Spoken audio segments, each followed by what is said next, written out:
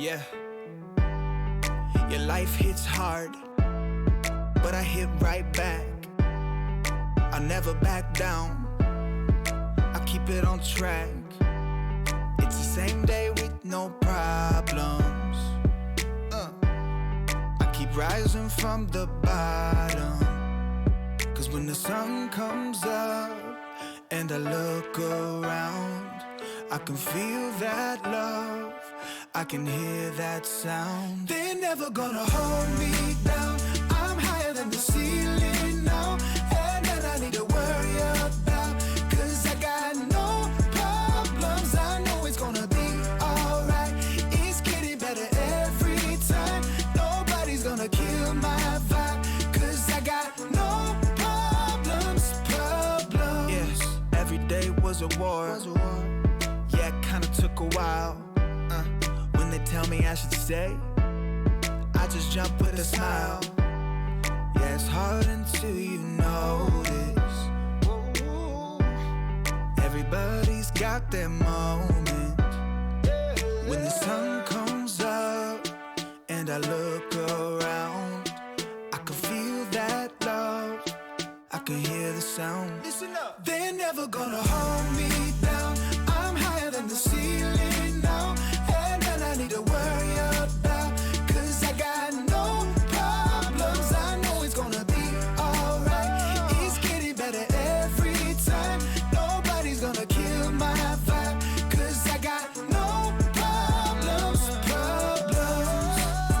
Cause I got no problems. Cause I got no problems. Do you feel a little down? Say it. No problems.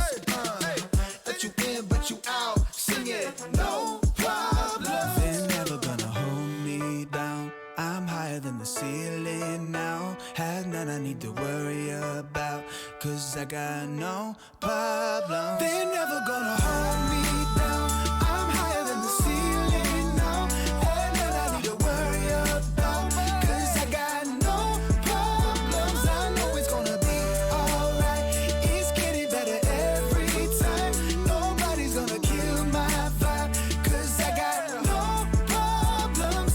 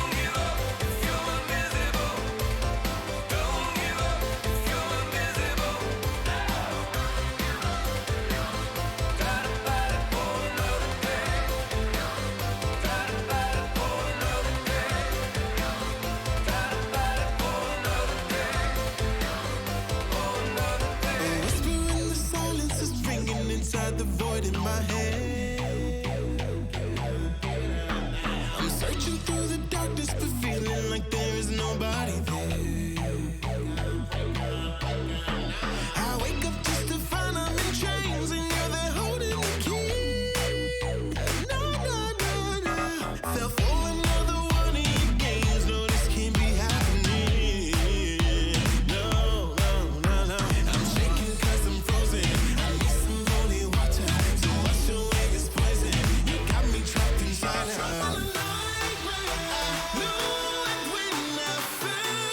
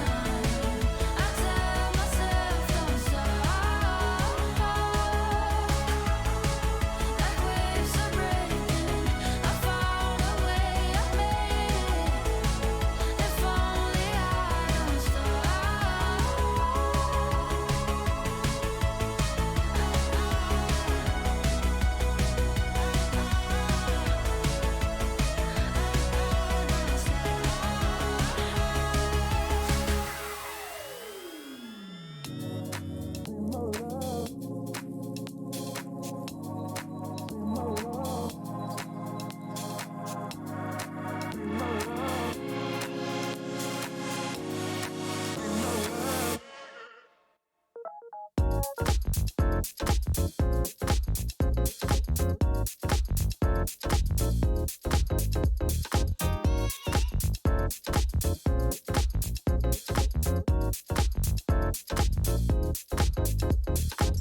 you wanna be my love, boy, you gotta take it slow.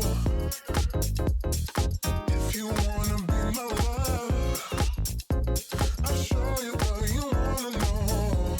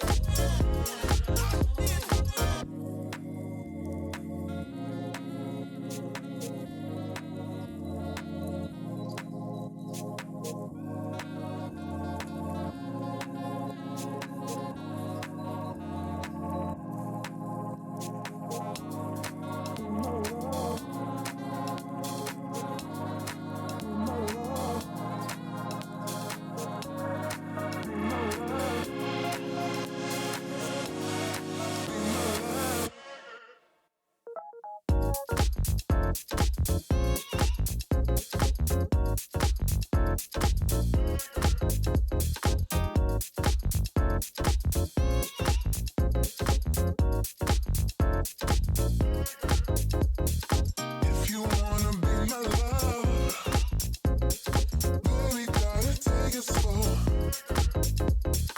If you wanna be my love, I'll show you what you wanna know.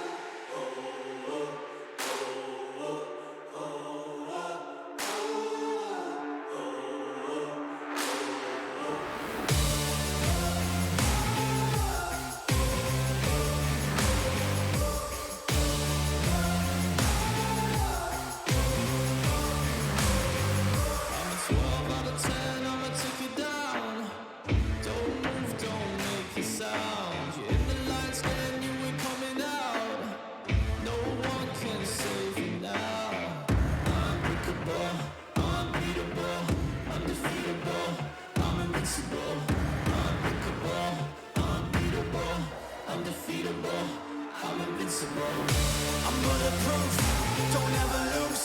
Put the evil in the devil and I'm let it loose. I'm an earthquake, make your bones shake. There's no question I'm the king, I always dominate. A force to be reckoned with, better remember it. Look at what I can do, walking all over you. Incredible, it's criminal. I never lose, I'm bulletproof.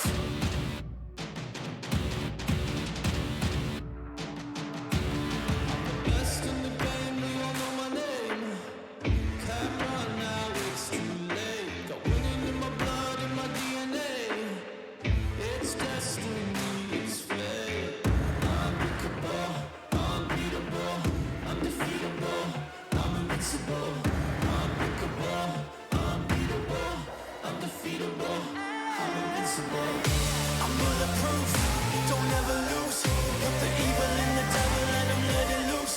I'm an earthquake, make your bones shake. There's no question I'm the king, I always dominate. A force to be reckoned with, better remember it. Look at what I can do, walking all over you.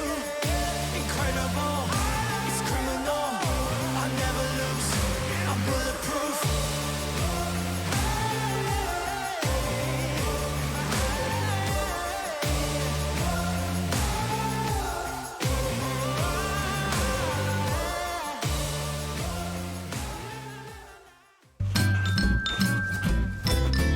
You ready? Huh?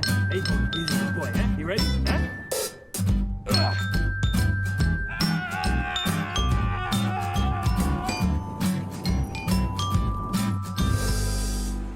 Start your esports career now at play.eslgaming.com. Do you own a piece of esports?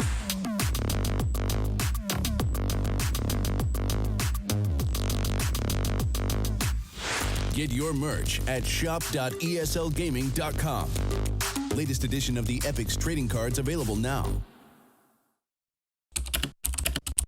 Hi, my name is Sue Lee. My handle is Smix.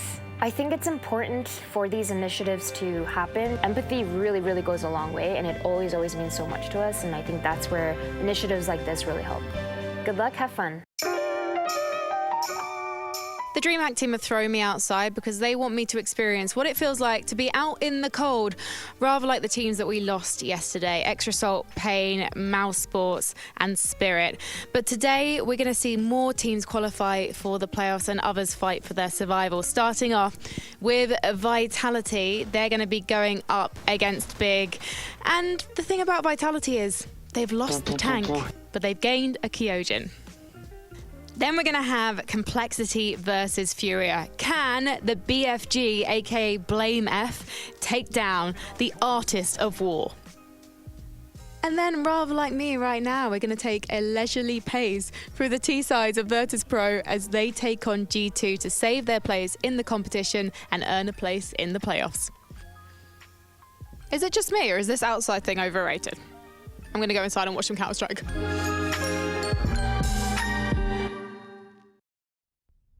DreamHack Masters Spring is brought to you by Intel, 1xBet, and DHL.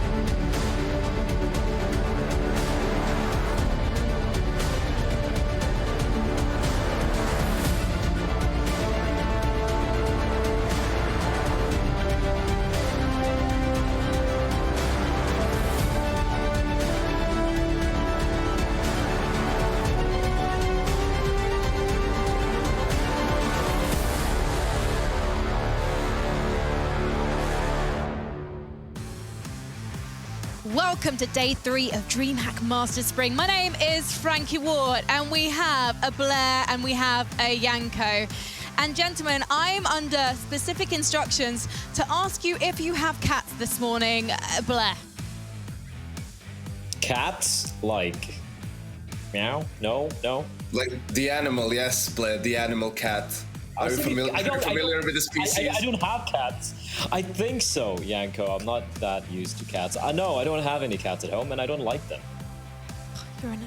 All right, well, good to see that we started off on a good note, you know. So on this lovely morning, like, don't ask me about this. I don't want to talk about it. Frankie, I want to know one thing. Was that the green screen behind you when you were talking? When you were sitting outside, or were you actually outside? I might have to keep that one under wraps. It's production it magic. So real. It did look real. It felt real. I had someone blowing on my face. There's nothing green, you know, around that office. So it's like, what sorcery is that? You're not allowed green in this building, otherwise you get chucked out. We've got a phobia here at DreamHack. Now, do you guys remember what happened in 2017? Yes. Lots of Nico things. went to FaZe for Mouse. Oh, did that hurt? And his first event, you know what was his first event? The I last don't. event with Mouse? Tell me. DreamHack Masters Las Vegas. Oh, really? Would you like to revisit that glorious moment, Yanko? Yeah, that's also the downfall of VP started because Taz got a Mercedes and no one else did. Oh God. Okay, well, this is going to get slightly awkward. So just as we defuse the situation on the desk, we're going to head back to Vegas to find out what happened at DreamHack Masters in 2017. Welcome to Sin City, home of casinos, insomniacs, and the memory of the Golden Five. Pass and a strike, nice shot, stacks up close. And a straight flash high in the sky, then we'll be able to dodge, means he can go back for more. Point to second and a third. No team personifies the spirit of Las Vegas more than VP. A stampeding gang of Valkyries riding fearlessly into battle. A Polish rhapsody. Virtus Pro are playing against SK for the DreamHack Masters Las Vegas final. If you were a gambler, you knew better than to bet against VP on LAN. This is a team who will take a gamble, ignore the rules, and roll the dice in your face. And it's versus one of the most calculated hitmen in all of the world, coldzera. Everyone else is at the table, and coldzera is the dealer who puts himself with the winning hand every time. Looks to be enough to shut them all down as Config's the next in line. And giving up the AWP due to the HP. Cobblestone goes the way of SK. The Brazilian shut down VP. VP have their backs against the wall, but it's not unexplored territory for this team. In fact, they feel confident. We'll be funneling this terrorist towards our ramp, and Taz lights them up. A slow start from the Poles doesn't matter as they come back to lead at the half. Not gonna take it back. It looked like he would strike. He won't. Neil's got it. And Virtus Pro will force out Mirage. Mirage is a back and forth affair. When it's grand final time, you'll need the grand piano. Who else is there to ask the man who's done it all before? The odds were against Taz, but fortune favors the brave, even in Las Vegas. Directly inside of Taco work together, but they don't go at the same peak.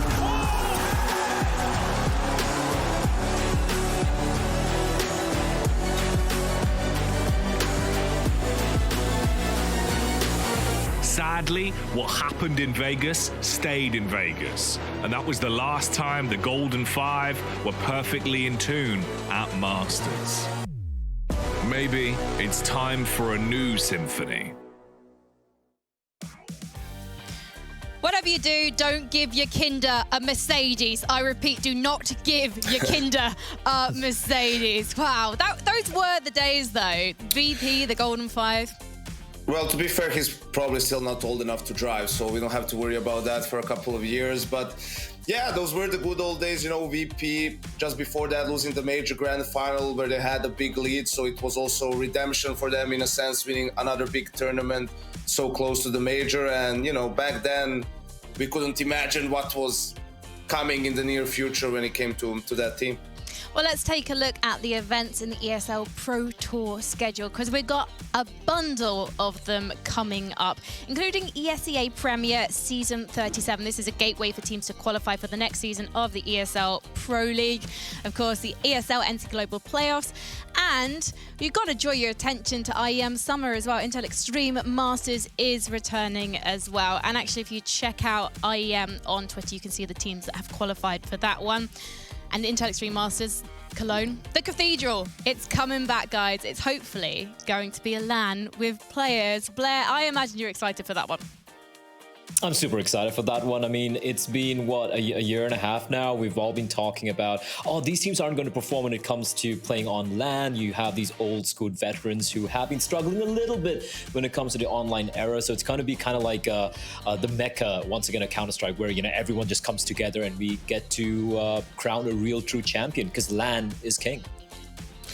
Yeah, and I think people maybe exaggerate a bit when they talk about it. You know, it's not like players or teams will forget how to play CS just because they go to LAN. But I think it's also fair to say, you know, with the crowd and everything, how hyped you get when you play on stage, people are definitely going to get carried away in some moments, right? And that's going to be a process for some of these teams. Gambit, of course, first in mind, to get used to the difference of playing in such an environment. But, you know, I think we're all very excited to see it happen eventually. Well, here at DreamHack Masters Spring, we are seeing the cut-off date to earn points to make it to IEM Cologne. So let's check out where we're at so far on that road. Starting with Europe. So Mouse were eliminated yesterday. They can't qualify by points in the standings for Europe, and they're currently not looking to make IEM's Cologne's play-in via ESL World Rankings.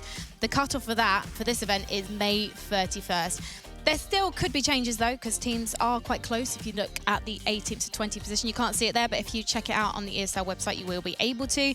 D2 could jump as far as third in the standings, though. There is quite a lot to play for in Europe because only VP and Gambit have secured main event as per the current events here at DreamHack Masters Spring. Big are going to have to make top 2 at this event to make play-ins. So there's a lot on the line for them today in their match against Vitality. Yeah, definitely a big one. And also, you don't just want to make the play-in, right? Obviously, you want to make the event in any way you can, but those play-ins are brutal too, you know. Both Gambit and VP for Katowice, they came through the play-in, right? Ended up in the grand final. Spirit as well, a semi-final team. So there's a lot of good teams that are going to be in that play-in. So it's no guarantee for you just because, you know, yeah, we just need to make the play-in because we'll qualify for the main tournament. Like, it's not guaranteed by any stretch of the imagination. And there's a lot of good teams who have gone home as well, because we can check out now who we've lost. We've lost 6 teams so far, 4 yesterday alone. We're also going to be saying goodbye to another team today, Blair. Yeah, it's kind of rough, isn't it? Like Fiend, I guess everyone kind of expected them not to really make a deep run. Pain as well, but then we lost Mousesports yesterday. It was a close series. FaZe, you know, getting knocked out in day 1. That's got to suck as well. Spirit are a team that I wanted to see make a deep run as well. Didn't quite pan out. They had to go up against a pretty solid VP overall. But that's the way it's going to be, right? You can only have one champion when it comes to the playoffs. You can only have a handful of teams, and with 16 teams in contention, we are going to be seeing teams drop off every single day. So it is going to be brutal. It is going to be ruthless. But that's where you separate the champions from, well, not the champions. So yeah, and even sorry, go right ahead, Yanko. No, I just even like you look at Fiend, right, losing to Spirit. That was 2-1, and the, you know, one of the maps went into overtime. So it could have even happened, right, that Fiend won that game. So a lot of really close games here, and Mao was losing to G2 for the 3rd time in 4 days. That has to hurt. I'm so excited, though, that we have Heroic, Astralis, Gambit, and Na'Vi in the playoffs already. Like, when you look at the teams lineup for this event, surely those are the 4 you want to see up there, Yanko. Yeah, and I think for Na'Vi, you're definitely excited about them. They've really been underperforming recently, and now with Bit having a couple of good games. Also T-sides look a little bit refreshed, you know, a bit more pace to them in some of the rounds. So looking forward to seeing them play against Gambit later on. Well, should we take a look at the schedule then? There is no B stream today, unfortunately, because we had some fantastic casters over on the B stream, but that does mean that all your attention can be focused on little old us and these 6 incredible teams, kicking off with Big versus Vitality, and then Furia versus Complexity. So this is going to be quite an interesting one, especially as at the end of the day, VP versus G2, that's a survival game. And I have no idea where Blair feels about this one, but we don't even need to talk about where Yanko's going with his desires for that team and that matchup, do we, Yanko? Yeah, obviously, I have a lot of quote-unquote friends, because that's how they called me live in an interview as well. In one of the post-games, Nico was rude to me and Kassad. And we do not forget over here. No, jokes aside, I think it's going to be a great game, right? G2 looking better now. You know, they seem to have started figuring things out. They also have had to have played a lot of games recently, and they managed to actually win most of them. Some good comebacks too. So that's definitely the highlight game of the day for me. Well, my highlight game is the first one, because it means we're kicking off the action here on day 3 at DreamHack Masters Spring. It is going to be big. It is going to be Vitality, and it is going to be potentially a bit of a brawl after the break.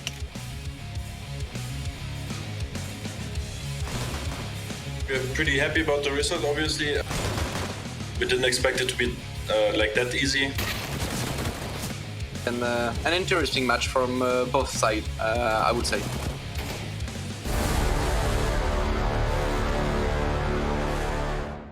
And now it's time for Wrong Answers Only. The aim of the quiz is to give me the wrong answers only. Okay, yeah, sure. Go ahead. So if I say what color is a banana, you can't say yellow. If I say what color is a strawberry, you're not looking at red. Any other answer, basically. So yeah. All right, so first question. Are you ready? I think I'm ready, yeah. Are you ready? No. How does the bomb sound? Bum, bum, bum, bum, bum, bum, bum, bum, bum, bum. What is the AK loaded with? Godzilla. Potato. Where do you plant the bomb? My home. What does T in CT stand for? Barrett.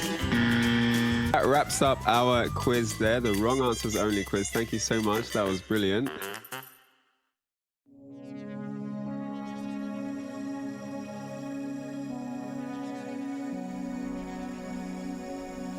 Whatever the breach was set up to contain, it has escaped. There are frightening creatures afoot on this bad boy. But don't worry, I'm here to keep you safe.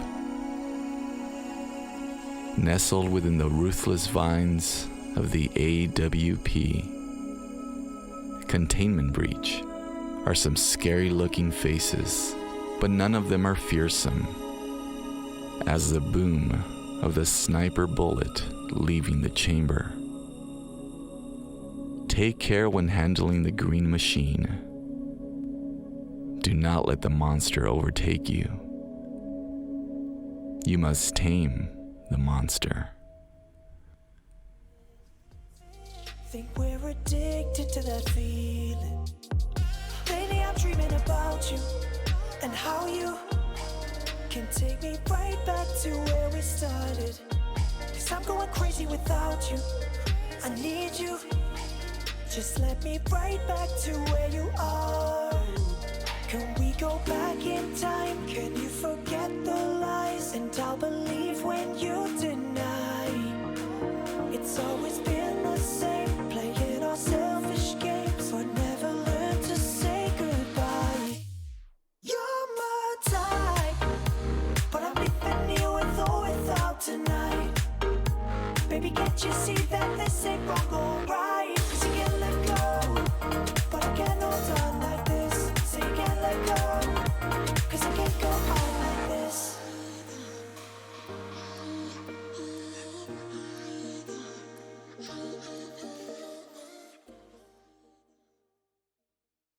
Do you think you know everything about CSGO?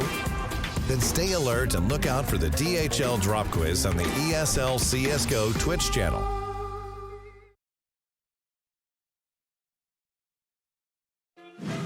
It's okay, it's live now. Okay, Richard. Let's go. I'm gonna wreck you, Mizuta. That's my weapon. Yes. P90. My weapon. Your weapon. It's a bit too far away. My weapon now. My weapon now. Oh. We spray control, you know?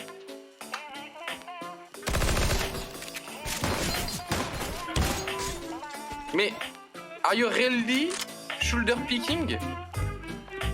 Oh my god. Stop paying your life!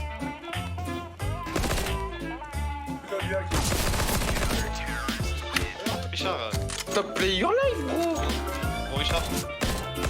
Man, you just play your life. Just kill me. You are a noob!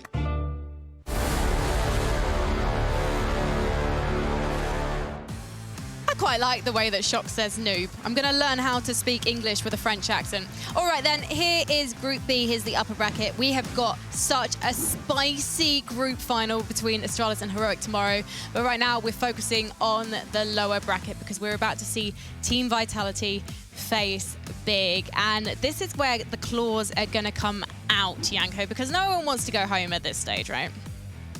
Absolutely not, and I think it's going to be a very exciting matchup because both teams are in flux right now, so to speak, right? Big, we know in 2021 they've been in a bit of a slump. They managed to win FunSpark Ulti recently in a best of 5 against Extra Salt. You thought that was going to give them a push, right? And they had some good performances here at DreamHack Masters, right? But you know, you really want to see Big. This was a team that was #1 last year at some point in time, right? Towards actually this part of the year, spring, early summer. So you want to see them again making those deep runs, taking down some of these big names really before you can say, okay, they're back to the level they were at before. Well, these guys met several times last year. It's the first time they're actually facing each other in 2021. Obviously, a lot has changed for Vitality, namely Kyojin coming in. And yesterday was the first time we got to see him play in a best of 3, and especially on Overpass. He's slotted into RPK's CT roles really well, Blair. Yeah, he did. I still feel it's a very small sample size to really work with right now when it comes to how he's really going to be slotting into this team. But, you know, they have committed to it, right? It's going to be this particular lineup, at least for the foreseeable future. And at least from what I saw, based on an eye test on that game against Extrasol, he seemed to pretty much fulfill his role pretty decently. Dust 2, though, Extrasol were obviously the better team. But the wins they had, Vitality looked very, very good. Again, the caveat being, they've only played 2 games. The first one is against the Complexity, where they lost convincingly. And the second one was against Extrasol. And look, nothing against NA boys, but they got clearly outclassed on 2 of this map. So I want to see how this Vitality is going to be faring up against Big here today. Because despite both teams having ups and downs, I feel Big will be a much tougher opponent than they've had so far, apart from Complexity, of course. Yeah, and I think also something that we didn't really mention yesterday, you know, this kid has to be overwhelmed too. He's just, you know, he just probably doesn't want to screw up, you know, like just trying to take it one game at a time, nice and easy, right? It's going to be much easier for him to play on the CT side, right? He's taking that anchor role also with your teammates. You always have some setups going on, you know what you're doing most of the time. T side, things don't always go according to plan, and we see him look a little bit out of depth in some of those situations. But again, it's something that can be fixed with time. It's not anything major that the issues are coming with, and we heard that from Apex as well. They're just treating the whole tournament as practice in a sense of figuring things out, seeing how best to introduce him to the team and inject him into the system. Well, let's hear from Apex right now on his thoughts on Kyojin. The feeling in the team right now, coming to DreamHack Master, is just a test for us. We will have a bit more than a week of practice with Kyojin. He's a really young player, so obviously it will take time for him to be at his best level with the team, and for the team as well to play as good as possible. Yeah, it's just gonna be a test for us to see where we are, but obviously we just want to come back at our best level as soon as possible. Well, one man who was at his best level again yesterday was ZywOo, Blair. It's good to have him back, isn't it? I mean, it's not like he ever went anywhere, as we were saying yesterday. Oh my God, he had a 1.15 rating. Oh, he's not his best anymore, but that changed yesterday. Yeah, it has changed, and I think it's a good time for him to kind of come back to his old form, so to speak. Again, small sample size, but that's the thing with ZywOo. The guy is such a freak that even when he has a normal, decent game, we're still like, yeah, it's still not good enough, right? But when you have a young player like Kyojin coming in, like Janko mentioned, it's so much on his shoulders, having to fit in the shoes of a legend like RPK. It really makes it so much easier for Apex as an IGL, for Kyojin as a youngster coming in, if ZywOo just does, well, ZywOo things. Yeah, I think it's like a luxury that every time you play, the best player on the server is going to be on your team. Okay, arguably, you know, Simple is on the other side, and then you can make that argument as well. And, you know, I think that's something that we've seen. I think the reports of his death were greatly exaggerated. Like, ZywOo is just always going to be there. He's always going to deliver. He can win you some rounds that you're not supposed to win, right? Which is always great, kind of pull you out of a rut, also get your team a lot of momentum, and his just decision making is so crisp that it's always a lot of fun to watch him play. Well, let's talk about Big as well. It seems to me an issue with Big is not everyone showing up at the same time. I mean, it's a big thing with a lot of teams, not just this one. But on day one, Keto really showed up alongside Tizian, and yesterday, Xantares had a fantastic day. And to be fair, when you look at this team, he is the player that you need to be more consistent and pull off those clutches that he's known for, Janko. Yeah, I think for all of them, you look at Big and you're like, okay, if you ask them, they're going to say, we're playing and trying to win as a team. We're not really relying on any single individual. But it is true that for me, Searson as the first one, then Xantares as well are the two players that, you know, need to perform for them. When they are playing well, that's when Big is taking some of those stronger opponents that we were talking about a little bit earlier. And if they're not playing on a really high level, that's when they struggle to really close out some of those games. Searson just incredible, very annoying. Also with the scout, I think he's potentially even the best scout player out there. He just gets it every single time if he can't get an op, right? So very, very efficient with that as well, and very annoying to play against. I see you chiming in there with Janko, Blair.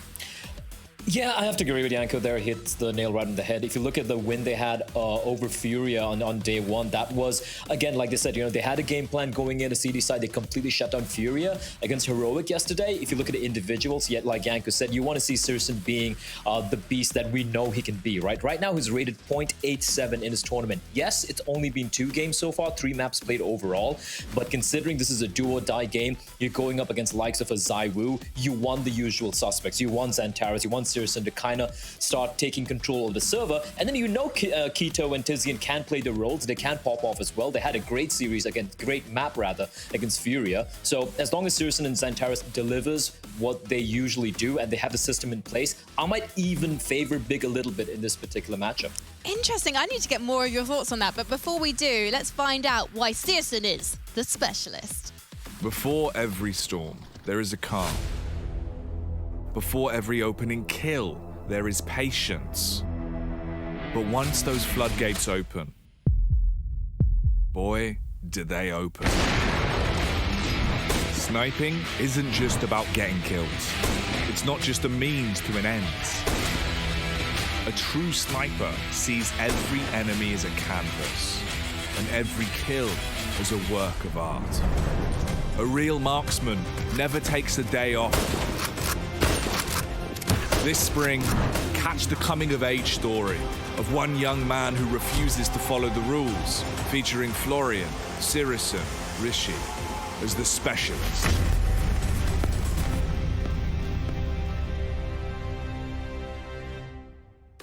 All right then, Blair. You think that Big have got the upper hand in this before even hearing the veto, so I want to hear you out right now. Slightly. Again, very dependent on how Xantares and Sirson pops off, right? Like Sirson, like we saw in the video, he is a specialist. He is the primary, not just the opera, the primary hardcore role specialist with a sniper rifle when it comes to this team. And we need to see a lot coming out from him here. He's going to potentially have to go up against ZywOo. And yeah, we haven't seen the map videos coming out yet, but I was taking a look at some of the maps which might be coming out. And obviously, like we said earlier, Kyojin coming in for Vitality. We don't know how he's going to be filling RPS roles in some of the other maps we haven't seen so far. It could be different. And taking a look at the map videos here, Mirage getting picked by Big. This I wanted to see. Yes, they lost to Heroic yesterday, but if I'm Big right now, I'm not going to try and mind game and be like, oh, we're going to pick this map and punish Vitality because we haven't seen Kyojin on it. No, just stick to what you're comfortable with and just go with it. I think this is a good pick coming out from Big on with the map of Mirage. Yeah, I agree. A very solid Mirage team, good structure on the map, too, good T side. I was wondering if there were going to be some shenanigans in the veto from Big, because Vitality's 0-5 in the last 3 months on Inferno, right? So if Big maybe want to go for a different ban and gambling on the fact that Vitality wouldn't pick a map that they haven't won yet, but they decide to go against it. We see Vitality go with the nuke pick. I think as of right now, they're limited with their map pool because of Kyojin, so I think they're probably feeling, okay, let's play a map that we already played with him, that he is probably a little bit more comfortable, instead of going for something that we haven't played right and we just don't know how it's going to turn out. Yeah, and looking at the final map here, Duster coming out, I think, yeah, I think it's still going to favor Big over here, right? Like, Duster's a map that you're going to be pretty damn comfortable with, but at the same time, in Vitality, you got ZywOo, we've got all these guys. These are maps, like Yanko pointed out, Frankie, that these are maps that Kyojin has played for this team. So if you look at it overall, if I'm Vitality, I'm feeling slightly comfortable here. No crazy shenanigans coming out from the side of Big when it comes to the vetoes. We are going to do some quick winner picks now. I don't know why, but my head is saying Vitality, which I can't believe I'm saying. But yeah, I'm just going to say Vitality because I just can't trust Big to all show up when they really need to. So I'm going to say them. Blair. Never trust your heart. Frankie, is one thing I've learned in life. I'm going to go with Big over here. I believe in the German efficiency. I like the fundamentals they have, and I feel like Sirson's going to pop off, and Vitality is going to have, they're going to have a rough time.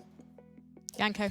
Yeah, I'm going for Big because for the longest time, Mirage, Dust to Nuke, that were their three best maps, right?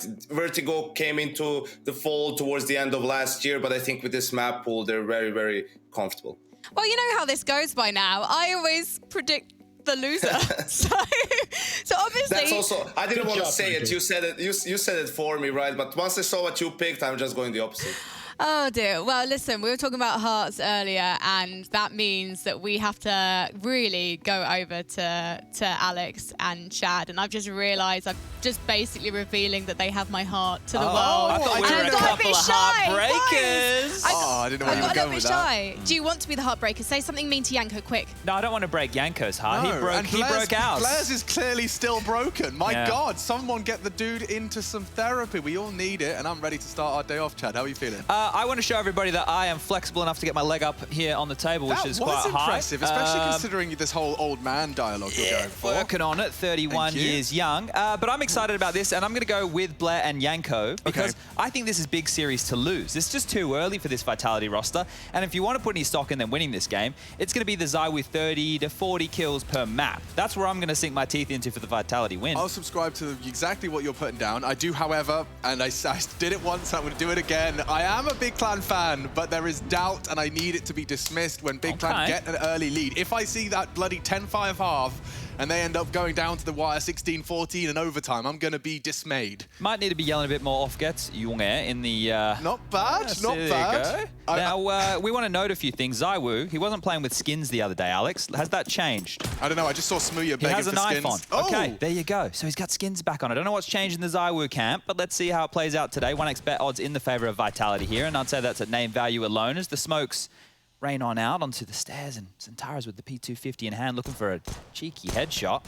Yeah, Keto was saving them like in a big way in their previous game. Had a great performance. Tizian on Inferno dropping another 30. Feels like one of his specialist maps, but we're here on Mirage and it is Big Clan's pick. So with an early casualty, they'll have to overcome it with some aggression. And look at Shox. He's actually in a very good spot to go. Oh, he's loud. Tizian knows he's coming, and this could very well be a 5 versus 3. USP and Space onto A. Apex just the P2K. Does seem like they're trying to start an initiative away from the USP. Well, this is going to be difficult for Apex to find anything here. Yeah, that was his chance, really. ZywOo's low on CTs, and Taras will finish off the job, and ZywOo would have to do the impossible. With low HP, just 10. Nice catch from Masuta. Maybe they're making it work. It's a stage for the Big Clan boys whereby they don't really want to find... Okay, a fight. That's exactly what they found. Double peeking now. A nice shot from Masuta. Low HP, did catch one Glock to the face. And his back is held. Tizian showing a lot of patience here. I wonder if Masuta is switched on enough to be checking that. I don't think anyone's going to be sweeping that side. Oh, info. Tizian spots in retreat, and the round is conceded. No kit, no hope. There it is. Vitality concede the pistol. Yeah, he wants to hold on to this armor here, and I don't know if they're going to let him do so. Tizian just being an absolute nuisance from Catwalk will take him down, get the kill, deny that Kevlar carried on through. And Masuta's force fire will be a little bit weaker going into round number 2. But easy start, just the P250s being allowed to search. You see how they threw the stairs smoke and the connector smoke there just to deny vision to jungle and, well, the connector position, makes sense. But it just meant that they were going to search for kills. They weren't rushing it, they weren't just sending into the site, they weren't jumping out of Palace trying to flood towards CT, just using the P250s. Leveling the playing field, and as we get into round number 2, it's double scouts. Apex, you know he loves it. Ooh, and Searson hit the scout shot, so Apex is going to be on notice for the rest of this one. ZywOo with the scout as well, so he's over towards Ticket, and we're already looking at a B split. They are fast up Cat here. Very fast. Apex misses his second scout shot, won't be given another opportunity, and Masuta's Deagle tested. Great shots from Masuta. 2 headshots handed out. And now a competitive round. That was all it took. Bomb down. It is going to be sketchy for Vitality. If they want to find more impact, they do have to clear this close corner. They're staring him down now, expecting a late swing out of Keto. Timing is everything for the German player. They're trying to bait him in with a nice smoke towards the window side. Oh, and he's taking his fight. Does well to find one. Keto onto Kyojin. Kyojin. Yeah, we're still learning. Just learning. Making sure. The anime roster, I think we could just call Vitality these days. Yeah. ZywOo, Masuta, and Kyojin. I'm sure someone could animate it. You know, I don't know what they'd be doing, fighting the monsters of Counter-Strike, the 3 of them out on a journey together. Just a Demon Slayer type combat. Emo sweeping hair. Giant sword on Shox' shoulder. Yeah, I can see that. He comes like, he's the more, you know, he's doing a bit more sulking than the rest of the bunch. Yeah, so he's the broody, like, what's the word? Anti-hero? Yep. You know? Just like your friend Venom. Yeah. God, that's a rep. You know, I'm just sometimes you just don't have to bring it up. I think you blocked that one out of You don't your have to bring memory, everything up, you know? I think they're doing a sequel to that movie. Oh, God. All right, well, not going to be the force by here from Vitality, just what they've carried on through. Mac 10, a couple deagles spread on out here, and the scout again for ZywOo. How much can they make Big sweat? Speculative shots through the smoke, nothing landing right now, and Big this time they're heading pretty quickly over towards A. Tabson, a lot of responsibility on his shoulders through middle, trying to draw attention. He has done exactly that. And here they come. Zentares, the brute force. Crouching on in. Oh, it's a tough one, tough fight. A nice work from Shox. Look at the damage he's managed to inflict. Very long range. His teammates, however, have fallen, as have the entirety of Vitality. Suter's Deagle did look crispy, but not going to be able to get his feet back on the ground. Tamsin plucks him out of the air and will recover himself a nice pistol upgrade off to the start the Big Clan would have desired. Yeah, and when we get into these gun rounds right now, going to be interesting to see, you know, what the complexion of Vitality is looking like. We're experiencing this together, guys. We're all learning about this new updated roster. Now, we know that ZywOo is going to be picking up that big green. That one's a given. He's equipped that. Got the M4A4s out for the remainder of the Vitality squad. We're back underway. Looks like mid-control here. Standard top cat smoke, window smoke lands as well. Apex lobs out an HE of his own, and that's going to chunk Sirison down straight to 72. ZywOo's found the connection. That's the opening they're looking for here for Vitality on the first gun round. Yeah, I mean, Sirison taking so much damage as well. It's really going to slow them and hinder them. Tizian might have to step up, and he has, straight through the smoke. And Suter spotted. Hard shot to hit, forces the fight. Will try and keep them busy, at least here on B. 2 CTs rotating in. Tizian standing to deliver, and he has. He's looking sharp today. That's a lot of pressure now onto B. Yeah, still low HP though, and if he can get on out of dodge and they can play this 4v4 together, that would be better. But ZywOo's found another one in the fray. Tabson's fallen. And now Sirison and Tizian just so low. Yeah, he's good. I don't think he's this good. I mean, to overcome the B site, you are going to have to overwhelm. 2 here. Healthy as well, and Masuta's already bested 1. That low HP from now Zentares and Sirison in that 2v3. ZywOo's pushed in for an easy denial. That's the impact you're looking for from ZywOo straight into this one. Sirison does fake the drop down, or rather cover and mask the step. And a quick one into ZywOo. Now need a second. Kyojin's there though.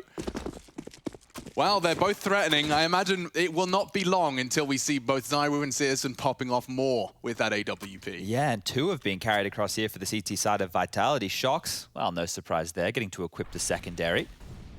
A quick timeout called here. Yeah, look, this just seemed way too indie, easy. Just shooting fish in a barrel right here. Every single one of those kills, line them up, knock them down. That's a great way for Kyojin to get on the board, you know? Important kill. An important round is the timeout from Big. I'm surprised to see it called immediately, considering the start to the game they had, but maybe a couple of financial issues they want to talk through. You can never be too careful, right? Especially when you're in a do-or-die match like this one. You lose, you're out of DreamHack Masters Spring. You win, you have to still play against the winner of Furia versus Complexity. So lots of games of Counter-Strike still to be played for some of these teams. That you're in, that's for sure, despite it rhyming. This is the thing. If we list those 4 names, Big, Vitality, Complexity, Furia, which one you picking? You have to pick one. I mean, at this point, and I'm kind of with the desk, I'll probably go Big. Yeah, it seems like the best option out of the 4. Be a bit of a pace change here, quite heavily over towards the B apartments. 4 players of Big, and will be Zentares over towards middle on his lonesome. Haven't seen this before. Tizian tried to rant the smoke last time. This time, Masuta's pushed up on it. Oh, it's Tabs in the middle, not Zentares. God, that boost is pretty vicious. So they've got the 3-man gamble B, and it's the right call off the back of the timeout. Vitality has their resources in the right place. Haven't been kept too honest in middle. They don't have the information. Short is vulnerable. ZywOo's holding from B. And as soon as those pins get pulled, oopsie. Masuta's in a very good stead here. If they don't pre-fire it, 1, a guarantee. 2, required. It's only the first. Apex tucked in, yet to frag. The in-game leader has a really good shot here. Back to turn, he does transfer into 2. Calm stuff. And the round peters out to just Tabson.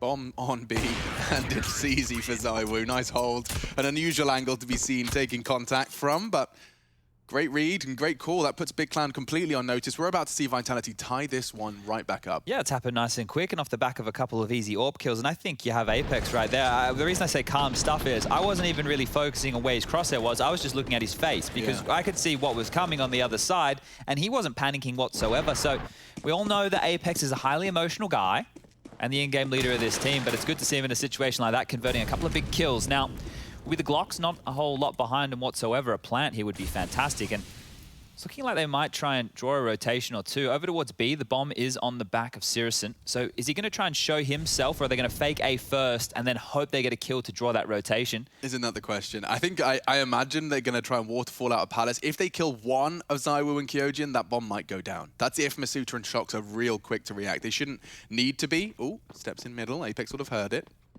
Xantares is trying to be as convincing as possible here. Oh, you can see him just taking that extra second to line up the shots with the Glock at range. It's never easy. They still grab a kill. Tuxton's found one. He's still waiting. He's a well-trained soldier, is Masuta.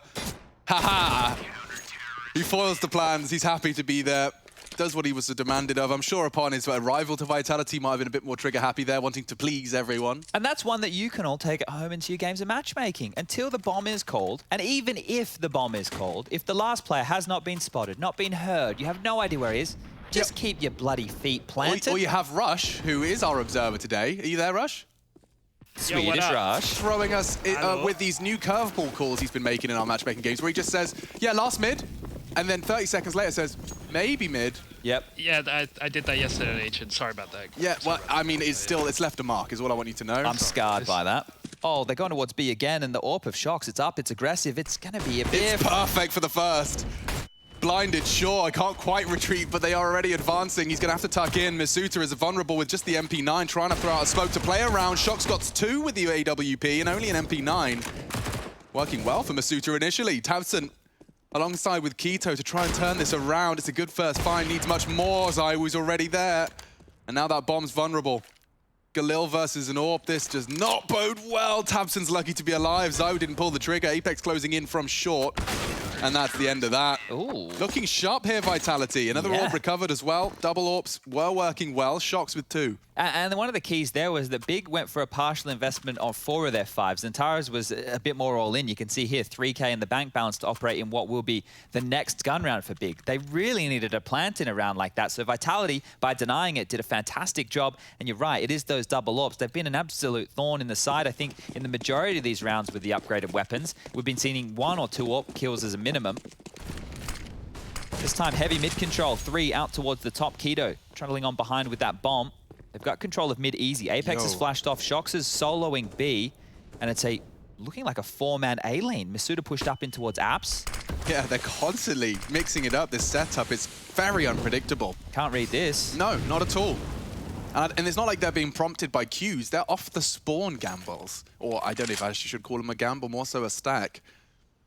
Shox is on B and will be the early warning sign. Apex to be the rotator should he demand some support. I think he's got the respect. I hope. I don't think that's a necessary demand for sure. Well, they are actually heading back towards A with his execute, and if they come through Palace, Masuta is set up for success here. Xantares with the Deagle.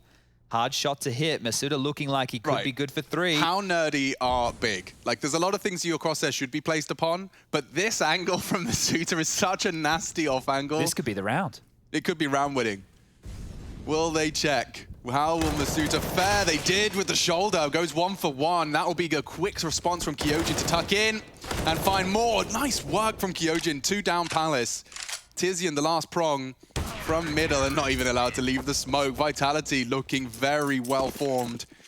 Very, very resistant to the Big side and their attack so far. That's 5 rounds in a row, Chad, and they've by the majority, kept 3 alive every single time. They're going to start accruing quite the balance. Yeah, it's been looking pretty clean, right? And I think that situation right there with Masuta playing so forward, he just set his teammates up to win that round. Because as soon as you get that kill, what you're thinking on the T side is, we've just taken down one of the prongs of A. It's probably one more player around the site, maybe connector, maybe close ramp, but the rotation has to come on in. There should be an avenue. Well, no, Kyojin's been set up for success by his team and the setup, and locks it on down. So we won't call them easy kills. I don't think any of them come easy, but That's the place you want to find yourself. Yeah, and I'm sure for Kyojin, this is the place he wanted to find himself, right? All of that Counter-Strike he's been grinding way back from when it was a hobby to a potential profession to signing a contract with bloody Vitality to play with one of the world's best players.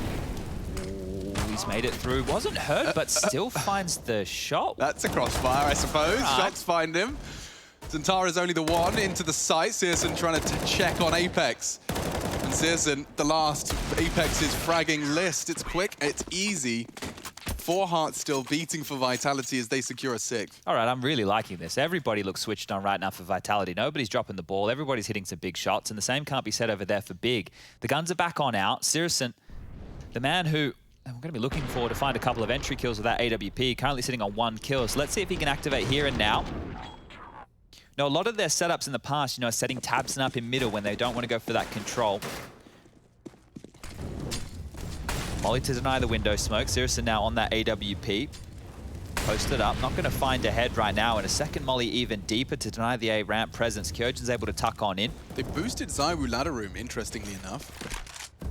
They'll be having a new angle of approach to support B as well. Now responsible for that Tabson fight should it come through. Shock's overseeing. They're just swapping. Is he locked in? Do they know he's tap? Over towards middle right now. Zaiwu is just trained in on the position of Tabson. He's just actually smoked himself away. It looked like he knew exactly where Tabson was. So there was a little fight that could have gone down. With a minute 10 left on the clock, we're still left in a 5-on-5, and it looks like Big are heading back to B for another one of these splits. They don't have a smoke for connector, though. Searson does. Okay, so he'll be responsible for that. It's hard to prioritize, right? Do you want connector or do you want window? Either way. Compromised a bit, and information now for Vitality. They'll have 3 here towards B if they're not careful, Big. Zaiwu, tucked in. They're going to boost for him. How quick is his flick? Oh, he's looked away. Advantage now. Keto's caught. Searson's across. Zantara is his next victim. Apex has already lined up Tabson. Oh, and 1 by 1. Big Clan fall. A slight rebuttal. Tizian's alone, and a bomb plant would go a long way. Fakes it out, wants to draw Shocks into the play, and he's been loud about this. And so, a 7th found, and no double AWP to be recovered. They'll happily take the AKs instead. You really just have to question that right there. I understand Tizian knowing that if he goes for the hard sit on that plant, he probably gets run down anyway, but that extra money in the bank balance would go a long way with the max loss bonus where it is right here, right now. A couple of nice shots for Zaiwu again. It's also especially annoying for the way, like that, a Counter-Strike microcosm of timing. They boost him, Searson jumps over in case there was an AWP holding short. Zaiwu was not peeking for any of your fancy mind games. He peeks back out and catches the booster. Yeah, it's a rough way to go right there, especially with how he can just pivot and be... like realistically, with that swing again to short, he had Masuda there, so no matter what happened, it felt like they had locked that one down regardless. So the calls that Vitality are making right now in terms of their CT-sided positioning is just outdoing Big, right? That's the key factor. The players are getting multi-kills when they have to, but it feels like they always have enough players where they need to be, not being beaten by rotations, not being faked on out. None of that type of players coming in just yet. And Big, well, they're on another one of these half buys. Mac 10s, pistols, smokes aplenty, and another B hit. Surely not. Masuda's been having a field day with these guys over towards the B bomb site. He has. You know, you want to punish him. He's the one that's been doing the punishing. 11 frags for Masuda. Flashed him off now. This is his chance. Tizian's gone. Losing his vision doesn't stop him. Masuda's got a second as well lined up. Go on, Masuda just winning the round on his own. Too easy. That's why you give him the AK. That's why you test him on B. Give him the ace, boys. Let him have it. It was all his. Tabson denies it, but there you have a round delivered by Masuda, and that's going to get the whole squad hyped up. It's interesting, right? When you consider where Masuda and Kyojin have come from, it's like the pogroms, right? Yeah. Even if it's just domestic pogroms. Mirage has been in the pool for God knows how long at this point. It feels like it's never going to get replaced. You Mirage fans out there better be crossing your fingers and toes. But Masuda and Kyojin... Yeah, I saw the hook in your cheek last night, Chad. I got baited so bad. I looked like such a clown. I looked like such a clown. I was so excited. I was like, no more Mirage, thank God. I thought it was like, you know, the full CPR maneuver for Counter-Strike. Oh. Not yet. Bide our time, bide our time. Kyojin, what are you up to? Hyper-aggressive this time, and Zantara's was prepared. He gave it a good go, though. We haven't seen Vitality try that aggression towards ramp, but Palace, more familiar. Big Clan are dealing with it. This time, that was a close one.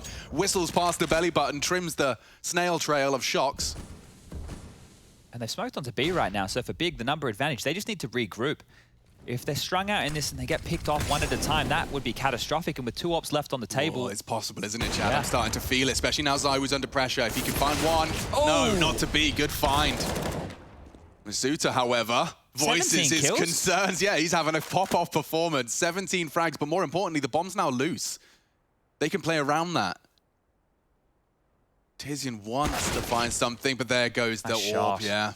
Tight line held. Masuta's so good, Jesus! He's not missing. No, he's not. It's a laser beam to the head as well. He is looking very crispy today. I said the Zywoo, 30-35. This could be the Masuta. Could you imagine 30, the 35. script flip where we end up talking about Masuta, the best player on Vitality?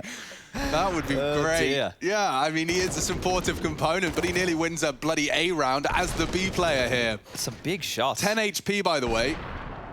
10 HP on that third frag. Thought we might have got to see it again, but here we have an 8-4 scoreline. Chad, am I being dismissive when I say Big Clan kind of had that one fed to them?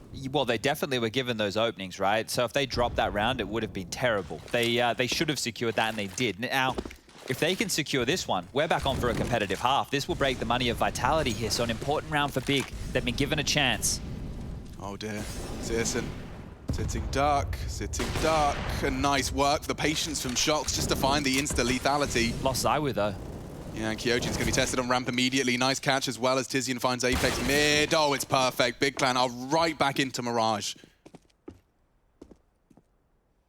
A save, will that be a priority? I think right now that is probably the go-to call that's coming out of Apex's mouth, but the low HP of Tizian and Tabson, how aware are they?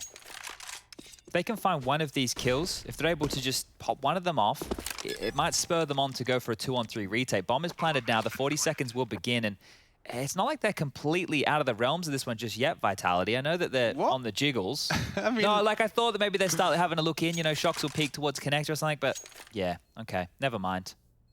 I learned the most useless German word I'll ever learn recently. It's Loschwasser-Einspeisung.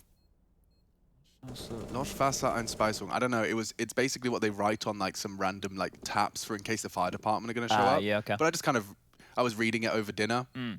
Yeah, this is the things we do. Yeah, just reading random signs on the walls over dinner. And now I'm going to just regurgitate it to freak out Germans. All right. Like just conversationally. Die Loschwasser-Einspeisung ist da. I see what you're going for. Thank you. I'm not sure the payoff's going to be there. No, I just want them to look at me like I'm odd. I think that's the payoff. You've got that covered, right? Yeah, I get that pretty often, actually, yeah. So an 8-5 half, and it could very well be wrapped up neat and tidy, as Chad already highlighted. Those saved rifles are going to be the saving grace of the CTs. They do have cash to splash. Big Clan, however, have been keeping them honest. A saved AWP, will we see 2? Shox has the potential to drop 1 for Zywoo if they want to maintain the double AWP, and it does seem like at least 1 has been thrown over. Yep, okay, so they are going to put all the chips into the center of the table for round 14. This is for defense of their honor. They're going to be on peanuts and pocket lint should Big Clan break them here. 2 rounds already, though, so third stage loss bonus should this falls. And Tara is at the top of the scoreboard for Big so far. Haven't seen anyone break double digits. Vitality are completely and totally dominating in terms of individuals showing up in our first half. Yeah, Searson's come alive since we mentioned him needing to find some AWP impact. He's had 4 kills since then, so this is good. Big starting to warm into this one, and this is their map choice. Bit of a first wave of utility onto the A site here, but no committal behind it, actually retooling back towards the top of mid as we see 2 players up in that vent room. So another one of these different looking setups from Vitality. They've shown us quite a few looks here today. They've definitely been in the lab, haven't they? Yeah, and I think, like it's all good and well when you're a new team to be able to spice it up and have these funkier setups and, what you're preparing for and what you're expecting to come out the gate the other side. The harder part is just the standard play, right? Just you go to your spots, you hold your spots, you work as your teammates, right? That's the more difficult stuff. These kind of, I don't want to say they're all in. There's still very, very big chance for them to be transitional, but they're a bit more gamble heavy. Yeah. Now, nothing's coming their way quickly here. This is quite a silent round, all things considered. We had all that utility thrown over towards A. That's left Vitality in a very passive stance. Now the second wave coming out, and they're taking mid-control. This vent setup could be perfect to deal with the connector player if Tabson's... No. Oh, no. Oh, this is such a big gap. It's going to get a bit crowded in ladder if they want to contest this. Kyojin's safe on the ladder for now. Apex is containing this connector push. A very tough angle to clear. He hears them and wants to peek in. Free flash, catches a back, turned. Oh, but the flash was there, but so is Tabson with his AK. Searson coming in with a frag of his own. Only Shock's now tagged, just trying to look to retreat at this point. The site feels lost. Got big find from Zywoo, as he's actually knocked the bomb out of the hands of Tabson. He was going for an open plant. No smoke. Baits the shot. Hard fights, and Taras lives on. A huge find. He can win the round here. He's trying to bait Shocks as best he can. Didn't spot him. Now will be peeked at the back. His turn. So low. Nice find. 5 seconds. He's going to do it. The 1v3, the wallbang, the only hope. And now he knows exactly where he is. Santara, squeaky bum time, 10 HP. Zywoo's got the pistol out and a nade. Oh, what a shame. What a horrible way to go. Zantares did so much with so little there. I think his reaction is very fitting. It's like, come on, man, what do I have to do? Able to make it work, able to get that bomb down, able to help his team out in a big way, but... Whoa, I mean, Zywoo, let's see these first two. Just as the chaos is caused by Apex, like he gets there at the right time. That position, you can feel like you're contributing nothing as the site is lost if they've already pushed CT, if they're tucked into sandwich, but his timing, impeccable. The nade as well, couldn't have been better. Sails in. You know, destined for success right there. Great stuff here as Vitality. They're 1 round away from getting double digits in the first half, or to Big have something to say, set us up for a 9-6. Interesting to see early All Presence Palace. We're going to be seeing the same CT setup. We're getting one up early. Zywoo, we're looking for action on B. You'll be able to peek around that. Ooh, Tizian, Deadman if he jumps down. Nothing initially. Zywoo, though, confirms no early apps. Ooh, spotted and pre-fired. Zywoo's in a lot of trouble now. Forced the smoke out of him, and Tizian with a fresh reload should enable the retreat. Yeah, nice play from Zywoo. He is one of the very few individuals that has just such an impeccable read on the game. Game sense, for lack of a better word, but it is an all-encompassing term to describe his sheer understanding of the advantages he can take and the disadvantages he must avoid. Yeah, it's going to be very important to stay to that level as well with the new kid coming on in. It's going to take a while to get him where they need him to be. And, well, 2 players on low HP, Apex and Zywoo, both reside on this B bomb site, but they have company. You've got Masuda over towards the catwalk position. You've got Kyojin in vent, and it's just Shock soloing A. But with 45-ish seconds left on the clock, it looks like they are going to finish over towards the A bomb site. It's the right call. Shox has got Kyojin to call upon, but he's so far away. He's like deep window. It's almost a retake setup. Look how many nades are left for Masuda and Kyojin. That's what it's telling me right now, and that's a huge find. Oh dear, and Masuda finding another. They completely relieve any pressure they had in mid. It really does nullify and really gimp this A take. Plant as much as you want, mate. Shox is there. He's been waiting for it the whole time, and Big Clan look like they've got nothing to say about round 15. Keto, a nice first on the swing. A second required as Shox is tagged. Masuda's there, and Keto can't hold on. 10. Vitality looking strong on Big Clan's map pick. DreamHack Masters Spring continues right after this.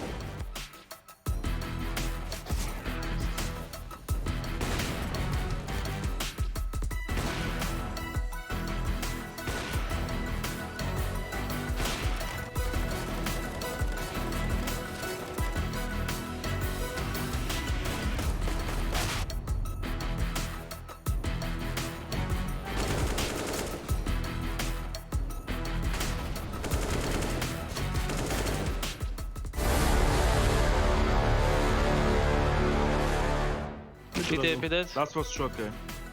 Jungle left side. I'm behind him. Jungle left side. Nice! Very nice! Nice, let's go now. Nice, John. Nice flow. Push his skills. Really.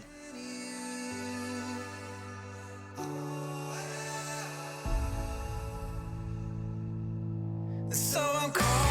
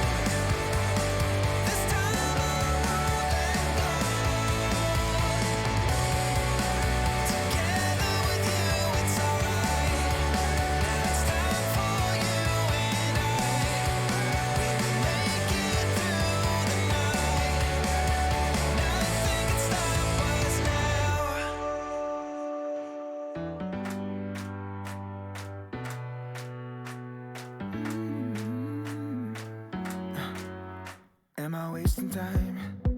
Cause I'm already gone.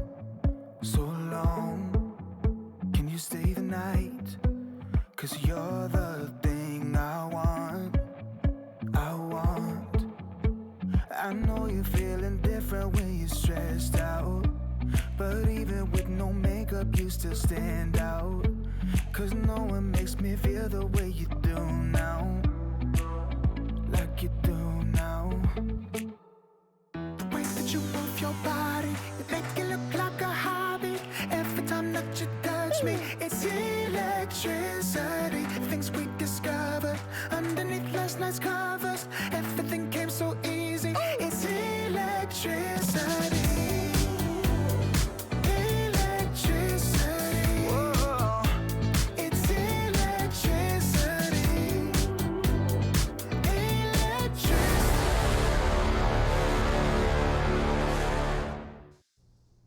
Second half of Mirage, the very first of our third day. I'm Machine. I've got Chad Sponge Birchall with me. He's Australian and occasionally considered to be handsome. Whether or not he's smart, well, that remains to be seen. That's what the second half is going to tell us, as well as whether or not Vitality can take Big Clan's map pick. Let's find out. T-start now for the French and a 5-round buffer. As an A hit looks to be coming in early. Tizian was great previously and starts the proceedings off with 2 clean headshots. USP recovered. Masuta's been the star of the Vitality show so far. See if he can stop the early man advantage. 4 on 3, quickly equalized. Here we go. Bomb loose, courtesy of the USP of Searson. And now Apex dancing around the elevations. This is a really, really nasty set of fights now for the T's. They don't even know that all the CTs are here. Apex swings out and is met by bullets. Chances for shots. I've seen it before. Not going to see it again. Close, though. Zywoo's getting straight up flashbacks. Yeah, I think we all get that right there for a second. Oh, dearie me. Okay, well, Big, they get a must-win pistol round right there, and I'm not sure if we'll see the full force buy back here from Vitality. Definitely an AK out on the deck. Almost. That almost fell completely apart right there. I think even Big Clan were like, no. It doesn't happen again. No, it's not going to happen. All right, well, where's that AK? On Zywoo, top middle, on his lonesome. And meanwhile, go on walkabout. Big, they've taken apartments control. I don't think Zywoo's going to get the fight he's looking for. No, but it is so perfectly Vitality-esque, isn't it? Let's get that AK on mid. 4 of us apps, and we're going to give him 30 seconds to do his thing. But he's going to be able to walk all the way up short here and take fights with this AK into the site. His biggest problem is Zentares, who's close. And yeah, the fact that no one's holding it from bench, like Zywoo's going to have He's talking so much. He's talking about his game plan here. So confirming that there's no one early window. Oh, this is hype. Okay, strap in. Apex has just headed back to spawn to make sure there's no push. So the fact that Zywoo's got this much space, they have to know there was aggression on the extremities, right? Or that they're playing a 3-man A setup and 2 guys rooted in the back of the B bomb site. Well, it's kind of the case, and the fight's about to go down. Tizian's looking. He's going to see his shoulder, and he's going to get more than he bargained for on the repeat. Here we go. Now Zywoo, as they're distracted, crawling in. Oh, and a perfect execution. Zentares would have to kill them all, and he only gets 2. Now the site is there. Zywoo hunting. It's going to be Searson missing the scout shot, which does it again. Give a new lease of life to Keto on short. Zywoo's anticipating this, and Keto's very loud about it. Another execution from the 4-sport AK. Apex even scavenging away a FAMAS. Suddenly, Searson's scout does not seem favorable whatsoever. Oh, and there's more smoke. He's just going to have to jump through it, and Apex does catch a bullet. Nice try.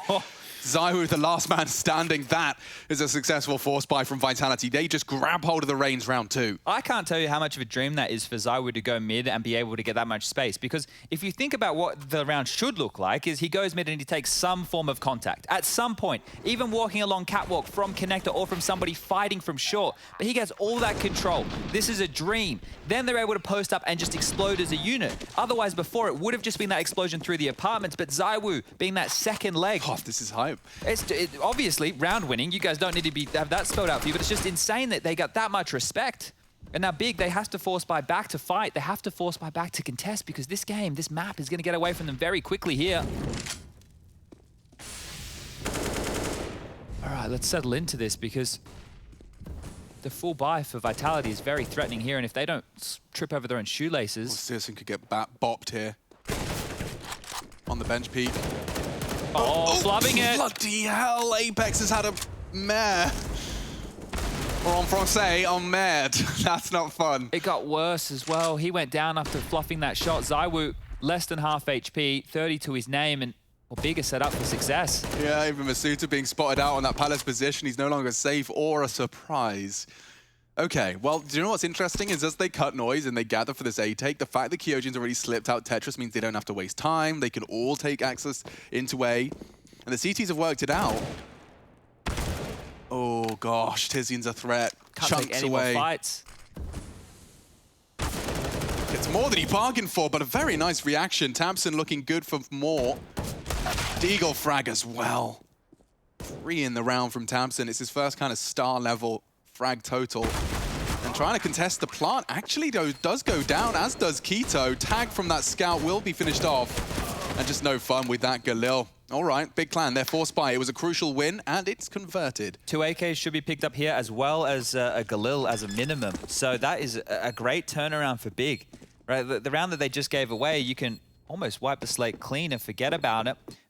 Vitality with the plant, right? Now we're going to have some questions about, do they just want to take a partial investment here and buy into the next, or do they want to continue the force by wars? I would say the T side, refining that is going to be one of the harder things to do with a newer player. I think that's going to take longer than just settling Kyojin into CT-sided positions. So frustration, and that's why I'm talking about the game plan. If you force buy, it's less about, you know, the whole defaulting, the mid-round decisions. It's more about just kind of pack rolling and hoping you're finding some entry kills and you can work off of each other. Now, they've gone for the force buy option here. Shox and ZywOo onto the AKs, the other 3 with pistols. So they don't want to give up on the economy, but think about this. Let's just paint this picture. Big win this one. Scoreline will be looking at 11-8. That means Vitality should take an eco. 11-9. Back in touching distance, and that is a massive shot. How did he see anything through that bloody nade? I have no idea. Eyes of a hawk right there. Syrison set them up for what should be another very important round.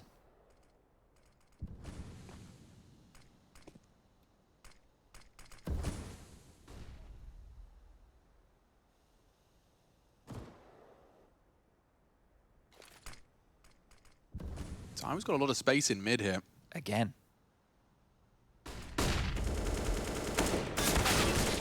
Nice find. 1 for Shox. A-site vulnerable. Tizian hunted. It's actually Tamsin that goes down. Excuse me. Zentaris is dead as well. And Vitality making these AKs feel like all 5 had the AK-47. They started with 2, but they've taken A. They've taken the potential round. It's only Tizian to try and voice concerns. And Crosshairs in the right place from ZywOo. Well, a recap of that. Definitely seems that Big Clan, or rather Vitality, have identified the freedoms they can find in mid. So much space, just so much space. And I think it's because they don't want to give away those opening kills, right, in middle, because you want to just hunker down the sites. As our good friend Henry says, you can't plant in mid. So they're just trying to hedge these bomb sites. But by giving up all that space, it's allowing Vitality to creep up close and then apply a lot of pressure. Apex, look how happy he is. Hands off the keyboard, he's got a big smile on his face. The jazz hands are out.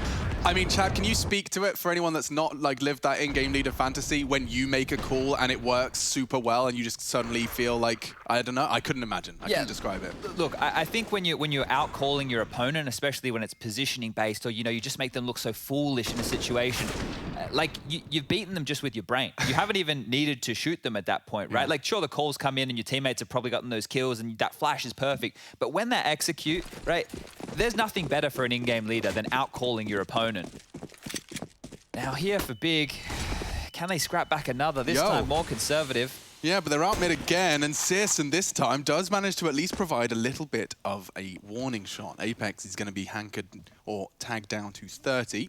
This is where Vitality struggled last time, right? After they got tagged and they got stalled on out. Even more damage to Apex here, so regrouping. I think that needs to happen soon. There's another speculative shot there through the guise of the smoke. He's always a threat with that scout, is Syrison. Now that smoke's probably got another 10 seconds on it, so they will have safe passage to short. And his teammates are going to be very vulnerable to B. Oh, and Tamsin's only got a P250 screaming for help. Please, anybody, please, somebody, no, that's the site. And I'm afraid it could very well be the round. Apex catching the rotate mid. He's got the perfect position to deal with all of this. Tizian, however, quick to the trigger. Scout and AK recovered, bomb down. Man, advantage as well as the finances favoring Vitality here. Decent attempt there from Keto, just looking to do some more financial damage, maybe even grab himself an AK. He gets a kill going in there. It's a decent round after all. But this is Vitality stabilizing. This will be the 13th round, only 3 more away from picking up map number 1. And elimination match, tournament life on the line here. It's amazing how many names we've already lost just within, 2 days. With the A and the B streams, we're obviously just back to the A stream here and now. And we even get these lovely look-ins. We know the man behind the camera for this one. I'm sure it's Phil. Yes, dude, Phil. Over there at the...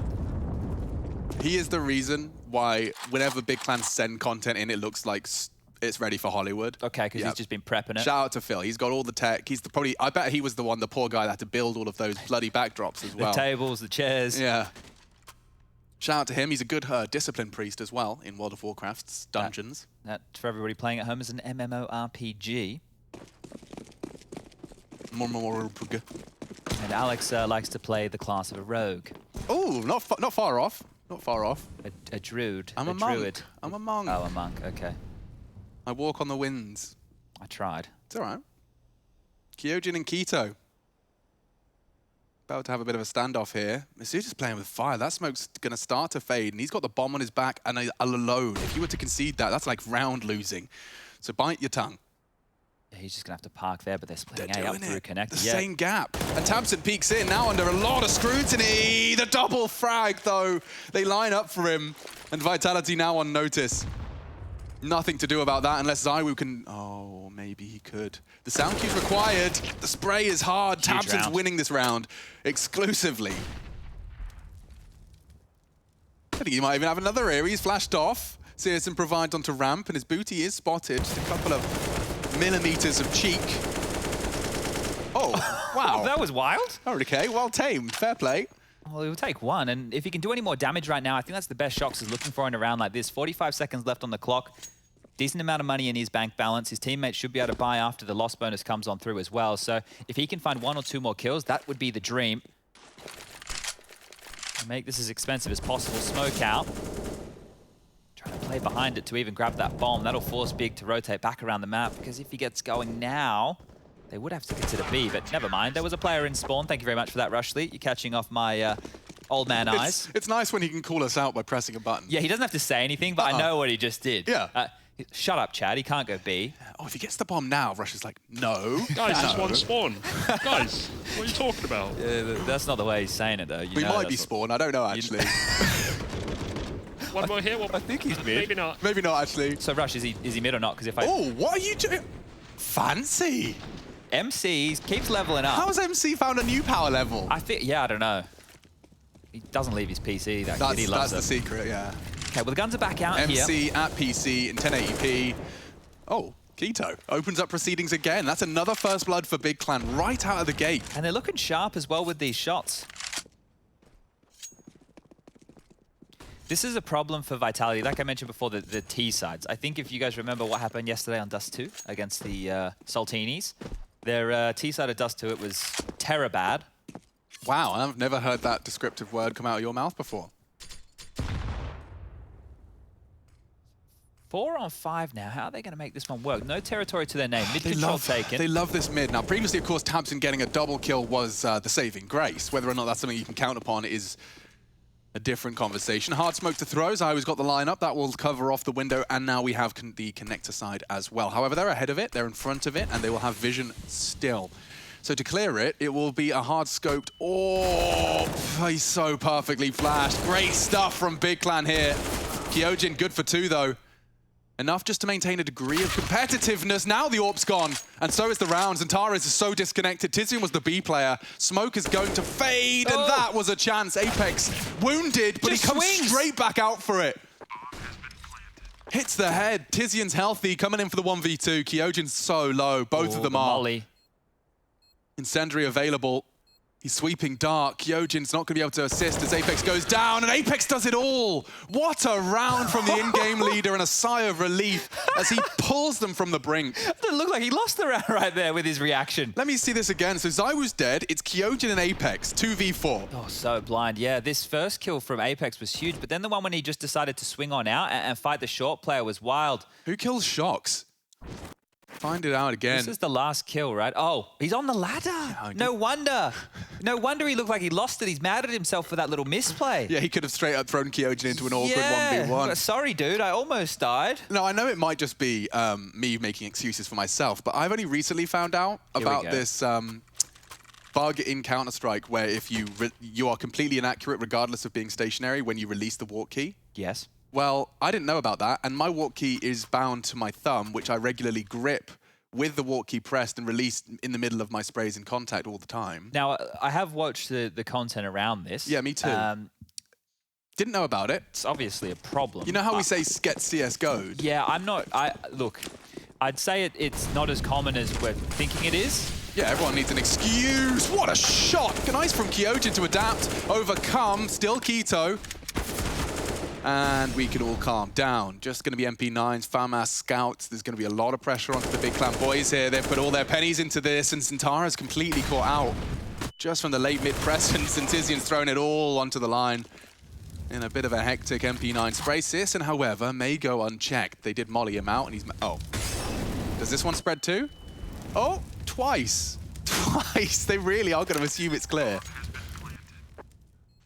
To maybe go for the Ninja? Yeah, look, it would be fine if it wasn't 14-8 as the scoreline and Vitality only needed 2 more rounds. So right now, Sisson, if he goes for this, look, it's desperate, but they have to be. And look, that's what that round reeked of, because it was a forced buy situation. Big knew that their money were on the ropes. They're not working with a massive loss bonus, considering this the stage we are in this second half. And now with the scoreline at 15-8, they buy in again, but it will just be that smattering of deagles. Utility behind it, I'm sure Sisson will grab himself another scout. But unless somebody steps up here with a couple of big heroics, I'm talking about those beautiful, juicy 1 digs, we can call map number 1 done and dusted, and Vitality have done it in style. They have. I mean, especially considering how competitive that first half initially felt. It was a slew of CT rounds, though. They're just going to finish it with an A piece. I like this. Just together, trading out. They know they've got the advantage of utility and firepower. But not the number advantage. Keto. He's given Big Clan a leg up here. It's short-lived, but it's enough to at least be competitive for the rest of this one. Takes a lot of space. You have to, right? Under-equipped. Apex keeps him on notice from that Palace position. Now, the call is going to be super important here. You know the CTs are going to be scrambling to put them bodies in the right place. Even just flooding back to B right now is not a terrible call after with what you've seen. And look at how much utility is on the deck. It's just Sisson with 1 flashbang and that scout. Shox controlling these mid-rotations. The only thorn in the side is Tabs in here. They're not going to be apartments at all. They're going to go through mid. Going to circumvent him completely. Yeah, well, Tizian is there. Tries his luck for the first 1 dig and immediately decides to think better of it. Oh, wow, straight through the smoke. That's a problem. Sisson trying to save Big Clan here. Man disadvantage now. And Apex, he has through the smoke. Is Zaiwu going to try? Window strafe on the pop flash. I think he missed the jump. A lot of unknowns here. Apex so loud on his pursuit of Sisson here. Confirms it. Nice play from Apex. Just draws the fire. Now shots to be hit. Double. Oh, Zaiwu's gone down. Completely overwhelmed. 20 seconds now and the bomb's loose. It's under CT control and the elevated position's too good. Big Clan saved by Keto's dig. And the ensuing rifle recovery. Big stuff from... Oh, damn it. Damn those guys. And big stuff from the Berlin International Gamers. Yeah. Well, we did say that somebody would have to step up in a big way with a couple of nice deagle shots, and Keto did exactly that. Sisson with a shot through the smoke right there onto Shox, and oh, look, you get the cam again. Look at this. Okay, we might... I really enjoy the juxtaposition of the wireframing with the solid colors presented on the models there. It's a great visual aspect. But, Big, is this just a matter of time? I think it is. I feel like Vitality are going to close this one out, even with the T-side wobbles. Purchases are coming through now, a bit spotty. P250 for Apex. Zaiwu has enough to go for the big green if he would like. He's been looking phenomenal on that AK-47. There's the coach on the screen, Xtaz for you. The new boy, Kyojin as well. A couple of the faces you probably haven't seen too much in that Vitality jersey.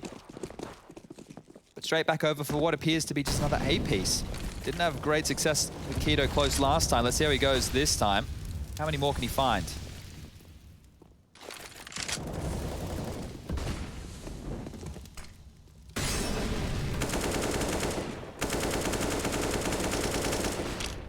feel like they've been denied a lot here. Yeah, they Vitality, have. and they've lost mid control completely. It might just be a pause and see how far Shox can walk into B. Kito's not going to let them, though. He wants info. They're holding for it. Big fight for Masuta to win. In Big Clan, they are hesitant, aren't they? Yeah, they evacuated A. Xantares is having to rotate back over now. It's a 2-2 split of the defense right here. No matter where where Vitality go, Big are going to be in trouble. Tizian wants info. Oh, we might get the timing on this too. The flash comes through. Shox will hear that. They know they just played for info. Window smoked. Mid has been great for Vitality, and Shox will be working his way through under now. 40 seconds is the mark. Here they come. Xantares looking for support, has it in the form of Tabson. Molotov down, bides his time, steadies his aim, and does find a head. Tizian posts up on mid as well. Tabson can't provide. Nice from Zywoo. A tag on the cross, can't finish it. Kyojin wants a plant, they don't. Oh, they have a nade. Searson hasn't released it, but Kyojin now all alone, and he's about to be dunked. Big Clan closing the gap, another step in the right direction. Yeah, that one, considering this time they were the ones to give away that first death, still able to get across the line there, Big. And now we're into the double digits. The comeback becomes even more likely.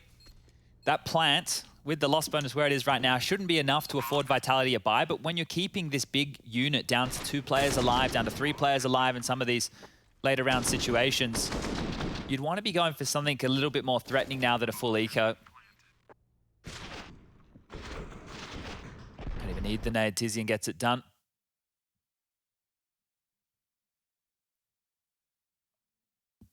Five, though. Still a very tall order. Yeah, look, number 11 should be the round they're able to convert. They should be getting one step further in that direction. It is the Deagles, the P250, a little bit of utility. Smoke towards top mid as Searson is taking a lot of space. He's going to hear this. Clean it up. So simple from Searson. No AWP needed. Gets it done with the MP9.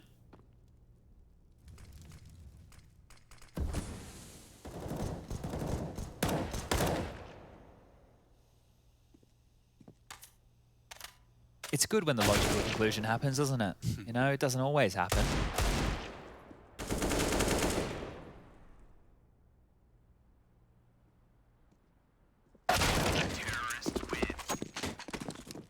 Okay, well, here we go again. Back into the gun rounds. Apex is a little bit short. Might see a Galil for him. But what will the change be for Vitality? When you look at the T rounds that they've posted on the board, quite a few of them have come through mid-presence. Zywoo just on his own, or the team as a group being able to corral their way, trade on out efficiently. But we have seen the mix-up from Big. Previous rounds, they were starting to go for a bit more mid-control, trying to deal with that little lurker. And it looks like Vitality want to try this A bomb site one more time. Top mid smoke again. Shox lurking again. The setup here from Vitality.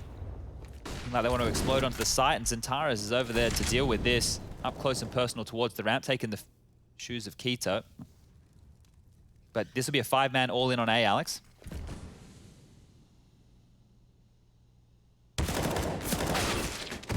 Shox actually catching that stairs aggression, puts Xantares in a real rough spot. He's trying to be hidden from 2 different spots. Now Molotov down, so many pushed up, has caught one. And it's Tabson to step up to the plate. A double dink, collateral, 1 bullet, 2 on 10 HP, and now the bomb goes down, but Zywoo just about evades the frag. Short-lived success. Now Tizian from behind, a fast flank. Apex needs this cleanly, but the flash is there. Good response. 1-on-1. Searson hunting for survival here, and Apex steadies his aim, brings him down to 19. He can finish it. He just needs 1 more bullet. The shadow is indicative of the position, and that's it. Apex secures it. Vitality snatch away Big Clan's map pick. Mirage 1-0 to the French.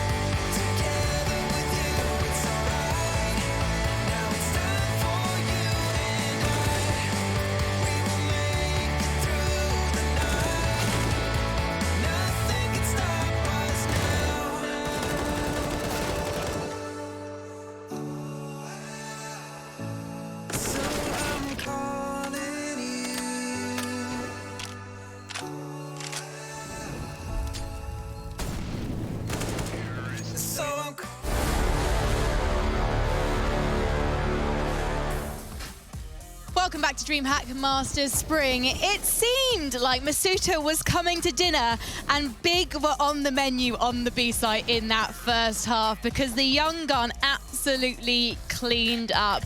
And it was a very, very strong CT side for Vitality. Very different, though, from the CT side that we saw from Heroic against Big, though, yesterday, Yanko. Yeah, for Heroic, they're a team that likes to be aggressive on their CT side. Vitality, though, I don't know if they had, some tells in their preparation that they saw from Big in terms of how they like to call and stuff, but they had some amazing reads early on that CT side, right? Like in the reset round, the most important round probably of the half early on, they just stacked 3B from the start. Big tries to do a B execute, they win that round cleanly, they read them again on B, right? Then some good aggro plays towards A2 in apps from Masuta, and it was just a situation in which Big doesn't really have a chance to win the round, right? You can see they kill Masuta, but then Apex is playing from van as well. Why would you check that position? You already heard another player on short, and just Apex gets a couple of easy kills, right? We saw a lot of that early on, and that just gave a lot of room to Vitality to work with. Yeah, and just to touch upon, I think, Frankie, you mentioned how it was different from Heroic CD side yesterday. Heroic are basically aggressing the extremities of the map, pushing towards B apps, pushing ramp. We saw that coming in, kind of disrupting Big's executes. Here, Vitality, like Yanko pointed out, they just allowed them to execute wherever they wanted to, but they had such a good read coming in. Masuta, for me, impressed me a lot because suddenly it feels like, even though he's such a young player, a new player in this team at the top level, it almost felt like he's been playing for a number of years. A lot of veterancy, signs of veterancy coming out from the young gun. And I guess he has to grow up really quickly, right? You have this brand new player coming in, Kyojin. So I guess it's a good sign for Vitality to have some of the other youngsters really stepping up. And clearly see over here, his positioning was fantastic. We saw even Zairu, for example, swap roles with Shoxy with the AWP when the dual op setup was in play. Just consistent microaggressions coming out and fantastic reads. And even when things slowed down, Big, it's like they would walk into sites hoping they would, win some of these contact duels, but in the end, it doesn't quite pan out. Vitality, everyone was tuned into this game. You say sites plural. It seemed like they only had eyes for B. There were a few failed attempts to go to A, but B was where it was at for Big. And I'm just wondering, Yanko, are Big really lacking variety on their T side? Because it was an issue yesterday as well. Yeah, I don't think so. Here's the thing, right, with that. So put yourself in their shoes. So you try to hit B, they stack 3B, they win the round easily, right? Or even if they don't stack, you lose the round of B. So what do they expect you to do next? Well, they don't expect you definitely to try the same thing if you just lost the round easily, right? And that's why maybe the best thing is to just repeat the call, like double calling, so to speak. So it all depends on how you approach it, right? A lot of teams, they just think after that they move into 4A and then you just have an easy round on B. But that's why I say it, like, it seemed Vitality had some really good reads. They weren't falling for that. They were always, in the right place at the right time. And that was just a very difficult T side for Big to play. Can we also talk about Apex, please, gentlemen? Because round 22 was really the round that kind of clinched it, I think, for Vitality, Blair. It was a huge one from Apex. And he also clutched to wrap up the map for them as well. Yeah, this is the backbreaker. I feel like this was where it all ended. Everything was going great for Big here. Fantastic flashbang to take down Zaiwu, the danger man, out of the equation. Tapson finds the spray on his shocks as well. Then Kyojin, 2 great kills there. Keto was not able to trade it even though he was low. And Apex, the timing from him, he knew the read. He got the read. And he's like, Sirsen's got the op. He's probably playing towards Tobu. He gets the kill. This re-pick towards Antares. This is just a big balls play coming out from Apex. It's like, all right, you saw me. I'm just going to outduel you. And in the end, Tizian not able to clutch it out. Apex got a little lucky there. He got stuck on the ladder, but that I felt like was the backbreaker for Big, right? Not only were they getting out-stratted, so to speak, on the first half, but in the second half, the individuals are winning duels they shouldn't be winning. 2v5 shouldn't be rounds you should be losing if you're Big, and I felt like that was a turning point right there. In the second half, if there was ever hope of Big coming back into the game, Apex just shut it down. I do want to draw your attention slightly to the scoreboard. Tabson is at the top, Keto at the bottom, Zentara is second from the bottom. And this is what I was saying at the start, gentlemen. If they're not all showing up, and if the people really need to show up, Zentares, aren't there, then that's when Big are gonna falter. I know they're reliant on their teamwork, etc., but you know what? Vitality can play quite tightly as a team as well. And now we're heading to Nuke. And this is a very technical map. So Yanko, I want to ask how you feel about Big going into this one, given their Mirage warm-up doesn't see them looking too hot yet. I don't feel terrible. As I said, they got out-read in that first half. Second half, they couldn't convert early on that pistol round, right? They got broken, their economy got broken early on, and then on top of that, you add this 2v5 that Blair just pointed out. So a lot of things going wrong for Big. Hopefully they're aware of it as well. They're thinking of it the same way. Hey guys, let's just forget this map. It wasn't really our map. If they can do that, if they can reset, I still think they have a good chance in the series. And they weren't half bad actually yesterday against Heroic. Heroic are just in a really good place at the moment. So I hope you guys watching feel like you're in a really good place, because we have to take a short break, and when we come back, we're going to be heading to Nuke. So I hope you stick around.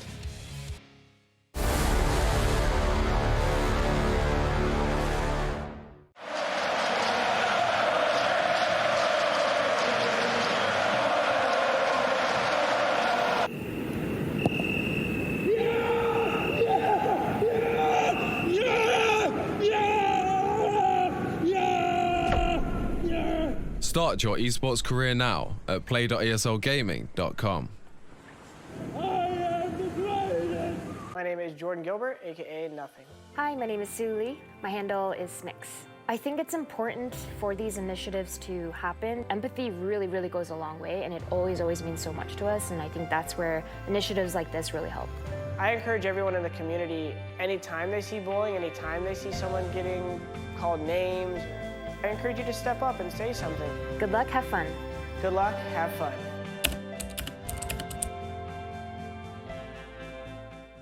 And now, it's time for Wrong Answers Only.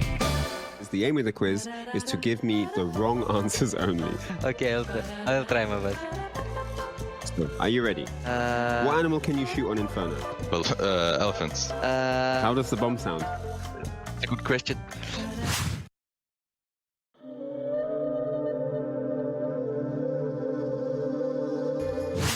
Name a weapon in CSGO. What? Apples.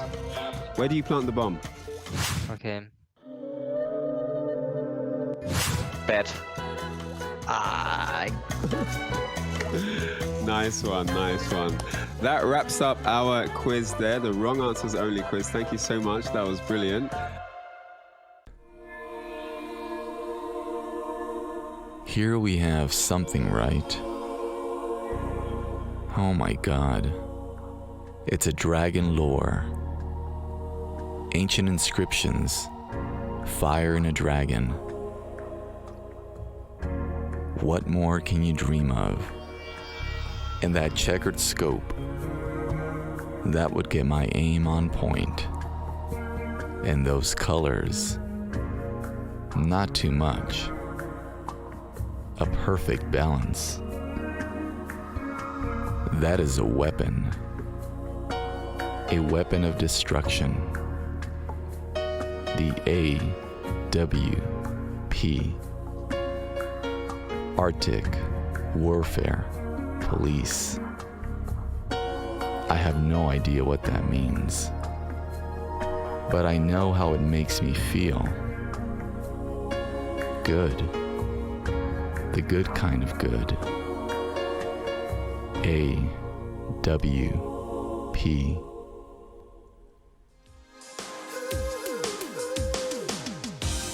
I've been with some pretty angels who always threw something away. Could I be desperate, crazy, or is it that they never see things my way? Around the world keeps turning, waking up day after day, hoping to change my story, or maybe see things in a different way. Maybe if I took a chance and got out of my way,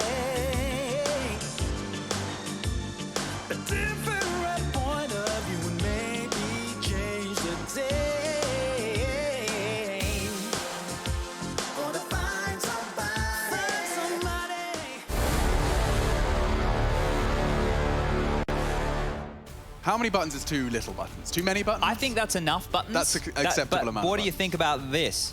I think Chad think is a better emote than this. But what Chad thinks in the chat. I should have said, what do you think about this next map? Because that would have been better than what do you think about this? Because then it would have... Chad, we need to change our rider. They're not capitalizing our name, and I'm about to kick off. Wait, you want full capital I just machine? think capital S Punj and capital M Ashin just look like loser names. Okay, well, we didn't request that, so this is our formal request. This is my formal request. Okay. Can we whip out the caps lock? I'd appreciate it. It's all about the brand. Mine used to be, when I was 15, it used to be capital S, capital J. Yeah, and that's why back people in the probably day. call me Sponge J, but it's just Sponge. Yeah, I mean, I think a lot of us had awkward names. I was called Graphics. I was called Pox. Let us know about your awkward names at home. And what did you first come up with? Oh, wait, hold up. We can do this gag. Hold up.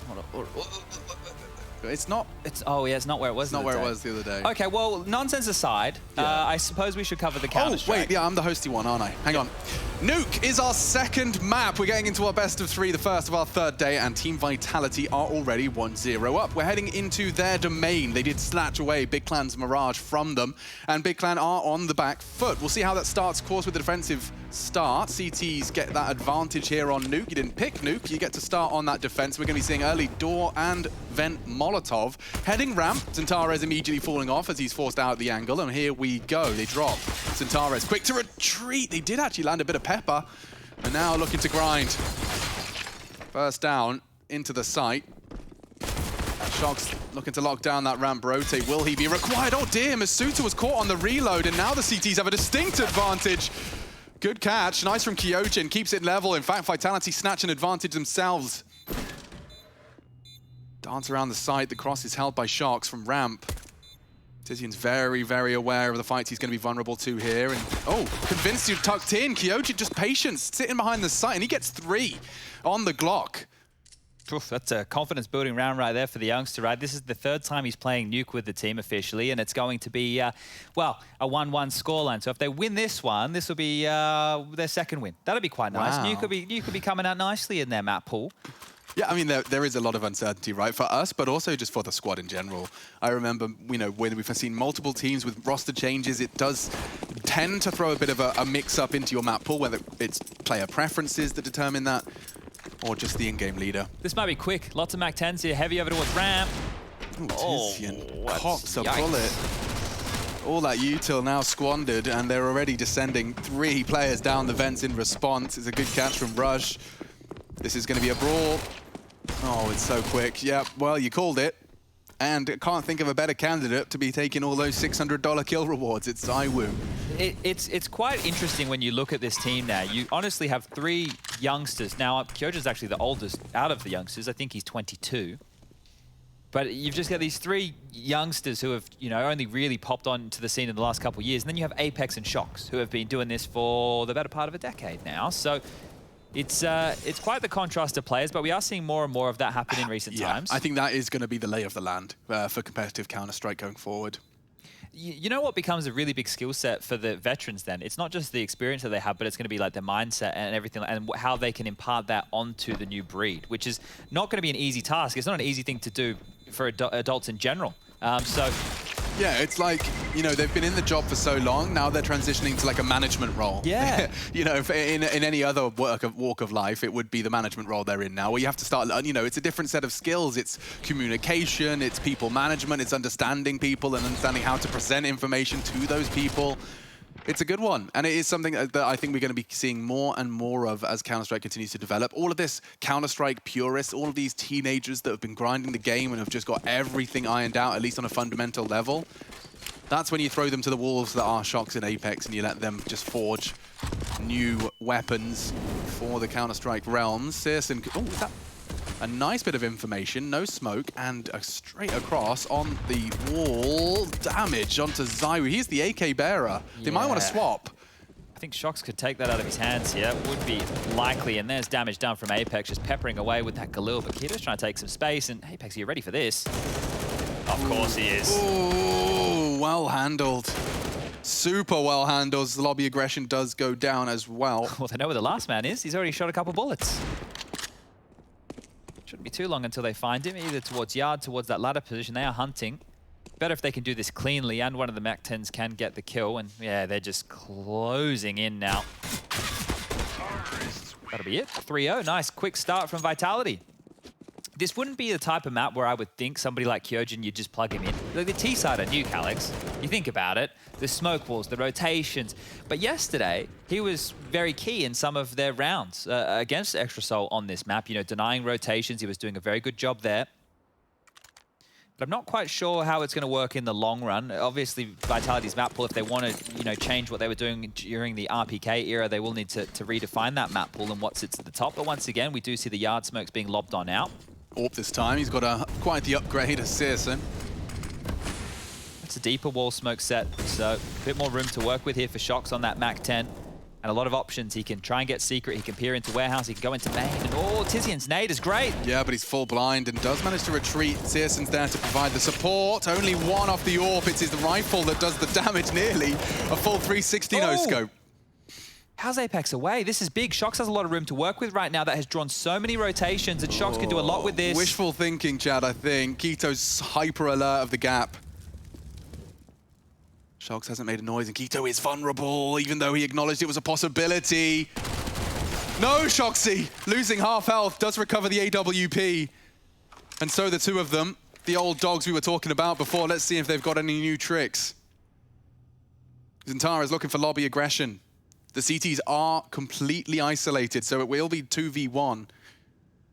And they're opting for an intriguing route through hell. This gets dangerous now because it looks like they're going to come in through main, right? And if they come in through main, they have to worry about squeaky door, they have to worry about lobby, they don't even clear top ladder. If they just do it contact, like CT vent, checks it, calls it clear, the door's open, but they're he has no info. That's so silly. Okay, bomb will be planted, I imagine. It's on the safe side. Shox tucked in and actually wrapping back around. This looks good now. Zentares won't get initial fight.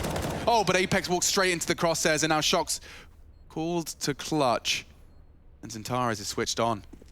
Turning around though. Thinks he's ladder. Perfect timing. Oh, Zentares, a quick double check. Shox trying to exert some trigger discipline. It does end up costing him. I don't know if those steps were part of the plan or not, but worked in his favor in a massive way. That's Big's first here on map number 2. The fight for survival here at DreamHack Masters Spring continues.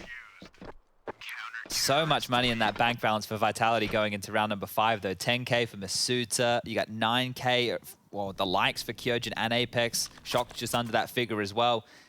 Zywoo buys into an AWP. The outside smokes they're throwing, Chad, it's like a deviation of the diagonal, whereby people are using the warehouse smoke as the third component of that cross smoke. You know, you essentially completely smoke off main, warehouse, and then one in between by like a credit card.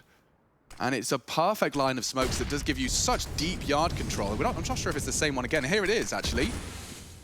So warehouse is the third of the smokes, one in front of main, and look how much yard control you get. Bit of a gap here. Toes just not spotted in there across, so going to use the smokes just to go across towards secret here. They'll get down, 4 of which, and silently. Super cool smokes. Yeah, undetected. Now they're giving away a couple of sound cues. Few steps, flash heard, Zywoo holding this rotation. They have Molotovs to clear on out that stairwell, so utility now being limped out and the CT's not rotating. Kyojin left here just with covering that rotation and that flank. More noise here as they've called Zywoo across to help them out. And there's nobody towards lower at all for Big. Nobody at all. And Kyojin's going to hear the steps in lobby. Uh-oh. Losing Searson before anyone's even started to rotate. Could be that 4-letter word, Alex. Yeah. Maybe Tizian wants to change that dialogue. A deep molly will stop the rotate. Oh, he's ahead of it. Tizian's pushing forward. Surges into the site with another frag, and just like that, it's all blue on brown. That 4-letter word. You thought it was save, it was kill.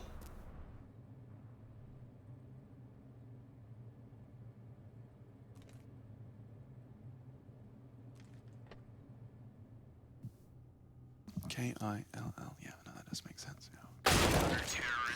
Same fate for Kyojin there. I thought maybe he'd have a crack at that one. Be able to find a kill or two, but it all worked on out in the end, and that really should not have fallen in that direction at all. The fact that they're able to push in that fashion from the top of ramp. Great stuff from Big.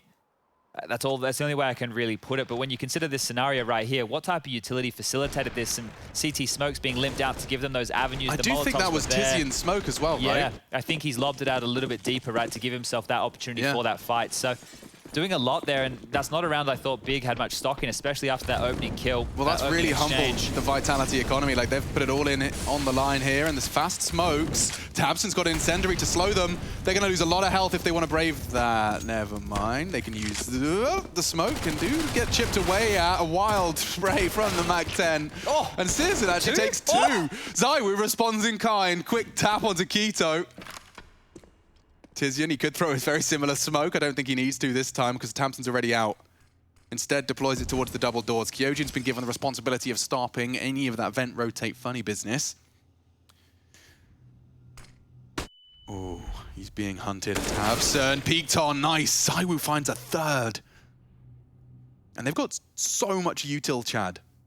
Xantares has been on that CT vent. Kyojin does not have a Molotov, so if they fly up that ladder... This could be huge from Xantares. Yeah. Absolutely massive here. He gets the swing, he gets the timing right, he gets all 3. Checked. Eliminated. Masuta does everything required of him. The hard clear on that as well. All right, Tizian, you're a hero last round. You want to try again? No, thank you. Well, the second Molly's definitely going to deny that Heaven presence, and as we see him hold the S key, going to make his way all the way back into spawn and try and hold on to this org. I think they'll allow it. Can I ask a dumb question? You know that CT spawn red box where you get the nice angled main and you get the jibbly wibblies? Yes, yes. Yeah. Can you strafe onto that or is it only boost? Because I don't know if my movement just sucks. This one. This one here? You can jump onto that. You can? Yeah. I just suck at movement then? Yeah. Okay, cool. Just wanted to make sure. Because I didn't want to be the guy that says, hey man, can you boost me? And everyone goes, do it yourself. Yeah, you can, like this railing. From where? That's railing. what I've been trying. I'm just shit. I'm just shit. We can go over it. Rush can help you out. Yeah, because it is such a potent little angle when I'm solo a yard, you know? It's a filthy little line there, especially if you can post up with something scoped. This was great from ZywOo as well. Like, the fact that he's peeking upon the flash, he knows that that's the window where tabseN's likely looking for the most likely fight. Yeah, big smile on his face as he does do damage. Like, that did start badly for them, right? Don't forget, there was a brief moment where we saw 2 big clan frags as they descended into that lower side. Only with an MP9 as well, and it felt like that molly strung them out so shots couldn't be quickly traded. So ZywOo quickly fixed that mess. What's he up to? He's got a MAC-10 now. Oh He's my goodness! He's straight into the top site, and there's 2 to be found. CSGO escapes. Looking good. Access to the site, though. This one's going to be over quick. One way or the other. Shocked you wouldn't, would you? Down the vents, you cheeky bastards, both of them. Suda has the vent rotation. Shox can get the bomb down. tabseN is the problem here, coming in through secret. How quick can Shox stabilize? Okay. Wow, Shox has done an awful lot here. And tabseN going down to Masuta. They're making a 2v3 look very realistic here. There's a smoke for Decon or the bomb. No kits. Bated breath. Yeah, Tizian has it. Okay. So it's going to be entirely Tizian's responsibility. He's just going to jump on it. Slight off angle. Hard now. Very hard. They need to be spraying him now. They found him. Masuta provides the insta headshot. Time-sensitive mission. CSGO's just going to have to give up.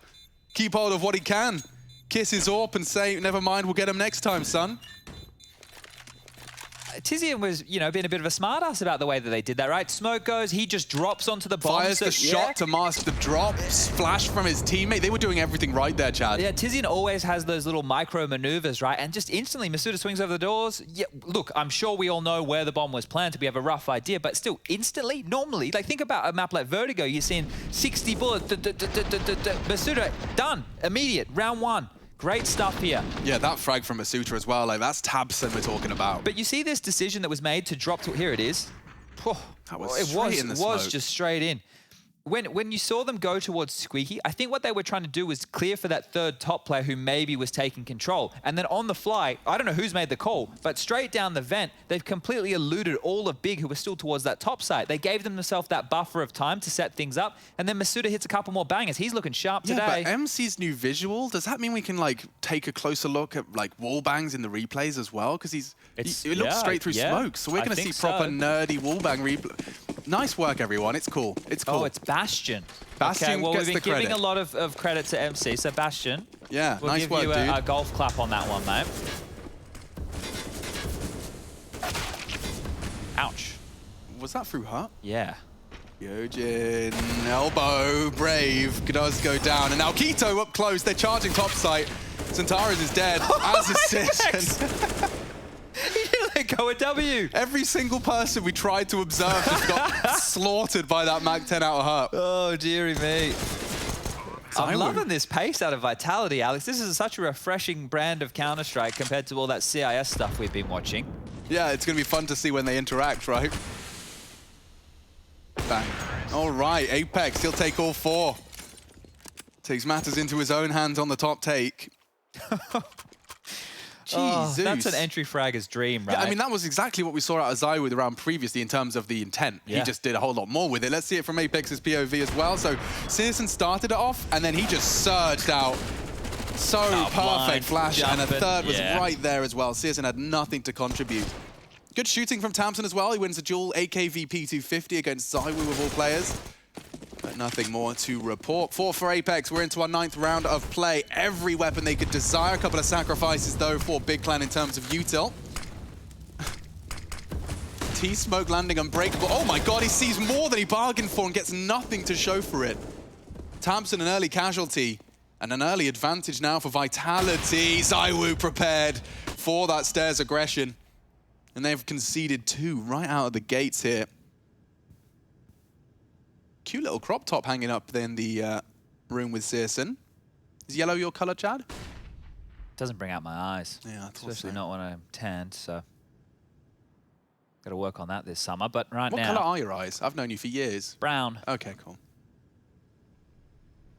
This difficult round to claw back here. I'm not quite sure how they do it. They have to hope that a lineup comes their way, or Searson can pick one off, and the timing is just against him here. He's being spotted. Man. Dead indeed. Now just damage control. Oh, they're just being collapsed in on. Like, it's not even like, look, they don't plan to plant anytime soon. They'd rather just kill you. Like, Masuta's playing for the frag.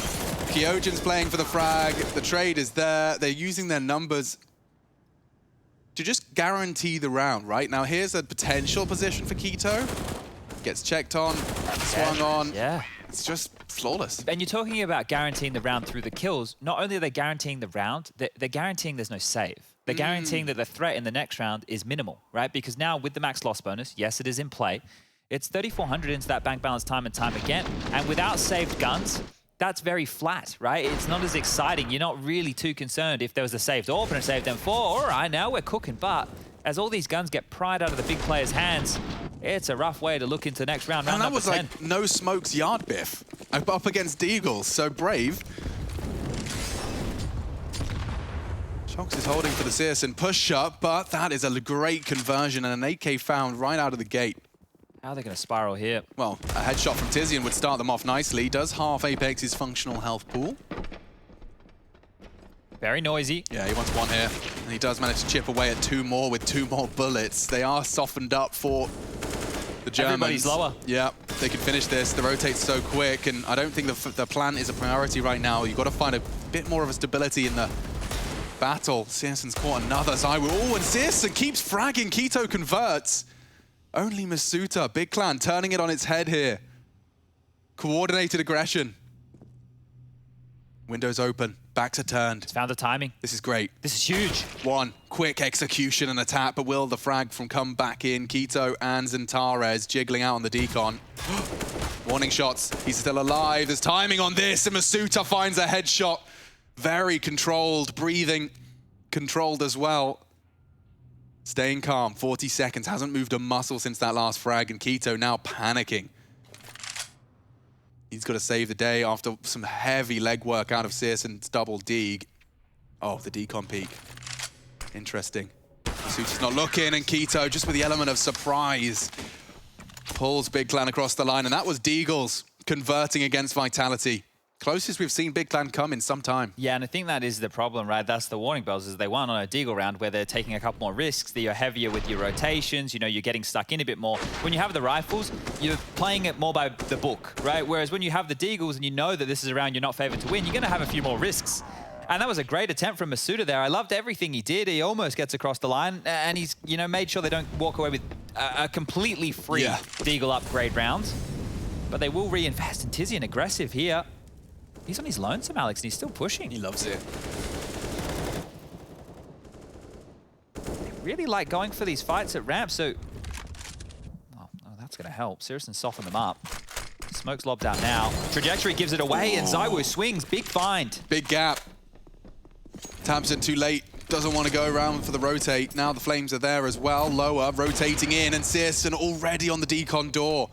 Some great responsiveness out of the big defense here. They're going back up. Yeah, it doesn't matter when you've lost Apex Yard. Shox and Apex and their Yard adventure cut short twice in a row now. Keto knows what's up. He's actually going to be playing front of that bomb box right here, so if they drop in, he can swing either side.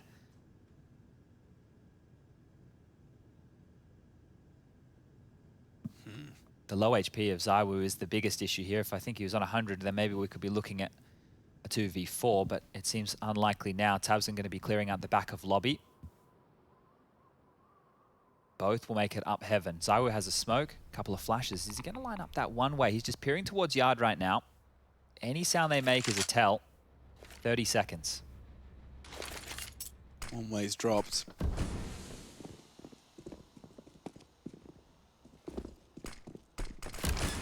Keto swing. Easy as that. One.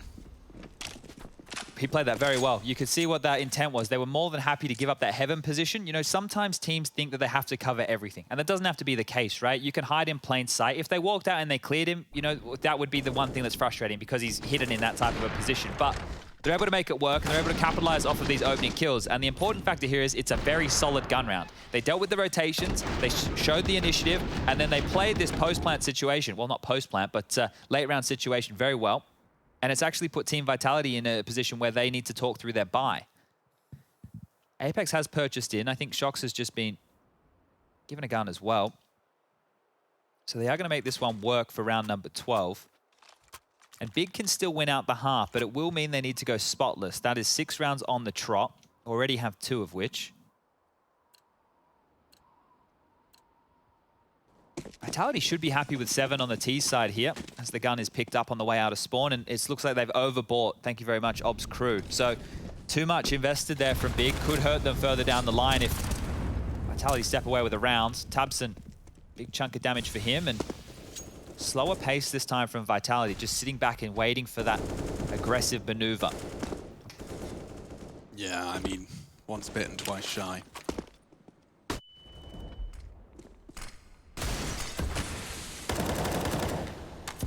Nade or a molly into squeaky door room deep. Kyojin's out of the picture here, down to 6 HP already, and these late smokes are being set up towards Yard. Not a bad call, especially if you know the other team likes to unravel your smoke wall with some mollies of their own. What's the go? Is it a minute on the nose? Are they going to wait for that time cue? Looks like it. Minute on the nose, the smokes are released. Be hitting the deck at about 55. Bloom to allow the passage to Secret. Oh, and the first smoke faded, but Apex still finds that kill. Main seems to be the objective. A great molly, a dink exchanged. Apex is doing everything within his power. Can't find Zantares. Finally, he's knocked on his ass, but damage. Oh, extended. Good find and tames the spray. Kyojin with 2. He's not ready for him, though. Super close. He'll find the first. CSGO looking to come up clutch. It's Shox. Was Yard, is Yard, coming in from Hev. Kyojin was looking at Heaven, though. That might really confuse Sirison as to where Shox is. Bomb's hut side. It's actually retrievable for Shox. He'll make noise. Oh, heard it. Piecing it together. And now Shox has found it just in the nick of time. CSGO, an uncharacteristic miss, could not come up clutch, and Vitality put themselves back on the board after a 2-round silence. Do you think he knew the bomb was there? CSGO? Yeah. I think I know when that he got seems that like kill. Yeah, but wasn't it between? It was like between the hut and I'm not sure. Maybe on the radar it's popped up, but I'm not sure if he knew exactly where that bomb was. So there's the kill. See what you're saying. That's a curious one. I don't think it was the determining factor right there either way, but Kyojin and Apex massive in the round like that and set Shox up to close. So with that extra gun that was just purchased by Big in the previous round, a couple of their players no longer have enough money to buy. Oh, that's an oof, isn't it? Yeah, so the ramifications of that felt immediately. That is one of the worst times you want that to happen. Oh. Well, now Vitality have won this first half here. Yeah, and right down to a 1v1 as well. Some proper Minor differences separating these two teams at this point in time. And it looks fast again. I say that because Kyojin is into a MAC-10 one more time, and I thought Vitality maybe would start going for this slower pace, knowing that there were more aggressive maneuvers from Big, but here we go again. There's no helmets in sight, Chad. It's a perfect time to whip it out something quick. Fast flashes, here he comes. That MAC-10 will not slow down for anyone. He's straight down the vents. Searson, however, with the hero AWP, already put ZywOo down to bed. Difficult position for a newbie to be in. Yeah, you've got so much responsibility. Yeah, do you look for kills or do you just hold the rotations? And now they know there's an AWP on the deck too. Late smokes, okay. This works because he can hold that vent rotation. They can come down secret together and they have to still focus really only on that window side. But then it's about how are they going to broach the side. Oh, it's a fake. Ramp.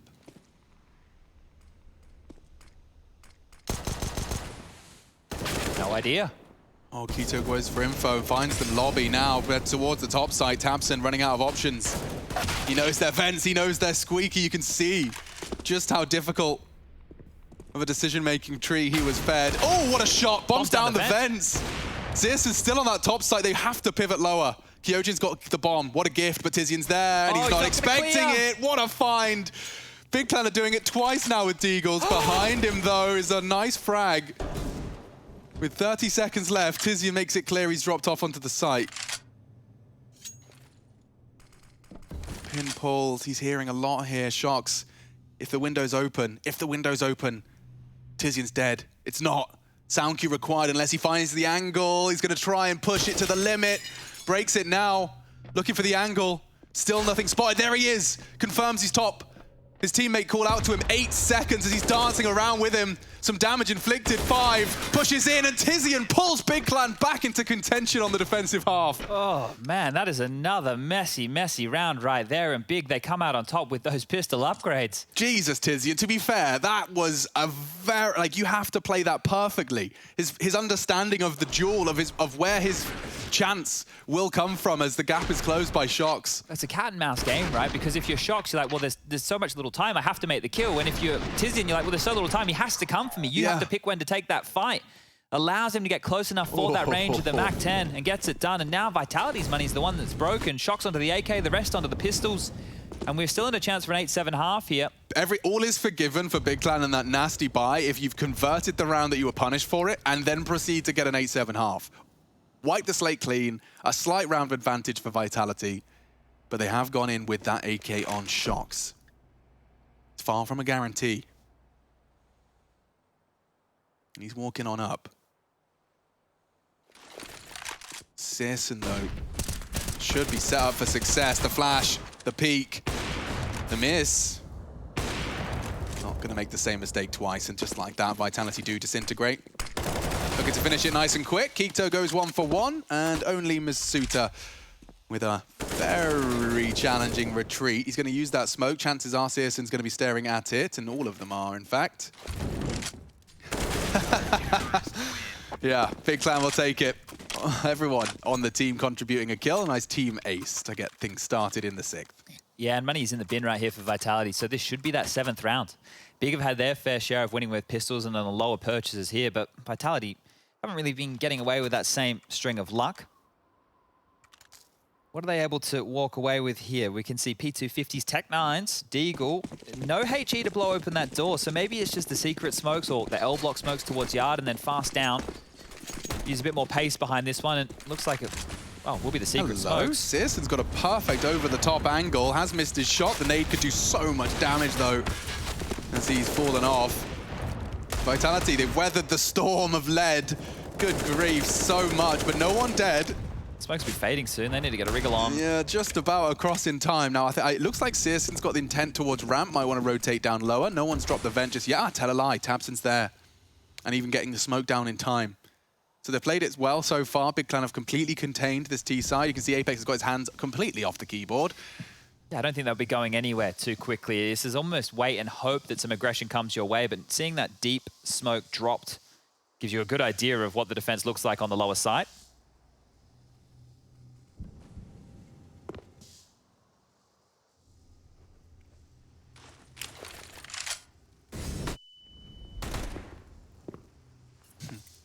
very, very apparent where Vitality intend to push. Drops into the site. Tabson trying to maneuver upwards and has managed to pull it off.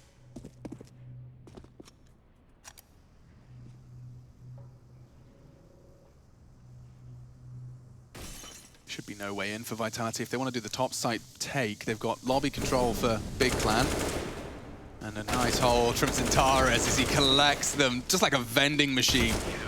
Yeah, I'll take the 300 bucks. Thank you very much. All right, well, 8-7 on the half. All good in the Big Clan hood. They stabilize, and it's a must-win for them here at DreamHack Masters Spring.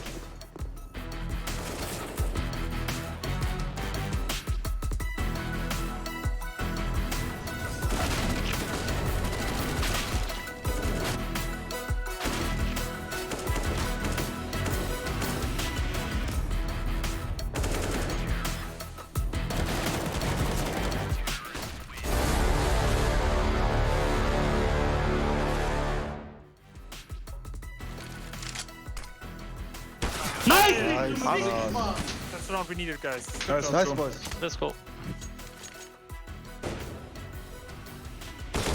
Nice, GG! Nice, Junge! Geil! Let's go, boys! Nice, Flo! Nice, Flo!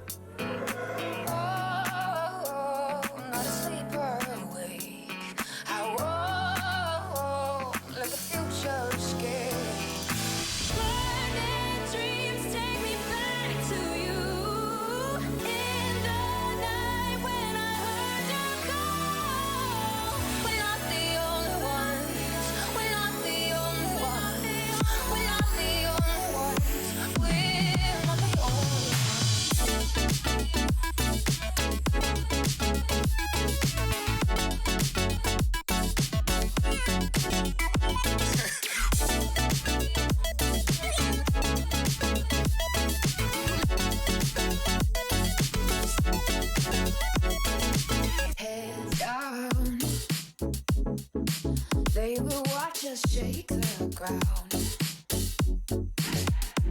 Oh, it's like this. It will fill the air around. Oh, not asleep or awake.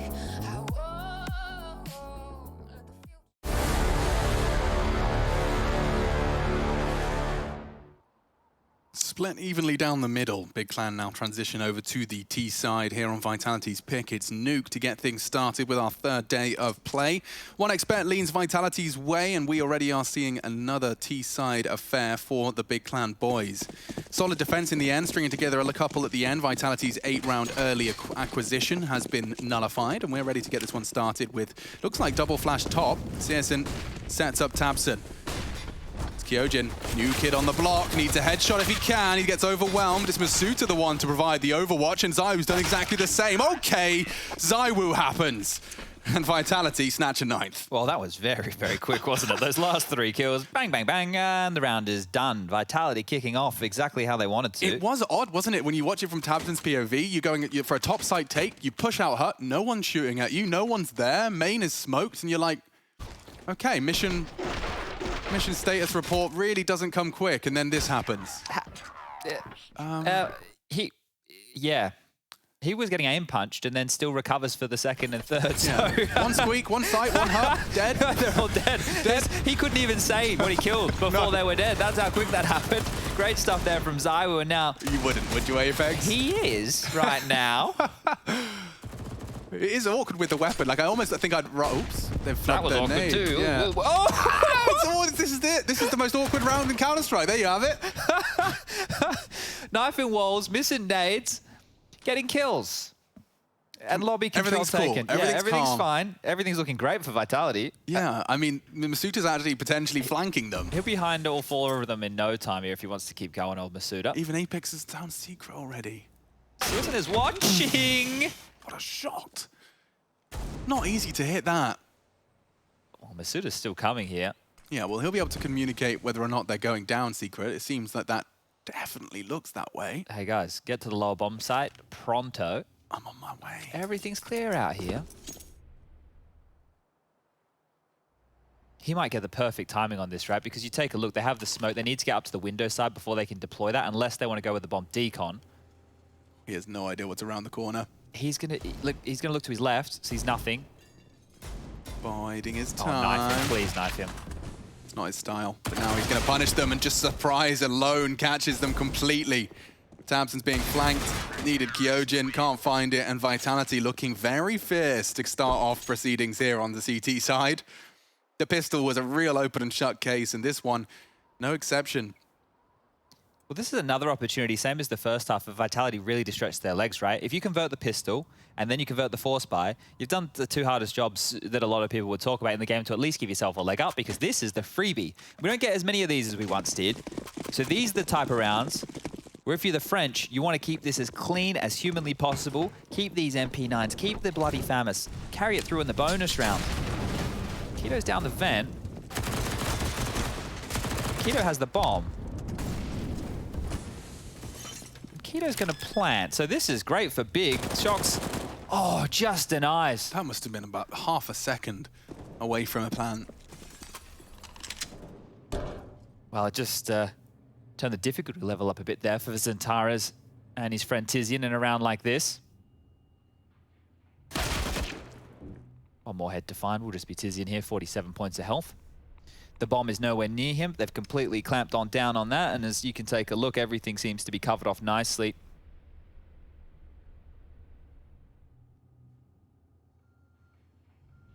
Nothing to worry about right here, as the only fight that looked like it was likely was maybe Apex getting a little bit too hungry and heading on up secret, but he's even backed on off. So 50 seconds left. It's only a matter of time for this one. Tizian was fantastic the other day when we were watching him, right? Vertigo, just he stood out, hitting some massive shots, but this one might be a bit above his pay grade here.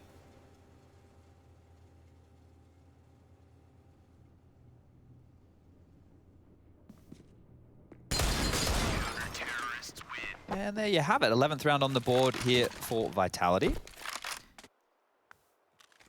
Gonna need to see a Searson moment, I think. Well, Eyes on Zentaras as well.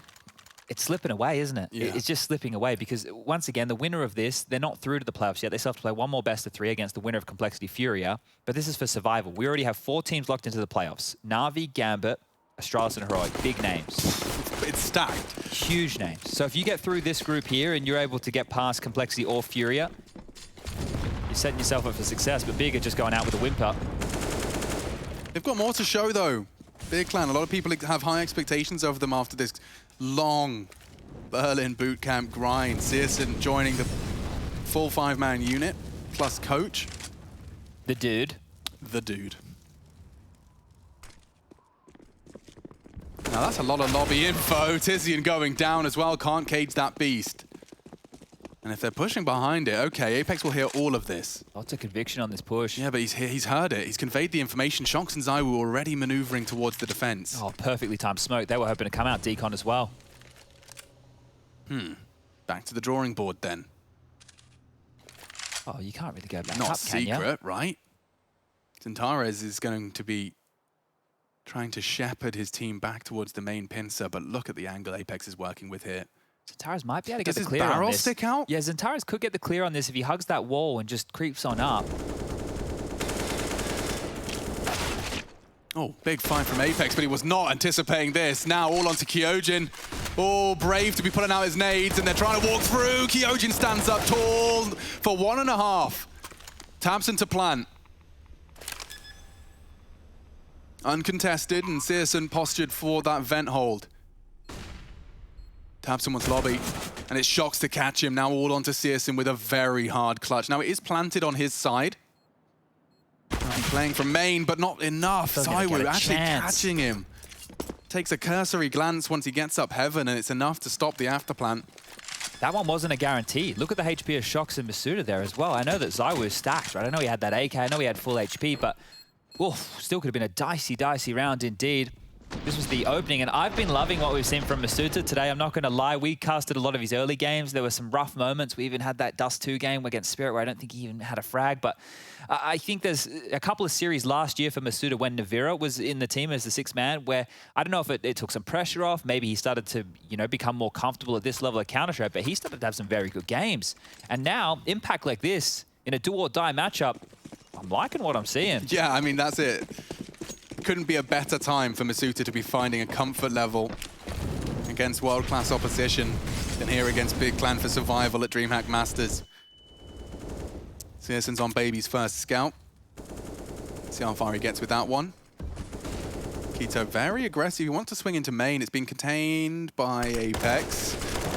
Oh, wow. Such a calm start to proceedings for the French. Apex draws blood. Keto's gone and spots another as well. That's the bomb. They're pushing the smoke. Pushing the smoke, using it as a lurk, and that's a perfect conversion. 4-on-4. Cool your jets, Big Clan. You've got so much extra map control now, courtesy of Searson. Look at the paranoia set in for Kyojin. How long is Searson just going to park here? Will he wait for a rotation, or will he be a part of this attack? Because 1 through main, 2 through Squeaky, late heaven. Masuda could try. He's not going to find anything else.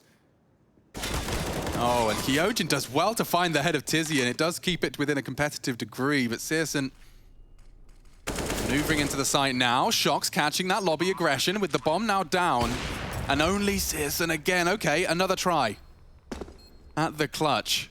Shocks will have heard that, I think. Yeah, good catch from Rush. So now what Heaven won. Searson's super exposed to it, and Zywoo just does it all on his own twice.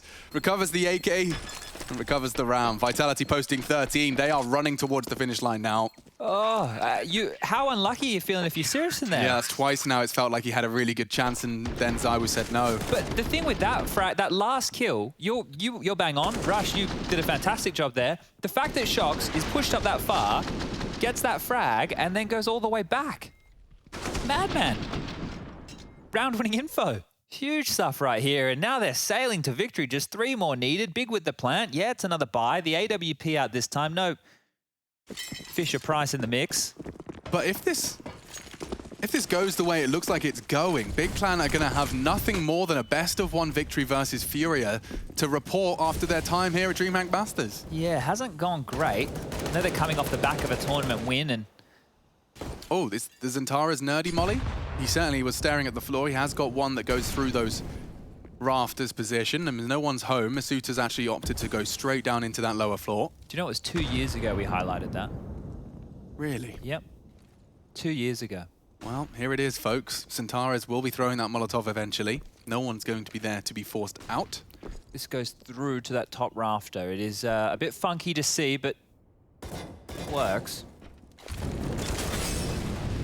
And they've already lost one. Keto was just going for an info play, and Kyojin stands tall for 3! Controls Hut, wins them a round, and a big round at that. Another clutch. Bated breath, I'm not sure.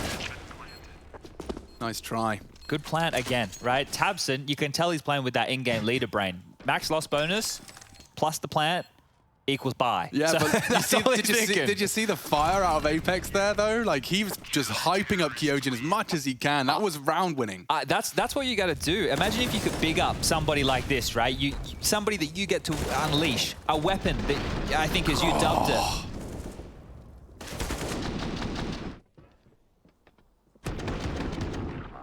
Magnificent, yeah. That's what I'm talking about.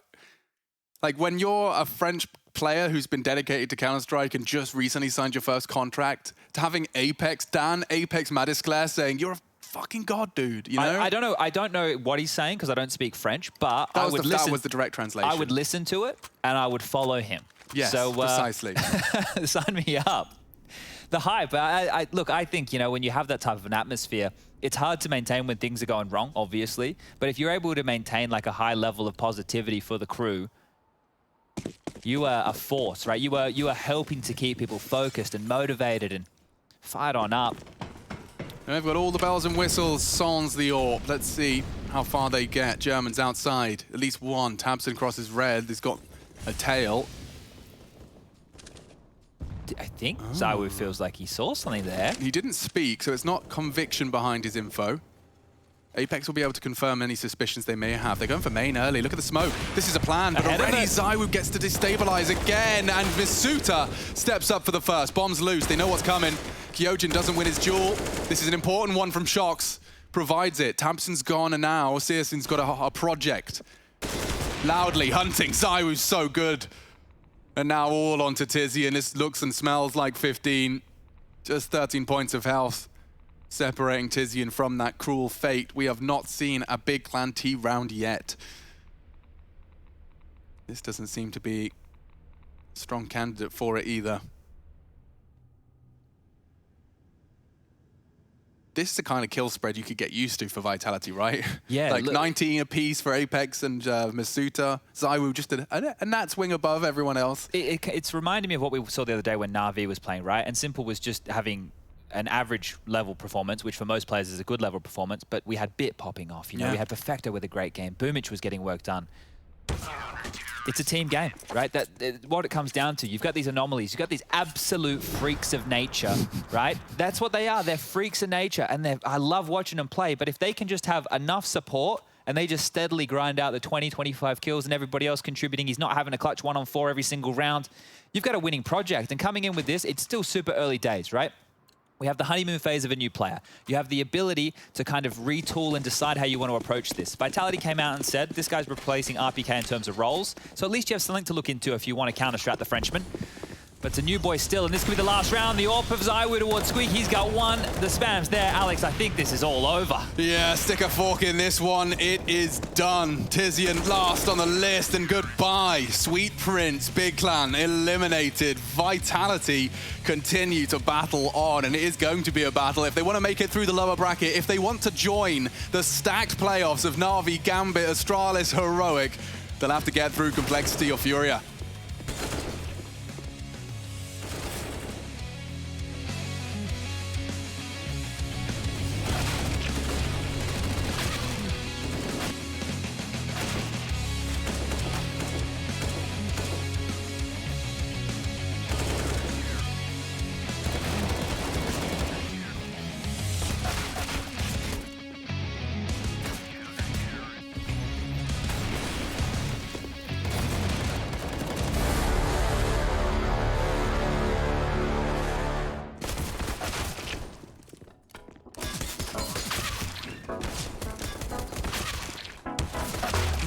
If we could talk, but then say nothing. Maybe you just had too much to say. 'Cause when you call me up, you just want one thing. Maybe in the end you'll get your way. But I just wanna know, oh, oh, oh, oh, yeah. If we should take it slow, oh, oh, oh, oh, yeah.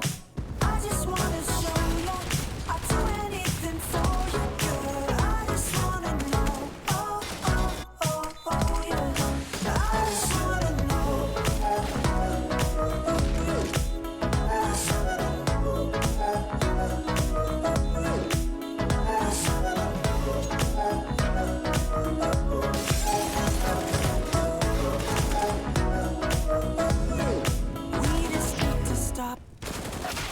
Take a moment to slow things down, work this out. I got your love on top. We're in the moment, and maybe that's what we're about. Tell me what you want me to be, baby. Promise I can be the one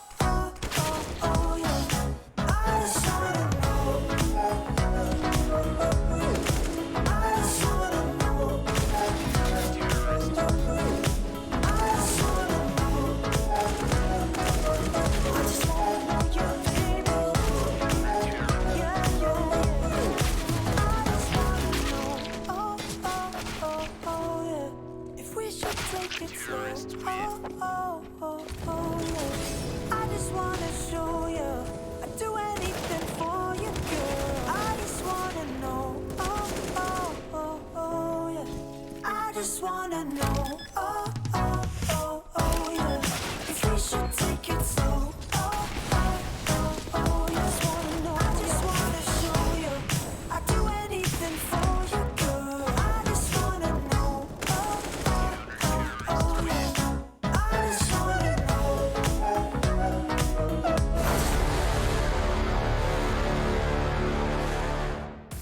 Well, Big aren't singing anymore, but Shox apparently is, as he stands by, ready and willing to talk to us in a bit about that match against Big. Vitality saving their place in the group.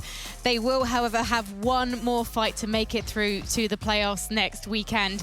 But it looks like they could be good for it, because this is a revitalized Vitality, Blair, and I am absolutely loving it. Oh yeah, this looked even better than Mirage. We thought Mirage's Vitality looking really, really good, but that CD side, I think it was Machine who pointed out how even the kill spread looked spectacular. The CD side, just a stranglehold all over the map. Even when they were going for information, it wasn't an individual place coming out. And I gotta say, Kyojin, slotting into RPK's role on that A bomb side, being an absolute anchor. So yeah, Vitality, I won't lie, I'm a little surprised at the way they've played this particular game. And for Big, the woes kind of continue, didn't see anything special. The individuals who pointed out didn't really pop off. And I think they might need to go back to the drawing board after that loss. Well, the phone is ringing, which means we should have Shoxy on the line. Are you there? Hello! Hello! How are you? Pretty good, thank you. And you? Oh, I'm very good, thank you very much. Always lovely to talk to you, Shox. Now, you seem to be in a good mood at the moment, but I wonder, how is it for you playing at home while the rest are on boot camp? It's a bit sad because, of course, I would love to be with the guys, but I had to come back home for a few days, unfortunately, for some personal reasons. But they know why, they support me, and I will, even if I'm at home or whatever, I will give everything to make the things like I was just close to them. Don't feel the difference on the server and on TeamSpeak. Cool. Congrats on the win, first and foremost. And now, obviously, you guys brought in Kyojin, another new player to replace a veteran in RPK. We were talking about it yesterday, seeing as how the other veteran is Apex, but he's the in-game leader as well. Do you feel like you have a little bit more responsibility now on your hands, right, to make some plays for the team, because you still got two rookies, right, even though Misuta has started to pick up the slack a little bit more? Do you feel like you have to contribute more than you did now with the addition of Kyojin? Not really, because it's kind of the same responsibilities as it was with RPK. The only main difference, I would say, is RPK, as you say, just was in an age that can, I would say, control himself, And when you have young players like this, and when you just their first big team, you have to be the example for them. It's really important if you want them to be in the good mood, and to make them a good player and also good persons. Shox, firstly, congrats on that win. Very convincing stuff coming out. Now, this is a question a few teams have answered, saying, we have a few teams playing in this tournament where they have a new player coming in, right? And they're like, oh, we're just playing and figuring stuff out. We're trying to figure out how we're going to go. We don't really have any plans. But for you guys coming in with such a big replacement, RPK getting replaced by this new player, what's your expectations from this tournament? Are you just looking to make a deep run, just hope for the best, or are you going for a top 4, maybe a grand finals placing? Honestly, I will kind of answer the same as the other teams. Our biggest goal right now, our main goal, is the RMR with flashpoints for the major. That's definitely our main goal, and we are taking the DreamHack itself as a big practice, I would say, for our first officials with this lineup, to make the best thing possible to come into the RMR in a good way. Shox, is there anything you have identified that you want to work on with Kyojin after this event? It's a bit too soon, first. Plus, I would say it's more a question for the coaches, I would say. But from what I see, it's not something specific. It's just that he's really a retarded guy. He's a hard worker. He's a really he got a really good mentality, and he will do damage for sure because he's in the really good mindset. But you gotta wait and you gotta be patient when you just enter a new team like this, and you have to learn a lot of stuff that he didn't know. Of course, it's sometimes hard for him to just show up individually because it's just not natural for him at the moment to play as we are used since months and even years, you know. So it's just a process. But I will give him maximum 2 months before he will show his best potential. And just quickly from me, because I know one of the analysts wants to jump into Complexity or Furia, who do you think is going to win the next match? Because they will be your next opponent. It's definitely a tough one. From what I saw, I will go Complexity if Furia don't go in their god mode, you know, when they're just running everywhere, whatever. Because even when Furia lose some games, it doesn't mean that the next game they're gonna change something, or they're not rolling on you, or they're gonna not hit their shots. So it's really hard to expect which day is gonna be. And if it's gonna be a Furia day, it's gonna be a tough fight. I thought one of the analysts wanted to ask a question then. But I had nothing. You had nothing. So I heard an enthusiastic gasp in my ear, and I thought, oh, okay, right, the boys want to ask Shox something more, and I understand why, Shox, because you're an absolute delight to spend time with. Too late, Blair. We're going to let you go, and good luck in your match tomorrow, Shox. Thank you so much. Thank you. Have a good day. Goodbye. Thanks, you too. You too. It is a funny business. I should just clarify for people watching at home. I can't see the boys, obviously, when we have Shox on screen. So I'm just anticipating. And actually, I kind of want creepy breathing from them in my ear so I can tell who wants to actually jump in. Yeah. But they kind of sound identical when they breathe as well. So anyway, I'm going to work on that one. But right now, Blair, I want you to talk. I'll work on my breathing. Thank you very much, Yanko. I appreciate it. Heavy breathing, please. Blair, can you talk me through round 7? Because we saw a little team up between Mr. Shoxy and Masuta. Yeah, like we look at the game plan coming in from Vitality, from a macro perspective, it looked good, but this I love this. It's a 2v3. They trapped up a bomb site, right? Immediate decision being made by Shox and Masuta because they were getting surrounded by the members of Big, and the upper bomb site was looking a little too rough to deal with. They immediately pivot and head back down towards the defense, towards a lower bomb site, and just these small little micro decisions being made in scenarios like this, these 2v3s, these 3v3 scenarios. I feel that's something that can easily get overlooked because it looked like Vitality just ran away with this game, but it's also moments where Big might have had a chance where they had Vitality trapped, but somehow just some magical stuff. And it wasn't just raw individual skill or aim coming out from the French side. It was also some great on-the-fly decision-making, just working in tandem with each other, which I really, really, really appreciated, and I wanted to highlight. Yeah, that shot from Masuda as well. Like the bomb is in the middle of nowhere and it's smoked, you know, for some of those post plans, like you have a lineup so you can kill the diffuser easier. He was just like going for it, and just before the flash popped as well. Big had a really good setup, but just today wasn't their day. They lost a lot of those clutches, or just, you know, 2v3 situations, 3v4s and so on. They were getting outplayed a lot by the Vitality guys. Well, boys, thank you very much for joining me. We've got a few more highlights, actually, before we go. So let's enjoy those. For Big, I loved when I saw them obviously get destructive with the Deagles and take a few more risks. And it maybe felt like they were just a little bit too restrained. And then on their T side, they just got bullied by Vitality, who just took advantage with them and punished them with the rotations every time. Do they just need to get the confidence back, Yanko?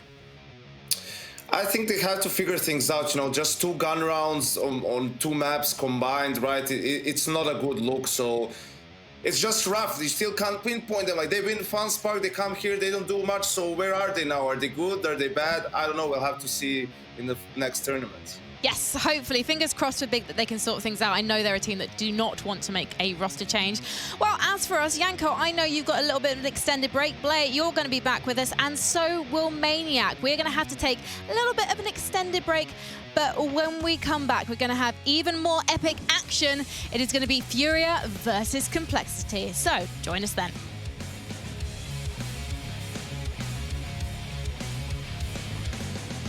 Some people just want to watch the world burn. Yeah, I think that sounds like a plan. Handling big guns requires even bigger guns and an inordinate amount of skill.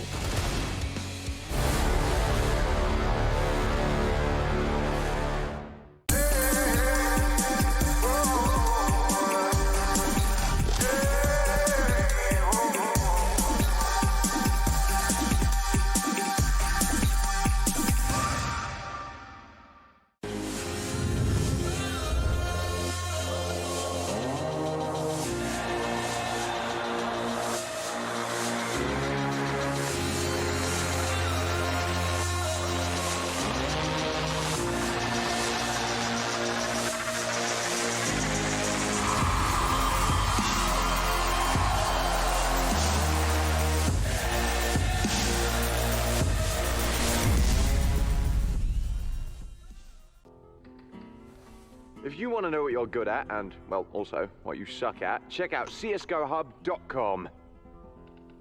Coming!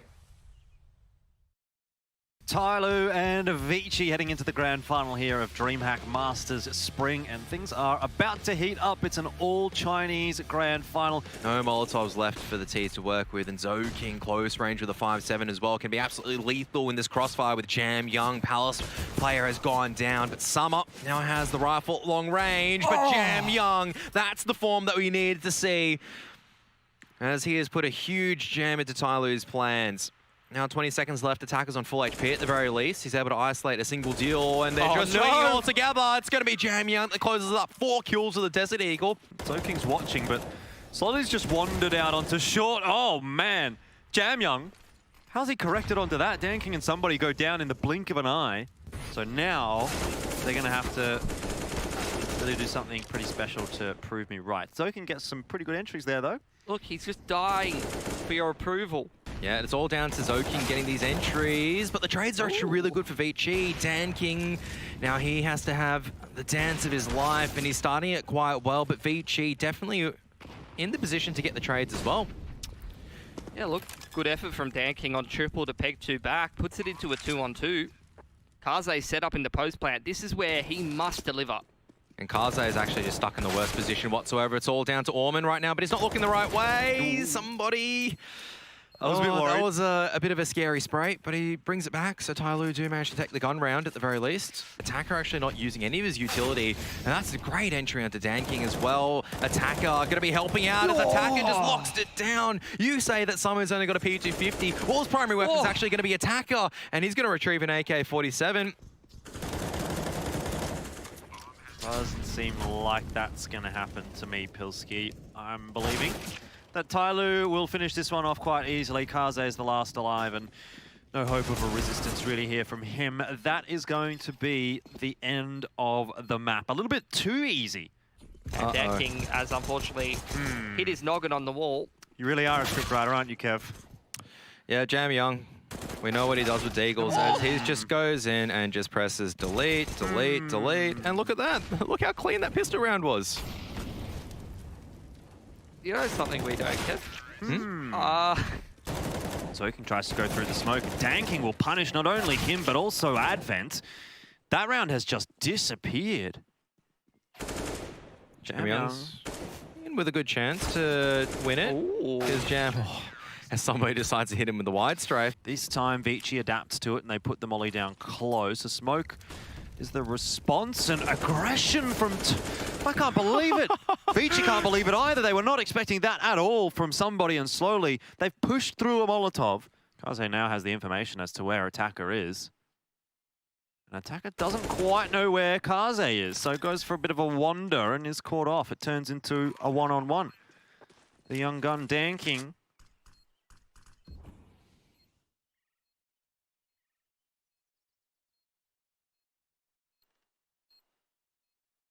I feel like this is all down to timing at the moment. Is he going to push through the smoke before Kaze can spot him? And he's been pushed through, but Dan King can't land the shots. Kaze's able to get the flick. This is terrible. It's like, it's a 2-on-3 at the moment, but Jam Young's actually snuck through. Hang on, this is not terrible at all, but he hasn't found where Dan King is. Jam Young manages to sneak through and find the timing. Is slowly going to check T-spawn is the real question. Advent's getting this information. Advent's relaying. Oh, no, that's BM. Oh, man. Somebody has made a few shots over there at A, but no one's really rotating for now. Might be another fake coming out, and this is all down to Zoking getting a few shots in at mid, but looks like he's been punished for it. Advent and Orman trying to stay alive right now, but 2 players on the site, as somebody's able to get the entries working just for now. Kaze close range with the Deagle. This is starting to fall apart for Tyloo at the stage as Kaze has retrieved an AK-47, and Summer is just flying in there with a MAC-10. Had to. No. Orman's alone at middle with 40 HP. Summer going to retrieve that AK and put the bomb down. Orman's just running at him. Oh, and Summer's just bailed Tyloo out of an atrocious situation. Kaze's got the AWP. Flashbang comes forward at a pretty solid time as the entries actually falling back in the wayside as VG. Zoking stays alive underneath Diggity for long enough. Have to go in now. They do have a kit to play with at the very least, but Attacker with the AWP from New Box misses the first shot, but somebody might be the point of difference. Attacker switched back to the rifle. Now it's all down to the 1 and 2. Jam Young just cannot break the crossfire. Tyloo not seeing that something else at this stage. Dan King struggling in terms of getting the kills slowly. Oh my goodness, Zoking just pushing straight down mid, looking to end the round by himself. Jam Young actually able to get into SL as big. Kaze finds a kill, Advent gets one as well. And where is this round gone? Tyloo was supposed to win it, and now a 2-on-3 for Dan King and Orman. As you mentioned, without a kit, they have to speed things up here. It's just not going to be possible. Kaze. That is a discussion that we'll have to have later when they do end up knocking over Train. Attacker will delay that. One would think he's fallen to Kaze, but Dan King comes around behind. It's a 2-man spray down just as the bomb plant. Gonna try and chuck a nade onto these last 2 Ts. Actually, it's a double nade onto Advent. See you later. That's going to help the stats. They've just big brained the big brain himself.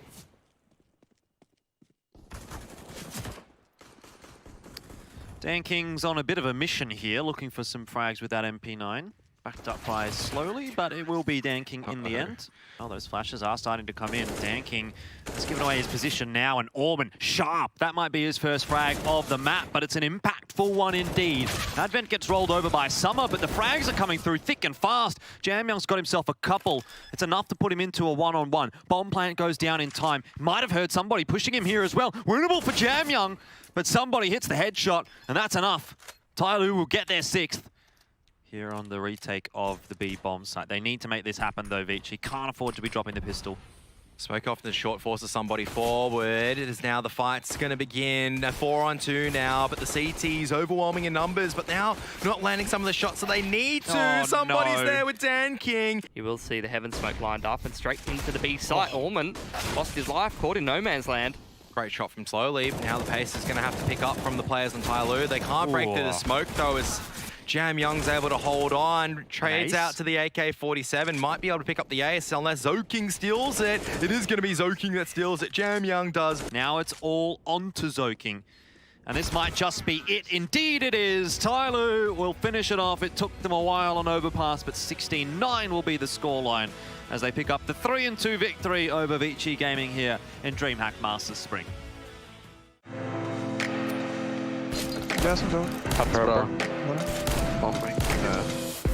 Мид. Давай.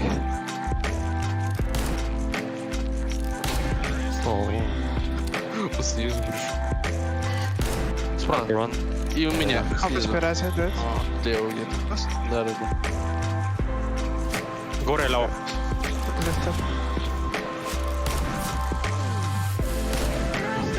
What?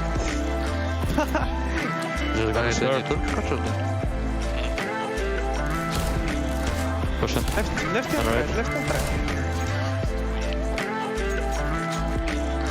Горе един флаш дори. Right. Left, right. Nice. Up left hand. Он слева бил. Где-то справа. Right lower. Справа. Nice.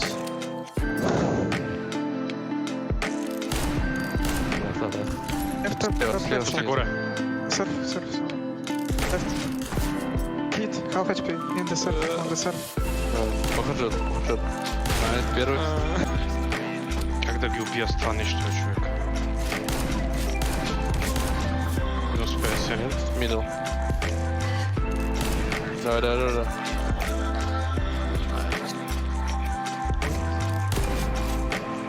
У меня твой слева.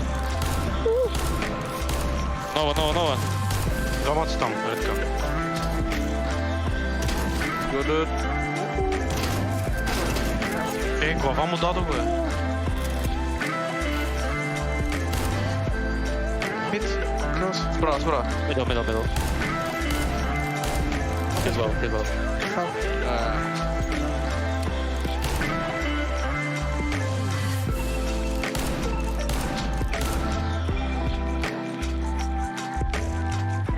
Горящий масур, немає. Left hand. Я прилетел. Убил, найс. Up left. Попал в него, по тобой тип. Вот.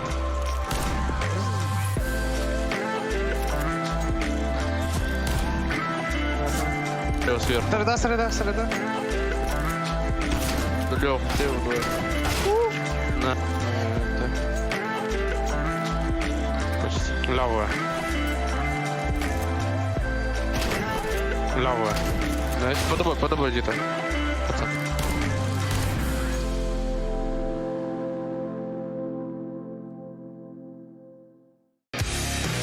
We're moving on to the North American Grand Finals here at the DreamHack Masters Spring 2020. An epic best of 5 coming your way between none other than Team Liquid and Furia. 5v3 for Liquid. They're going to try to pressure onto this B site. Case Dorado at bat, dodges the flash. The MP9 is good for the first two and nearly even the third. But that does give Yuri a chance. He's very quickly back in from Market, and he's blowing them down. Last man up is Naf, and he's thrown over Yuri. Tagging Henny to 55. Now that's a big deal because you can see those half bars or less for Furia. A bit of a labored spray from Henny, but he's good for all three. Dude. And yet another pistol round, but Naf, well, he's sitting back behind the triple, peeks out, double headshot, triple headshot for Nafly. He's looking like a liege, but it seems like Twist's now gonna have to take some of this burden. Ooh, that's a chunky frag. Now, Stewie having his attention turned in two directions, and Art, he's gonna best that front cover, so now it's up to the catwalk players to try and come in, but it's a crossfire in all regards. Nitro able to add a third frag to the round, a fourth! Stewie and Nitro, 2 versus 3, with a health advantage over a couple of these Furia players, and Nitro with the element of surprise, but he gets called out by Case Dorado. Now it's Stewie in for the 1 versus 3. That P250 last round is the reason Liquid have 12, and he is stranded in Sandwich, looking for a way to get out of here. That smoke grenade not quite on the mark. Oh, a second shot and another chance for Stewie. Time too far gone. That's Furia with 15 on Mirage. Holy, man, they had to earn that one, but a great round nonetheless. It is 2 of these CTs down low already. Yuri in with 1, a second, and a third. Furia answering back with only 1 health to make the difference. Just the pistols being taken apart here on the A site yet again. There is the peek from Stewie on the flank, and he will drop bomb. Gets away unscathed. Fresh magazine in the CZ. 12 shots for the 2 kills, and he's gonna do it! Stewie 2K. Yuri claws it back, 1v1. He's just tapping through the tarp. A single shot will do the trick, and he's gonna get it. Yuri stands tall as Furia lead by 10. Starting to come back around these corners. He's gonna try to look for the angle, but look at Naf's position here. He's on top of the fence. So very awkward for Case Dorado to try and get the bomb back. That smoke grenade could be exactly what he needed. He does a bunch of damage to the player in the back, and Naf, well, he's just got that 67 HP. Case Dorado, a little bit more, but not too much time, so he ducks out the moment he gets the bomb, and then almost swoops back into Connector to steal that kill. But Naf now only coming up. Molotov at the feet of Case Dorado. He swings out wide, and Naf doesn't keep him pinned. So Case Dorado, he's trying to hone in on this. And Naf, he's dropped. Furia taking the round. Says, respect me. Nap, he's got a bit of room here. And more importantly, he's picked up that M4, so he's going to continue on his flank to A, dropping another body. Yuri, he's tagged up low, and we may just have Team Liquid with a bit more fight in them, but Serato has found the bomb. Oh my God. Dude, the case is wide open once again. Serato sitting on the off angle. They're coming to trade, but the first guy coming out, he's low. The second guy, instant headshot. It could be a 1v3 to put Furia on championship point, and we know what Serato can do behind a smoke in the clutch. And these are very new angles, man. It's not a comfortable position for Naf to have to try and retake this. This bomb, Serato just sitting on it like a mother goose. He hopes Nafly walks into the crosshair. He's gonna swing, and Serato does it dirty. 1 versus 3. This is his map. We've got Team Liquid limping in. They've got 2 Mac 10s, 3 Deagles, and Art, he's gonna do it dirty again. He's on the back of this A hit. He sees the bomb already, and it's 1:35 still to go. Dude, they have no idea. They're gonna come down the ladder in front of him. He's gonna show that he's right there. Yeah, there's a player that can flank. He's gonna get that kill too. Done.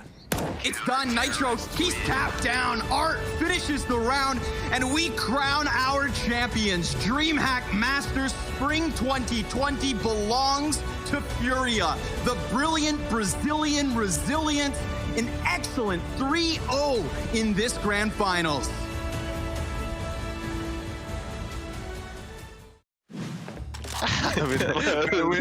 Weird. We're never gonna hit anything. I saw you. No. No way. Trying to just fly over. Oh. Oh. This is so hard.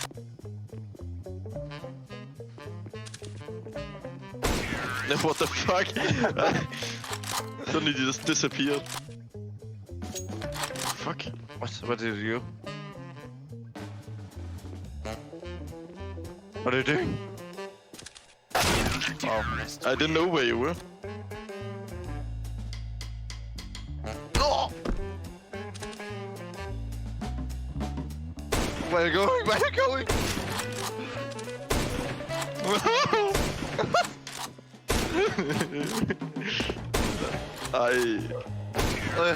Fuck!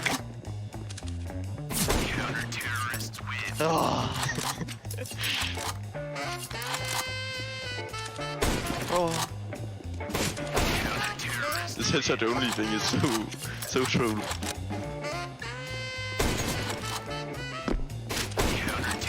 I'm trying to no-scope sometimes.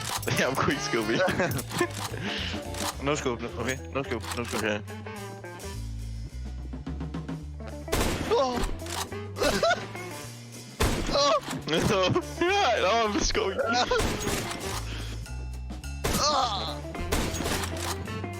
Yes! Ah, fuck! Oh, we're thinking the same.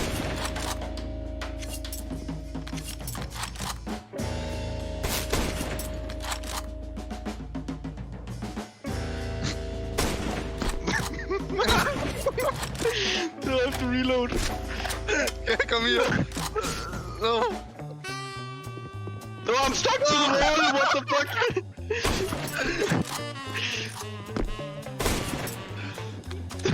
Yes, I'm so sure that why did the wall stop me?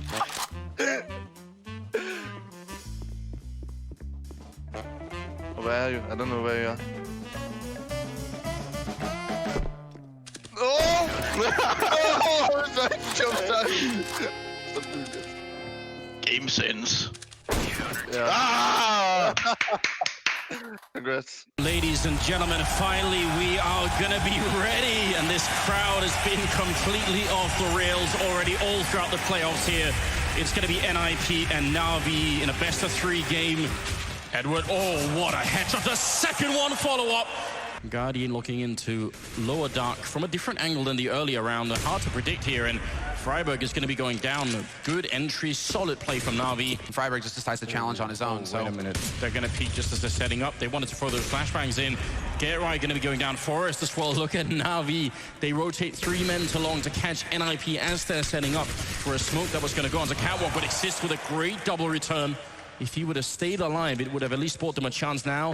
Pick going to be alone, and he goes down to Guardian, who picks up a quad kill. Forest playing a huge round right now with 3 kills. Still not that much HP left, and he's finally going to be taken out. Flamey returning with a double kill. And all on Freiburg here. 1-on-2. Plants with 9 seconds left. Stands up from the box. Sprays down. One has to turn around. Got the deagle in hand. He's looking for the shot here. Flamey, he can't jump. If he jumps into the deagle, he's going to die in 1 shot. He really doesn't have enough health for that. He's on the other side with the M4 in hand. He's going to make the jump shot once. Freiburg there. 1 bullet's all it takes. Freiburg, he's got 3 left and 2 in the mag here. He's going to take the chance and reload. And Flamey trying to get closer. Oh, top of the shot box. Flamey, what an incredible clutch coming through. And Na'Vi going to pick up a 9th round. Unreal play here. And again, he was also at the bottom of the scoreboard earlier on. But there seems to never be a big tournament where Flamey doesn't show up. No, and Exist is so far away. He is rotating in now. He's trying to put the flashes in to help Freiburg out. Freiburg turns away. Good comms there. Does spot the one at the exit the house. He knows that somebody's behind blue as well. So there's a little bit of information for NIP to go off of, and just full faces, but he gets tagged down to 60. Oh, but look, they're rotating Piff in as well. They got the setup here to try and deal with this, and now come the Molotovs. There's the spray coming through. Exist just saving Freiburg, and he gets a 3rd kill as well. It's a fantastic shot down of the Na'Vi push out there. Oh, they're coming around this corner here, but the thing is, they don't have armor. He could chew them up right here. Not checking the first one. Get right, letting them through. There's a 1-2. Goes for the triple. Get right. Shutting down every single member coming through. Leaving Seized alone. Just a few seconds left now. Gonna go for the shot, and there it happens. Edward takes one down. Seized in a 1-on-3. Dodging through the smoke, but he gets found by Freiburg.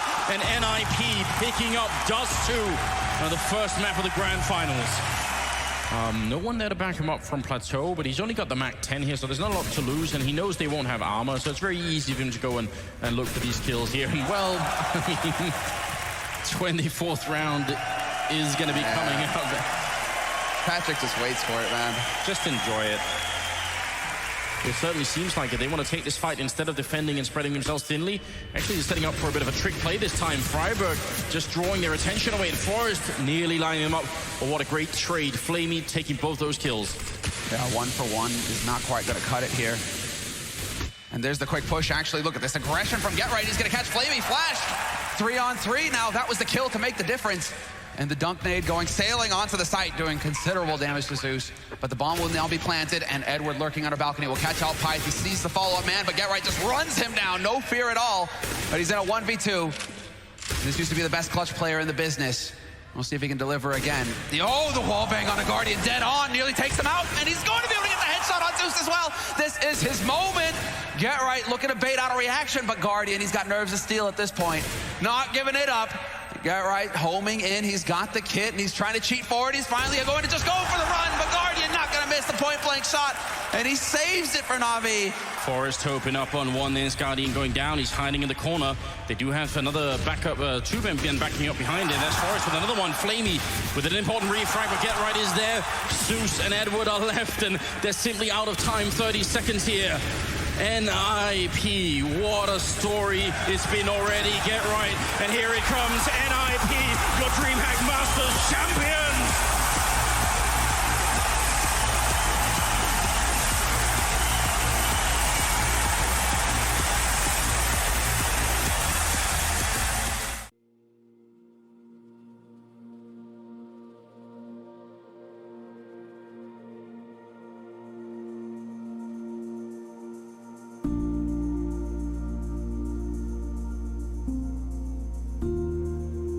Oh, how gosh darn adorable that is.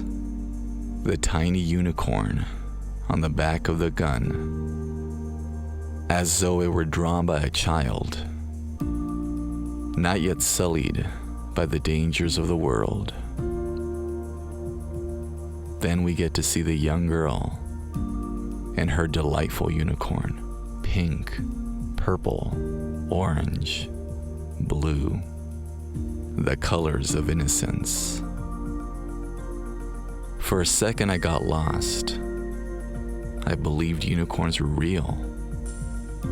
You forget the reality of war until you remember it's on a nasty weapon. Don't let the gunfire get you down, kid. Fly, unicorn, fly.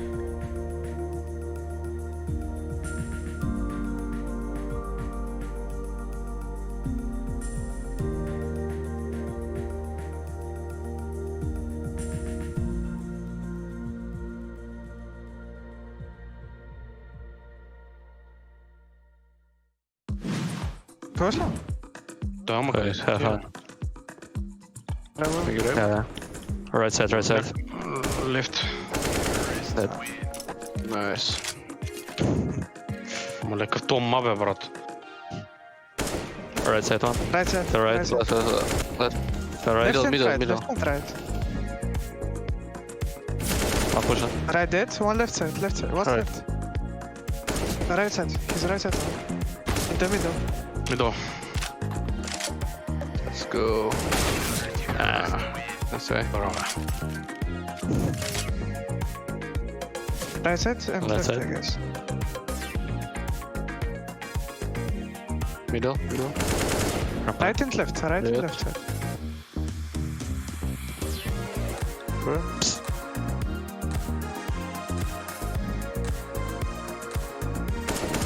I don't see him. Left upper. Here. Yes.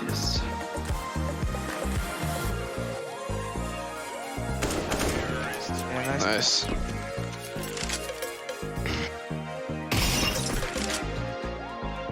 I play aggro now. Right side. Dead. Middle. Left side. Upper. Yes. Oh, bravo.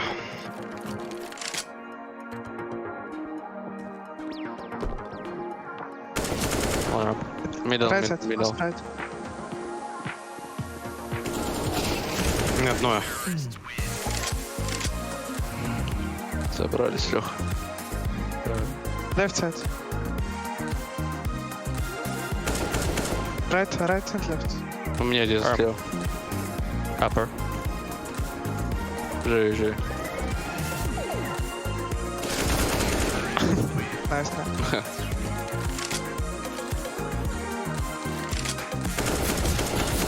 In middle. Слева убил. Upper. Кто мапа, чувак? Ау? Дигл могу выбрать? Лeft side. Left side. Right Left and side. mid. Убил справа. Left side.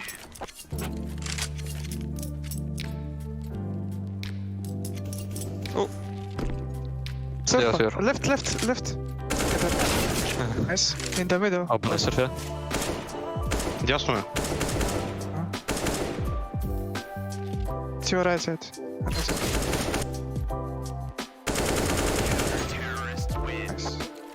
Кему заходит?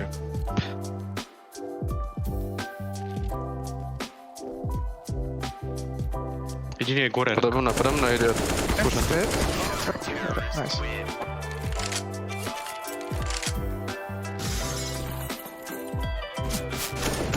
Left side. Слева сверху.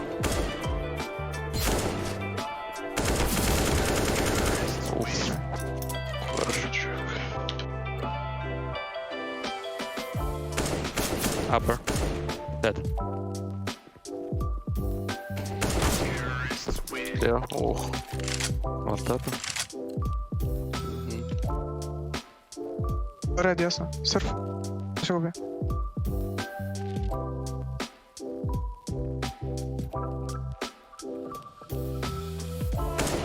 Лево. I'm on red bull.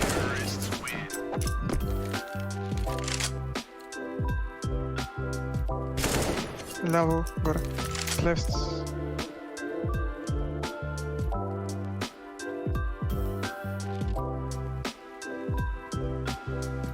Чуть изучим замок кремом излезет. Nice.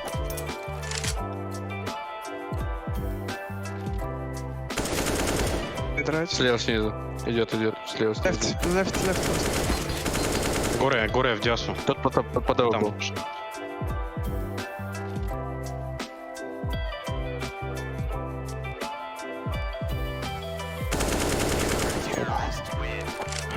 Дентей. Я испугался. Right. Диасу, поправо пушит.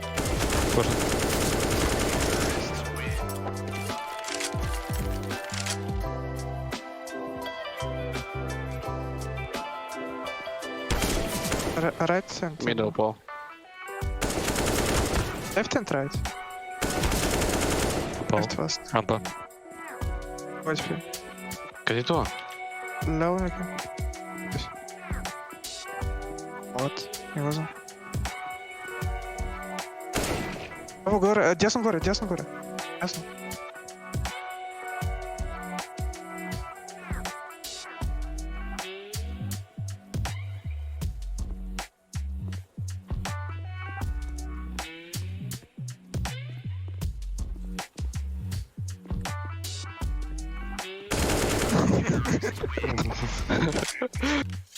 Да.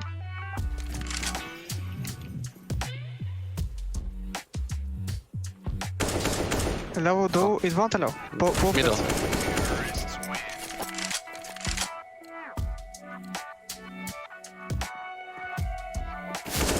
Слева. И центр. Главу и мидл. Диасу единия. По проводе. Ясно. Перед нами. Найс. Alright. Nice.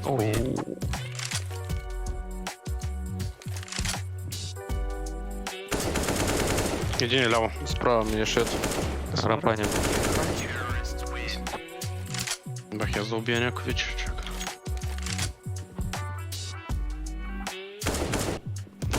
Справа. Лево.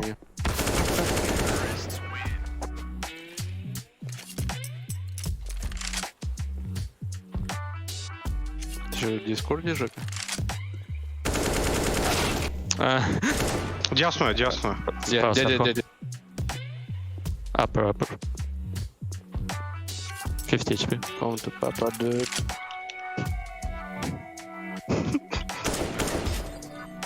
Oh my.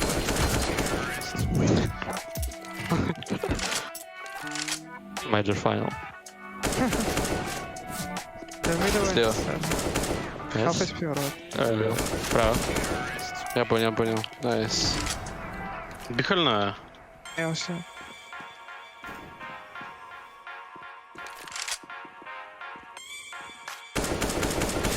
Right.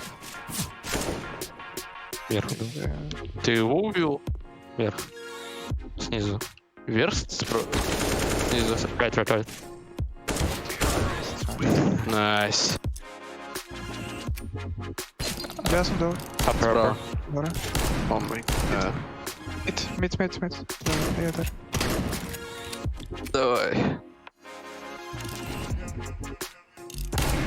О, он снизу пришел. А как так?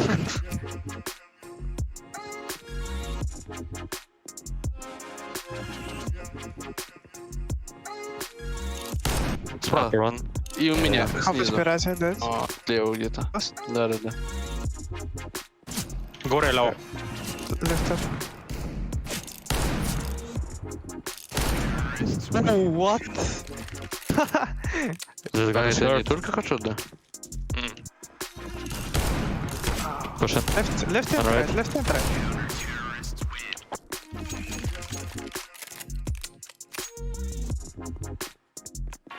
Горе единия, флауш, дури. Right. Okay. Right side. Right. Last right. Nice. Я упал, Алексей. Да, но я увидел его. Right. Upper right. То есть минус 5 единия. Right and seven. I can press, I think. Push. Left, close. Left, nice. Right side. Давай, Леха. Nice.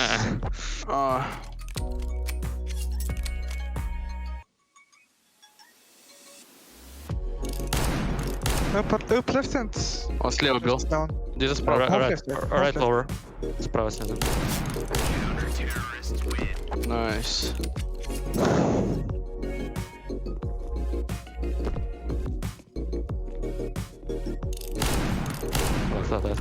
Left up, Слева, up слева, left. слева. Горе. Surf, left. Hit, half HP, in the surf, on the surf. Да, по хаджеду. Найс, первый. Убили гоя? Не, посрато. Справа сверху. И слева, да? Тоже минус 5 соединения. Right side. Left upper. Maybe surf. Still there.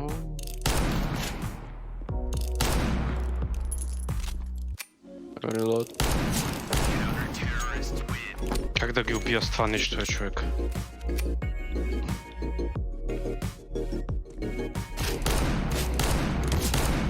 Минус 5, Middle. Да. Смотри, уходите. У меня твой слева. Нова. Два маца там, редка. Let's go, dude. Глава му даду, бе.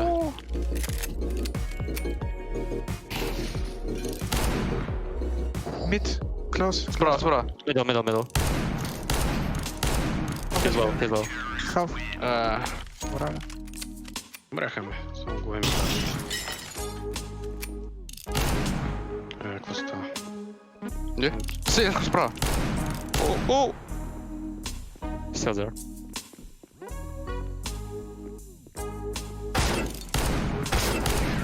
Браво. Вау.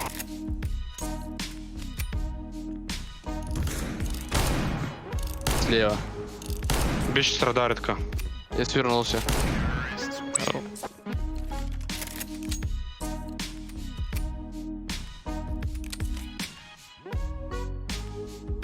Горе ще йому сигурно немає.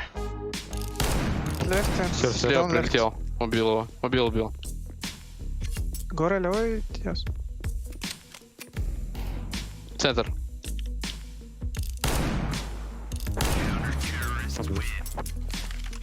Найс.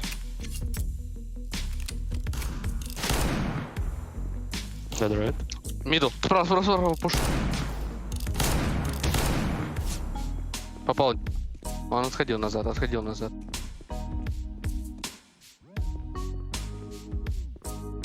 В тело ему попал. Найс.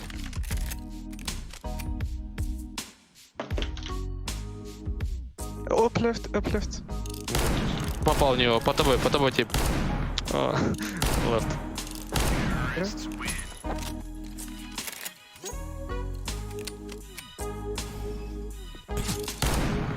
Правильно.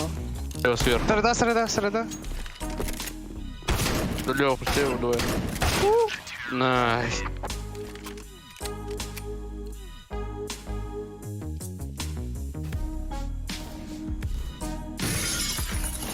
Right and left. Up right. У тебя двое по тобой. Еще один. Yes. ПС.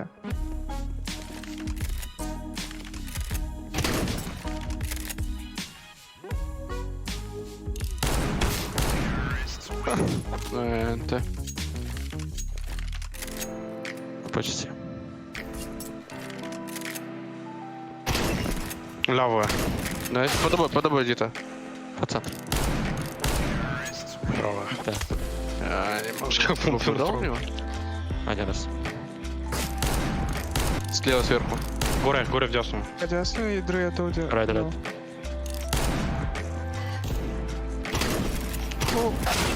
Left, half HP. Our time. Да, собрались. Горе в дясну. И горе флау, горе в десну, горе флау. Один пошел к тебе налево вверх. Пошел к тебе только. Направо пришел. Красный.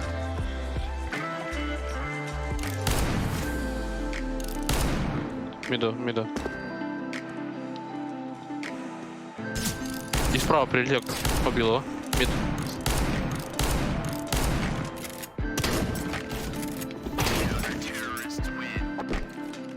Без тягу, кстати. Сам не играл никого. Раз. Слева сверху. Гора. Горе на ПС. А, пошли меня. Бро, редко сам. Ты с губ стимул гибим. Слева сверху. Право, море. Лево. Ну. На ПС.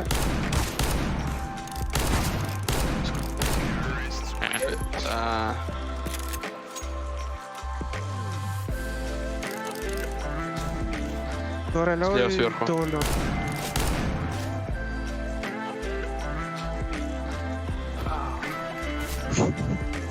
Ясно я ходишь? А, не. Да, ясно быстро. Горе, ясно. На ПС. Как я я даже не летал. Слева сверху. До среда и горе лево. Един хит е. Къде? Горе флау.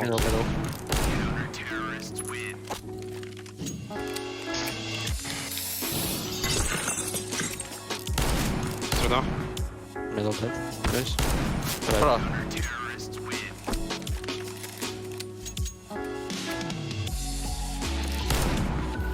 Слева сверху. ПС. Убил. Nice.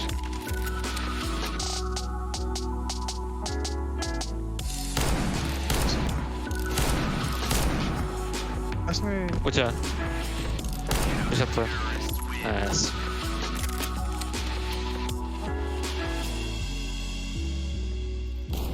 Left. Седем. Left. Nice. Nice.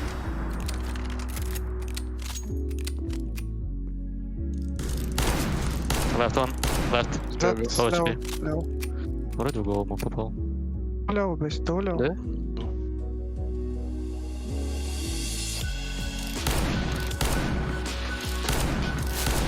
I hit.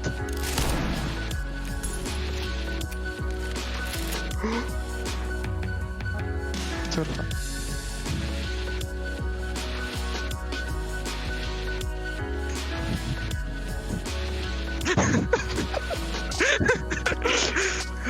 Get some troubles.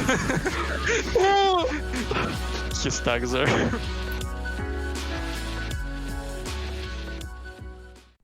So, let's see what we have here. Oh, that's kind of eye-catching. It's some kind of punk rocker, anarchist-style skin. So the name is Neon Revolution. I don't think I've ever seen an AK like this. So bright, pink, and green. Look at that texture and the paint. I can almost smell the fumes. Anarchy. Feel that word. Key. This is a weapon for the Suicide Squad. This is a message. Don't screw with me. This is attitude. Beautiful. And now, it's time for Wrong Answers Only. The aim of the quiz is to give me the wrong answers only. Okay, I'll try my best. So, are you ready? What animal can you shoot on Inferno? Well, elephants. How does the bomb sound? A good question.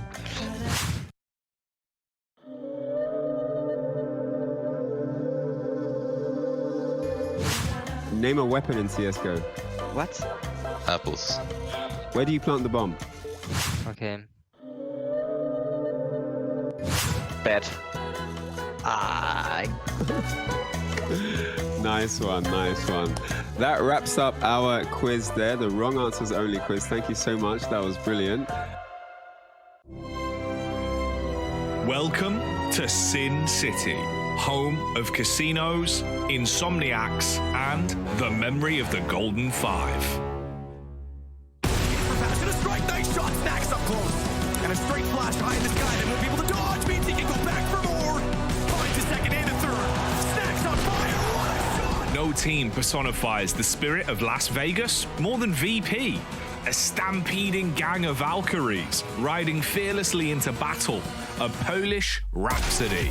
Virtus Pro are playing against SK for the DreamHack Masters Las Vegas final. If you were a gambler, you knew better than to bet against VP on LAN. This is a team who will take a gamble, ignore the rules, and roll the dice in your face. And it's versus one of the most calculated hitmen in all of the world, coldzera. Everyone else is at the table, and coldzera is the dealer who puts himself with the winning hand every time. Looks to be enough to shut them all down as Config's the next in line. And giving up the AWP due to the HP. Cobblestone goes the way of SK. The Brazilians shut down VP. VP have their backs against the wall, but it's not unexplored territory for this team. In fact, they feel confident.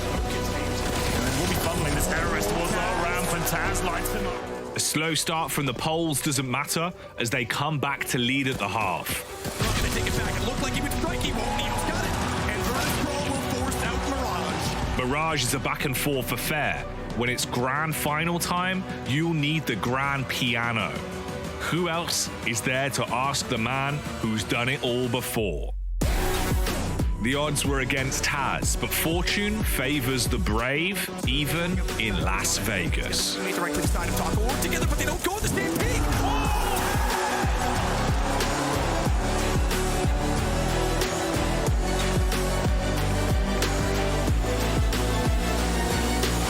Sadly, what happened in Vegas stayed in Vegas, and that was the last time the Golden Five were perfectly in tune at Masters. Maybe it's time for a new symphony.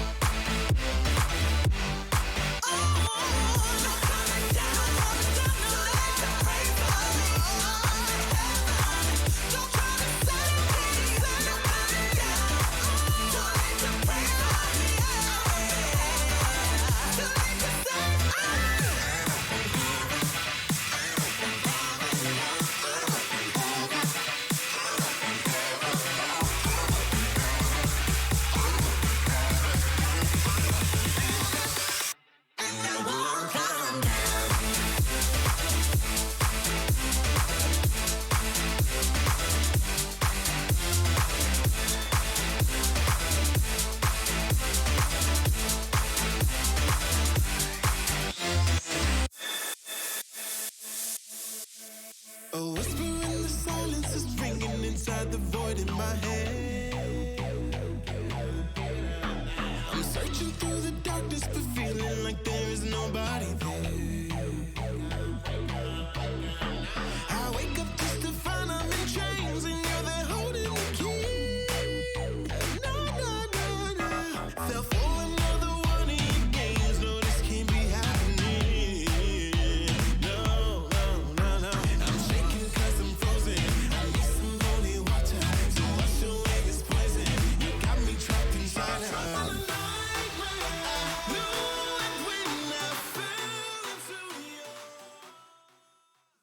Do you think you know everything about CSGO? Then stay alert and look out for the DHL drop quiz on the ESL CSGO Twitch channel.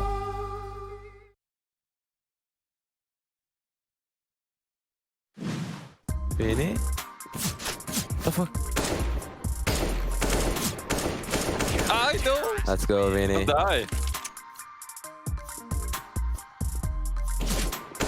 Ah, no. Vinny. Nice. Cacerate. Cacerate. Too much jiggle. Yeah. Aye. Come on, Vinny. 96. 96. Ah, man. You know, I have 40, Vinny.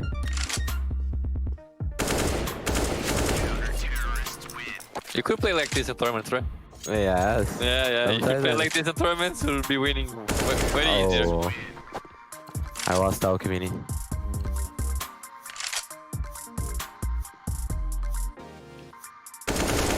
What the fuck?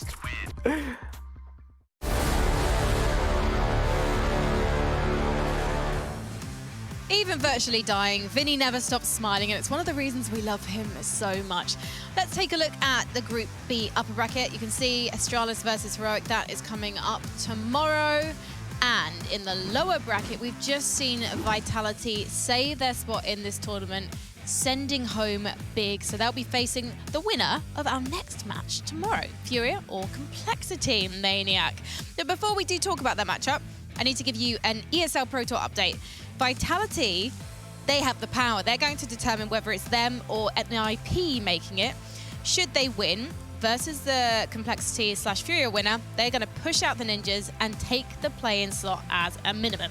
So they could still actually have a direct invite to the event, which is also quite scary when you think about it, because we could either have ZywOo or Device at Cologne, but we can't have both. Don't make me choose on air. You know my mind is made. And for NIP, if you're watching the tournament right now, must be a little bit shivering to see Vitality finding form, finally have a clean best of 3 against Big. I watched the game, I watched you guys on the desk with the floating heads. That was a good game. It was a good game. Blair, you didn't think that Vitality were going to win. You thought I was an idiot. Yeah, yeah. I guess sometimes, you know, broken clocks rise twice a day or something, right? That's how the saying goes. But jokes aside, Vitality really played very, very well. I'm sorry, Matthew. I know. I'm not French, so I can be a little bit more logical about things. I'm not that passionate about life anyway. Vitality impressed me. That was a fantastic 2 maps coming out from them. And for Big, I don't want to take anything away from Vitality. Big did look a little deflated. They seemed to be a little lost on the T side and everything. But the French, they came in swinging and they swung hard. Well, in this matchup, we're going to see Furia versus Complexity. Complexity actually sit within the play-in spaces for IEM Cologne. And if they make it to the semi-finals, they can push Spirit out of the main stage spot. And their Brazilian friends, Furia, are already in. Ooh, that would be a huge, huge payoff for Complexity, as you mentioned. Both teams in quite a similar position, you know, trying to find the glory that once was. Both teams that at some point in the rankings were a little bit higher than now. They've had to undergo a few changes. Would it be desired or unsolicited? You know, Obo leaving for personal reasons, Henny going out of Furia. A lot of parallels being made between these two teams. And they leave us with a lot of questions, at least personally. Not exactly sure what to expect. Now, when we saw them on the A stream last, it was a 1-map series. It was a best of 1 that we opened things up with. It was against Big, and it seemed like Furia didn't have a backup plan. They were not expecting Big to play more for duels as opposed to their usual executions and utility, and they suffered. They struggled to adapt. And I'm just wondering, Blair, if you thought the same thing. Why are they struggling to adapt? I have to agree with you. When we saw Big allowing Vertigo to be picked up as the map, the best of one, I was like, yeah, Furia should be super happy with this. But then we saw the shutdown on the CD side, and it's kind of scary if Art gets shut down on the T side. It's almost like Furia. They just don't seem to have any answers, which is very problematic. Even the win they had over here against Pain, it wasn't as comfortable as I would have liked it to be for Furia, right? It was 16-12, 16-12, if I'm not mistaken, comparatively pretty close games. And then they get completely destroyed by Big on Vertigo, 16-6. Mind you, Big have been struggling as well. We just saw the way they lost their vitality pretty convincingly. So for Furia, a lot of question marks, and it's not going to be any easier. Complexity, they've looked good. Yes, they lost to Astralis yesterday, but that doesn't mean much, because Complexity as a whole, if you look at the recent results, have been looking much better than Furia have. Well, if you've been living under a rock and you're not sure who Furia are, they are ably led by an absolute man. He's called Art, and this is what you need to know. Do I look like a man with a plan? Some leaders are calculating. They like to outsmart, outmaneuver, and outplay their opponent.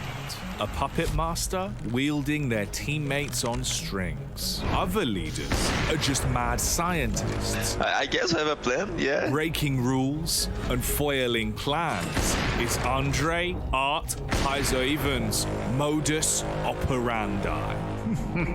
A man who straddles the line of good and evil, of genius and insanity, of entry fragging and of dying immediately. There's like a lot of rounds where I do my play and I end up dying. That's part of it. And then I can call the round better because I can see everyone's screen. Art is a commander doing the role of a foot soldier, not content with sending his army to do his dirty work. We've got Amanek close on. Oh! He believes that only the place to lead is from the front. I just play my game so I can have way more control of what's happening with the enemy rotations. So I can abuse that and I can have my teammates to find the gaps. The Chief of Chaos cares not about winning. He cares only that nobody else does. His desire to bring himself to the top is only to disrupt the natural order of things. Some people just want to watch the world burn. So basically, Art is saying in that video that he actually wants to die first. He just wants to die early in the round so he can then pull the strings for his team. In other words, he doesn't like multitasking, 4D Maniac. chess, 4D chess. You know, don't have to play if you can just watch your teammates play.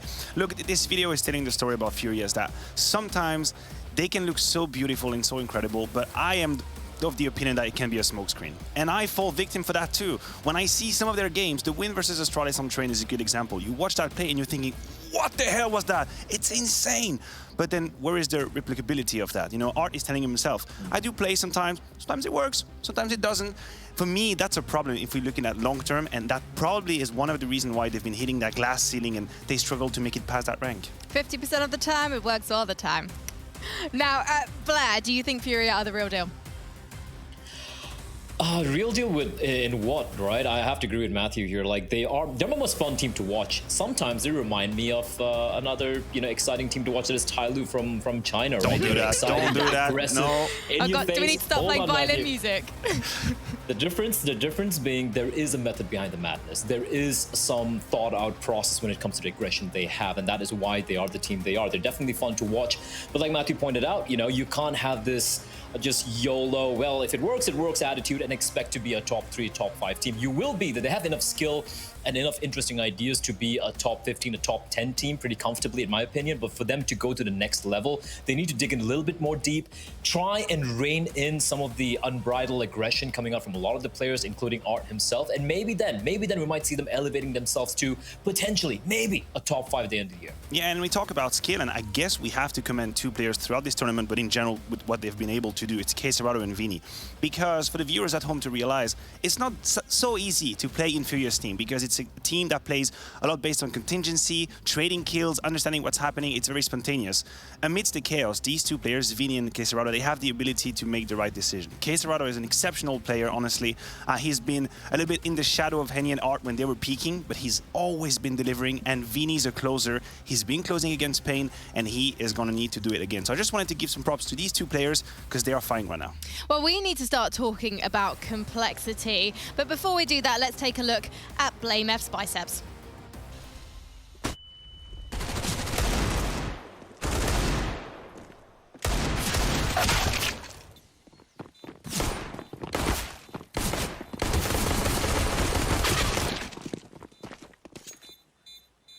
So basically the production were like, Frankie needs to be given some ice, water and a fan. We're not going to give her BFG yet because she's uncontrollable right now.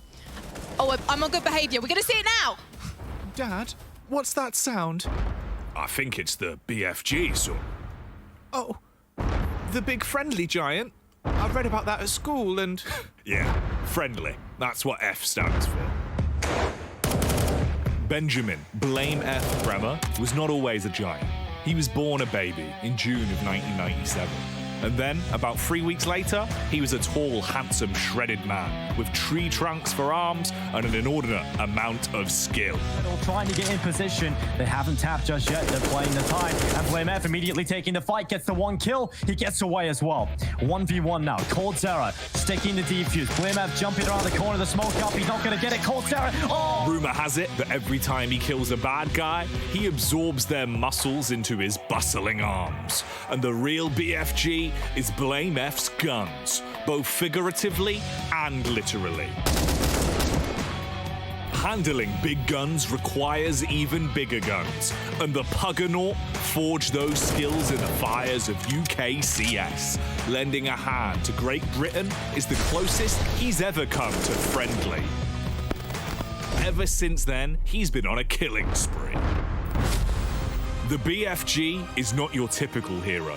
He is not the hero complexity need, but he's the hero they deserve right now. Don't miss the action thriller of the year, the BFG.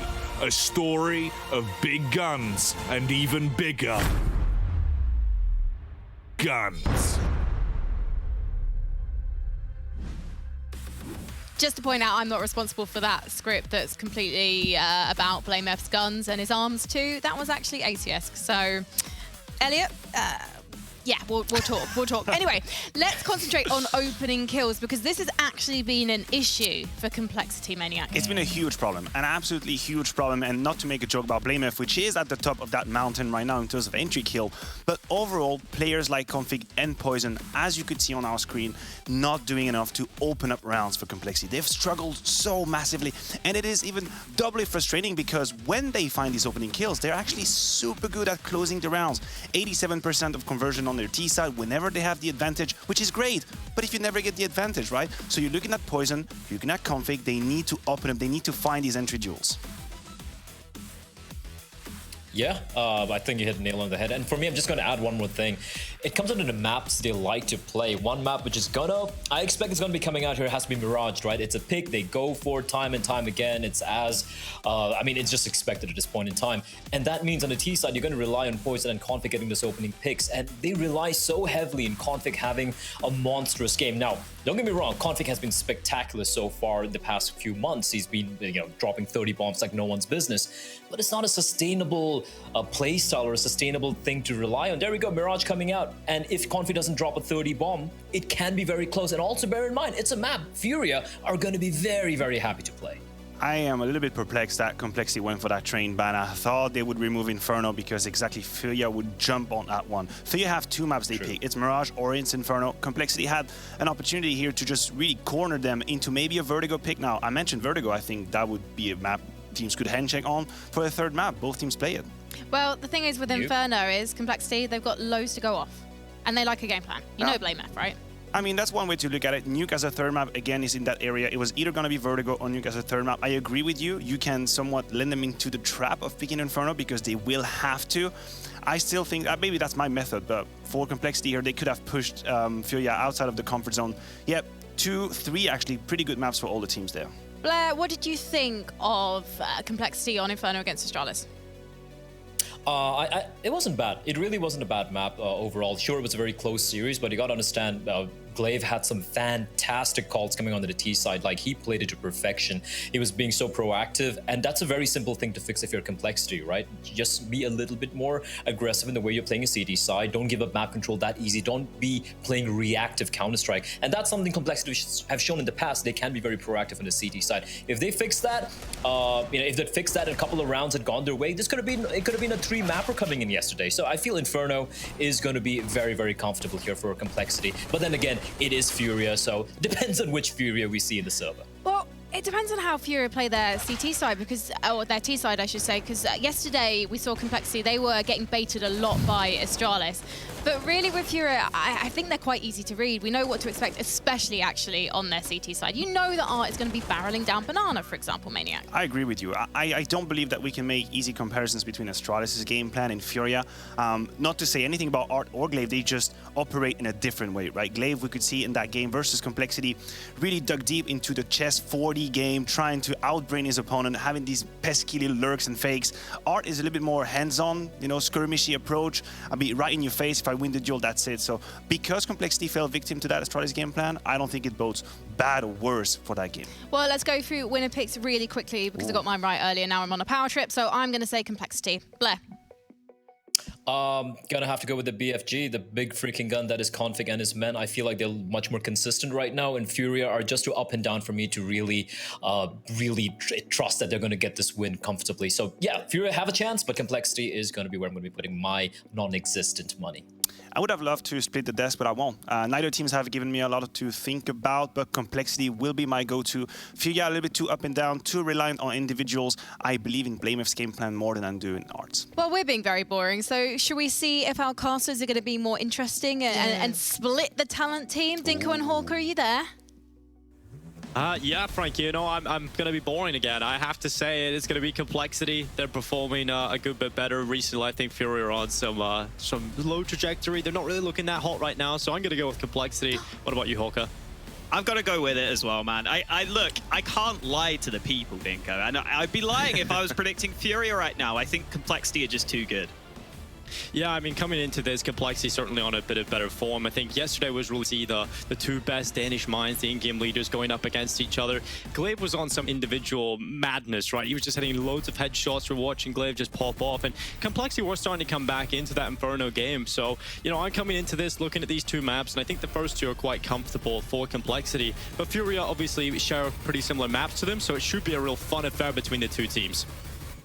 And the one thing I will say about Furia, right? Yesterday, I used the analogy of Big being like the team that I imagined playing like in my dreams. In a perfect world, I'd be playing CS like Big. I'd know all the nades. I'd have all the timings right.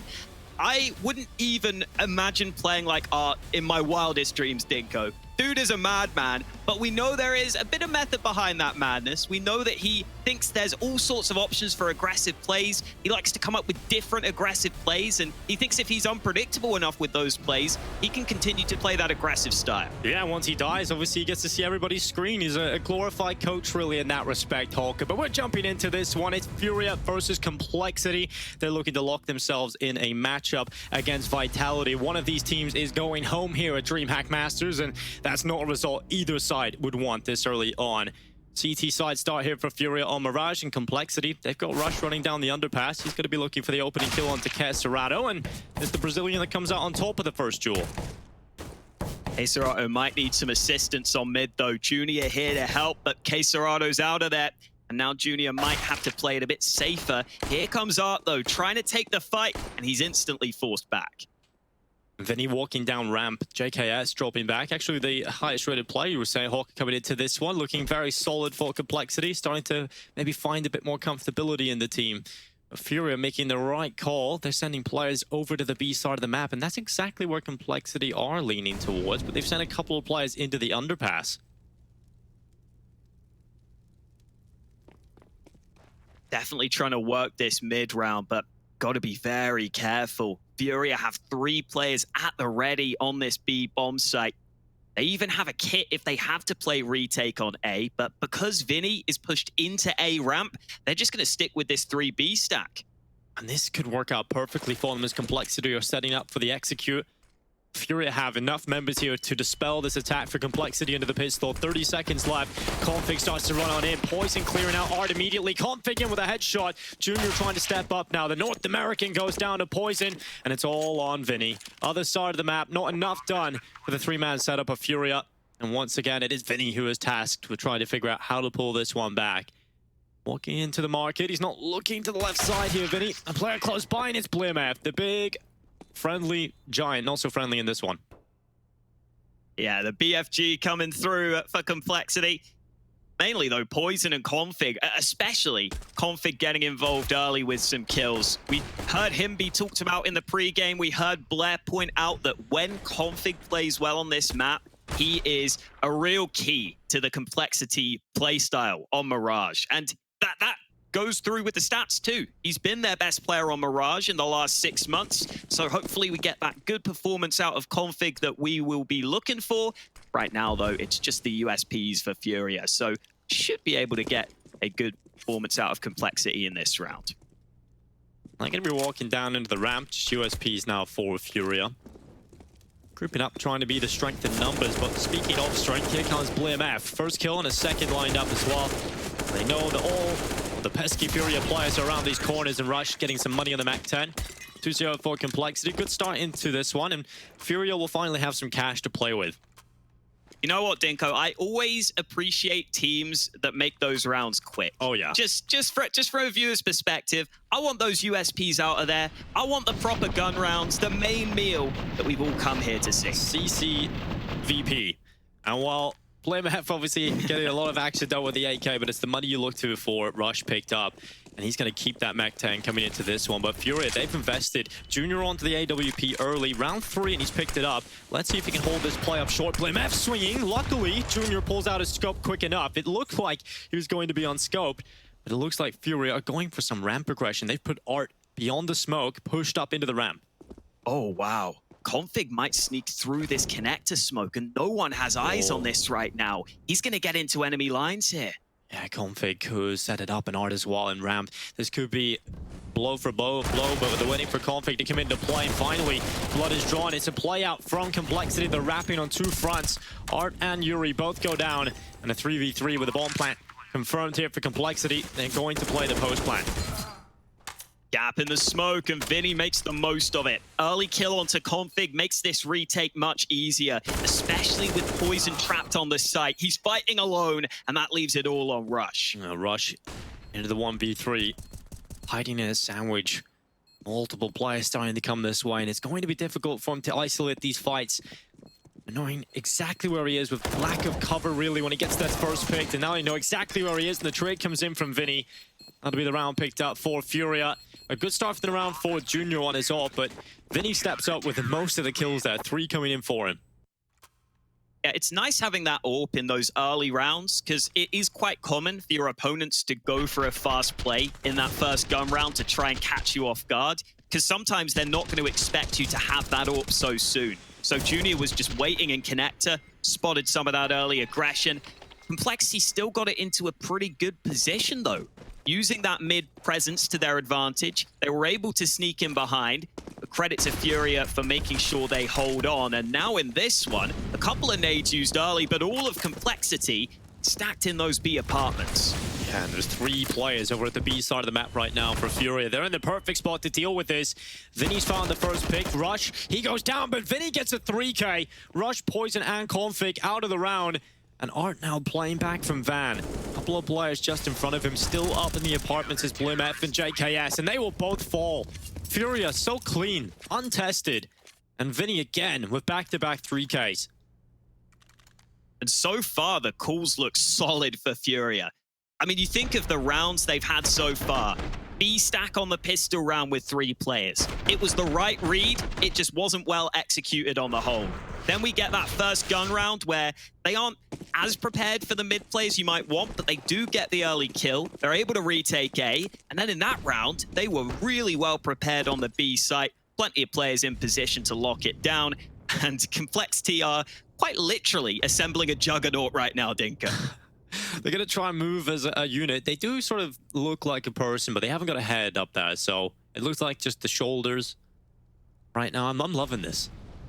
Let's see if any mid-aggression comes in for Furia. This seems to be the anti-Furia pistol strat, right? You kind of know they're going to walk into at some point. I'm hoping that comes through in this round, but Furia respecting this round. They should have an idea that the money is not that great for Complexity, so you don't want to be giving away any of your weapons.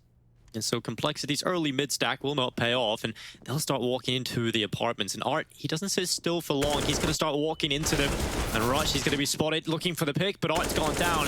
That does put a little bit more pressure now onto Cacerado. The Glock's running them down, but Vinny's itchy grenade is welcomed by Cacerado, who steps up with a 3K. And BlameF now with the AK. He's been able to pick up off the hands of Art. He's still got 3 players to collect here, and it's all about damage right now for BlameF. He's not really looking at the round win, but he's found the first, and now he might because they're separated. He's got a couple of chances here, but with 35 seconds left, BlameF is just going to run away, and Yuri will hear these footsteps. He knows he's gone into underpass, and BlameF knows the time is limited, but Yuri is so ready. BlameF's going to go down here, but he hasn't been able to pick up the kill. Nearly flicks back up, but Yuri comes in. He saves the day for Furia. That was so much more uncomfortable than it needed to be for Furia. That's a win for Complexity. Not a round win, but a win in the economy game. Getting 3 kills out of that round where they invested $300.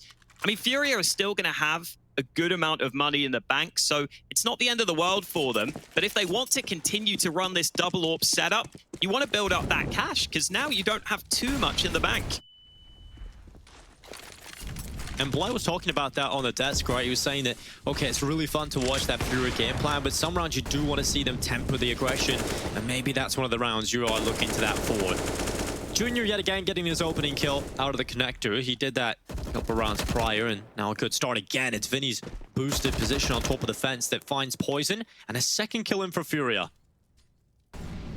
Now Complexity may feel they have to force the issue to get back into this round. JKS sneaking out of the ramp, but I think those nades show that he has clearly been spotted. And he's not ready for Junior from the other side. A couple of nice shots landing early here for Junior, and that is a really positive sign, Dinko, because we've been waiting for him to show up. We have. I mean, that's been a big talking point, is Junior and how he's settled into this team. It hasn't been quite perfect, right? It hasn't fit perfectly just yet, so we would like to see him start to get more comfortable. Maybe that transition period will take a little longer than many expected. But a good start here so far up against Complexity. Yuri currently sitting on default. Rush, alongside BlameF, have found themselves into sandwich, and they're going to go for the boost over the stairway. That will put BlameF in a better position, and Yuri hasn't quite spotted it. Now here's the nades being used, goes into the peak, but BlameF with the headshot. Junior in with his 3K though, and leaves BlameF in a 1v4. Might try and get the bomb plant, but Caserado's close by, and the push through the smoke will be successful. No plant this time out for Complexity. That means their money will be running dry. I think in that round, though, we see the sorts of rounds we need to see more of from Junior. Because when you're AWPing on this Furious squad, you really don't need to play too aggressively. Quite often, you'll have Art picking up the AWP and going aggressive himself with it. So I think for Junior, it's all about picking those right spots, being in the right place at the right time, and just holding those angles. And that's what he did really effectively in this round. I love that he had the confidence to move into that molly for the kill onto the site. Just a really solid round from Junior. And I think when you play on Furia, that's what you need to be aiming to do. So great to see that Junior has had some early impact here. And if Junior steps up alongside the rest of the squad, right, we've been talking about Yuri and Cacerado. Very solid riflers for Furia. If Junior gets into the mix, then once again, Furia might have a little path out of what has been a difficult time for them. In this round, Complexity just have pistols. They're going to be trying to up the pace, though. Right through the connector smoke, Rush goes. And while they're not ready for this, Yuri, oh, he's whiffing. Finally, Rush gets his kill. And now Junior really will be tested. Good shot. Wallbang over the cross. Another one from Junior. He's looking to shut down the whole attack. But finally, he is plucked out of the air. And Art's AWP now steps up. It's just JKS left alone. The Australian will not find much success. Furia with 5 rounds. That double AWP setup paying off in that round. From Complexity's perspective, though, they are really getting a lot of success when they rush up mid like that, when they get into connector early. That's a couple of rounds now where Furia haven't had early eyes on that connector position. Not entirely sure if that's an anti-strat from Complexity or just something they're testing out early on into this one. It's worked out for them so far. This time round, though, Junior will be in connector. He's been here pretty much every gun round so far when he's got that AWP out, and it's Kesserado is going to have that secondary AWP, but this time, no success for Junior at the start of the round. It's Poison that's been able to find the opening. I'm loving that we're seeing an AWPing showcase from both teams here because both AWPers have had a somewhat rough time at the start of this tournament. They're both towards the bottom of their team in terms of rating at this event, which is not what you want from your sniper. Here comes Art, though. Some of that patented aggression we know he's capable of. The A site is wide open right now, but Art is on that long flank. They've drawn Vinny back over towards Ticket because they're worried about this potential connector play now that they've lost Junior. But Art is certainly walking all the way through T-spawn. Do look at Vinny now to try and hold on to the A play that is coming quite quickly. Art has not been able to get in behind quick enough, and Yuri and Vinny, they both go down. Fantastic start here for Complexity. They find all the opening kills, and this flank that started at ramp has just been spotted and ended it short. It's Kesserado in a 1v5 save call. Just fantastic, clean stuff there from Complexity. And it's really hard to use counter utility to stop those fast pushes through connector like that. Because it's just one flash over the top of connector that Complexity used to pop through and quickly start to get vision onto the A site. And by the time you want to try and throw a molly, it's going to be too late because that backside of connector was smoked initially. So it's really hard to actually use your utility to slow Furia down or slow Complexity down, because that's all Furia wanted to do there. If they could have slowed Complexity down a little bit longer, Art would have been able to get in on the flank. But a nice fast pace for Complexity pays off. They are starting to find a bit more success now. And Poison getting involved. I mean, he's a talking point, right? He's been out of the team for a little while with some medical issues, and he's come back in, and for a long time it was a very turbulent time for Complexity. But once Poison's come back into the team, it fit really well, and I have to say Poison's come back with some newfound hunger. His performances have been much more consistent, so I'm hoping to see that level of Poison here at DreamHack Masters. And like you said, Hawk, JKS is definitely starting to become much more comfortable in this Complexity team. That's something that everybody was kind of disappointed with, I think, at the start of this Complexity roster, right? JKS coming into the team, we were expecting high things, and it has taken a bit of a time for him to adjust. But things are now looking good for Complexity after that round win. But Furia, they've got the double up setup still, they've got the rifles.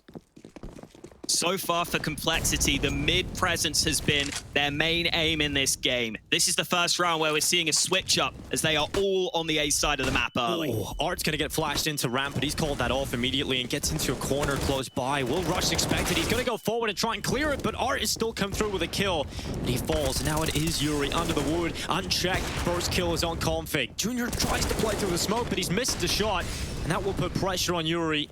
He's just overwhelmed with the drop down underwood from JKS. And now a two-man setup outside of CT right now for Furia. Smoke fades away, but the flash will keep Kesserado from looking deep into the site for the meantime. This is so awkward for Complexity, though, because they have players committed to the site, so they really have to go into A here. Yeah, and the smoke has a little bit of a gap for Kesserado to play with.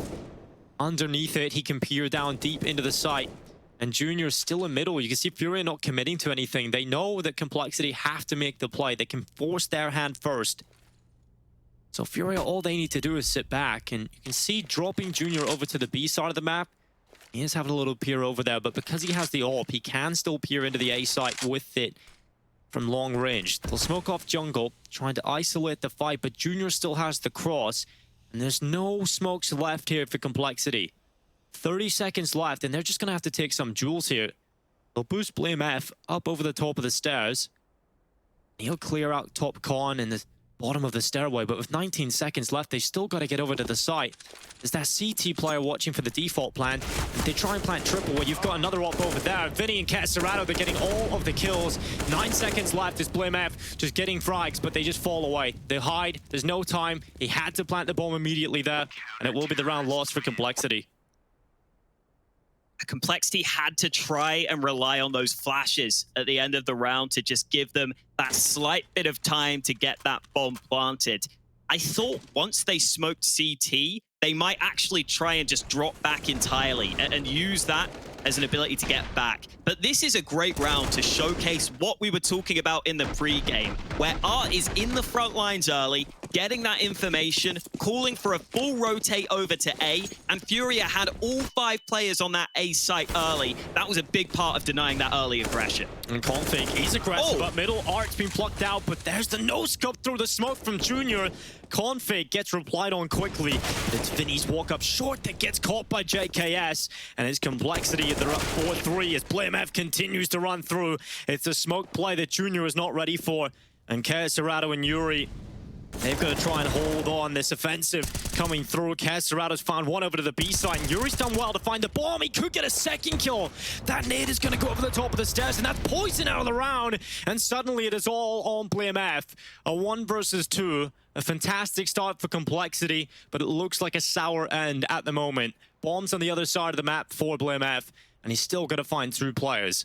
Yuri's not looking the right way, though. Oh, he nearly gets back, but BlameF will find the kill, and suddenly a 1v1. Doable again here for BlameF. Another smoke about to be picked up, or rather a flashbang into his hands, but he's not ready. Caserado catches BlameF off guard, and Furia turn round a 2 versus 4.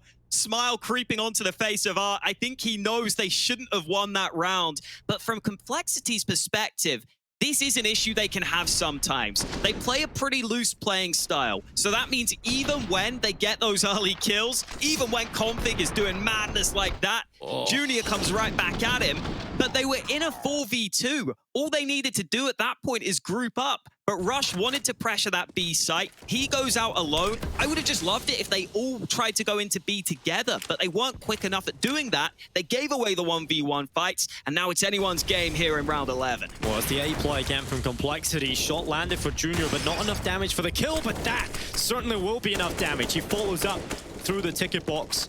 JKS taking Art out. Now Yuri going up on the trash can boost. It's Config that's been thrown in the trash can. A good opening here for Furia. 4 versus 3. Bomb starting to get planted for Complexity. A difference, a key difference in comparison to their last execute. Junior's got another kill though, and JKS is trapped on the site. Not where you want to be in a 2-on-4. Oh. He might get this first. Yuri's just giving him a chance, and JKS in the double kill. It's BlameF left alone once again, this time from Tetris. Bomb planted for him. Junior and Vinny starting to make their way back into the site, and BlameF is just waiting for it. Here's the sounds on the other side. Defuse being stuck by Vinny in the smoke. BlameF is going for the fight, and he's not going to be able to deny the plant, or the defuse, should I say, and a round for Furia is secured. They've already won the half by a minimum of 1 round, Alex. Furia are playing well today. Yeah, Junior is looking locked and loaded today. The American sniper coming through for his team. I like this boost from Furia. Just get that 1 kill to give yourself a better chance on the retake. And then Junior had to look a couple of different ways, but this first shot, another where he just gets it through the wall. It's so hard to play at this top level when stuff like that's happening to you, Dinko. Oh, certainly. You could even be behind a wall, Alex. You can think you're safe running onto the site, and suddenly you find yourself dead to a wall bang. Round 12, Complexity. Their A plays haven't really been working for them. They hemorrhage too many players when it comes to the post plan.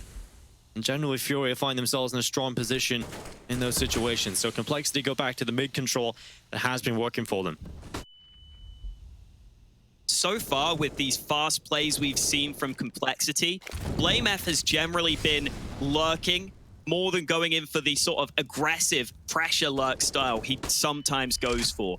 This might be a round where that changes. This might be a round where BlameF tries to get into the back lines. It's Config who almost got that shot, but it was Poison who was there to help him. And Art is incredibly low on health, trapped on that right side. a lot of stray bullets being put his way, might be in trouble here. Oh, JKS tries to make the play out Palace, but it's Yuri that's come in with the kill. And Art has to change position. He's extremely low. Like you mentioned earlier, 9 HP. And Junior, he's playing up on top of Ticket, and Yuri's just walked into the ramp.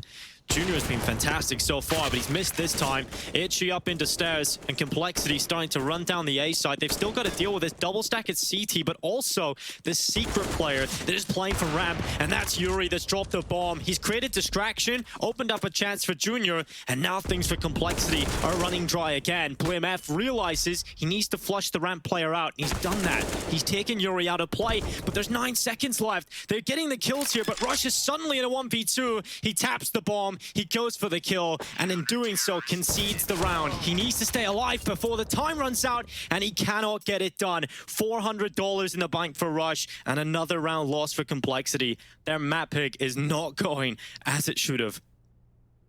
So smart from Junior at the end there. No need to just swing straight away. He jumps up to get the information, spots that Rush isn't planting the bomb, and at that point, you can just wait, and you can just try and kill him after time. I think for Complexity, we've had a couple of rounds now where they commit to the A site early, and if they don't win those early trades, if they don't get those early kills onto A, they're struggling to actually get that bomb down safely. And I think a lot of that is credit you've got to give to Furia. I think they're doing just a fantastic job at staying alive and making Complexity uncomfortable. Yeah, it for sure makes them sweat, right? In Complexity, even if they get the trade kills, you've still got those couple of players sitting around the side that Furia have been able to rotate quickly, and they're playing very well right now over on the Furia side. I want to touch back onto what Blair was saying on the desk coming into this one, and why he doesn't really like Complexity going for this Mirage pick over and over again. It's too reliant on the Config step up, right? And he talks about Config needing to get those 30 kills, and he's currently 4-10, Hawker. So Config is the bottom fragger on the server, and joint with Art, who is also on 4 kills, but not a great performance from Config, and that is a little bit worrying now for Complexity. There aren't too many rounds to play with in this first half left, and they're already down 9-3. That's definitely a cause for concern on the Complexity side right now. And another thing that S pointed out is this is a map Furia themselves like to pick. They've been picking this map sometimes in recent series. So for Complexity to have that confidence, in theory it looks good from the Complexity side, but then you realize maybe there were better options for them. Maybe you don't have to go onto a map your opponents are so comfortable on. Because right now we are clearly seeing that level of comfort out from Furia. And even if you wanted prep for a Furia, if you even wanted to try and counter what they're doing on the CT side, it must just be so hard in practice to pull that off, right? Because they're just so unpredictable. You know Art's going to push, but where is he going to push? How is the round going to play out? And it's that constant change-up off Furia's CT side, and just the simple movement that they've been able to pull off so far in this first half has made it difficult for Complexity to have anything that's worked out for them. Boost up into short. They do Config some damage, but no kill yet. And Art might just peek out again. Decides to drop back. It's Yuri who takes the initial fight. BlameF there for the trade. And this A site does now look somewhat vulnerable. Oh, and Config's in enemy lines. He's got another kill. Yeah, big kill from Config. Kesserado makes sure he gets traded out quickly, though. 3v3 for Complexity. And they've got the Deagles, but Art has found the headshot. Now BlameF and Poison in a 2 versus 3. BlameF is aggressive with his AWP. He wants to get the pick onto Kesserado, who comes around the corner. The flashbang couldn't have been better from Art. And the second kill in for Kesserado on the MP9. It's 10 rounds for Furia. They are dominating on Mirage.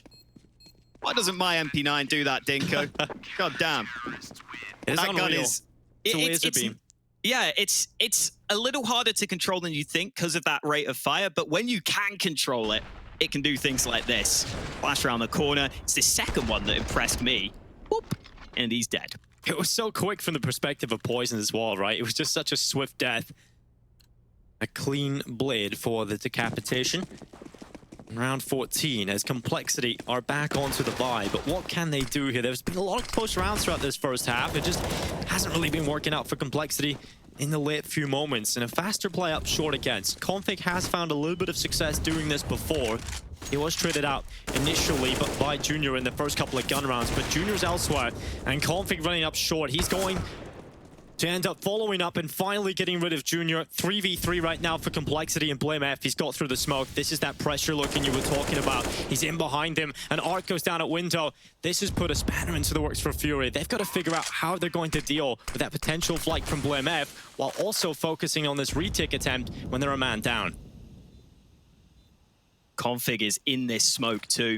Once this fades, he might get the edge, but Yuri's ready for him. JKS sprays from the site, but it's into the 1v1, and it's that man, Blame F, that you've got to find, but he's smoking the bomb early, and the molly could cause all sorts of issues. Oh, but Blame F's got out before it, and that bomb is planted for the apartments. The position is lined up, but Serato gets off it. He knows Blame F's in behind the van, but now Blame F knows exactly where Serato is, and it doesn't matter. Serato in with a headshot. Blame F will lose out the 1v1, and it will be a halftime lead for Furia. They're looking so strong that they just look so comfortable. It's 11-3 right now, Hawker. This could just be domination. Look at how calm Serato looks in that position too. Amazing work from him. Just to realize that Blame F's past the molly, but he kind of has to commit to the spray. He can't just assume Serato's off the bomb, so he moves out to the side, forces Blame F to peek into him. Furia are doing everything right now. Junior even switched up his position in the previous round, but he's already out of this one. Yeah, it's a fast contact play. Explosion onto the A side, but it's Art in the double kill. Yuri peeking out from default. Furia finding all of the kills, but it's a 2 versus 3 right now in Complexity. They're going to start walking forward. JKS notices a bit of a gap to play with. He's going to smoke off the top of connector. As Serato starts to come through CT. Oh, they're not looking at him. The play through CT's working out, but Blame F tries his best. It will not come through, and it's Furia who lead the way at the half. 12-3. We'll see if Complexity can bounce back.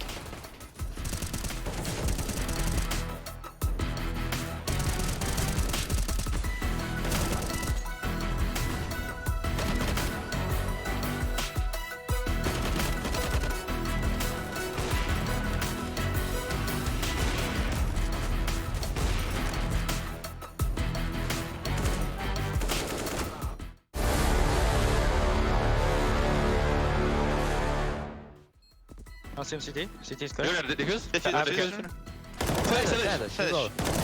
Flash. I got it. Oh, guys. ITV não. I have triple. Nice! Boa. Watch Tetris, guys. Watch Tetris. Nice! Why was porra? You gosto Tetris? Nice. Yeah, não deu clear, porra. Ah, tá de boa. Foca aí, bench. Go, pick. Foca aí, bench. Bench dead. Opposite below. Nice! Nossa, mano.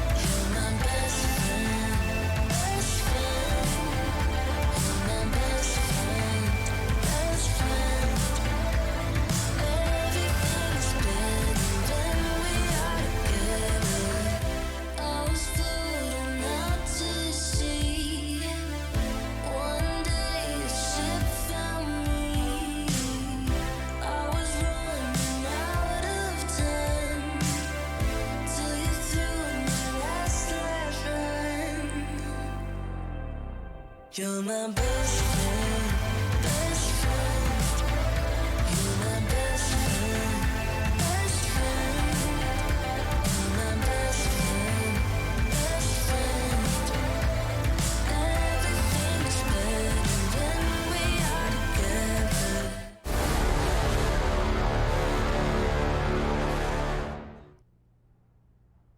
Furia are in the lead, 12-3 heading into the second half as Complexity have a very long road back into their map pick. They're facing elimination here at DreamHack Masters. My name's Dinko, joined by Hawker for the second half. And, you know, Complexity, Hawker, they had some ideas, they had some close rounds. It's just Furia looking so cool and under pressure. It's looking good for Furia heading into this one. Yeah, quite a few close rounds in there, but Complexity couldn't convert enough of them into round wins. I'll be hoping they can pick up this pistol, though. A much-needed one for them here on their map choice. JKS has already taken a ton of damage early. FlameF was looking into top mid, but he's decided to fall back. Complexity have a little trap at mid, though. They've got quite a few players here ready to spring into action.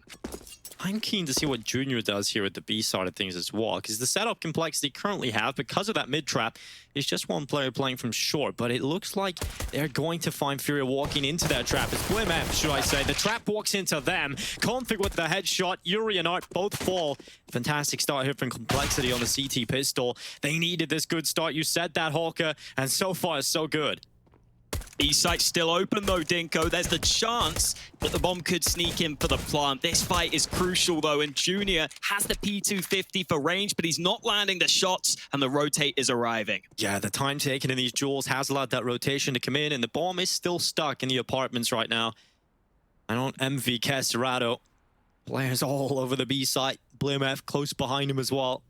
They're not giving him chances at all here, and finally BlimF will go for that information. They confirm that the last player is up in the apartments with the bomb. With 25 seconds left, they're just drawing out the time. They're allowing the double pushing from all the apartments. Casterado didn't have his gun out, and Config easily takes him out. A clean pistol win for Complexity, and that is the start. How they mean to go on here, Hawker. They need to keep that up. I really like that pistol round call from Complexity too, because think of that from Furia's perspective. They're just seeing BlameF peek into top mid, and they think to themselves, okay, we need to capitalize. BlameF is trapped in mid. We can try and run him down. He was pretending to just be a damsel in distress. Furia thought they could quickly find him, and then he had much more backup on mid, ready to just land all those long-range shots and basically just bait Furia into those long-range fights. Yeah, well, it's their fault, really. You can never really imagine BlameF as a damsel in distress, can you? I think he could handle himself in those situations. And I think Complexity will handle themselves in this situation as well. Speaking of BlimF, he's up against the Glocks. He's having fun. Trying down the first one. The walk out into default. JKS and Config. Poison stepping out with his MP9 as well. Bomb down, last remaining players, Yuri. And they'll close it out. They convert the pistol. And, you know, Furia, they didn't get a bomb plant in either of those rounds. So coming into their purchase here, they won't have all the utility in the world. They won't have any of that reserve cash either. So, I mean, moving forward, there's a good chance here for Complexity to get a very good start in this second half. These SMG kills for Poison make a good deal of difference too. An extra $1,200 will help him get that AWP into this first gun round. I've got to assume Furia realized that though. They saw those SMG kills come in, so from Furia's perspective, I would expect them to be ready for that AWP. Yeah, they go for that fast mid-take here on Furia. The AWP is in connector, and they're going to get close. That might just put Poison under pressure, especially with that flash connecting. It looks like they want to go for this window boost here for Furia. They'll send a player up there. Of course, it's Art into the window just as the smoke fades away. Art has got his position. BlimF seems to be aware of this possibility. He's got a good setup for it. Now JKS' turn to see if he can gather some info. Just shoulder baiting in towards the ramp, trying to get that information, and has a smoke ready to deploy. This jewel, Art will certainly be the crown jewel in the attack. He's the player in the strongest position, but BlimF is currently watching it. He can't move out of this spot just yet. He needs a distraction from his teammates in the smoke. That could work as well. BlimF is under pressure, goes right to the smoke, finds Art. Poison on the AWP, getting the first kill, and BlimF, he's stepping up. Another round, looking good for BlimF, and they clean it up. That's a gun round for Furia, dispatched in seconds. And Art was getting shut down in that first half. He hasn't had the best tournament so far. His recent form hasn't been as good as he would want so far throughout this event. He's actually the lowest rated player for Furia at the tournament right now, just below Junior. So the fact that they were shutting down Art in that first half means now on this T side, they might be able to do the same here. And if you can stop some of those early plays of Art, it can really quickly pull that one card out of the bottom, Dinko, and just the whole house of cards can collapse. They're looking for a bomb plant here for Fury. They want some extra money. They've got Caserado up in Palace, but the rest of the squad going through ramp, at least attempting to go through the ramp. BlameF and Poison stopping them in their tracks, and finally Vinny will get something for his team, but for the most part it is very good here for Complexity. JKS and BlameF picking up easy frags, and I do keep saying a fantastic start into the second half for Complexity, but it's very comfortable. Look at the money that's built up for them. Furia have to take a timeout. I feel like BlameF is getting to that point where he just plays so well, so consistently, that sometimes we don't talk about him, but he's just so good. It's crazy how consistent this guy is at always putting up numbers. He obviously takes a lot of the roles on the team to be put in some of those fragging positions, but it's still, you know, one thing to be put in those positions, it's another thing to actually get the kills as consistently as he does. Yeah, and BlameF, you know, on Mirage used to be his playground, if you remember back to when he was playing for Epsilon and really coming up through the ranks and then getting his chance over at Heroic. Mirage was always a map that he could just individually carry on, and now he's doing it, at least here for Complexity, getting them into the second half. 23-11 for BlameF.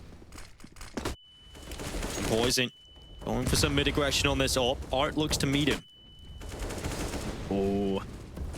Exchange of nades. Poison's able to get himself established on the angle, but it's the B site we need to look at. Caserado leading the charge onto B, clearing these angles. Rush is instantly traded, and it's up to Config on the site. Yeah, good stuff from Rush to be able to pick up one in the MP9, but you really are looking to Config to step up on this attack. He's transitioned his position over to the bench, and he's managed 2 on the defense, and that is enough as Poison has arrived to the party. It leaves Vinny in this 1v3. He's not comfortable going for the plant yet. He wants to get some more info. He wants to see if he can find a fight to put it into a better situation, but all this is going to do is allow extra time for Complexity to get into better spots, and they don't even need a better spot. Poison just sat back, watched for the crossover, and it's an 8th round for Complexity. Love that little positioning change from Config there. We always talk about his aim, but this is a round where it's the reposition that makes all the difference. You can see Art not even looking this way because Config had already pulled the trigger from the back of the site, and there was a very tight timing window for him to be able to cross over to that bench position. So really good stuff from Config to catch a second player off guard. And now that Furia are down to a weaker buy, they want to up the pace. Yeah, I'm interested to see how this setup is going to hold on. Rush has been blinded. He's forced into a transition. And Config, he's under pressure, but he's going to handle it well. It's Rush that's been able to help him out there. And BlameF getting 1 nade kill, but the pistols and the Galil, they're overwhelming the defense. Vinny and Art come in with headshots, and that bomb can go down. That's number 1 done here for Fury. Bomb plant secure, but now they're looking for the round win. And it's doable. They've got M4s. They've got an M4, should I say. Galil's still here for Vinny. Fury hasn't been able to find an upgraded weapon, but still potent with the Tech 9 if his position comes out strong. And Complexity all coming through the same position. They can be funneled right into the rifles, and BlameF has gone down. JKS trying to limit some of the spots they could be playing from, trying to break up this fight, but it's not been working for them. And now Vinny jumps around the corner. The Brazilian Flyer coming through in this round. It's the B-Rush that has got Fury at their 13th. And JKS looks to try and drop a rifle on the fallback, but he is not going to be able to do that. And 13 rounds for Furia in the most unlikely round of the second half so far. Complexity all end up rotating through Kitchen there, which ends up becoming a problem. And I wonder if Complexity weren't expecting that extra smoke that Furia kept for the post plant. Normally on those sorts of rounds where your economy is limited, you're not expecting your opponents to have those nades left. You're expecting your opponents to use all those limited nades early in the round, but just having that one smoke to cut off the Kitchen players ended up making a massive difference there. And Poison gets up short early, looking for the fight. This is a position we see Poison be so comfortable in time and time again. It's Complexity looking to bite back, and so far their bite is strong at the start of round 22. Quick response from Furia, though, giving up on that mid control entirely, and instead looking for some control elsewhere. The A-bomb site looks to be their target right now. Config's orb is still close by, though, so they could do with some good utility here to counter that sniper. Yeah, they smoke off stairs and jungle. That does isolate JKS. minute sandwich right now. They only have a couple of smokes available to them on Fury, and they're just going to play contact because of that. And JKS, is he ready for it? No. The explosion out from Vinny, the headshot in, and now it's Config playing further back on that secondary AWP. His main AWPer, his primary AWPer out of play, and BlimmF is dragging himself over to try and hold on to this A attack. Vinny's going to get the bomb down, or at least look to try and plant it. Config is moving forward, hasn't been given a chance, but finally the shot will come through, and it's Junior stepping up. 2 big kills for him, and at least BlimmF in a 1v3. He's got some money in the bank here as well, but this round is not looking that great for BlimmF's chances. So he is walking away, checking into middle. Now dropping down into the underpass. Furia, a nice contact explosion, limited on the utility in the final few seconds there. I think it was a really good idea to go contact too at that point. They put that early pressure on mid, and then they were just hoping that Complexity wouldn't be ready for the fast walkout onto A. I think from Complexity's perspective, the issue they had there is it looked like the call was, let's just all play back. Let's all play super safe now that we have the man advantage. But JKS was already committed to that sandwich position, and it's really hard to fall back from there safely.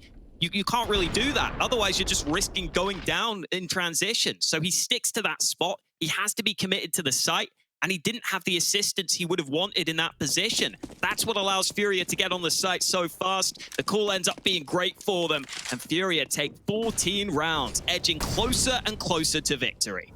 Oh, BlimmF starts off the round well for Complexity as JKS goes for the ramp progression, nearly walks away with a double kill, but is traded out by Yuri. Still a man advantage for Complexity.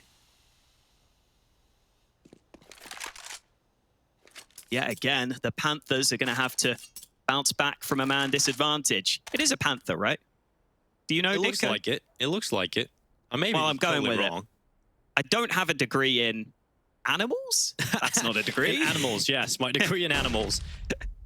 Well, Poison is an animal, and he's found himself one under Junior. Has been very solid so far, but Complexity, they're looking comfortable in this round. Smoke out to try and collect that bomb once again. It might just let them get over Tetris, which would put pressure on Poison. As Yuri has a better vantage point and a better angle to fight, but good fallback from Poison. Realizing you don't want to be committed to the site there. You don't want to give any chances for Furia back into this round. Strength in numbers, play together, and BlimmF coming in on the T-spawn flank. But Vinny is ready for this.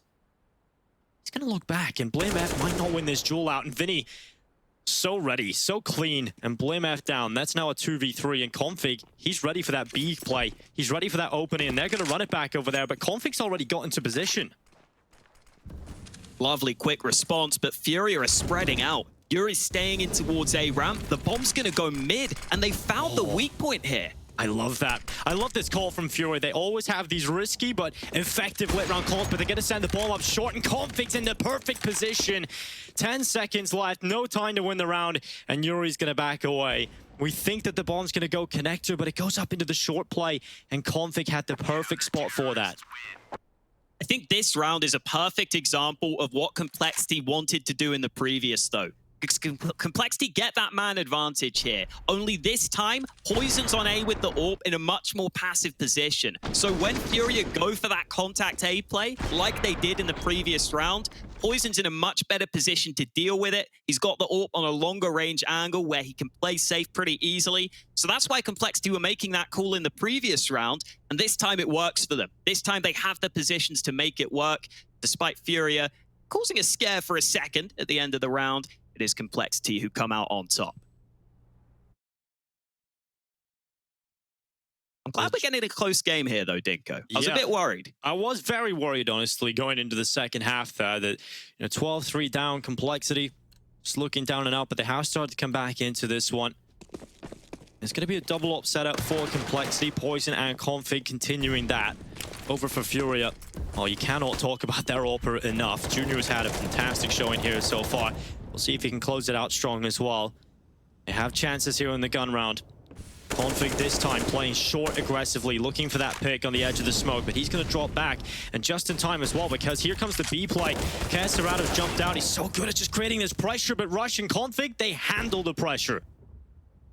And now Vinny has to try and make a solo play out onto A. JKS should be well prepared for it, though. Easy headshot in behind.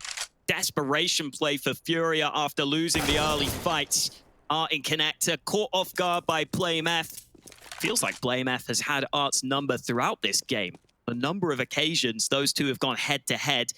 BlameF tended to get the better of it. And as well as Junior has been playing in this game, even with that Dragon Lore, even with that lovely-looking skin, we can't really entertain the possibility of this.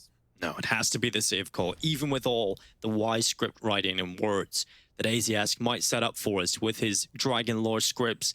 It's not enough to inspire him for this clutch, I'm afraid. 40-second save call for Junior. It is going to be a long one. And it's going to be one that Complexity, if they had some more money, would probably be throwing a few more resources at. So if you get rid of that AWP, obviously it puts him in a very strong position. But Junior, I mean, we can focus in on this talking point a little bit more, Hawker, because it felt like the Junior was definitely getting hyped up by his coach, his players. They're all hyping him up. Furia do a really good job of just making you feel comfortable in the team, it seems like. And when you're Junior, you're obviously stepping into the shoes of a player like Henny, right? That's a big player to try and step up into the shoes of. So there is going to be a lot of pressure on him. And certainly so now. They're hunting him down. There's two players. He's not going to be able to save that off. He's locked out by JKS. It was just after time, too. He's got $500. Oh, boy. That is a real shame for Junior. He won't have much to work with in this next round. That was the start of the round for Complexity, though. And I do want to point out something about Rush quickly. You look at his HLTV rating, a 0.9 rating in the last 3 months. That doesn't look great. But if you look at his actual ratings on either side, he has a 1.02 rating on CT side. I think it's just those hard T-spots that drag down that rating. He's pretty damn solid on that CT side. We got to see a good example of it there. Four-man mid-take for Furia, leaving Vinny just outside the bay. They're going to try and put pressure onto BlameF and JKS. Config has picked out one from short as they're trying to get up the connector. It's Config that's stopping them, and he has halted them in their tracks. Vinny has got out ramp, and Poison holding the ramp angle. Aware that Vinny's already pushed so far forward. Yuri, good boost up onto the bench.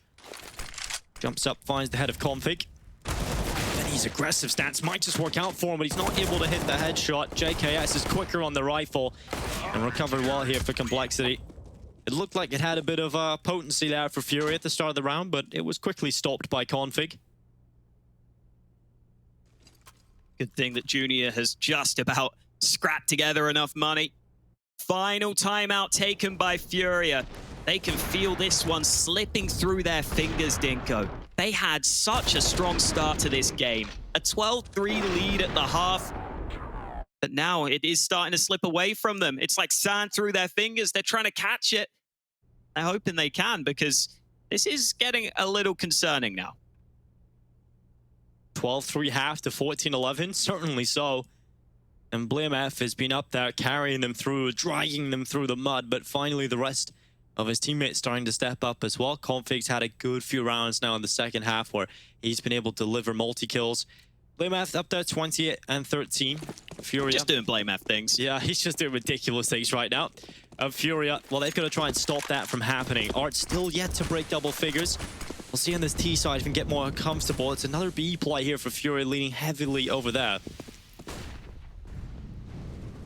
They're deciding to go into underpass, though.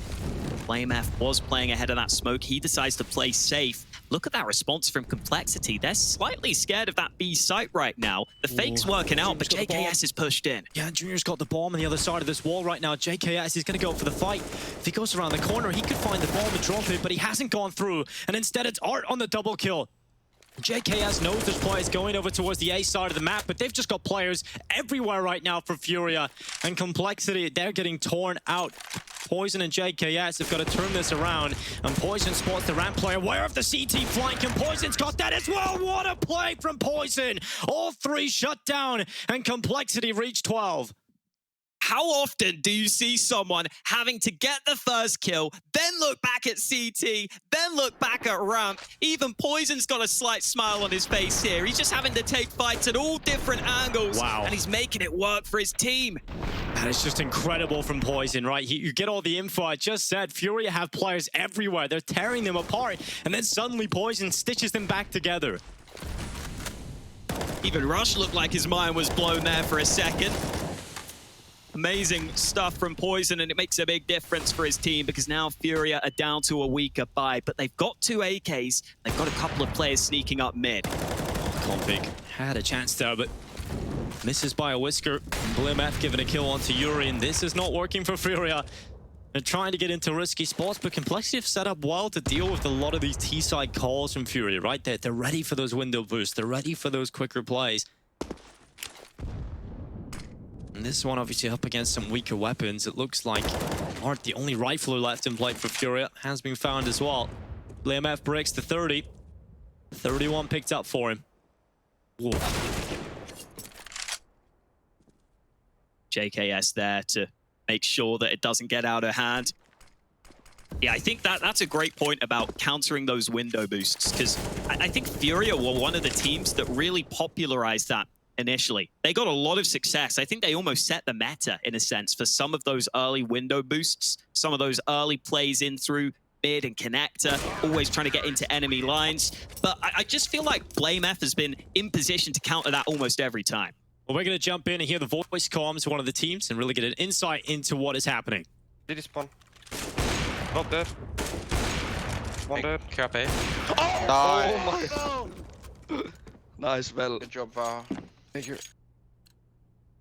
Well, hyped up, obviously a big play. You've got to support Poison there, but they seem like they're full focus mode right now. They know it's not a done deal. They have to focus up, and a play like that puts them in a great position. They should be tying this up. When you look at what Furia have got, Complexity is certainly in the driver's seat. I just want BlameF to be my personal hype man after hearing that. He was hyped up for Poison there. Love to hear that from the in-game leader. Art has been taking a good bit of damage early in quite a few of these rounds. This time it was the nade and the spam into top mid that have chunked him down low. Queserato trying to see if he can pressure this B side of the map, but Rush has got into the midst of the smokes.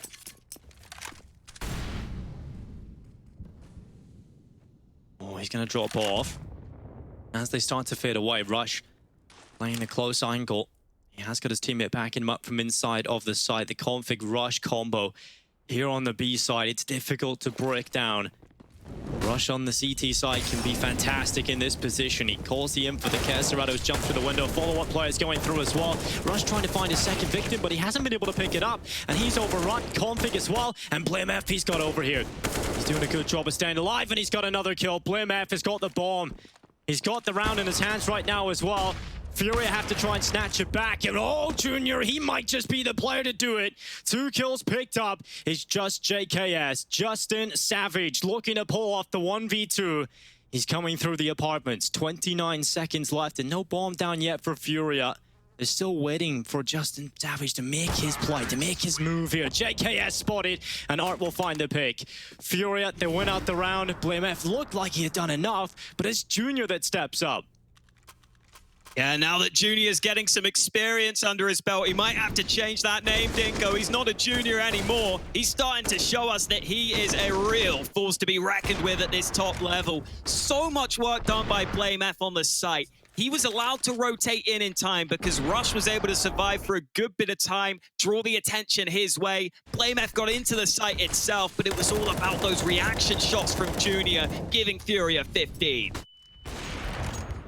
Oh, a good pick from Config. We will see Poison often play that position, but Config getting that secondary off, he's going for it more and more, and he's finding himself success as well. Great opening onto Furia, and a must-win round here for Complexity. And Furia, a call yet to be really made. They're going to send Junior back over with the bomb at A, but in the meantime, it's another kill found for Complexity. This double op setup has been pretty strong for them in this second half, and that's put them in a great position here in round 29. Couple of nades into the A-bomb site. Vinny out through Palace could be the player to try and follow it up. Sitting passively for now, though. Good decision, considering there's an AWP on the other side. Queserato not making his move on mid, so Furia have 2 players waiting outside A. Queserato's still on the other side of the map. You're down in this situation, you do need either a mistake to come through from Complexity, or you need someone to step up and be that playmaker. Who is it going to be with the last 30 seconds here? Furia will be mostly gathered in towards Palace. And it's Vinny who's the rifler over here. Junior in behind him. They're not going for anything at the moment. They're just taking that time, realizing that the money, of course, is in such a poor spot. It has to be saved on over. So they will save their weapons into the next round. And Vinny tucked up in Palace, just holding if anybody is to try and come in for Junior's ult. Junior has experienced that before. He's experienced the onslaught of players running him down in this exact position, but this time should be a bit more comfortable. Round 30 it is. These two teams have been competitive throughout, but it's been Complexity's comeback in this second half. Their strength on this CT side with this double AWP setup that's helped them. I think Furia have found most of their success when they've gone for set plays, Dinko. When they're just spreading out, when they're defaulting, those AWPs have been too hot for them to handle. It might be time for a set play here. And remember, no timeouts for Furia left. They've just got to go straight into round 30. It's two players out middle early for Furia, but they're running through the ramp smoke. Art has been able to find himself poisoned right through the fire and flames. It's an opening pick for Furia, but JKS is in underneath the wood and he has BlameF playing. On the edge of the smoke, they spotted Art, and they've pulled that kill back. As Conflict spotted this man, he hits the shot. It's actually BlameF who steals it away. A second kill through the smoke. Furia getting shut down. And Complexity from 12-3 down at the half to what it's looking like overtime locked in. It's Serrato and Junior that have to pull this one back. And BlameF sitting in jungle. Junior waiting for an aggressive play from short. They need a miracle right now on Furia to prevent this overtime. And Complexity, no, it is theirs and locked in as long as no monumental errors come in. Junior will start to walk down mid. Nothing being given over. Complexity playing this one to perfection. Rush is looking to gather some info, just jumping up, looking to pick up the information for his teammates that are remaining in the A side of the map with him. And now Junior walks up connector. Around the corner is BlameF, tucked in the cubby. Junior will start to make his play forward, and the barrel spotted for BlameF to swing out. Junior down, and overtime locked in, ladies and gentlemen. We're going the distance and a little bit more.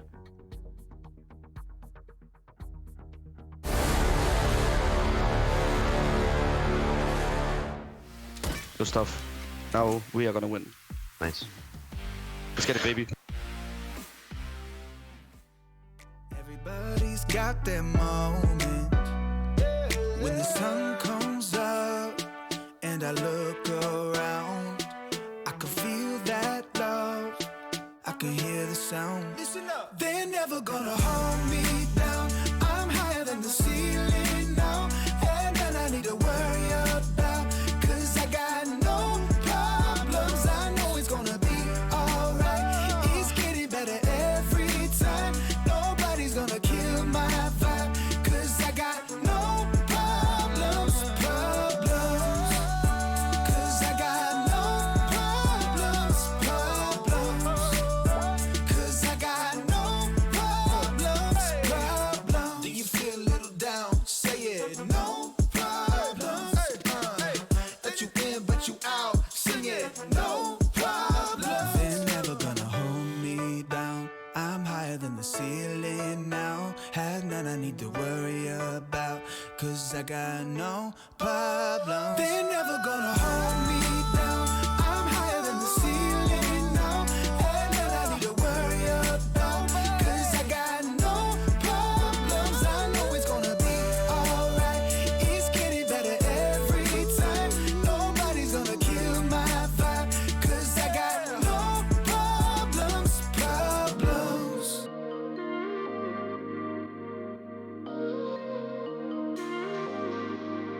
Was it over before we met?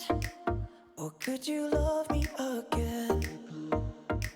'Cause you're the memory that I can't forget. Something more than regret.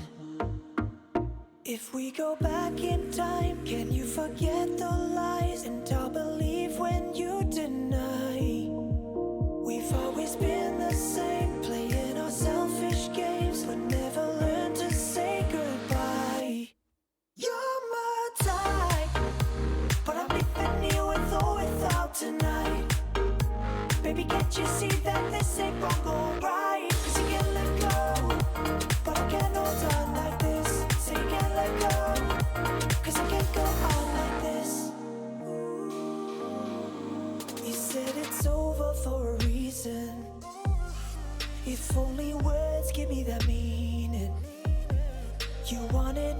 to believe it. Think we're addicted to that feeling. Lately I'm dreaming about you and how you can take me right back to where we started. 'Cause I'm going crazy without you.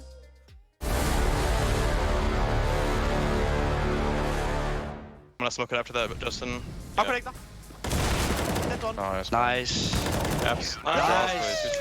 Good job, guys.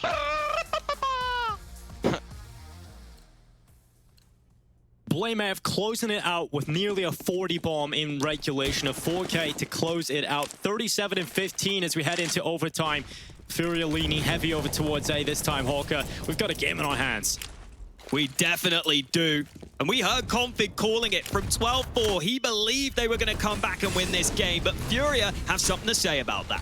What's a faster A play out here for Furia? Cacerado not giving much breathing room to JKS. In fact, taking his whole head off. And Vinny spamming through the jungle smoke hits the headshot onto BlameF. The Kree coming into play here in overtime. Poison and Config. Double up setup, remember, for this retake attempt. So that is certainly going to be difficult, but if you can stop them before they get to the site, that'll certainly give you a better chance. But unfortunately for Poison, it's just a one and done. Now Config has a bit more pressure on his shoulders. They've turned it into a 2v3. And the bomb's not yet planted, and Complexity's going to start moving forward. Somehow they've turned this round into a 2v2. Oh, Art's gonna go through. Config misses the no-scope, decides to back on up, and I think Art wants to get out of there too, because that bomb is making a beeline for the B-bomb site. Art's still fighting on A, but Config has fully rotated.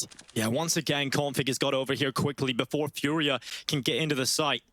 And Config, he's got to deal with that bench push. That's just going to be a headshot to deal with. And he's not too far off hitting it, but now he needs to look back into the B side, and that's Cacerado. He's just missed that little timing, but finally spots him. Shot landed, but not enough for death. And that's Cacerado coming in with a headshot. He's going to tap the bomb plant, and Rush is 12 HP versus 2 players. No bomb plant secured yet, buying extra time for his teammate to come on over. And Rush is paranoid about the potential flanking behind him. And Rush watching for the cross and over. 9 seconds. Bomb starting to come through, and Rush has creeped out the window of Market. He's got the first kill, but can he figure out where Art is playing from? The ever-elusive Art stuck in the site. And Rush has to try and dance his way around all of these corners, and Art in with the headshot. 16 rounds for Furia. A fantastic start into overtime.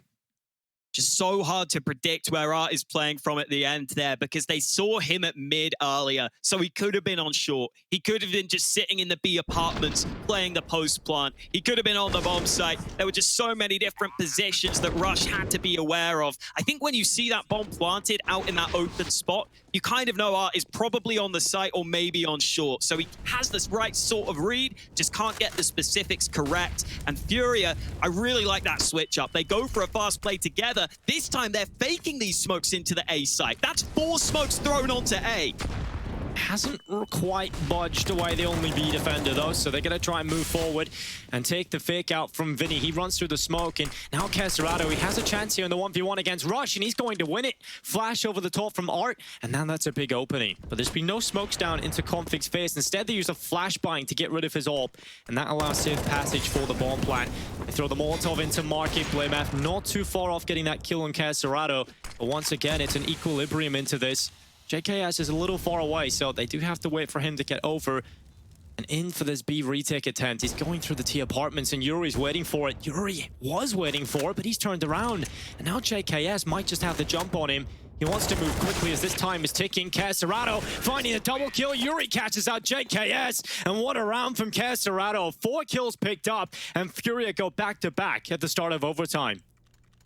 It was all about getting that early kill onto B. That's what they needed to open the door. They just needed a little gap, and as soon as they got it, they moved into the B site. And this is Cacerado using that bench position to his advantage. Quick kills on all 3 players, and Furia are hyped up right now. Even though that fake didn't work as well as they would have wanted, it worked well enough to get them onto the site and get them another round.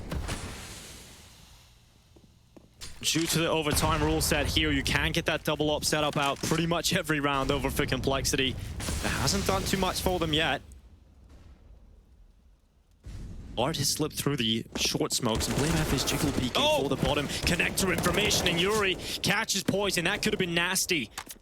But it's BlameF that gets the 1-for-1 trade back, and they know there's going to be pressure on this B site. Config and Rush, they will be tested again. And Config, he's not going to hit his shot for death. Finally goes back and gets it. Vinny's been tied up. He's down on 3 HP, but it's only Config on this B site right now for the meantime. His teammates are close by. It'll be BlameF in market.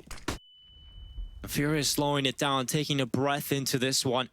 Utility trying to get out and force. Awkward situations for the Complexity players. And Config does have cover for the smoke for the time being, but it will start to fade away.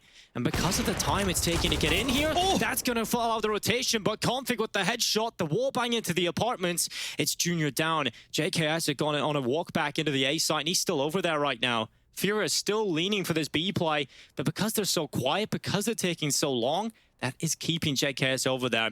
And finally, he'll start to walk over. BlameF and JKS doubling up for this 2v2. A bomb's got to go down eventually, boys. You've got to go for it soon. Queserato was looking for this fight, but BlameF stays quiet, and here comes the peak. He's got the kill, and he's dropped the bomb. Yeah, the bomb down is a big issue here for Queserato. He'll pick it up, taps, tries to pull them into the open, but now with his time ticking, the molly into the site, he goes right into it, and BlameF takes him down. His Complexity at least getting around on the CT side. But it is still Furia in the lead here at overtime. BlameF dropping a naughty 40 right now. 40 kills, Dinko. I know it's an overtime game, but that is still incredible.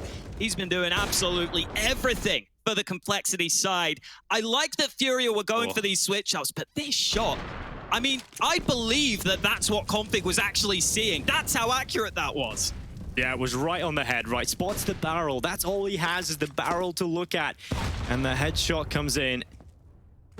Great composure from both sides up to an extent there, but Complexity making the right call, bringing JKS back over. We get into this one. It's Complexity on their T side. They did have some struggles over here, Alex. They have warmed up completely. It will have felt like a lifetime ago. But will there be issues again here for Complexity, or will they find themselves some success on this T side? This time they're getting the mid control much more easily. Not even having to use nades on this mid control, Dinko. That gives them so many more options. And Queserato, he's walked up into the apartments, blind is Rush, and that's a kill opening for Furia. Config bounces right back though.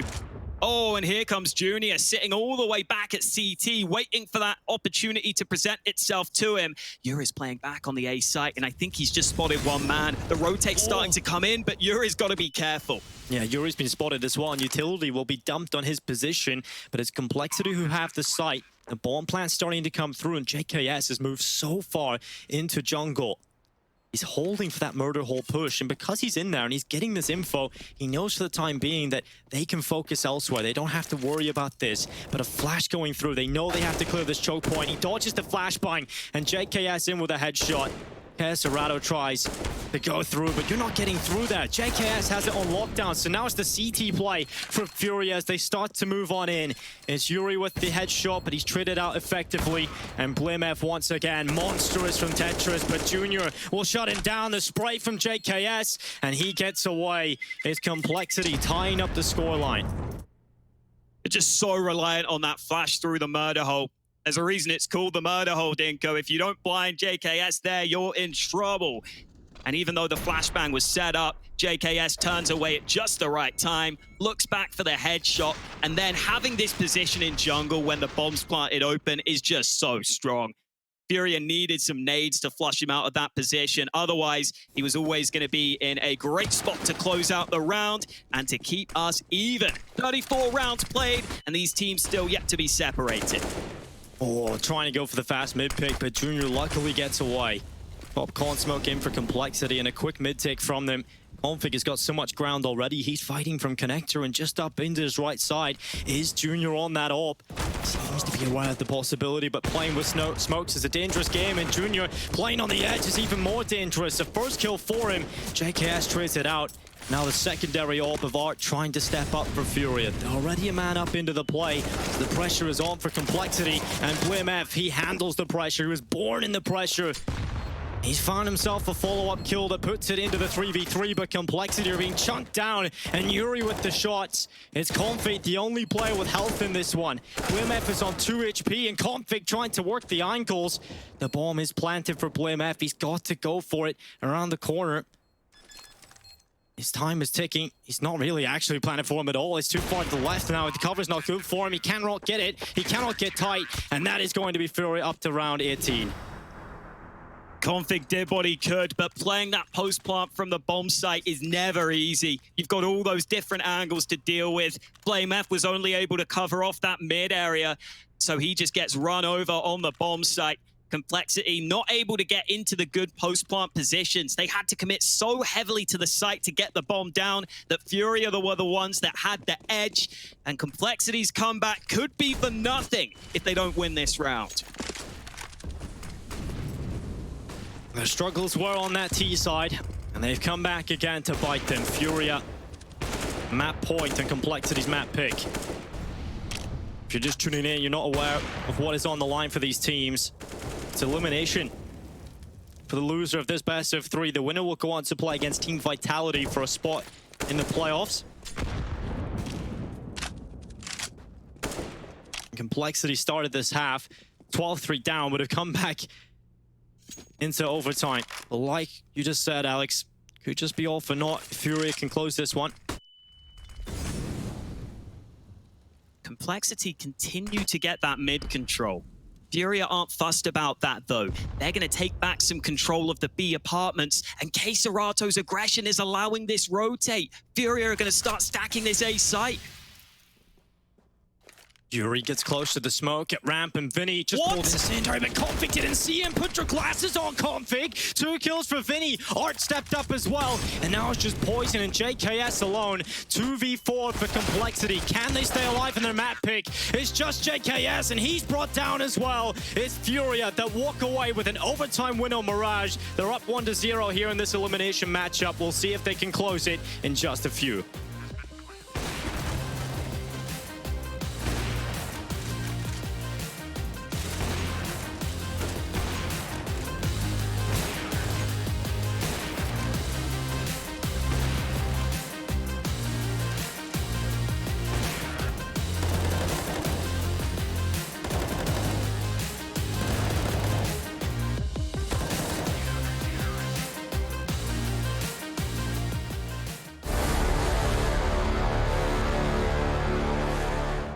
Do you think you know everything about CSGO? Then stay alert and look out for the DHL drop quiz on the ESL CSGO Twitch channel. Because as soon as the question is asked during the stream, the clock starts ticking.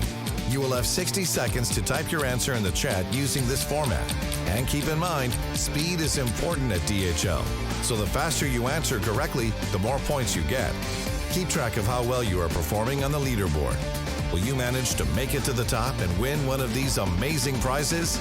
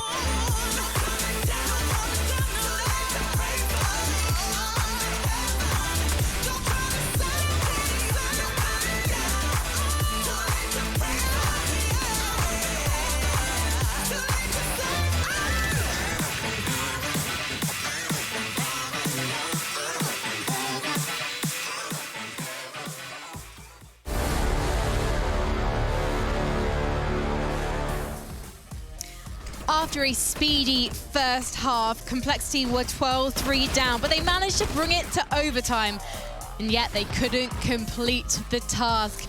Furia, however, absolutely overjoyed. Ice cold from Vinny in that last round, noticing he had a cheeky 2K on his hands. Anyone else in that situation probably would have gone, there's enemies there, and Vinny was just like, oh, bam, bam. And for you guys in chat, I'm hoping you guys are ready to straight shoot into Twitch chat, because it's time for the DHL drop, and we're going to test your knowledge. So, behold today's question. It's going to appear here. It's going to appear here. We definitely rehearsed this. All right then, which team has won multiple DreamHack Masters titles? Is it A, Astralis, B, Big, C, Team Liquid, or D, MIBR? I think that's kind of a simple one. Maniac. I don't know. Who knows? Right. It's a very high question. It's very hard. Well, if you do know the question, if you're not simple like me, then into Twitch chat, please, exclamation mark, DHL drop, space, and then the letter of the answer you think it is. And we will reveal the answer after we have an intellectual and stimulating discussion about what we've just witnessed on Mirage, gentlemen. Want me to look for intellectual people around here? Because, I don't know, just always right there. This is a man who never fails to wear a pocket square on an analyst desk. Shut up. Shut up. All right, then. Talk to me about that first half, please, Blair. Like, Furia seem to be doing everything right. Yeah, they got everything right. I mean, again, right, this Mirage pick, I don't want to keep harping on it, but when you're going to be picking Mirage, especially against as a comfort pick, when you know your opponents are going to be very comfortable on this map. I mean, the map's been around forever, right? It was around even when Maniac was a relevant Counter-Strike player back then. So it's a very common map everyone's used to playing. And considering that is their comfort pick, I was never a big fan of it. They always need Config with someone to step on up. Config didn't really step up today. It was Blame F. Like 37 kills in regulation, they still don't get the win. That's rough. And that first half, though, it completely fell apart, and maybe a couple more rounds could have made that comeback happen. But even if they'd won this map, even if they'd won it in OT, I still wouldn't have been super happy for Complexity, because it always comes down to this, Maniac. Like every single time they play this map, it's always these close games. Config dropping 30 kills, BlameF dropping 40 kills. I don't know. I mean, I think Complexity only had themselves to blame, and there's no pun intended in that one. We talked about the entry kills and how they were good at converting them. First half, 8 to 7 in entry kills for Complexity. They were finding these kills, and they still go down 12 to 3. So somehow, somewhere, they lost themselves in trying to close these rounds. I want to give a big props to Furia for being able to pull all these retakes together, the Quesabaro, the Vini, but also Junior. We have to talk about Junior. For one time, it's probably the first occasion I see him step up massively. The work he was doing on the A side, every time Complexity were about to close the round, he was here from CT spawn, from jungle, making the plays, making the difference. Can I make a point, and it can be a wrong point? I'm happy to be wrong because I'm not an analyst. Junior's role on the A side, it's probably more in line with the roles he would have played, or the style he would have played for his former teams. I guess it's not so far away if you compare that to the T side when he has to follow art, and that can be a little bit more eccentric. Playing the CT side is basically reacting to executes. He knows what he's supposed to do, but it's great to see him do it with style. Absolutely. And you know what? I'm really hoping that Complexity are going to have more individuals stepping up on this max map, because then we're going to have another competitive one on Inferno. Because as you say, it was Blame F who was doing the hard carry. But again, if Junior can step up and if he can find some impact on Inferno, because let's face it, most of the time it is on Art, and I do feel like Henny's presence is missed on Inferno, then again, we could have another barn burner on our hands, Blair. Yeah, definitely. I feel like Inferno yesterday could have definitely gone either way. I think Complexity were very comfortable on that map. It's just that, you know, a couple of rounds here or there, a couple of fights going the way of Astralis, which kind of lost them the game. But speaking of individuals, though, I'm enjoying this Furia, right? Like the way they're able to just kind of like step up, like Maniac pointed out, Junior has been a big question mark for me. And even in those, like the way he's holding the sights, he's not holding all the way at the back. You notice he's getting in front of the Molotovs, getting in front of the smokes, taking those fights, playing much more Furia-esque. And I think that's what we needed from him. And if he's going to continue that on going into Inferno, it's going to be interesting. But for me, Complexity, it's about its CD side, right? We saw a lot of contact plays coming out from Astralis yesterday, very uncharacteristic style of call calling coming out from Glaive on that particular map, and it did catch them off guard. So knowing Furia, they're going to be throwing the same thing which Astralis did to Complexity yesterday, and that I want to see how Complexity is going to react to what Furia is going to be doing. Well, I need to react now to the DHL drop because we need to find out the answer and see who got it right. Chat amongst yourselves, Twitch chat, show off, because the answer was, of course, Astralis. Thank God. I was not sure. I was going to say Astralis, but then I was waiting for you to just validate that before I look like an ass. I know they won in Marseille. I actually don't know the other event that they won, because I think it's probably twice. I think they won a recent one, like in 2019 or something, yeah. They didn't win in 2019. Dallas was Liquid, and Malmo was Fnatic. So I know we're being fed the answer right now. Are you being fed the answer? I'm not being fed the answer. Producer Dagny. Okay, fine. Now Maniac needs to get to look clever. No, it's okay. I didn't know, so I'm not going to act as if I knew. I'll be humble. Okay, tell me how many have Astralis won? Oh, I think 2, actually. There you go. Okay, well, I was right about 2. There you go. Thank you very much, Dagny, in my ear. No one else can hear that, but I promise you, the producer just said I'm a clever girl. All right, we're going to head to the break. When we come back, we are going to be seeing if Furia can do it in 2 on Inferno.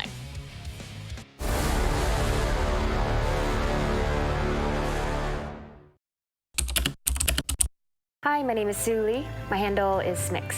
I think it's important for these initiatives to happen. Empathy really, really goes a long way, and it always means so much to us, and I think that's where initiatives like this really help. Good luck, have fun. Yes, nice shot, my friend. Cheaters ruining your plays? I have eyes on the enemy. Bad servers stopping your shots? What you need is ESEA. Advanced anti-cheat to stop cheaters. And the best servers around, all with 128 tick rate.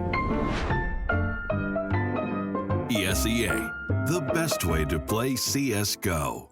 Hello, everybody, and here I am, joined by Art. Furia having kind of gotten smashed in your opening game versus Big. Just first and foremost, like how difficult of a loss was that versus Big? I felt that like the game against Big was a little rough because we lost before, but not the game in specific, because in that map we actually lost a lot of good situations that we had like to control, just advantage situations, lost like 3 in a row, and it just kind of messed our whole half. So we knew that was a close game, and we just commit many mistakes. So I felt that was like the vibe, but it's always rough to lose. But we see that we committed mistakes that we usually don't. When it comes to a team like Complexity with Blame F, who we know has hard amounts of preparation and who always seems to have like strategies and counter strategies for their opponents, does that get in your head at all, Art? Because I mean, now we know what Art does. We know your play style. When you know that your opponent prepares for stuff like that, and in addition to now having to speak English at the same time, do you feel like you lose a little bit of yourself versus an opponent like Complexity in this current form of Furia? There's so many things that happen. It depends on the map. There are certain maps that it doesn't really matter what they do, because I can just play how I want, and it's hard to counter because there are so many positions I play, and it's just, you cannot counter it now. It's just based on like gamble, or they just kind of aware that I like to do that, and this they can counter by not dying, but they're not countering the space rate. So we are playing, we know what map we're picking for sure, so we're gonna prepare for that map specific, and we know what they can do to counter us. The most important thing for us right now is playing with confidence. We lost some of that when we lost like 2 games in a row, 3 games in a row, and against Paint it was clear that we lost many rounds, and the game was hard in some aspects because we are just not being confident enough to take duels, and losing strange duels, strange rounds. So I think that's the vibe. We just want to play more confident. Ooh, I love a little bit of gold. A beautiful color for a stunning gun.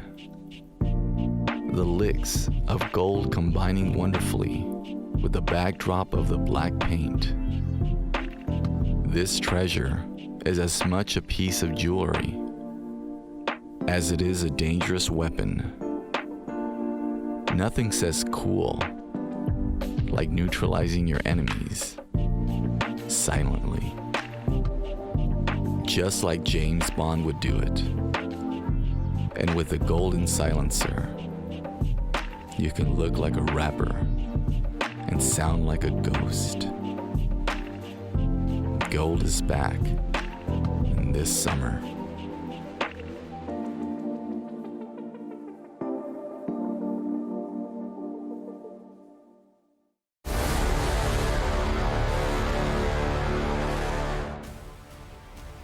Welcome back to DreamHack Masters. We're heading into the second map of Complexity versus Furia. Complexity's map pick does not go their way as Furia snatched it away in overtime.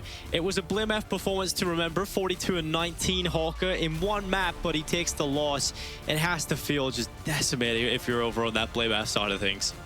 Yeah, and I pointed out on Twitter too, he went 15 for 1 against Yuri. Yeah, you heard that right. 15 for 1. I'm sure from Yuri's perspective, I don't know if you've seen the film Edge of Tomorrow, Dinko, the one where they're just replaying the same day over and over again. That's probably what it felt like for Yuri in that game, just dying to BliMF in almost every round. But at the end of the day, he gets the last laugh as he got the win. Yeah, exactly. They get the win. BliMF has a huge performance, but it's not enough to get them over the line on Mirage. But they've got to do it here on Inferno. The second map coming up is certainly one Complexity can play, so it is open. We should have another barn burner, as Frankie put it on the desk. I also have to say, the Frankie's jacket is looking on point, Hawk. I got to ask her where she got that, because I want something similar. It's looking good. And what we'll see at Furia looking good heading into the second map. They would love to lock themselves in a match up against Vitality and Complexity. They've got to survive elimination and a mid-play coming in for Complexity early on. Early CT smoke deployed, but Rush is going to drop back to the bomb site. Meanwhile, the flank is coming through, but Furia are just going to focus on getting site control.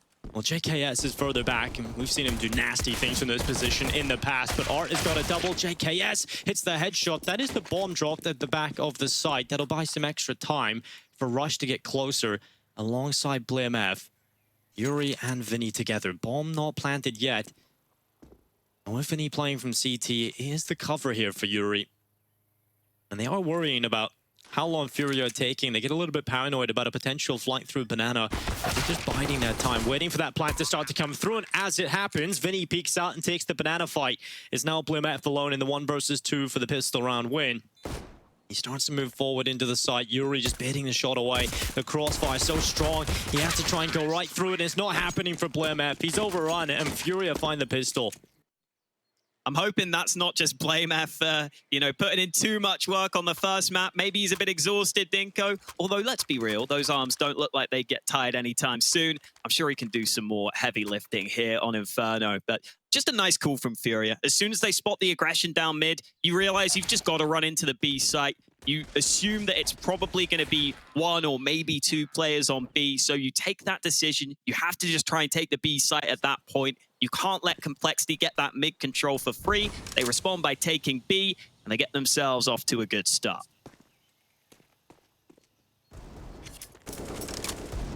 Well, just pistols here for Complexity. And I say just pistols, but we know what Complexity can do with these deagles, so Furia taking their time up against them. I would say a deagle is not just a pistol, Dinko. No, it's something quite different. It can be a shotgun if you want it to, with those body shots. It can be an AWP sometimes if you want to go long range with the headshots. Very versatile. Little hand cannon. Exactly. And it's lethal with those body shots. We'll see if Complexity can get something done here. Art walking up into B. Good smoke out there from Rush. They are going to drop a couple of players away from the B site. There has been some utility deployed from Furia over to A, right? They've got that long bracket smoke down, and that is going to draw at least 1 player rotating off of the B site. And here come Furia with pretty much everybody now, as their 5th member will join them for the B attack. They had 3 players at the start here, Complexity, but now only 2, and this is not designed to deal with so many players coming into them, but BliMF runs through, the Deagle spams away, and it's just JKS now, and he's not able to get much more than just 1, but when I say that he's got 1 kill, it's still a 3v3.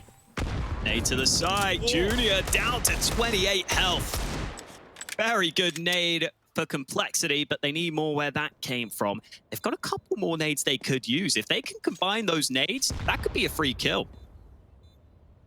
They are going to start walking the way up close to the coffins as Vinny is in a good angle to deal with it, but Rush swings out fast. That offsets the crosshair, and he still even wins the fight. So now Junior and Yuri trying to pull off the round for Furia. They get all the kills, but Config now in a 1v1. He starts to run up, the deagle in his hands, the pressure building, and the time limited. It is Config that will drop. A good kill there for Yuri to close it out, but it's damn expensive for Furia. Yeah, you can see why Complexity have a 38% win rate in those second round force buys. They are really good at those. They're really good at making them competitive. This time, though, Furia hold on. And I want to give some props to Junior there because he was in a really rough spot playing in front of the coffin, having to look at multiple angles, but he worked off his teammate really well. He peeked with Yuri in towards coffins to get that free kill, and then set up Yuri to have a good chance in the clutch. This one is just pistols, but they've already got an early kill down mid. Here come the nades to counter, though. I think Furia should be fine, although they are taking a couple of casualties. They will eventually close it out. Yeah, it did look a little worrying for a second, but then Furia just collapsed on the remaining players of Complexity. Money is starting to build on a few players, but see a couple having to rebuy a couple of rounds in a row now for Furia. Certainly will hurt them for the future. But we head into round 4. It's Complexity's buy round. Poison on the AWP. Interested to see where Poison takes it. There's definitely an argument to be made for going banana with that AWP. Try and maybe catch some of that early Furia aggression on banana. And it's actually a 4B stack for Complexity. They really want to get this control. Yeah, using the utility, you're going to have to use it sparingly. Some of the players didn't have so much to play with, so across the board, they were able to work it out. And they've got that banana control. Furia just respect it. They don't really put much of a challenge in there. That gives Complexity time to rotate back to A, though. Furia are starting to group up, but Complexity will rotate over in time. Yeah, Config playing in from Graveyard. 3-man setup right now in defense for Complexity. It's Vinny with the first kill on a Config, but Rush getting the double, finally dealt with by Yuri. And it's a 2v3 for Furia. Yuri down on 11 HP. Art has come over to join him. He'll be playing from balcony, dropping down into the pit. It's the Graveyard pit setup right now for Furia. As JKS, BlameF, and Poison regather for the retake. They're all coming in from short on the Complexity side of things, and Yuri is very low, so he has to peek out using the distraction of his teammate to bait away, and Yuri's come in with a double kill. He's looking to close it out. He looks for the 4K, but he cannot get it. JKS's headshot is just too lethal, and Complexity will find their first round. Really nice work from JKS there, because he realizes once his two teammates go down on short, it's so hard for Yuri to predict that last player to be coming from the same spot. You would expect JKS to be pushing with his teammates and trying to trade instantly. So JKS just plays it a bit more patiently. You see here, Yuri's spotted short. He thinks it's probably going to be clear, so he's looking at the other angles. And then JKS is able to sneak in, catch him off guard. And we are seeing more and more teams throw this top mid smoke early, Dinko. Complexity go for that early mid smoke here in this one. Goes a bit deeper down mid too. Yeah, we've seen that from Astralis coming in yesterday up against Complexity. Was coming out a lot on that CT side, and Complexity, they've still got some util left, and Furia want to use quite a bit of their utility to clear out top banana. Molotov's deep to clear away that close peek, and the sandbags. Molotov coming in as well, just limiting all of those positions, but the flash into banana. Poison's been caught by BlameF as well, but he just runs around the corner anyway. No death for them. That HE, that's going to go soaring into the feet of a couple of these Furia players. They're actually going to leave these players away from the B side, and they're going to lean them in towards the A side of things, just leaving Poison over here with the AWP. And Furia, they're still going towards B. He has nades, though. That's what they wanted to do. Leave that solo B player with a bit of utility so that if he spots someone, he can quickly drop the molly and call for the rotation. That's exactly what will come through. BlameF going to be boosted up. Not many nades left for Furia either. They only have one smoke for the execute. Poison boosted his teammate up, repositions into the back of the site. And here go Furia leading the way. The flash, the secondary flash comes in. It's completely blinded BlameF. There's no CT smoke down. Instead, it's a T-stair smoke to try and block off and isolate the fights. And they've got the kills. Poison tried to play on the edge of the smoke, but Art just takes him out. And now Complexity, you don't really have the money to go for this. You don't have the resources. So it has to be the save call for Complexity and Furia with the B take. That lurk smoke actually worked really nicely with the exact setup that Complexity had, because Poison has that AWP at the back of the site, but he's committed to the bomb site, and you can emerge on either side of that smoke. So it's really difficult for Poison to watch either side of it. You know, you could flash through the left side of that smoke quite quickly, or you could just push out onto the right side, and that makes it really hard for Poison to have the sort of impact he would have wanted. They obviously use it to clear out BlameF on that boost position too. And this is the first shot from Poison, but they're able to isolate CT. Art turns it round. That is an excellent second spray down while Poison was trying to get back to safety. And a strong start for Furia on this T side, which is where they had their struggles over on that first map.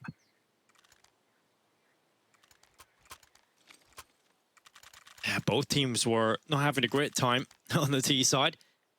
Furia feeling comfortable at the start of Inferno, and Complexity, you look at the buy they've got here.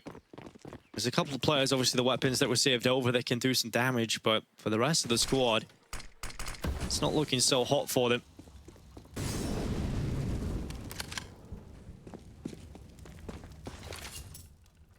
Config with some apartments aggression. He's got deep into the apartments. In fact, he's going to put pressure on the second middle with a UMP, and I don't think they'll be ready for him being this deep, this early. He might start to hear some nades being thrown. If he hears that, he might go for the flank. They're all pushing into top mid, but Furia have somehow found the gap. They've walked all the way up A long. Yeah, it's the perfect gap, right? When you're going up against some of these weaker weapons, to wrap long is generally the strong play, and it's working out for Furia. Config finally getting his chance, but he hasn't been able to find the kill. He chased after Poison, but Art had his coattails. It's a frustrating round for Complexity. With Config pushing into second mid early.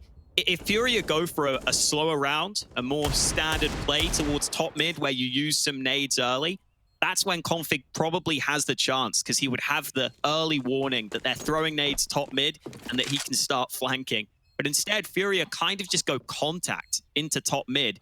They end up going really quickly as a unit, as a pack. That ends up being the perfect counterplay.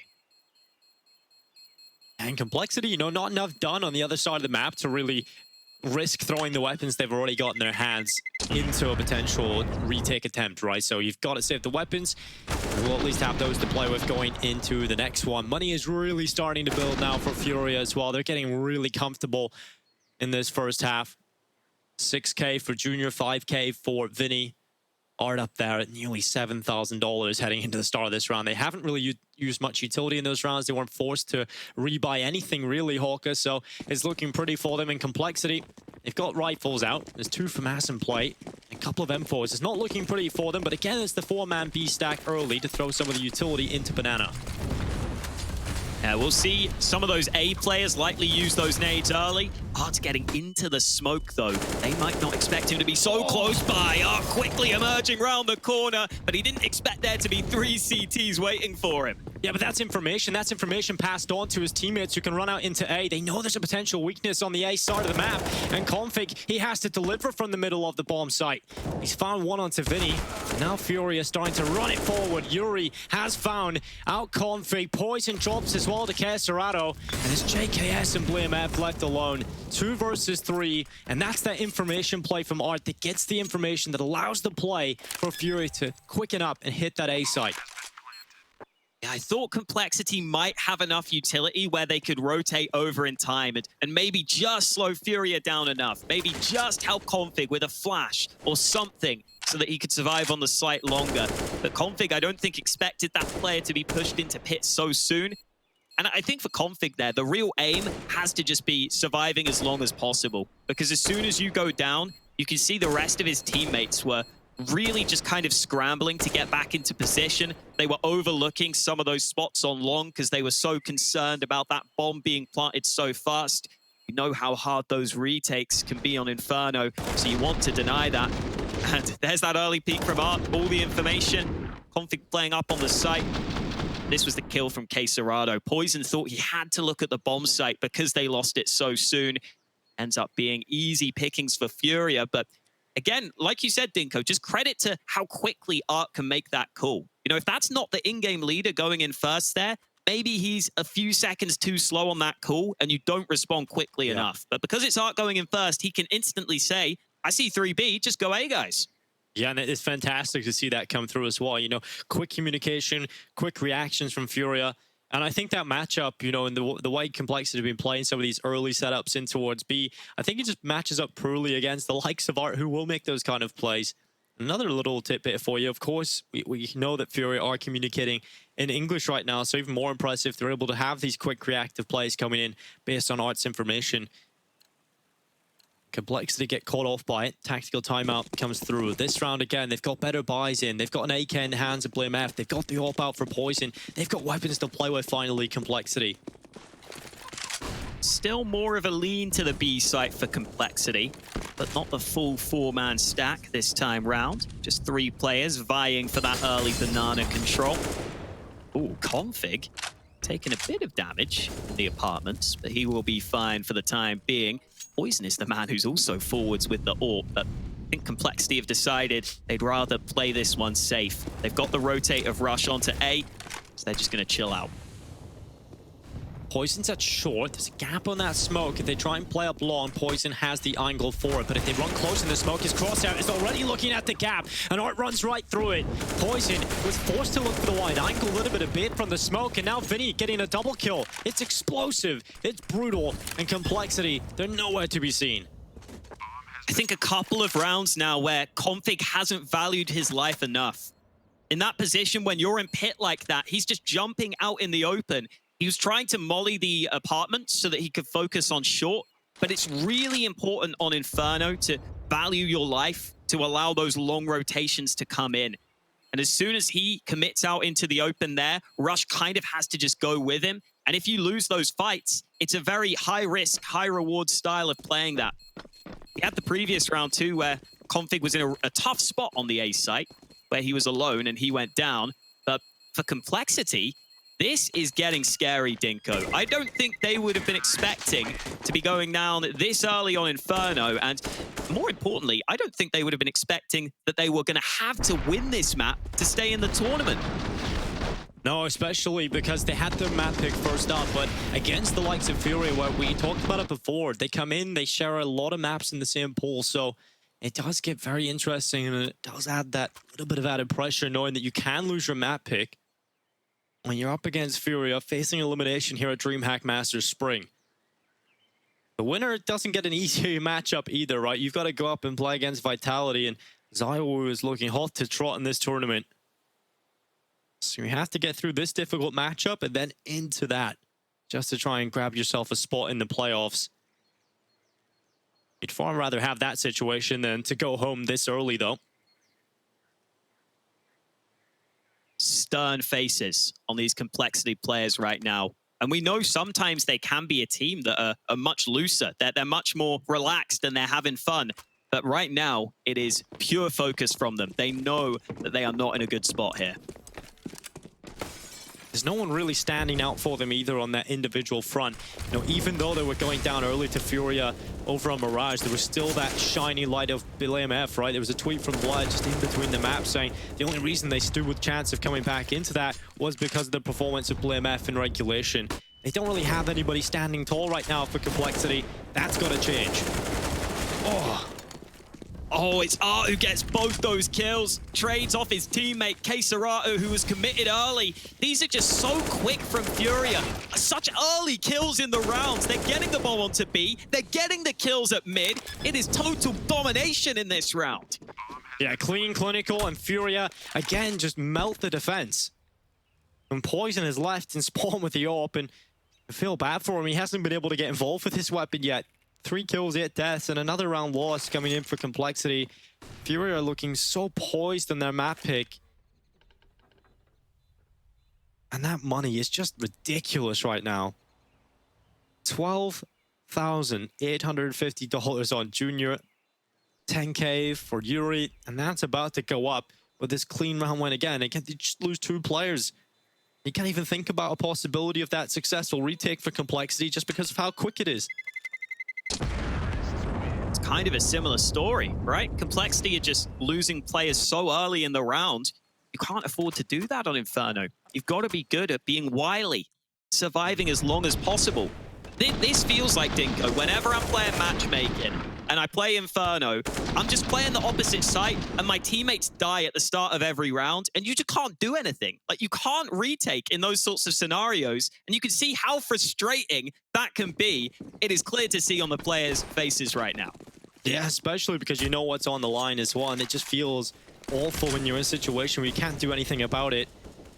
On the first map, Art was in that situation. He wasn't really performing too hot individually, but now on this map, he's up to 12 kills. And when Art is having a great game, when all of his aggressive plays are working out, it gets very scary to play against Furia. Nades exchanged on Banana. Furia's nades are the ones that do the damage, though.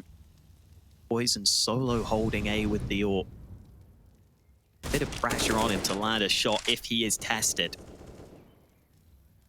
While on Banana, Art is starting to walk up close. This molly will split some of the players, but Config goes ahead of it, and now Art has to be careful. The flash is good, but Config's there for the trade, and he could be there for more. Queserado's the only man remaining, and that's the bomb dropped. Bomb dropped in a big round for Complexity starting to play out here. Vinny and Yuri have got to pull this one back, and they've just given up the bomb. They've just let them have it. You can grab it back, Furia, no problem. They're going to play together, strength in numbers.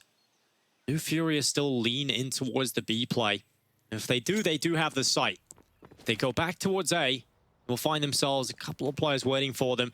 I think Configs actually decides just go back over and play the B site, throw that smoke down, delay them, try and discourage them from walking into the B site. That might just make them change their minds and want to go back towards A. And Yuri sees the smoke, but he is committed to this. With limited time, you can't send that bomb back. And now Config will have to be the player from the back of the site who has a strong position to deal with this, and now they know it is the B play starting to come through, and it's Config at the back of the site, and he can handle these situations. He can handle himself well. He's got the first. Yuri trying to go for the fight, but there's no time for the plant, and Config has done it. Yuri just tries to stay alive. He gets the pick on Rush and the fallback, but Complexity, they win the round. It just started with a couple of upgraded pistols and an AWP that was saved by Poison. That's what they needed.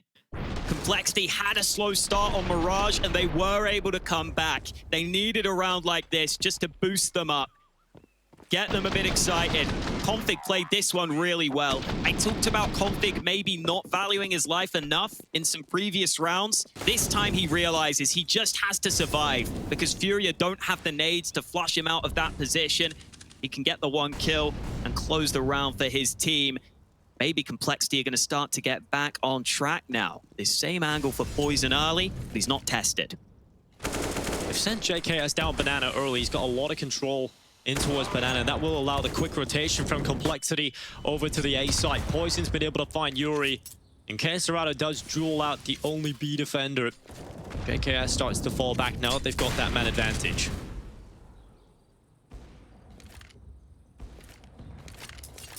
Fair bit of utility being used by Complexity.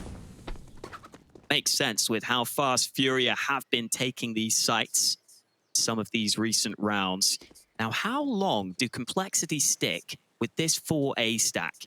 JKS does have an incendiary to slow things down on the B site, but if he's not careful, he has to try and survive for a good bit of time here. Yeah, and because of his position, he has to just play on the sound cues. He doesn't get info other than the sound cues, and luckily lots of them come in for Furia. Molly will buy so much time to allow his teammates to come over, but JKS wants to buy more. He wanted to get a kill to set them up with a better chance, but he's unable to get anything. And it's down into the 4v4 retake attempt here for Complexity. You've got players pushing closer, but that bomb down. Furia have got themselves in a decent position, but Rush is ready for the aggression of Art. And he goes around the corner, and now Vinny is holding on for the play, and Config has come through. He's got backup as well. He's got his bully squad with him, and they're looking to bully Queserado. They've done it well. Junior now fighting back, standing up for his friend, but it doesn't matter. He gets slapped as well, and Complexity find 3. Much more like it for Complexity. Even though JKS goes down on the initial peak, there was a flash for him. That's what they were going for initially. And just the confidence there from Poison is more of what we want to see. This was that peak from JKS that wasn't successful, but Complexity still had a couple of nades left. Lame F, just having to look at every single angle, but eventually finds his target. It's like when a fly's attacking you, you're trying to figure out where it is, and it's just flying all over you. Finally gets it. And it's 8-3. Furia going for their tactical timeout. Complexity, like you said, Hawk, a couple of rounds previous, when they had the weaker weapons and they get that round win, it is a huge opportunity to turn the ship around for the Complexity defense. What you have to do is win the follow-up round after you get that opportunity. You can't afford to take that round win and then go ahead and lose the follow-up, because then you're right back where you started before you won that bonus round. So here's a big chance for them coming back in to this first half, but they have to break down that economy that has been so strong for Furia for so long. Similar setup for Complexity. 3B has been a common setup for them to try and get this banana control. They've got that molly down mid too, which could slow Furia down from getting those players to top banana early in the round. Not as much of a commitment this time for the CTs though. That should allow Furia to gain some ground. The ever-present Art leading the charge up banana. Though there is a flash at the ready for JKS to counter if they feel like they need it. That molly's going to help Furia get control though. Yeah, I like how Furia are hanging on to that utility here. You know, you're getting pressure by Complexity, but you save the utility up. You reclaim banana control, and BlameF tried to get it back with a flash around the corner, but it was relatively ineffective, and Junior will find the opening. That will force another rotated player for Complexity, and that leaves an opening for Furia to walk right through, and they're going to go Archway. They're going into CT for the B split. This is going to be difficult for them to hold on to. Poison will have to reposition to the back of the site. They are looking at the rifler of JKS to get a lot done. They're being fought on two fronts. Poison holding for the CT play. They're aware once that opening is made in towards Archway, they have to be ready for this. And right now they're looking good for it, but they've got to pop off when the kills start to come through. Will they be ready for the play through Ruins? Oh, I'm not sure. They're not looking. Vinny lines up the free headshot, and Poison can't do anything about it. The AWP holding at the back of the site was never going to get multiple kills there. And well, Dinko, history tells you that fighting on two fronts is never the best idea. We get a clear case of that here, with Furia just finding that wraparound. I love how quick they were to call that, though. As soon as they got that kill on B, you see the instant response. They knew that A long is likely the position that will be left weak, and they're just so fast to move in that even if Complexity adjusted that A setup and had someone watching long, I don't think he would have got there in time to hold it. So really nice stuff. And you also just get to see how hard it is to flash your teammates back into banana. It's just so hard to time that flash because you can never know if someone's just around the wall and they're not going to get blinded, or if they are fully committed to it. And you see there, one of the Furia players gets blinded because he's out in the open, but then Junior was just not blind whatsoever because he was behind the wall. And then that flashbang basically just gives away that you're about to peak. Yeah, exactly. And because of that small window of opportunity, you have to try and time it perfectly to go with the pop. If you don't get out there on time or just with the flash, your window of opportunity to get that kill and get away, or maybe even find the multi-kill onto maybe the player that's playing anti-flash or the player that's blind, it becomes very difficult to get that. And BlameF just doesn't find anything in the round. Fury up 9-3, solid T side so far. And we'll see if they can continue this. It's JKS looking to smoke down banana and go through the smoke himself. He's run right past the player. The traded positions. Finally, Caserado looks at him, and the headshot is in. Opening kill for Furia is theirs, but right through the smoke. BlameF, he wants more, and he's got a double kill this time. A 3K nearly through the smoke, but he'll back away. Hard work is done for BlameF. Fast response from Furia, though. They see a lot of presence on banana. They try and come back to A. And once again, A-long is open, but they're not ready for the angle of Poison.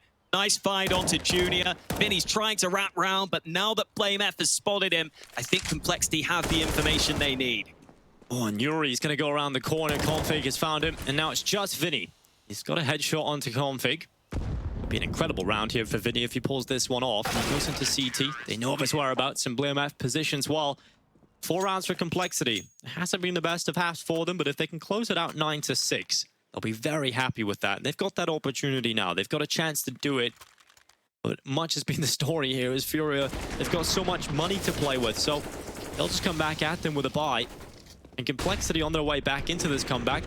They're not winning the rounds cleanly, right? You're not keeping all the players alive. It is damage being done. And more that happens to the CT side, right? That just becomes much more expensive, and Furia will have the advantage when it comes to the weapon area and utilities. So Complexity, they need to win this round cleanly.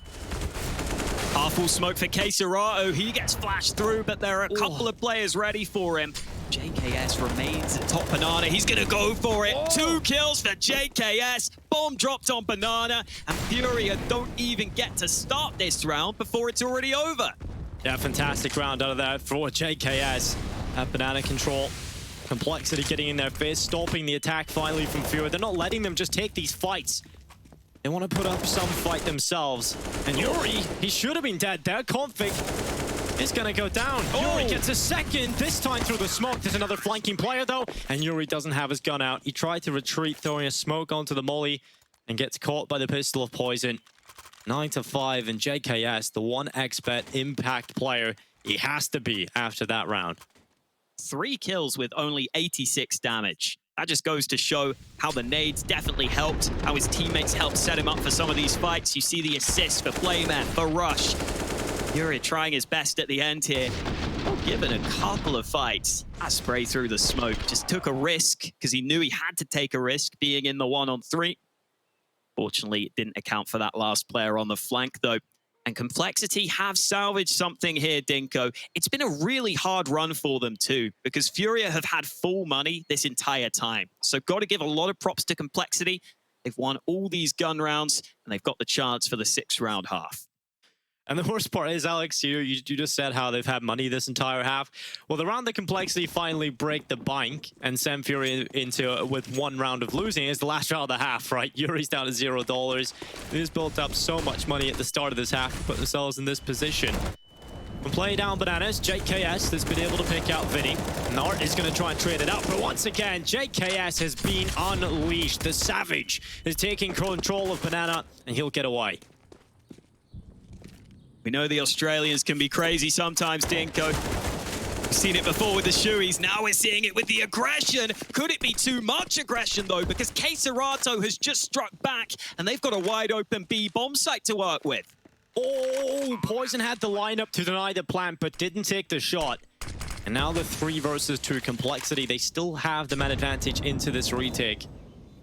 Some of the utility not being that effective, and Keserato was the player that drew this back for them. He looks to do some more in the round. He's not happy with the work he's done so far. He wants to get in through the smokes. He might just hear the pin pulled and the flashing. Poison steps coming right into his crosshair. Keserato hitting the headshot. Furia looking to try and take 10 rounds here at the half. Complexity running back in. Yuri with the headshot. Furia pull it out of the hat. They're leading the way 10-5 going into the second half. Join us after the break.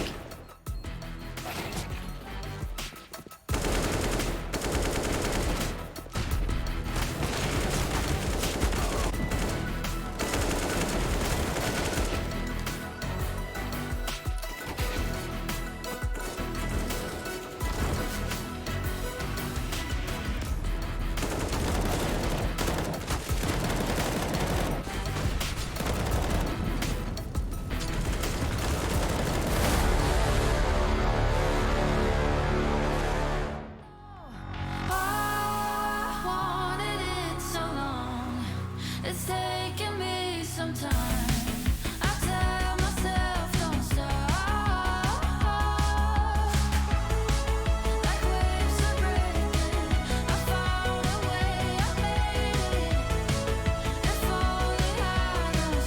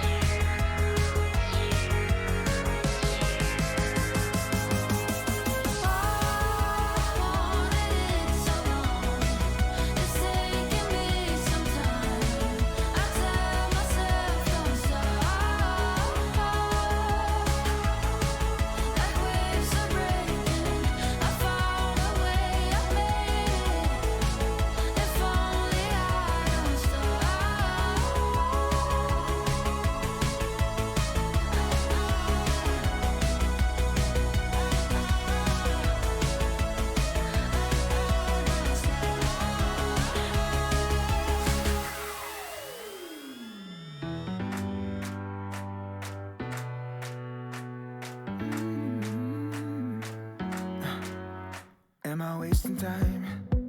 'Cause I'm already gone. So long, can you stay the night? 'Cause you're the thing I want. I know you're feeling different when you're stressed out. But even with no makeup, you still stand out. 'Cause no one makes me feel the way you do now. Like you do now. The way that you move your body, you make it look like a hobby. Every time that you touch me, it's electricity. Things we discovered Last night's covers, everything came so easy. It's electricity. Electricity. Whoa. It's electricity. Electricity. It's electricity.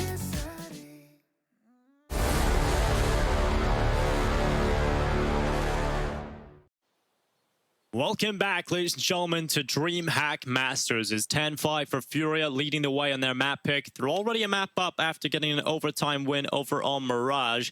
This is an elimination game. The loser will go home, and the other will go on to play against Vitality for a spot in the playoffs here. A lot on the line, Hawker, and Complexity have a lot of work to do. Just wondering what Keserato's doing at Spawn. He's having a good time as we get into the second half. Complexity, though, not going as slowly as Keserato was. They want to up the pace. Yeah, they're going very quickly here, not crouching around at all. And it's going to be Vinny hitting the first headshot. Okay, JKS not looking the right way. And it's the boiler play from Junior that's delivered 2 kills. The bomb did roll to his feet, but has been recovered by BlimF. Config and BlimF now need to try and figure out how they're going to turn this 2v4 in their favor as Fury look to take a good start into the second half. BlimF trying to get the fight out. He knows Castrato is in graveyard, but it's easier said than done, flushing that player out of that position. With no utility, it becomes very difficult to even think about winning this round at this point. They're going to try and walk into long, but Vinny's not missing. 2 in the pistol. BlimF looking the wrong way, and Vinny re-peeks out for his 3K. 11 rounds for Furia, a good start into the second half. Inferno coming through in full force at the end there. Triple kill for Vinny. Oh, this is the action replay we needed, though. Keserato, the gardener, not one that I'd hire, though, with him just knifing that plant pot. Yeah, destruction of the garden right there. I like that line, Hawker. It's brilliant. 11-5, we get into round 17. It's Complexity who are on the Deagles. We know they can get up to some nasty things with the Deags. We'll see if they can get it in this one. It's almost needed for them at this point to give them a chance back into the start of the second half. And Vinny down Banana aggressively. Now, worth remembering that Complexity lost that first half pistol, and they brought the second round pretty close, pretty competitive with their Deags. They got a couple of kills. On the T side, they might have a better chance to cause some issues. If you can get 1 or 2 early kills, early trades on Inferno, it can put the CTs into really uncomfortable spots where you have to leave maybe A long open, or you have to leave just one man on B.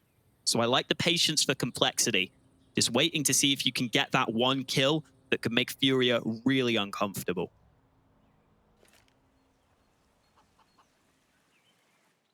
Flash at the ready for Art. He looked to flash Vinny into the banana peak there, but Complexity are going to be turning their attentions back over towards A. You've got 3 players over here for Furia. They've got every extremity covered. And so dealing with this on just decals will be very difficult, especially when you've taken damage already. JKS has been tagged by the scout of Junior. They look to put pressure. Long good flash out from Keserato, and a long spray, only getting 1 kill. So now they have a chance, Complexity. Starting to wrap the A site. Yuri will still be the pit player you've got to worry about. And Config tries to be shrewd, tries to play through the smoke, and the no-scope comes in. The bomb plant has been secured for Complexity. They'll be happy so far with the plant, but they want a couple more kills. And the only player left to do that is Rush, but he is overrun. And Furia, they will find the round win. Complexity getting some extra money at least for the future. But Furia are just stepping closer and closer to that next matchup here at DreamHack Masters. I don't mind this play from Config. If that was a gun round, I would not be happy with it. But in this round, I think it's worth taking a risk like that. Maybe the scout isn't ready. Maybe he misses a shot. And if you can get that kill, it could really help you out. Complexity end up muscling their way onto the A site with some smokes, but not much more than that from round 17. Maybe they get more in round 18, though. They've got 4 nades at the ready. See if they can put them in the right place. Artillery fire at the ready. And it's right down onto... Oh, no. Poison's going to burn. He's going to force forward and right down onto Complexity. The nade shall fall. And Poison falls with it. And now Vinny trying to get aggressive down Banana. Are known for their Banana aggression. And even against the weaker weapons, they do not respect it. Bomb down, claimed by Furia. And CSGO holds short brackets under the porch for the mid-peak. Everything is covered right now for Furia. Might as well put a Brazilian flag on Banana right now because they have invaded this area of the map.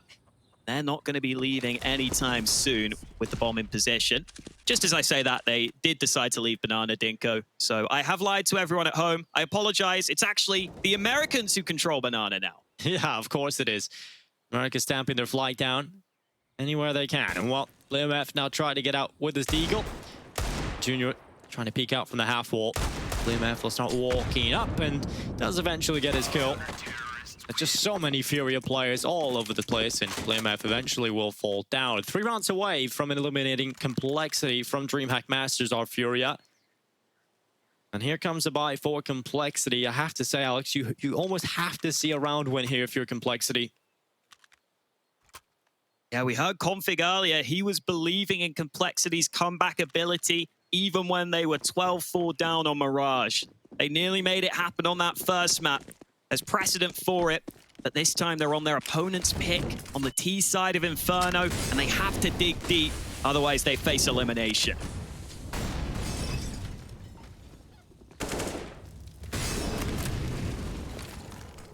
Hasn't been a great round for Complexity over the last couple of events, right? They probably would have liked to have got the win over at FunSpark, or at least made it to the final. It didn't look so good for them, and now they're looking to try and crack open the mid brackets, and Poison is the man that'll do that. Furia drinking from the Poison Chalice. And Config, he goes down and replies. Still the 4v3 as Config and his merry men will stand with the advantage, but it's short-lived thanks to Art. And now the B side has an opening, it has a weakness, and Complexity are going to try and turn their attentions towards it. Quick rotation trying to come over here from Art. He's got there in time, but he's not going to use his utility. He tries to stop the bomb from crossing over, and he's done that well enough. Ollie could do a good bit of damage here. BlameF commits to the plant. No pulling of the trigger from Art. So BlameF gets away with half health, but Furia still have a good bit of utility for this retake. They should have the chance to smoke Banana. They could even molly BlameF out of position. BlameF just peeking out, trying to get a fight before utility starts to come in for Furia. Hasn't been able to get that chance just yet, and nothing's coming into his spot. He'll be able to stay there, but not for long as Junior takes his kill, and JKS tries to get the line up, but Furia clean it up. No round win here for Complexity, as Furia take one step closer to victory here on Inferno. What a showing so far from Furia. They've had a tumultuous time to start DreamHack. They lost 16-6 against Big in their opening game. Big have now been eliminated themselves. Complexity beat Vitality in their opening game, and yet Vitality were the ones who beat Big, but you can't just look at it like that, Dinko. That's not always how these matchups play out. And even though Furia have had a bit of a tough time throughout the tournament, maybe they're finding their form at just the right time. Well, Complexity have still got the buy. They've still got the AKs. It was Poison that cracked open the start of the last round. And this time, they start to clear out the top mid position. Junior's here with the AWP. He'll look for the peek down into mid. And he hasn't missed by much there, but it's not going to be the kill. That will be, though. Yuri and Junior stepping up with 2 early picks for Furia. And now Complexity looking to up the acceleration into the A site. CSGO's in a good position. He's also got Junior inside of the site if needed. And they're going to wrap him on the wrong side. He wasn't ready for that. And JKS, that's a big round from him. 3 kills out of nowhere. And now it's Art into the 1v2. Great to see JKS committing more to those plays, trading his teammates, getting involved in that action on the site. That's more of what Complexity need from him, and he has been stepping up here on Inferno. Maybe he can be the man to put them back in a position where they can start this comeback. They've got to close it out, though, and Art is starting to close in on this site. Oh, Art trying to get forward with JKS is looking for the aggression at short. Art knows how to play his angles, but he's worried about Pit. He only has to focus on his left side. He spotted Poison. He's turned it into the 1v1, but JKS with a headshot of 4K secured, and Complexity, they needed the round, and it's JKS that delivers. Big moment for Complexity. JKS had to do so much work here on the bomb site. Poison almost got caught off guard early, but it was JKS who was able to find these 1v1 fights all over the site. Vinny tries to force the issue, tries to press it because he thinks he can trade his teammate in time, but that was not the case. It was JKS who was just going to cut them all down. And Furia's buy will be there, but it will be lackluster. Okay, Serato only has a USP right now.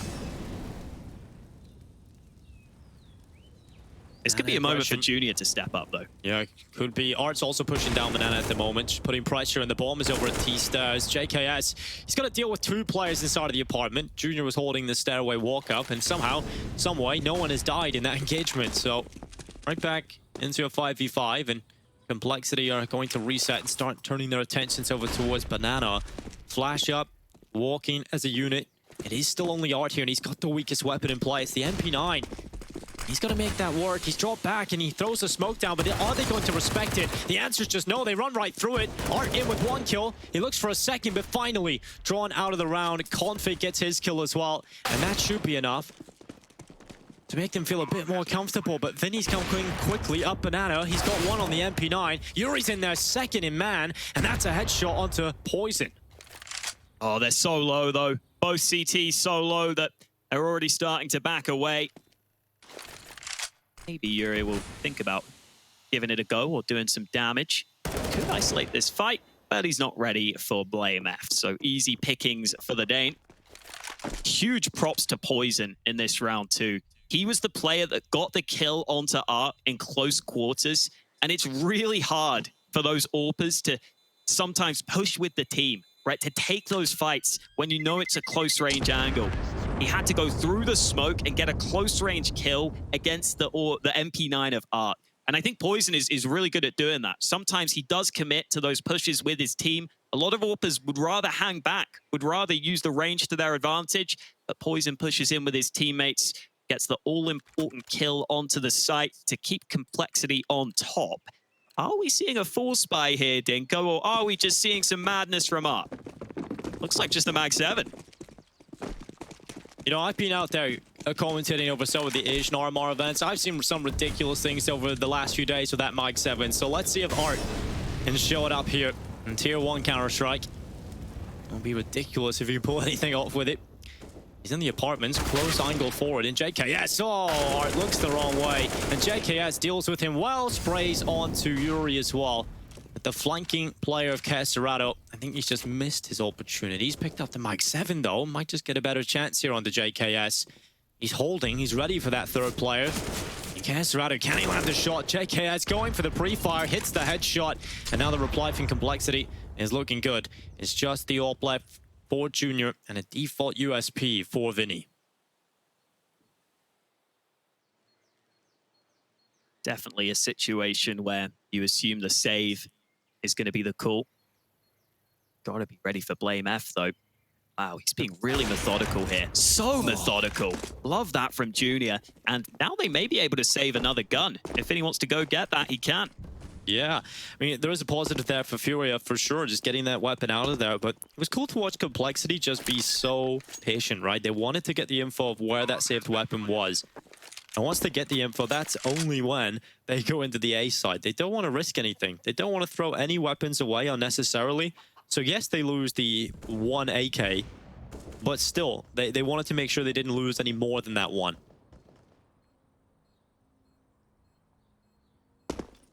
Saving these guns will obviously help Furia.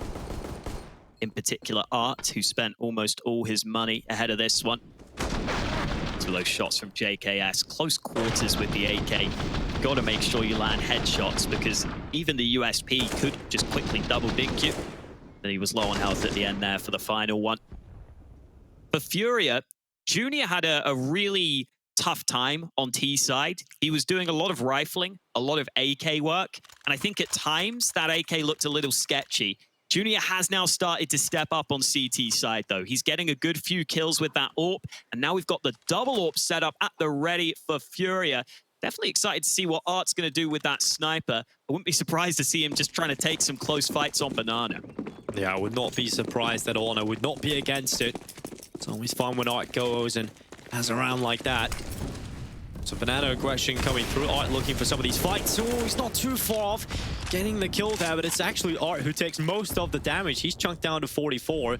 And Complexity, they're having none of that utility battle. They're going to turn their attention straight away up into the mid play. They trade out efficiently. Yuri gets 1 kill, but that's all that they're able to find. And now Junior's under pressure on the A side. 2 kills for Junior. Can he find more?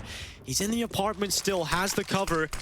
He's going to smoke out and just buy some time, allowing rotations from his last 2 remaining teammates to get over. And Junior has played this one very well. He's kept the man advantage in play.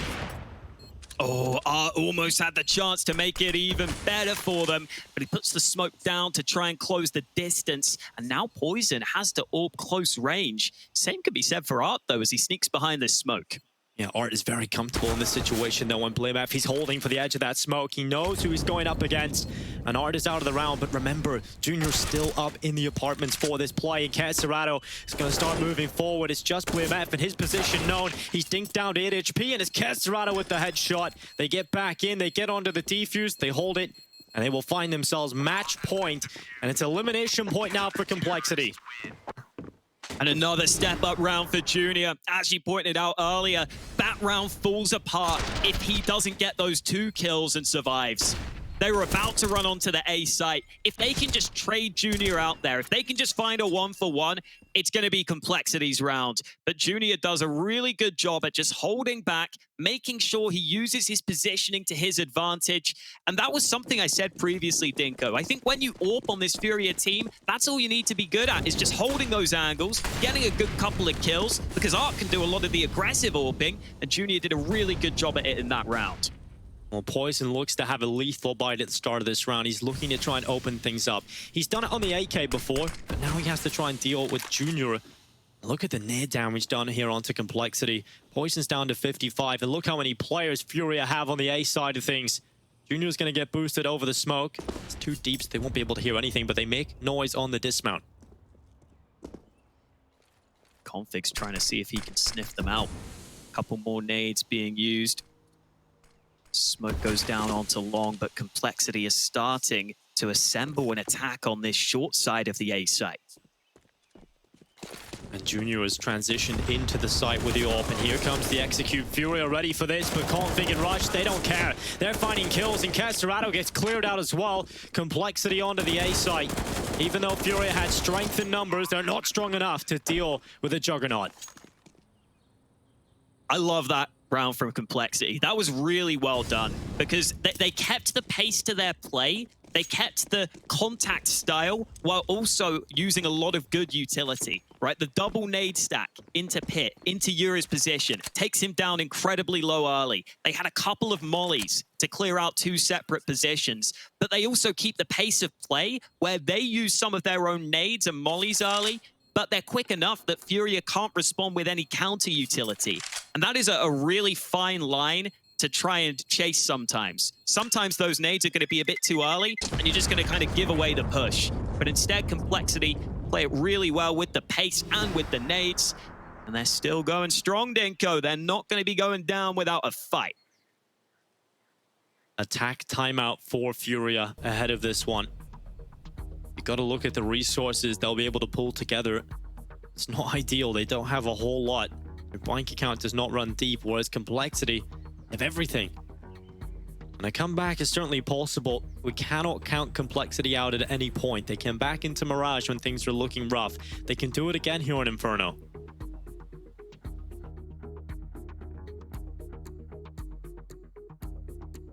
Definitely doable. You can see they're aware of it.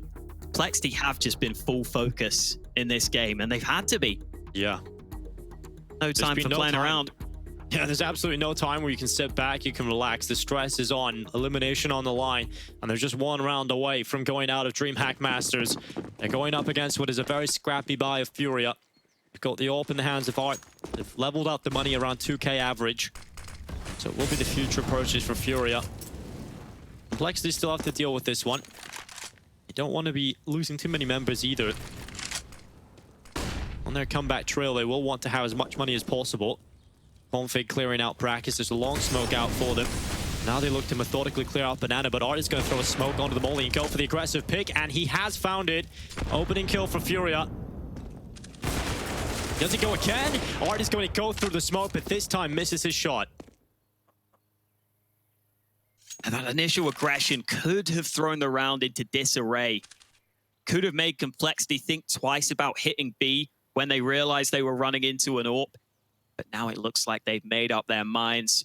And the setup for Furia was stacked on the A site and fully focused on trying to deny a short play.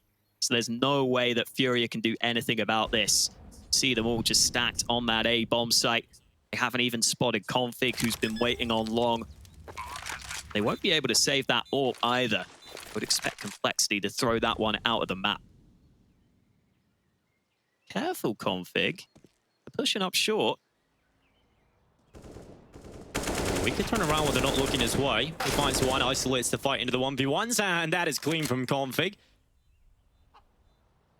He's just taken everything out of their hands. So whatever Kevlar they would have had left going into the next round, whatever utility they had, is just been snatched away by Config. Not very nice of him. But that is what is needed for Complexity as they now reach double figures. Config decides to just go group up with his team on Banana. They're having a party right now on Banana. No time for celebration yet, though. Still 5 more rounds to win to keep themselves in this tournament, and then they'd have to play overtime. Double AWP setup out for Furia. They've been using that a lot throughout this game. Art did get a good kill on Banana. If that was a gun round, I think he would have just fallen back after that first frag and been happy with the man advantage. It is going to be a somewhat similar setup for Furia. Art's AWP yet again going towards Banana, while Junior has a look down mid. Oh, blinded and forced away. Junior will have to drop back and change up his position. This time Complexity are hanging around Banana, and that nade might just go on to rush. Too shallow, though.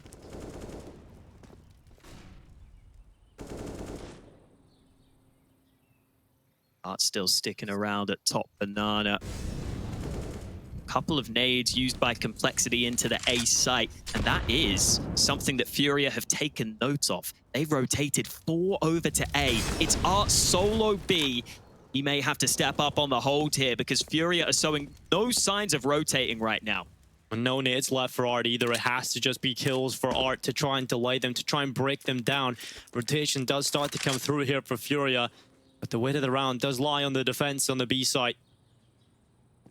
Have got the rotation over, so now it's not just all on Art, but you still need him to have some output.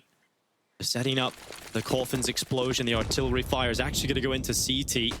Doesn't matter for Furia, no one's there, and Art is going to go for the quick shot, but he's missed it. He's missed the close kill. He's going to go down, and Vinny only manages one. It's not good enough here for Furia. It has to be the save call. Yeah, it felt like Vinny was a little slow on his time to kill there. Maybe because he had the FAMAS, but if he gets that kill sooner, I think Art might be able to survive a little bit longer. They might be able to start assembling that crossfire and put up some sort of resistance on that B site. That's really what they needed. I'm not sure, maybe Vinny got blinded. Maybe that was part of the problem. Either way, another explosive round for Complexity. And that's really what they're making the most of right now, Dinko. I feel like it's just these fast pushes where Furia don't have much time to react. This was the kill from BlameF. Seemed like he digged his teammate in the midst of the madness. But what time is it, Dinko? Well, maybe it's Complexity comeback time. Complexity comeback o'clock. Sounds nice. Yeah, that's a good one. I mean, both work, Halka. But we are in that situation right now as Complexity are taking their first steps back into the potential comeback. It still is going to be difficult. Furia haven't really had the resources over the last couple of rounds, which definitely will help Complexity win a few of these rounds out. In this one, they've got much more utility. They've got the double up setup. They've got one FAMAS in the hands of Vinny, but the rest on M4s. This still is going to be a challenge for Complexity. Each and every step will be until the end of this map. Poison wants to get ahead of that smoke. Another molly comes in and Poison thinks better of it. Oh, he doesn't though. He goes back and Vinny goes down early. Great work from Poison. That is beautiful. He's got a bite. And now Junior looking to hold on for the mid pick, but it's Art down Banana that's drawn back the kill. Poison getting a taste of his own medicine. Art knows how to play aggression, and you steal his game plan, he'll take it right back off you. Yeah, Nut's still sticking around while he's put that smoke down. He's going for a couple of hot shots through the smoke, but BlameF's just got him. That's the B player lost. Fury are going to stick with this A stack, though. Yeah, still running into the A side Complexity, and they're getting shut down. It's not worked out here for Complexity, and it's all on BlameF. It looks done. Complexity are eliminated from DreamHack Masters, and Furia booked themselves in a spot to play against Vitality. They have a matchup in front of them for a spot in the playoffs.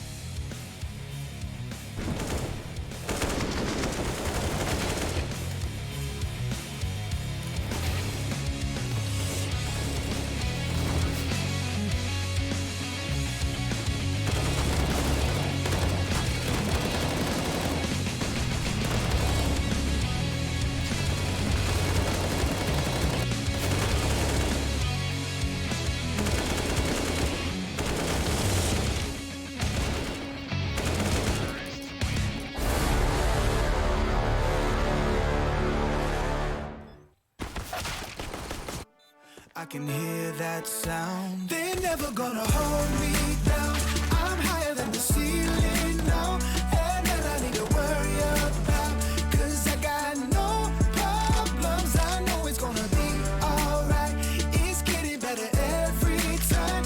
Nobody's gonna kill my vibe, 'cause I got no problems.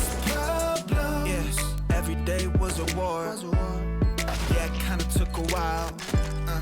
When they tell me I should stay, I just jump with a smile. Yeah, it's hard until you notice.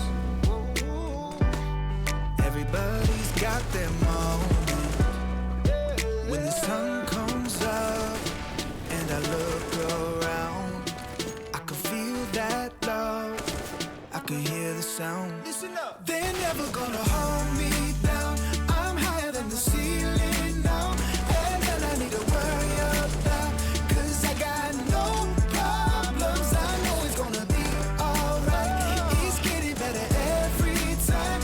Nobody's gonna kill my vibe, 'cause I got no problems. 'Cause I got no problems. 'Cause I got no problems. Do you feel a little down? Say it. No.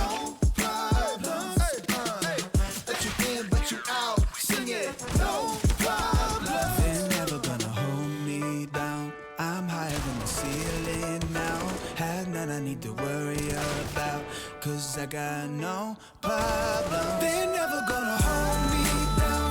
I'm higher than the ceiling now. Have none I need to worry about, 'cause I got no problems. I know it's gonna be alright. It's getting better every time. Nobody's gonna kill my vibe, 'cause I got no problems.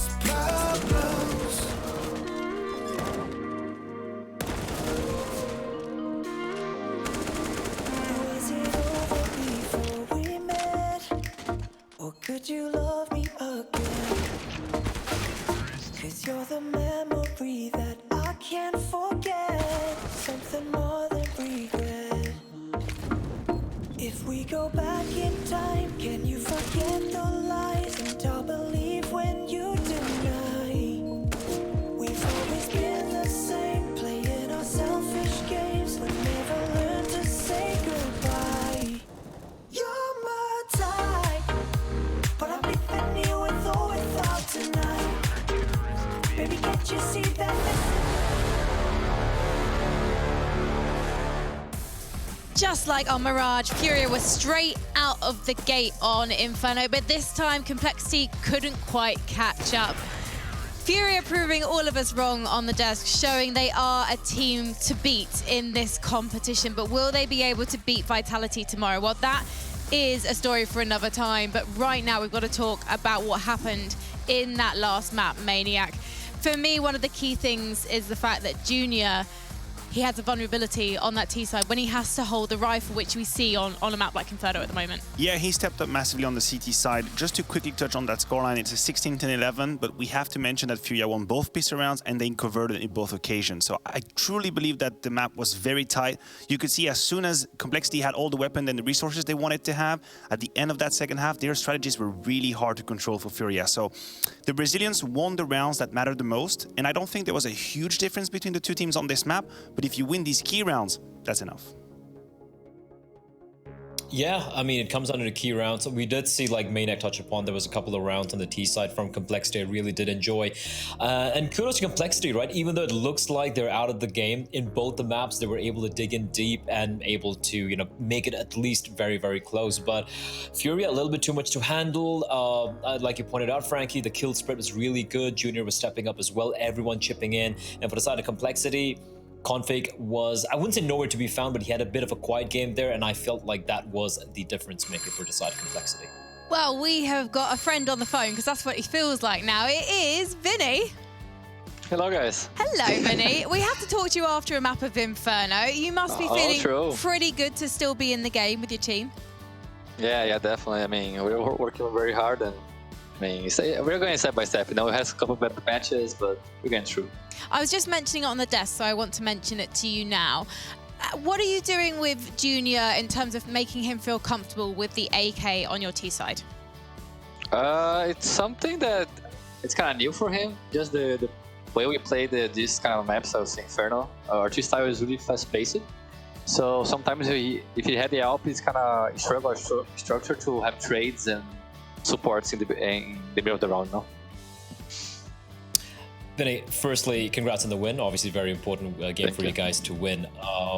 My question would be something that Frankie keeps asking all of us on the desk. What's up with Furia? What is with the ups and the downs you guys have? And, you know, we keep coming up with theories. It's maybe this or that. I want to ask you that question. What's up with your results being, you know, so up and down, despite having good starts to tournaments? I mean, I would say after the first loss that we shouldn't lose for us. Definitely affected our confidence, and pretty much we had how can I say, like day off, vacation, and not vacation, like the travel for another country, another boot camp. So I think in the first days we just struggled with some pretty much raw skill. We were just missing fights, but we're getting back. Vinny, last time you faced Complexity, it was a 2-0, relatively clean. Again, this time 2-0.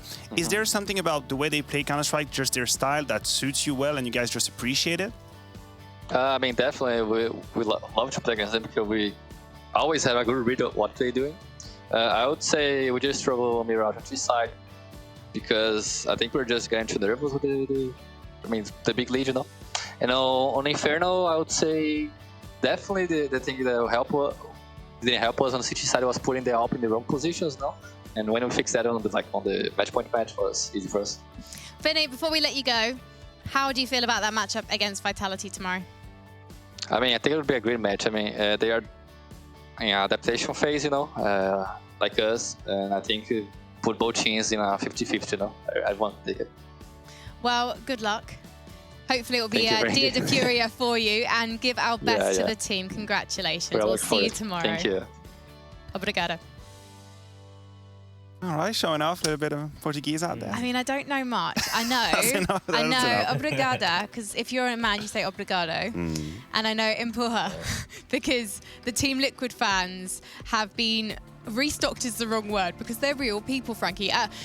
Impura is like a phrase or a word they use on Golas' stream to support Fallen when he's playing for Team Liquid. It may also be used for other teams with Brazilian players. Apologies to everyone in Brazil watching this who is now incensed that I'm getting the culture wrong. Feel free to tweet me on that one and tell me nicely how to get it right next time.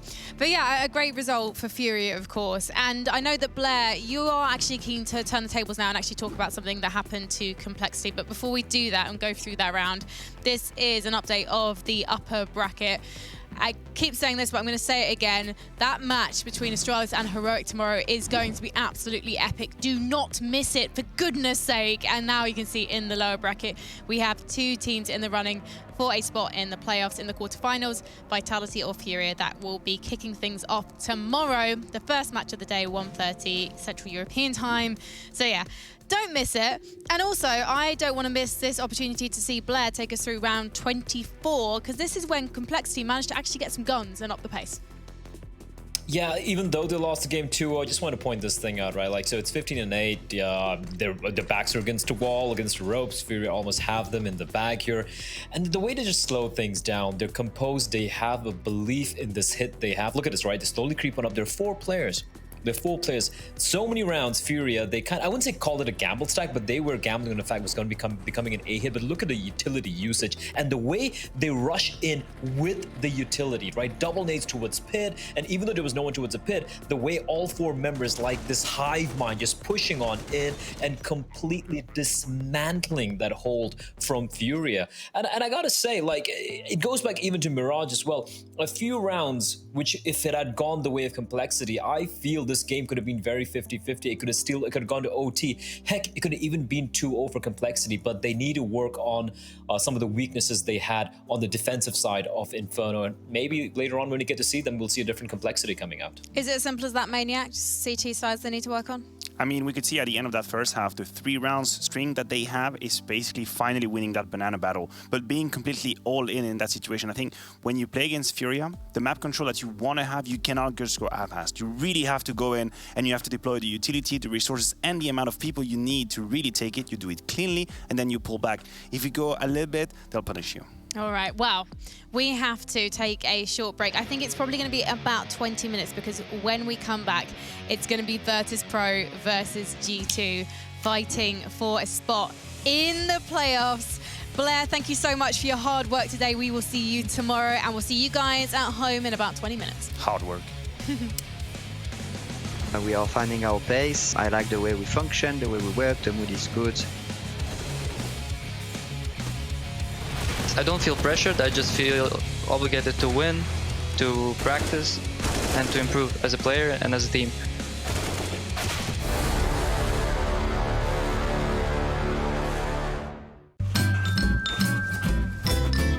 You ready? Huh? Hey, he's a good boy, huh? You ready? Huh?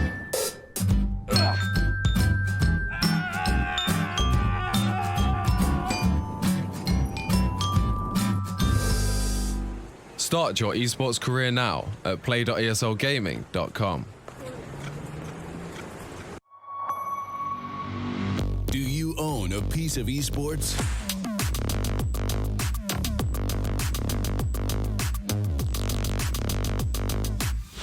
Get your merch at shop.eslgaming.com. Latest edition of the Epic's trading cards available now. Hi, my name is Suli. My handle is Smix. I think it's important for these initiatives to happen. Empathy really, really goes a long way, and it always means so much to us, and I think that's where initiatives like this really help. Good luck, have fun.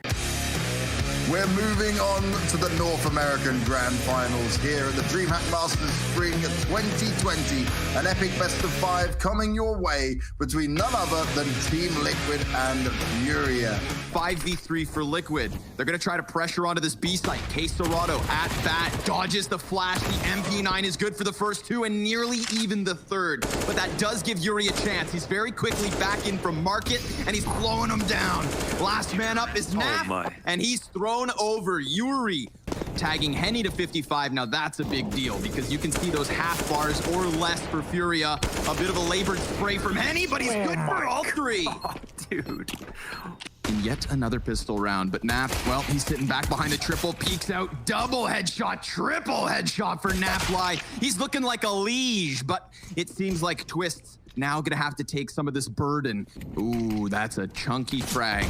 Now, Stewie having his attention turned in 2 directions, and Art, he's gonna best that front cover, so now it's up to the catwalk players to try and come in, but it's a crossfire in all regards. Nitro able to add a 3rd frag to the round, a 4th! Stewie and Nitro, 2 versus 3 with a health advantage over a couple of these Furia players, and Nitro with the element of surprise, but he gets called out by K-Serrano. Now it's Stewie in for the 1 versus 3. That P250 last round is the reason Liquid have 12, and he is stranded in Sandwich, looking for a way to get out of here.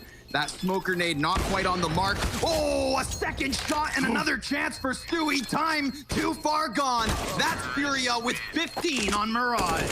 Holy, man, they had to earn that one, but a great round nonetheless. It is 2 of these CTs down low already. Yuri in with 1, a second, and a third. Furia answering back with only 1 health to make the difference. Just the pistols being taken apart here on the A site yet again.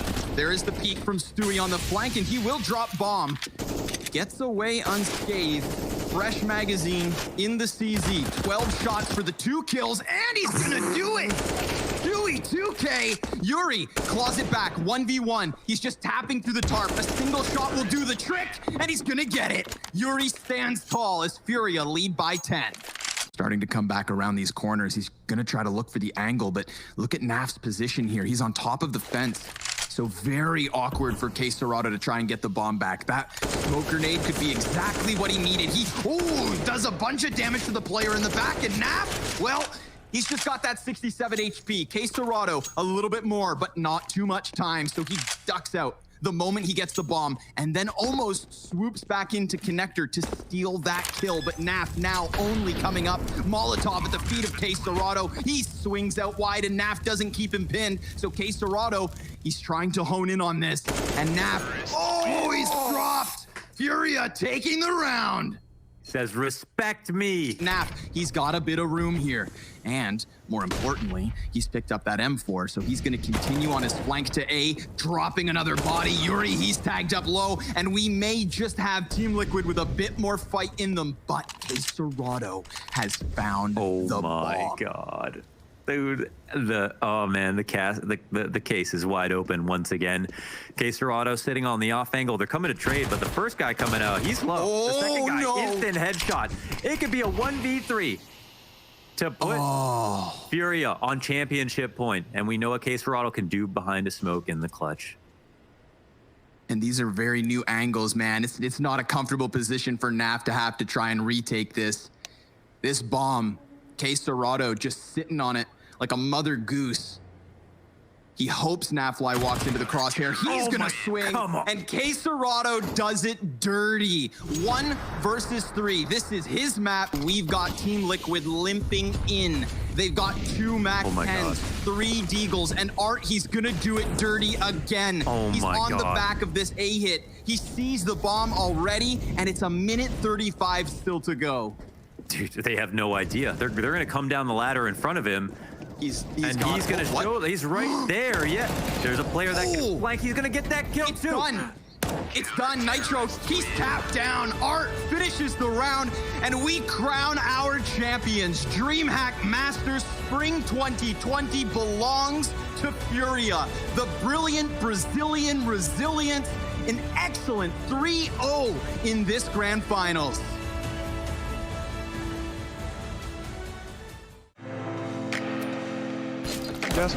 Upper. Mid. Давай.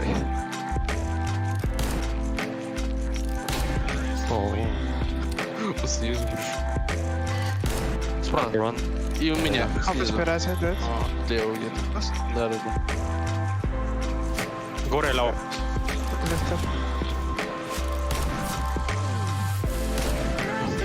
What?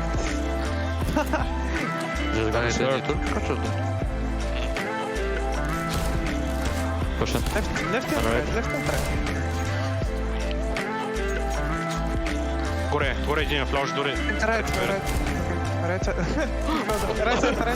Last right. Nice. Up left hand. Он слева бил.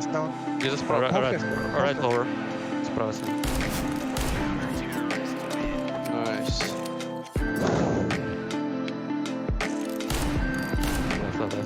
Left. Горе. Surf. Left. Half HP in the sun, on the sun. Похожу. Первый. Как добил бьет странный что чувак. Минус 5. Middle. Да.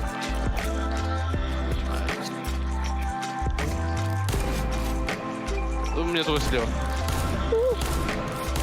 Нова. Домац там, редко. Good. Глава му дадове. Mid, cross. Справа. Middle.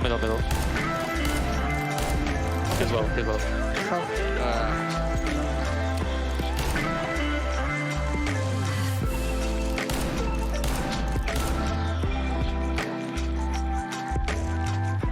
Горе ще има сигурно, внимай.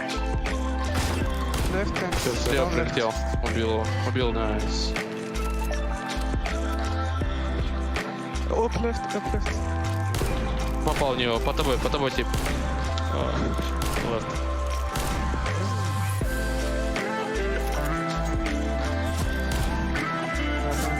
Лево сверху. Среда. Лево, двое. На.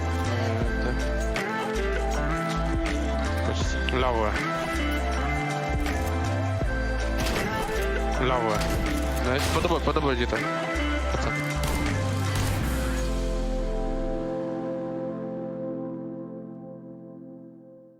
Ladies and gentlemen, it's a lovely venue, but I'd like you to join us in blowing the roof off the ground here. It's going to be Virtus Pro versus SK Gaming.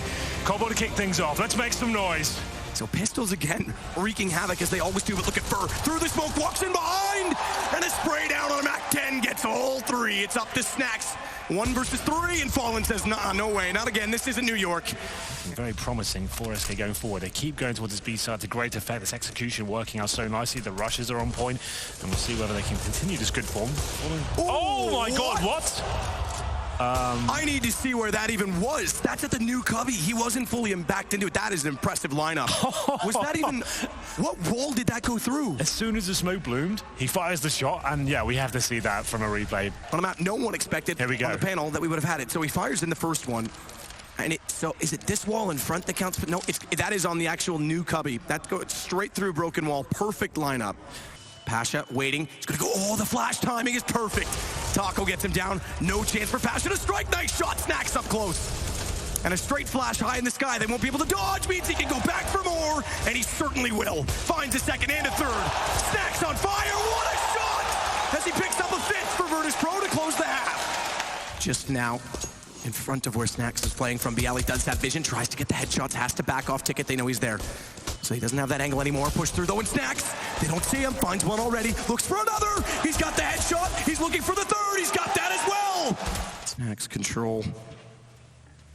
To oversee the site, they're going to show themselves shortly and make it. Whoa! I was going to say an easy shot. That one followed up is much better. As Fallen tried to reset with the scout. Nice angle from Cold. I didn't even think that was possible. I didn't think he would be able to see through because it looked like Snacks was ready for him to walk in. What the hell was that from Cold? Gets both. The low HP cost them, and SK, as we had on Cobblestone, will win the second round. Pasha not yet peeking toward the upper corner either, as Cold inching ever closer, may spot Snacks on the bomb if he's not careful because his head just barely covered off. Stays inside of it. He's got the knife out. He's expecting the defuse. He might be right as well. Cold, no, it's the Molotov. Smarter play. It's going to take him down from Fallen, but Cold needs to get on this immediately. The Molotovs might cost them. Very low. 5 seconds. Does Fallen have it? No, he doesn't. The Molotovs, it looked like the right idea. It was wrong. It cost them in the end. Neo's not in a position to spot it. Fur has to be careful, though, because no smoke on connector. Walks out, leaves him open. Tells Phelps, however, that he is at that corner. And they're going to go aggressive clothesline. Straight to the face as Phelps comes around the corner. And Neo still holds ground. Doesn't get tagged in the exchange. And no Spur was somewhere existing. Outside in middle, goes for the aggressive repeat. Finds the trade. Taz doesn't have any flashes to try and put through. Goes up, but he gets taken down by Cold, who spots him climbing the ladder. Leaves Taco alive. He could have struck while Taco was pulling out a nade, but they don't count for Bialy. Does drop the bomb temporarily. Cold able to turn 2 versus 2. Neo, and shot over the box. Dropping Cold down. Recovery perhaps, but not quite. 17 15 HP for Taco, not enough. And 8-7's where we land. Snacks will start to lead off from Palace, but first position works, shuffles. Can't find two. It's Pasha that gets him back immediately. Watch for Fallen to strike. Flash up, no climb. Spots one inside of the site and has time to readdress, but 15 HP only. Snacks is able to capitalize, but in doing so, he leaves himself distracted. Therefore, Phelps gets the refrag. Nice shot from Taz. Cold down, gives him the bomb plant. Very important that he gets it, but Phelps is aggressive. I'm impressed with how aggressive he's been in this series. Certainly warming up to the fact that he's on SK and he's got a teammate directly beside him. Taco work together, but they don't go in the same peak. Oh! Taz! The devil strikes, and Taz ties the game. They're on the brink. After 4 times in the finals, 3 defeat. They might just pick up the win. Let's not get too far ahead. Taco still with a chance because he's got a kit, 2 kills and 74, but they know exactly where he is. Ian Term spots Taz, but good utility used. A Molotov inside of the window and a smoke at the door. Taco, he's held out of position. He'll Molotov off on Cat because he knows one's there, but it's already found. Neo gets it. And Virtus Pro, they'll pick it up. They were determined all week. And they prove it. Champions, the new Masters in Las Vegas. Proszę? Да, мы Right side, right side. Left. Dead. Nice. I play aggro now. Right side. Dead. Middle. Left side. Upper, upper. Nice, nice. Oh, Браво.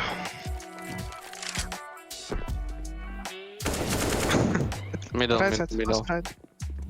Here? Нет, no.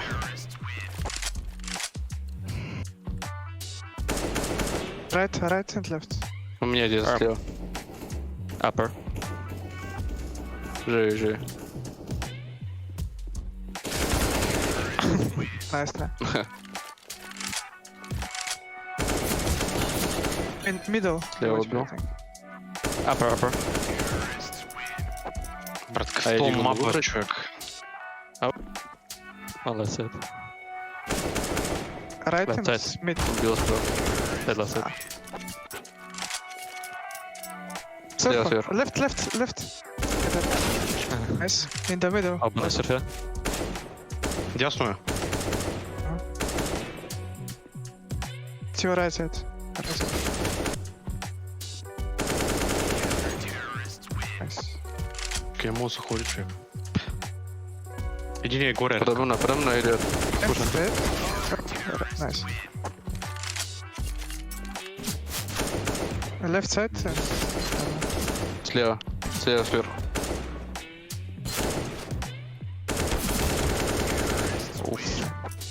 Хороший чувак. Upper. Dead. Слева. Ох. Вот это.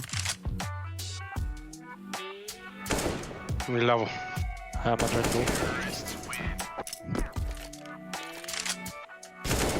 Ляво, горе. Left. Чувак из что не знам, кремом излязат. Nice. Right. Слева снизу. Идет. Слева снизу. Left. Горе в дясну. Тот по дорогу.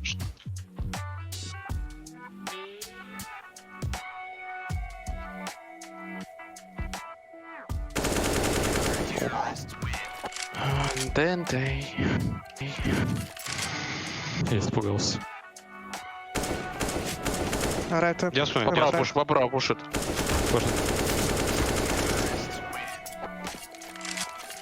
Найс.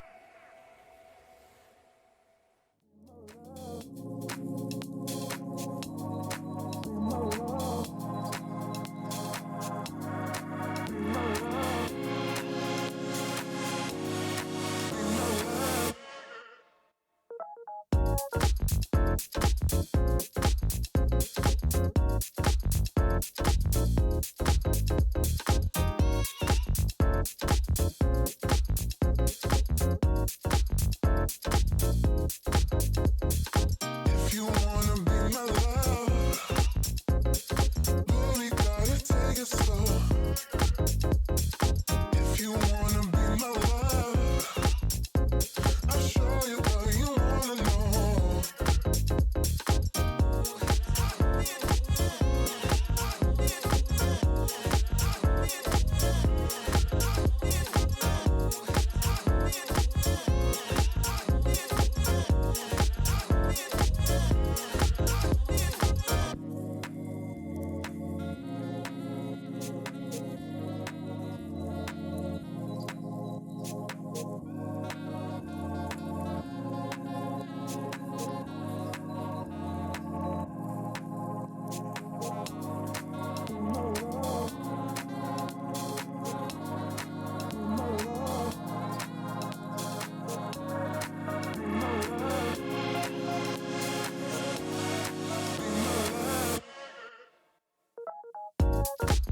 If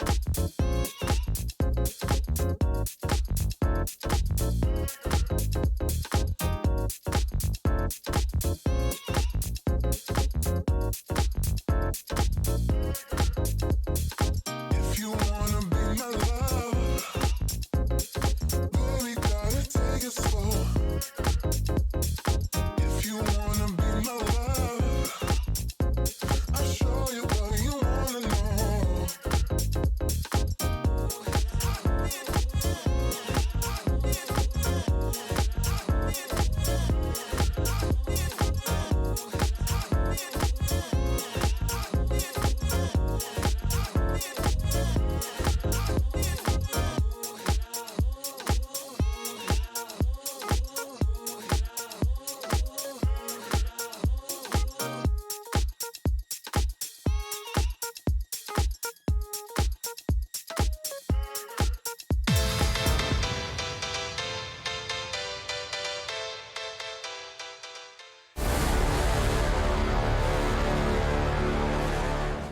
Welcome back to DreamHack Masters Spring, and it is Judgment Day for G2 and VP as they fight to make it out of the lower bracket and into the playoffs.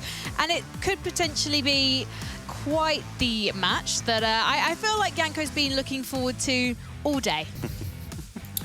Yes, indeed. The last playoff team from Group A, we're going to get it in this decider match, and that's why I've been looking forward to it, Frank. I don't know what else you could possibly have in mind. Nothing, absolutely nothing. And you know what? I have been memeing a lot. I'm sorry, Yanko. It must be very tiring. But the thing is... It's alright. It's your job description as well. Like, you know, the host has to meme. I learned from the best, Trace, Stunner, Anyway, more memes because VP, slow T-sides. We've kind of been moaning about them for the past 2.5 days. And we can't really stop here because it is a genuine issue for VP now, Maniac. Yeah, I mean, if you look at the T-sides and just the stats of this event, they have one of the worst T-sides at the event. Actually, only 38% of round one on the T-side. For the viewers at home, that is a bad number. It's a very bad number. And now, obviously, we've memed about the slow playstyle of VP, but I believe that they have two main issues. The first one is that if you're going to play that slow playstyle all the time, then people will figure it out. They will keep the utility for you, and whenever you want to execute, you can get smoked and molly. So you have to surprise them a little bit. And then, okay, if you really want to play that slow style, then do it the Gambit way. You know, you have to have it polished. You have to have the details.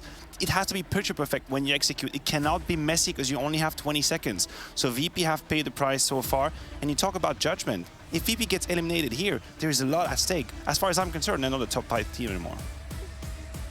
Yeah, I think for me that's the issue. We've been memeing about it a bit. It's not the slow style in itself, it's the predictability of running it too much all the time, right? And the fact what Maniac said, and it's kind of easy to be countered, right? And also the fact that at times they're relying too much on Yekindar just to get opening kills. If they don't get opening kills early in the round, their late round 5v5 finishes, so to speak, are not great. And I think those two things combined is what's causing those T-side issues for Virtus Pro. Well, VP are incredibly reliant on Yekindar, as we know, and of course their in-game leader and AWPer, James. So let's find out about the Alpha and Omega of Virtus Pro.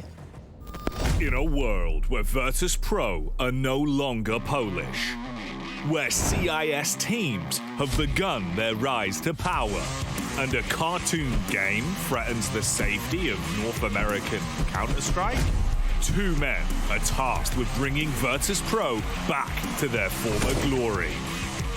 And so far, he's played the round perfectly. Dim has now shown his hand. To play the time, he just has to play the position. When I first joined VP, it was like, oh my god, I'm playing for Virtus Pro, of course. But I don't feel pressured. I just feel obligated to win, to practice, and to improve as a player and as a team.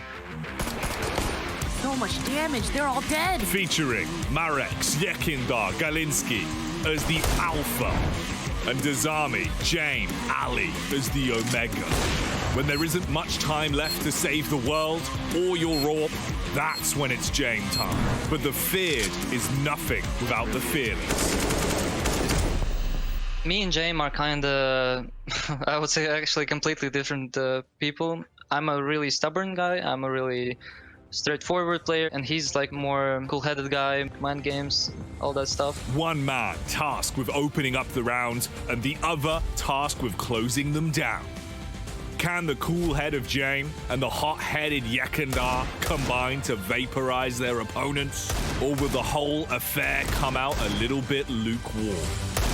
Find out this spring at a Twitch stream near you. And Yekindar seems to be quite good at coping with the pressure on his shoulders. He's the only player on the team to have an opening kill rating of +1. And only James has more opening kills than deaths on the team besides him as well. So he's kind of dragging them through at the moment, Maniac. He absolutely is. And what always baffles me in these interviews, the guy is 21. Okay, so he's still rookie as far as I'm concerned in Counter-Strike, but he talks like he owns the place. And I mean it as a compliment, right? He's very self-conscious. He knows who he is, what he can do, what he cannot do, his limits, and he seems very mature and very sure of where he's going. And for a young kid like that, that's already able to play Counter-Strike this way, he's got a long career ahead of him. Yeah, you like to see the confidence. Just need to remember the line between confidence and arrogance is very thin, right? I don't think he's crossing it yet, but you need to be careful. There's still a lot of, Counter-Strike ahead of you. We still need to go back to LAN and all that jazz, but he's definitely been, usually we have always the highest rated players at any tournament are oppers, right? Simply the nature of the role and all of that. But Yekindar as a rifler, the number that he's been putting in, especially his performance in Katowice, is something that we haven't seen in a very, very long time. Maybe it's a CIS thing, but from talking to Yekindar and also incredible players who are showing up at this tournament, like Axile as well, like Shiro and players like that, they're putting up these big numbers, but they're really not arrogant at all. I'm so impressed. Dexter as well. Sadly, we don't get to see him on the A stream here at DreamHack Masters Spring. He dropped over 40 deaths. 40 deaths? He killed other people. 40 deaths of other players in their match when they went out the other day against G2. Yeah. And he then tweeted and apologized and said his performance needed to be better. So these players, they know they can put on big performances, but if their team doesn't get through, they still blame themselves at the end of the day. And I want to move now on to G2. Now, obviously, we've got some very experienced players here, namely Nico. And I know that this thing gets talked over again and again, but I do think it's really important. It's not saying that Nico's bad on the AWP. I just want to cover the fact that he's one of the best riflers in the world. And by moving him onto the AWP on their T-sides, G2 are potentially missing something, Yanko. Yeah, not just the fact that he's one of the best riflers, but also, a very good all-around player. So you're limiting his mobility in a way and the information plays that he can go for at times. But we've already seen the kind of shift for G2 in a sense. So on the CT side, like it seems Amanek is basically the main CT side opper, and Nico picks it up on the T side, and that's not even all the time, right? It's mostly situational in some rounds, or if they want to run a strat where they need an op to cover some angles, Dust2 obviously picks it up a bit more often. So it's not one of those scenarios where he just took over it full time, and I think that's how it can work best for G2 as he gets more and more comfortable, right? Then he can maybe start picking it up a bit more on some other maps or more often on the maps that he's already doing it. And I think they're finding that balance. I think they're very close to getting there. Well, Scrawny caught up with the in-game leader of G2, Nexa, earlier, and I can't wait, to be honest, to find out what he had to say. Here we are, joined by G2's Nexa, and a G2 that's been looking pretty good as of late, brother. I've got to say, you've had some pretty close maps, lots of close maps, actually. I want to know, do these close games give you confidence because you keep winning them, or do these close games kind of make it too uncomfortable to be confident?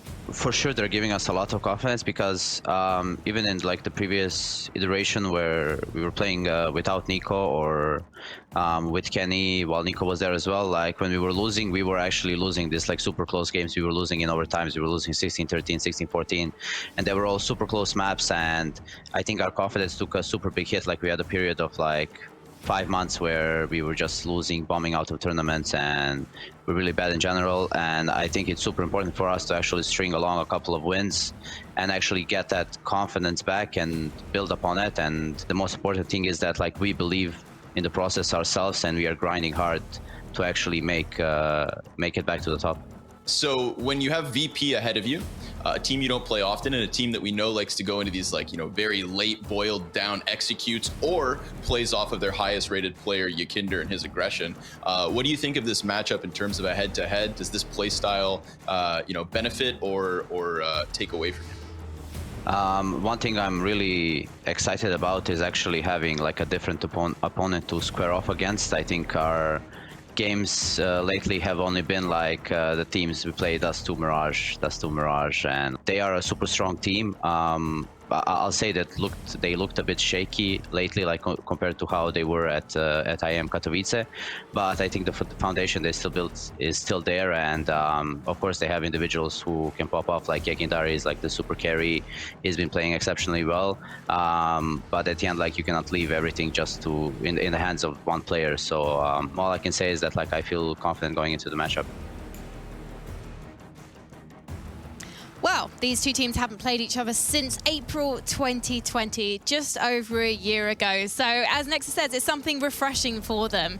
But before we get into the veto, I would really like to talk about Amanek Maniac, because we've mentioned Nico on the AWP, but we haven't mentioned what G2 loses by putting Amanek on the AWP on the CT sides. Right, I mean, the efforts that Amanek is putting into this roster is quite incredible, right? The adjustment you have to make, bringing in Nico and Jax now with Kenny out, Amanek has to basically turn himself into a Swiss Army knife. He has to do everything. His versatility is something that is quite unforeseeable, right? He plays with the AWP, as we can see on a couple of these highlights right there. You're gonna see him on the Mach 10, rushing, entering. Matter of fact, he has got the highest entry rating in G2. So for me, what he's basically doing is being a chameleon, right? He's doing all these roles, and I want to draw the line and ask, when do you become too selfless? Because Amanek might just lose himself in trying to be whoever or whatever the team needs to be, and there's going to be a time when you face top opposition where his abilities as a chameleon will be limited. So for me, that's the risk with Amanek. He does everything, but to what extent? I want to see if we're going to get Mirage here, because it sounded like from Next that we're not. It's the only other thing they can do is pick Vertigo, which has been a great map for VP. It's like, if it's not Mirage, Dust2, because VP has been on a 4-map losing streak on it, and they decide to actually go for that. I think G2 won 3 out of their last 4. I think for VP here, Inferno, no brainer. Basically nowadays, every chance they get, they're going to pick that map, and then G2 removes Train, and VP gets to decide between Dust2 or Mirage as a third, whatever they prefer here. So if it goes to a third map, then actually G2, they're potentially on safe ground, because they love Dust2. Yeah, having Mirage and Dust2 at the very end is both maps that both teams play, so it was going to be a handshake anyway. I agree with Janko. These picks make sense in terms of comfortability, and also punish Dust2 at the very end for the show. Let's do this. I'm really relieved that they've gone for Vertigo instead of Mirage, because if we had a third Mirage today, what do you mean? I was going to go off on a rant, because Blair already mentioned it. I just find it really hard to have faith in a team that has Mirage as a home map. I don't think you can be a specialist on Mirage, just like you can't really be a specialist on Dust2. It's one of my issues with Big's map pool, is that their preference is for Mirage and Dust2, even though they're technically a depth team. And so to see Frank, G2... you're just attacking our best maps when I was coaching. Why are you doing that? Sorry, I didn't talk about FaZe. We used to just play Dust2 but that's and Mirage. different, You right? can't be a specialist. But with we were the specialists. with Well, FaZe, you were all about the angels, right? We were special. We were special at losing them. we were the well, maybe you should have specialists. picked some different specialist maps then. But the thing about FaZe was it was all about the angels, right? And you had Rain, and of course you're going to want to pick Dust2 when you've got Rain, the king of the catwalk, right? It makes sense to you. But with Mirage, we're seeing these teams have shaky results, even if it's their first pick. Like with Complexity, 75% of their first picks is Mirage, and they went and lost it today, and they lost their place in the competition. I'll back you out with the matter of Ancient and for how long the maps have been out, right? Mirage or Dust2, I think it's a bit harder right now to come out with a brand new way to think the map and approach the map that takes everyone by surprise. Whereas a map like Vertigo, you can still be at the forefront of maybe changing the meta because it's still in flux. So I agree with you, Dust2 and Mirage. If you want to be expert, it's just because you've played it a million times and you mastered these details. Whereas Vertigo, you can create something. I mean, Furia, they're still pretty much only playing the A side and the T side. So there's obviously so much to learn and so much still to do, because we've learned there's about 100 ways to attack the A side. A few ways to attack the B side too, you know. Mid's still open to manipulation. Feel like we can see some more. I can do the one-way smoke in there. the stairs. That's pretty cool. Well, there you go. Oh, you can show me that later. I can. That's the only thing I know on B side of Vertigo. So all right. let's do it. Janko, are you having faith in G2 for this one? Yeah, I am. They've been on a roll recently, won 8 out of their last 10 games, seems to have really found their confidence. Also winning some of those close games. We heard from Nexa saying, you know, we've struggled, we've been losing a lot of those close games. Eventually it turns around, and it seems like G2 has, you know, gotten over that hump, and they really need to beat VP here and win a couple of playoff games finally, you know, make a deep run. This is what this G2 lineup is supposed to do. All right then. Well, I'm going to say G2 because that's convinced me. So Yanko, you also saying G2 for this one? Yeah, I have to go with G2 here. You know, otherwise I'll lose my citizenship. Angry DMs. And Maniac. I'll stay with G2, just purely because there's a player we haven't mentioned the whole desk, that Hunter. You know, we don't even need to talk about him. He's there. He's always doing his job. He's a machine.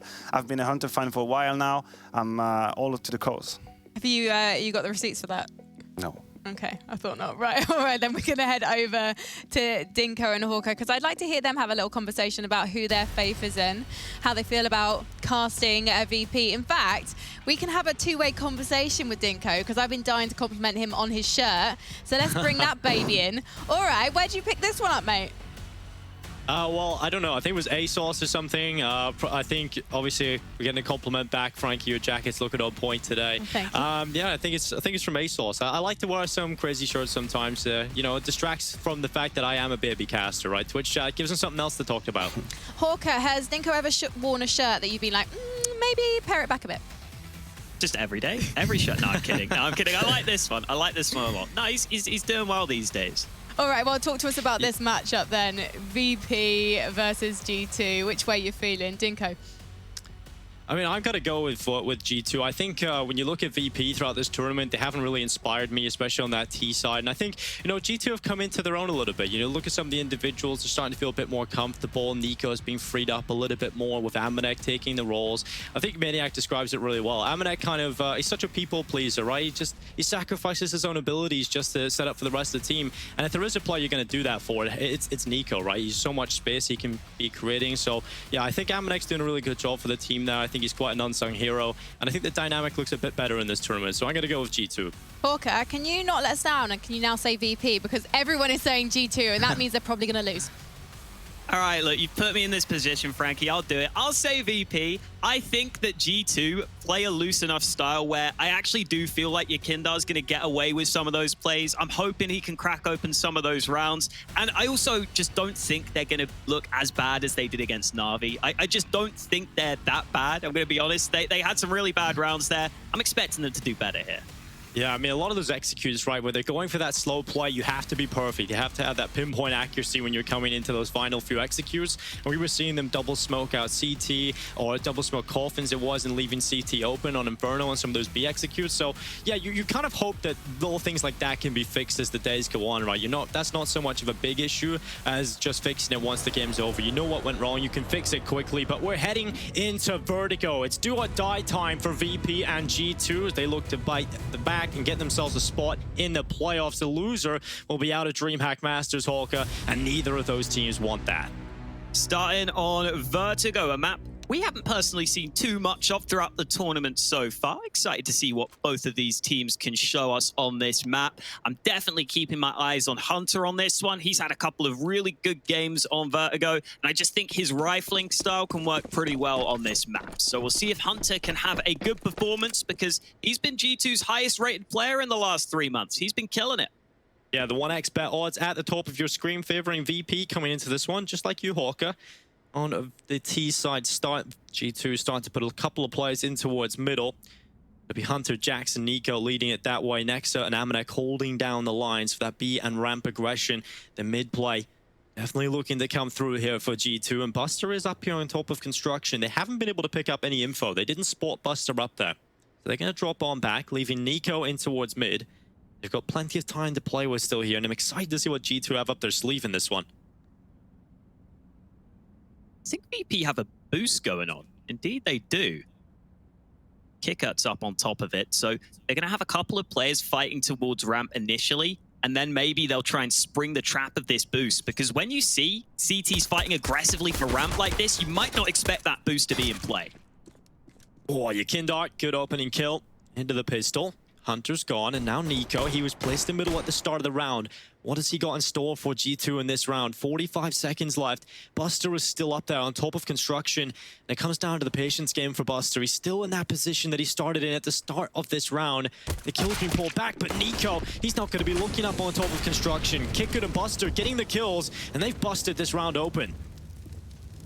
25 seconds. That flashbang from Amanek might be key, but Nexa's just gonna fight, and Kicker is the one who wins it. Amanek has the bomb, but he's got 4 CTs here to stop him. They're not going to allow him access to this construction site. No tourists allowed here today. Amanek's trying his best, but they're just going to slow down by even more time. And despite that one shot, Kicker's able to trade. Yeah, at least he gets that one parting gift on the way. But VP, clean enough on the pistol. Kicker, fantastic round. 3 kills picked up for him. This was the opening kill from Yekindar to crack things open. I have to say, Buster absolutely did not change his position at all in that pistol. And Nico, he was pretty patient himself. He was waiting for the rest of his teammates to get into a better spot, ready for the A play. And Nico is going to try and come around middle and catch out those rotations. But VP, they're used to the slow play style, and the patience pays off. And I really like that boost they threw in towards ramp. Yekindar was fighting early. They got a couple of kills from their players who were facing ramp, but then it was that boost that ended up working for them. Nico's having a lovely time, the porta potty. Yeah, we'll switch off Nico. We'll leave him be in there, have some privacy. Oh, porta pooey, apparently. It says on the front there. Oh. My bad. Get it right, Hawker. Well, good start for VP, but I don't think their CT sides were ever the question, Dinko. We heard before the game, it's their T sides that have been a bit of an issue for them throughout the tournament. Even in their win against Spirit, it was their CT side that carried them through. Yeah, it certainly was. And in this round, it's a clean round for VP. No issues up against the Glocks. And it does mean that you would like to see a pretty good CT start come in here for VP. You would want to see them get a lot of round wins. Here goes Nico. Jumps up for the knife kill. Can he find anything more? The answer is no. Jim out with a kill on the MP9. And VP off to a pretty good start, 2-0 up. And like I was just saying, Hawk, you do want to see them get a few more rounds on the CT side, right? You want to see them build up a pretty strong lead when they're on the defensive side of things. Oh, I was hoping Nico would use that extra money to buy an AWP, but he's just gone with the AK and the full nades into this one. That was nice. This jump up as well, just with style.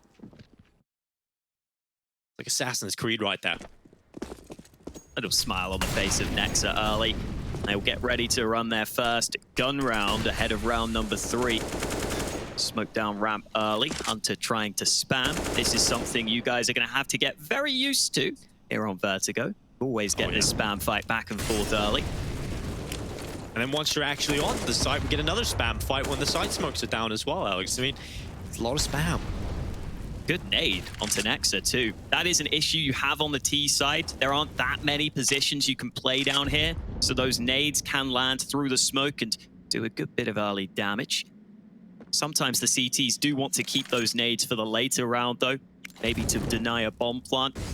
It does look like G2 are taking some pages out of Virtus Pro's book right now. Another slow round at the ready here in the first gun round.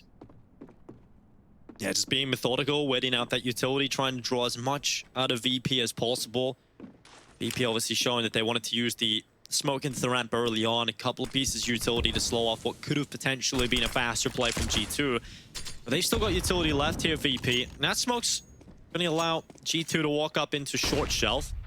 Yekindar playing from Sandbikes, currently a 3-man setup on the A side for VP. It's going to be difficult to flush this one out over on the G2 side of things. There's still a couple of mollies for G2 too, for Virtus Pro too. Those could be key in denying that bomb plant. Oh, Yekindar, they know he's in Sandbags, but they can't deal with him. The smoke up, Yekindar's trying to play at the edge of it, and that's sneaky from Yekindar. And he can just drop back in behind the Sandbags, and Chambers gone unchecked. Limited time, G2 don't have the luxury of clearing their corners, and VP go 3-0 up. I think G2 there just didn't put enough pressure across the map throughout the entirety of that round. VP at the end are just fully stacked on that A site. A slight oversight from G2, not checking that close right corner, ends up being incredibly costly late in the round. They try and run it into A. I think for G2, it might be worth going for a bit more map control earlier. I think if you get A ramp a little bit earlier in the round, maybe you force out some of that CT utility. Maybe you force out a bit more of a response from VP, but they didn't really force VP to shift their setup at any point in that round. And that meant it was much more of a standard round for VP, where they kind of had the setup they had planned for the whole round as the push came in. boosting over the top to try and peer into the construction area. Generally, you'll see players try and just get close, tight in that box. Obviously, when you're trying to boost up normally, if you boost too wide, it allows the construction player a millisecond longer to be able to see you going up onto the boost. So just a nice variation there from G2. They're going to get nades down to 36 and 63 HP on Nico and Jax. They're going to crack things open with a Deagle headshot. Sanji is not going to like that one. He'll feel that tomorrow. And Buster trying to hold on to the B offensive. It's looking good for G2. They're putting pressure onto the defense. Amanek and Nexa hitting shots. And now they're going for the bomb plant. This is what G2 can do so well. That loose play style, that individual ability to just crack open rounds. It's paid off for them here. Nico mollied out of position, though. That's an opener for Yakinda. There's a bit more utility remaining for VP that could bait them into going for this retake. Yeah, it's all about just using that to force a couple of fights, try and draw the advantages back in favor of VP. And they are burning down Nexa, but he stays alive. The Inferno not enough to engulf him. And the Itchy not enough for the kill, but Yakinda's AK certainly will be. And now it's all on Amanek. 1 versus 2. Gets the first on the defuses. Jim just sticking it in the smoke. And Amanek, he has to start his spamming. The defuse comes through. Jim steals it through the smoke. And G2, they come close, but no round win. Amanek thought he killed the defuser as the first man. At least that's what it looked like. He goes ahead and hides. As soon as he kills that first man on the bomb, he thinks he's safe. Unfortunately for him, that was not the case. This was that shot from Jax early, and that's what opens up the round. That's what puts the pressure on those B players. They're starting to get wrapped from both sides, and I'm not sure if Amanek thought he killed the defuser, or maybe just because he was shooting, he didn't hear James get on the bomb. Either way, G2 won't really be too happy with that. They'll be a bit annoyed, but they're just going to have to live with it. Yeah, I mean, coming into it, you weren't really looking for the round win there, right? You're just coming in, you're hoping you can pick it up, but when it gets down to the realistic situation, it is a little bit of a gut punch when you don't win it, when you're down to that 1v1. But nonetheless, it's all about this one. It's G2 on the buy. They've got the AKs out. The M4 saved over from Amanek. So he can save a little bit of extra cash coming into this one. I'm interested to see what G2 do at the start of the round, whether or not they go for some more map control early. Kicker's got that secondary orb out to the B stairs. Lots of those B players like to get that orb into their hands. A bit of nade damage done early onto these G2 players. In fact, Hunter's down to 30 health. Good utility damage there from VP.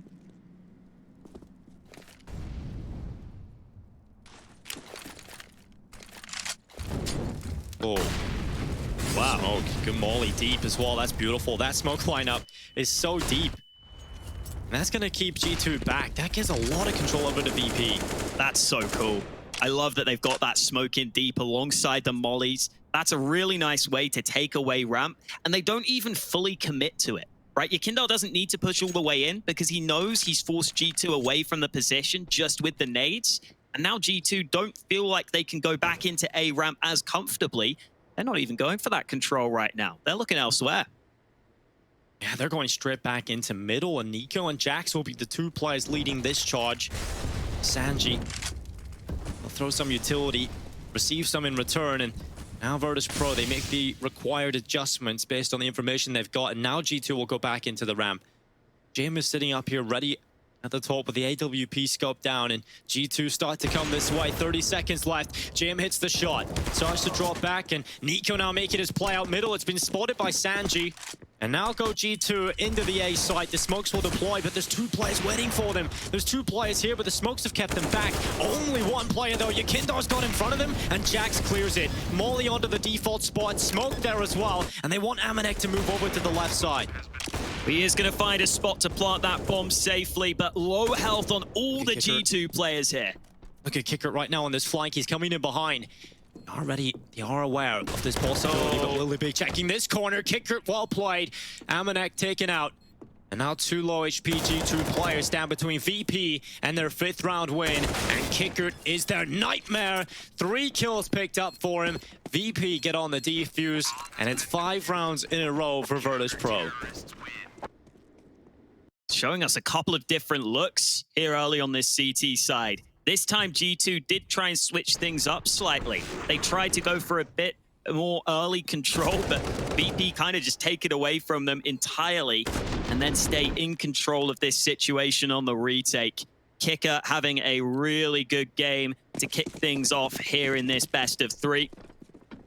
The G2, they might have to start adapting to this now. If VP run that ramp take multiple times, I'm not sure it's something that G2 will have accounted for, but this time, G2 get ahead of the early nades.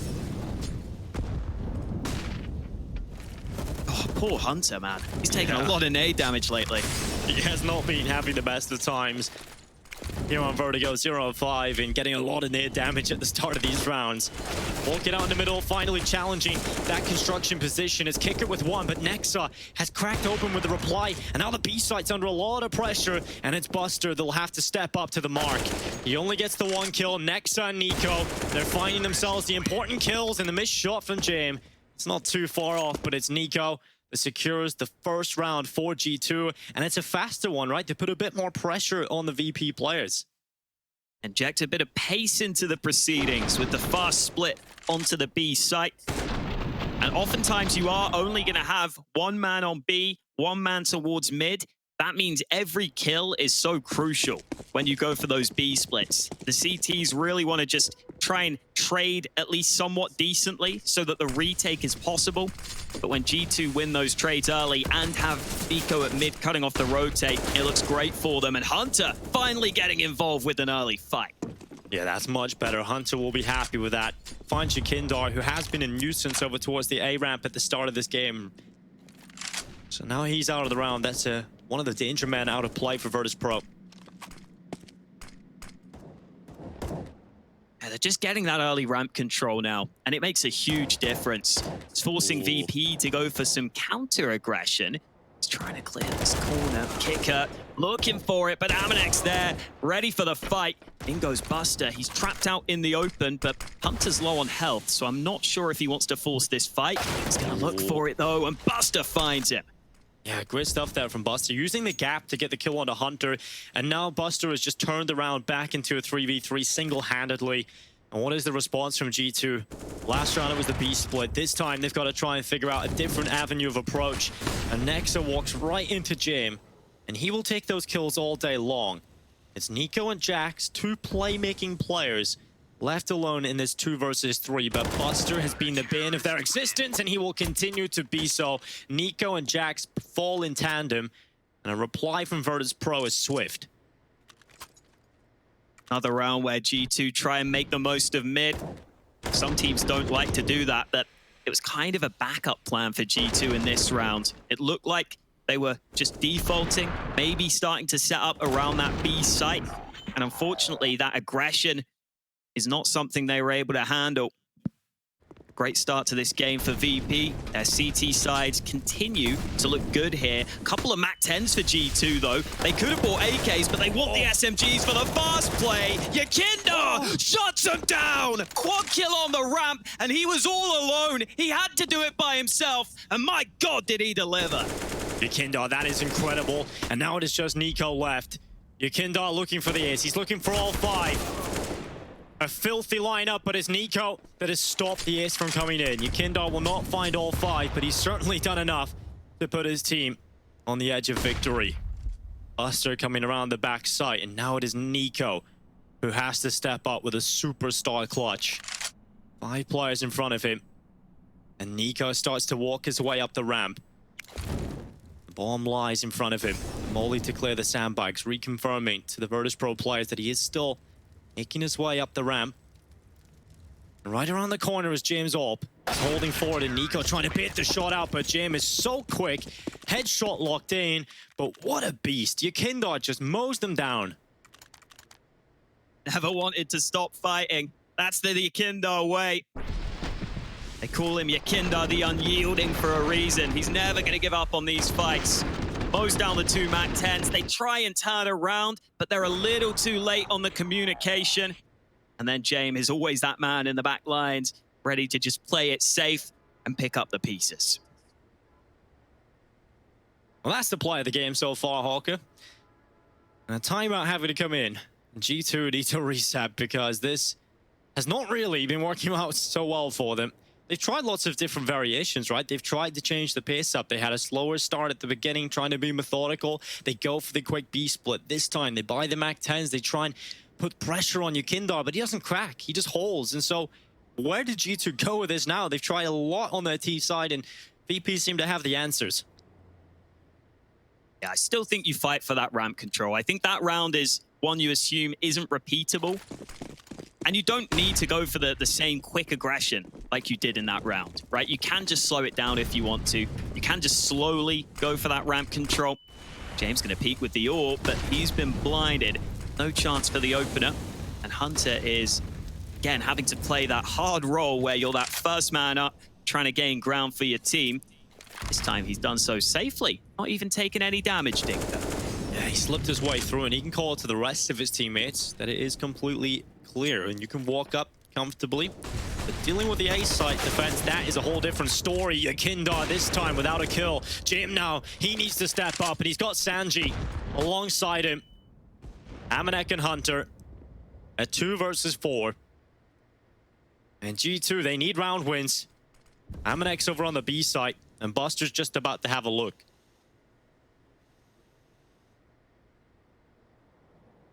Oh, Amanek's still alive. He hasn't been spotted yet.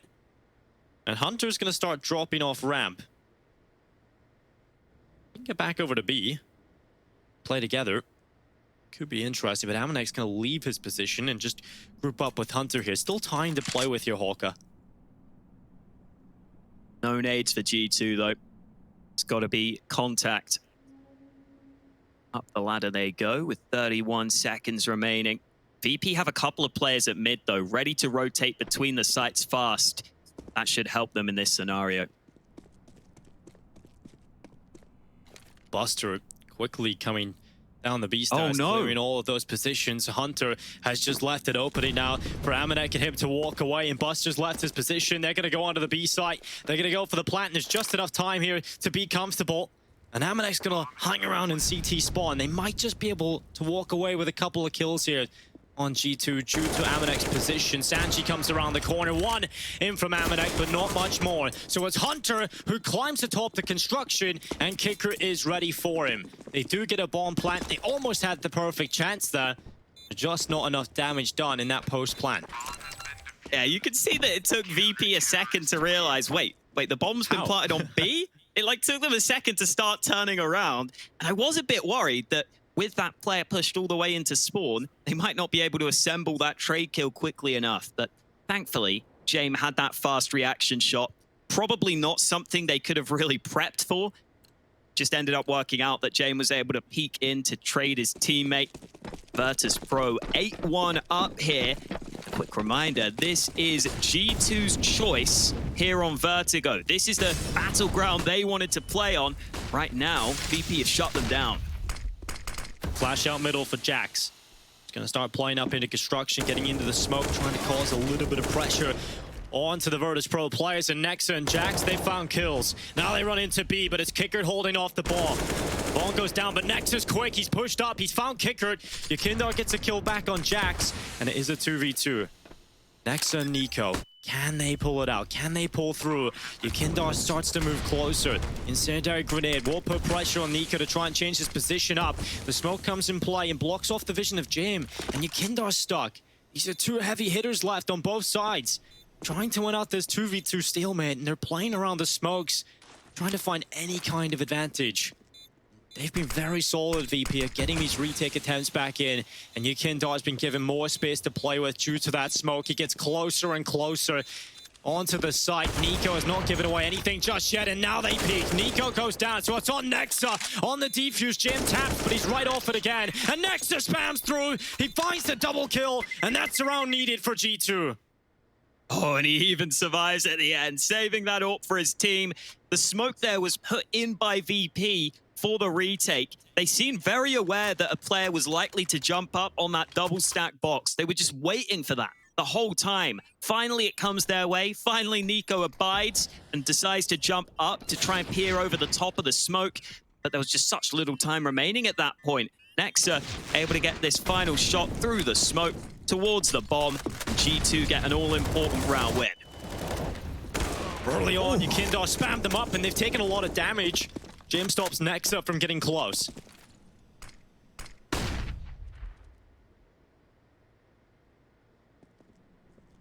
Hunter definitely wants to upgrade that Galil into the AK that is down on Nexus Corpse, but you don't want to make the sound cue just yet. So playing with the Galil won't be too bad for the time being.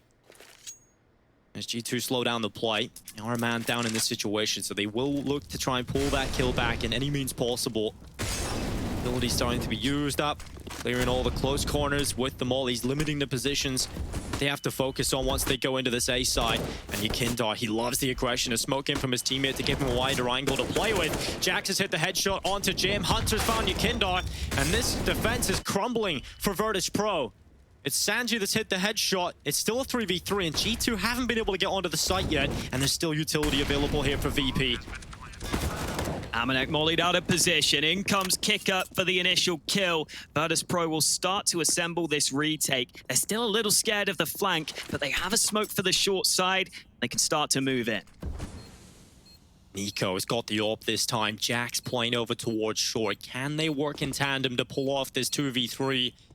Nico is low on 30, so he needs to hit the shot immediately and tapping onto the bomb. Nico's up with one. Now they know exactly where Jax is, but he's hit the quick headshot. He's going back again. Can he get the shot on Buster? The answer's no. VP will win 9 rounds, and G2, they just can't get success consecutively. They're coming close to getting these rounds close, but it's just getting them over the line that isn't happening for G2 in a row.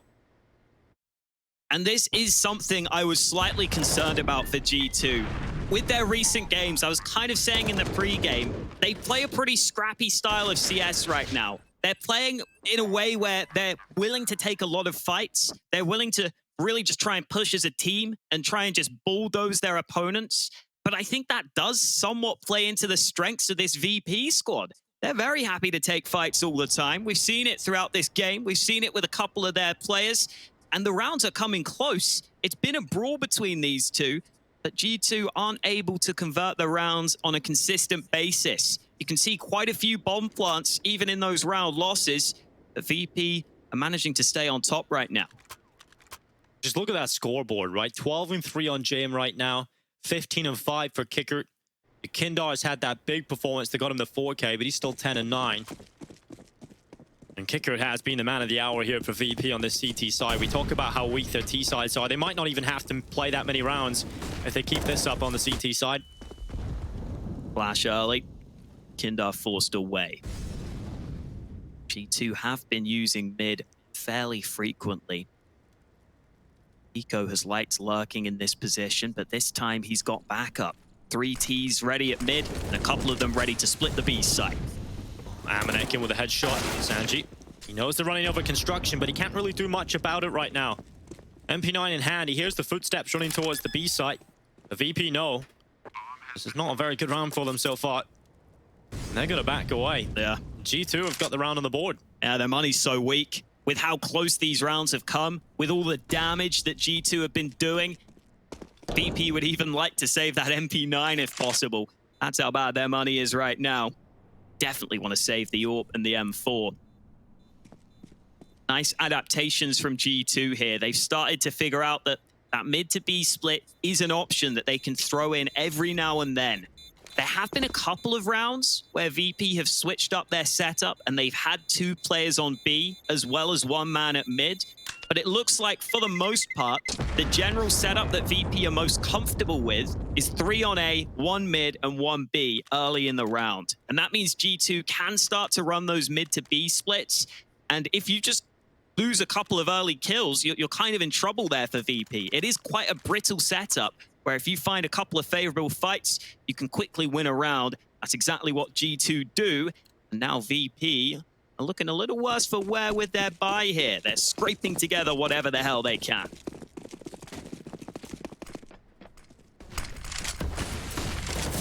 Oh, this is a switch up. I like this. Yeah, 3 CTs B. Sorry, yeah, 2. This is heavy for VP. They have a couple of players already down the stairs already. Buster's pushed down to the bottom of the stairway.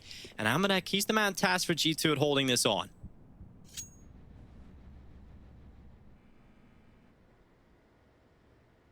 Yeah, they do have 3 CTs here. One's down below. That's what was confusing me on the minimap. Takes a second to get your head around it. It gives them that early warning system that they were looking for, though. G2 I've shown a willingness just to slow this down on the T side. Clearing out the stairway, making sure that they try to limit some of the close positions, and Amanek will just confirm that it is empty. They have done a good job at clearing away the stairway, but they have a flash for some re-aggression down the stairway. So Amanek, he may have it for now, but how long can he hold on to it? Buster's above him, jumping on the stairway. Amanek's being tied up, and he's down. G2 have lost their B pillar, and now that might just call for the play into the A site, which might not be such a bad call right now. Limited players right now for VP on this side of the map. They're making the quick rotation. They're trying to get the players in quickly.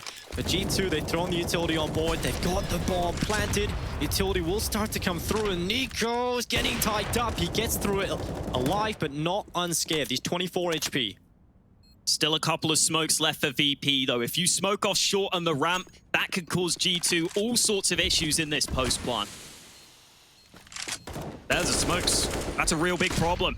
Yeah, that definitely puts more pressure on G2 now to try and get back in, make sure this defuse isn't coming through. When you can't see what's happening, it will become the spam show. Luckily, no one on it right now for Virtus Pro, and there's no one on it. Finally, they got on to the bomb, but he's off it now immediately. And VP running down G2. They're getting the kills, but onto the defuse, there's just no time. It's not going to work out, and G2 will find themselves 4. That just turns into absolute madness, where everyone seems to be spamming the smokes on both sides, desperately hoping they're the ones that hit the lottery. Eventually, VP start to get kills. They only had that one kit in play, though, so they had to get that on the bomb quickly. Sanji didn't want to stick it immediately because of all those bullets that were going in. I mean, look at that box, Dinko. It's just covered in bullets.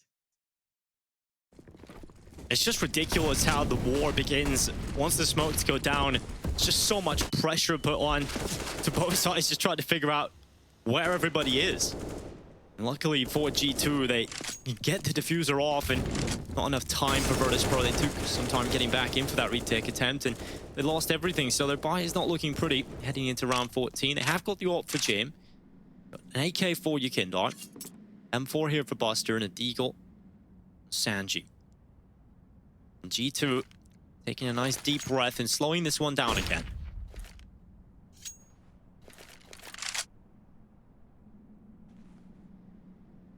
Take a second to calm it all down. Especially as VP got a couple of weaker weapons in there. Heading into the late stages of the first half, the economy has started to become a problem. That could help G2 salvage 6 rounds at the half.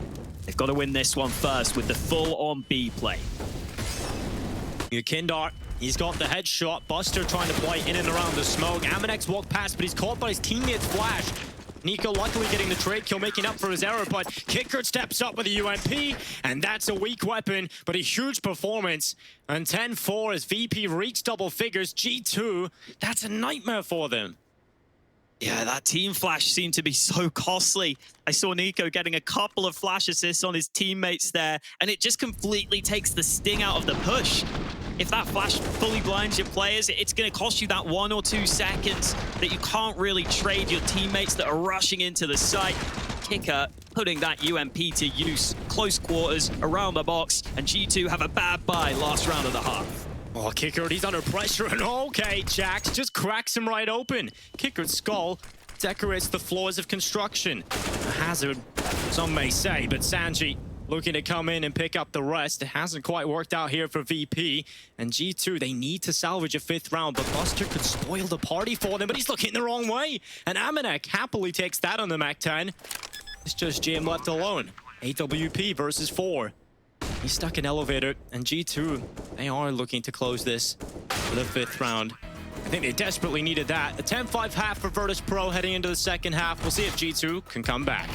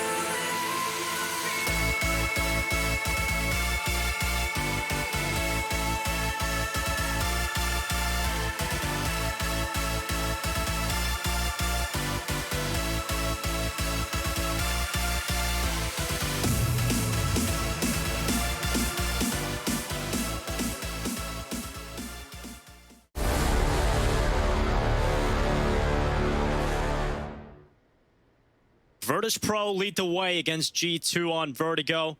And it's looking good on the CT side. But the questions have been raised throughout the DreamHack Masters is how good can Virtus Pro step up on their T side? They've got to do it here to try and close out G2's map pick in the second half. It's been a CIS special here in Group A. We've got Gambit versus Na'Vi as the upper bracket final coming up later. Right now, VP are trying to prove CIS is strong against G2. And early on, it's some early ramp presence, a double nade stack, no damage done. And the smokes should allow for comfortability for Virtus Pro. But they're going to send their players into the B side of things. And Nexa is still here, but for how long as he drops back further into the site? Virtus Pro are going to start running those plays, but once they see no one's A, here comes the rotation from G2. Nexa looking to stay alive, looking to get a kill, and he's got it. He's picked up Buster. He goes forward for a second, and Kickert's out of there. He's going to go for more here, Nexa. Slows it down a bit. That bomb is in the open right now for Virtus Pro, and that's their biggest issue. They've got to reclaim that bomb. And the other issue is Nexa in with a 3K, trying to get forward, but he finally plucked out of the round as Hunter and Nico sealed the deal. 6 rounds for G2 Esports, and so far so good for VP on the pistol, and that it just all crumbled. Yeah, G2 got that rotation back in time. Flash from Jax was definitely helpful, allowed Nexa to have a bit more survival time on the site, and then he just gets that kill while blind. Sanji fully flashed him, but he lands the headshot onto the player on the site. We do always talk about Nexa's ability to frag as an in-game leader on this team. I think he does have to step up on this squad because players like Jax and players like Amanek do take some of the bad roles for the team. So I think Nexa has to be one of those in-game leaders that frags well. And he's definitely proven there that he's very capable of some of those highlight plays. Yeah, we've seen some of that up against Gambit earlier on in this tournament, right? So we know he's capable of doing it. And Jax is pushing down into the rampways. There is Virtus Pro players on the other side of this wall. Quite a few of them. G2. We spoke about the fact there's so many CIS teams in this group, and you know, Nico, we kind of heard he doesn't really like playing against CIS teams, but he's had a lot of them face off against him in this tournament so far. They've had Spirit, they've had Gambit, and now VP. The only team they haven't played from the CIS region is, of course, Mouse Sports.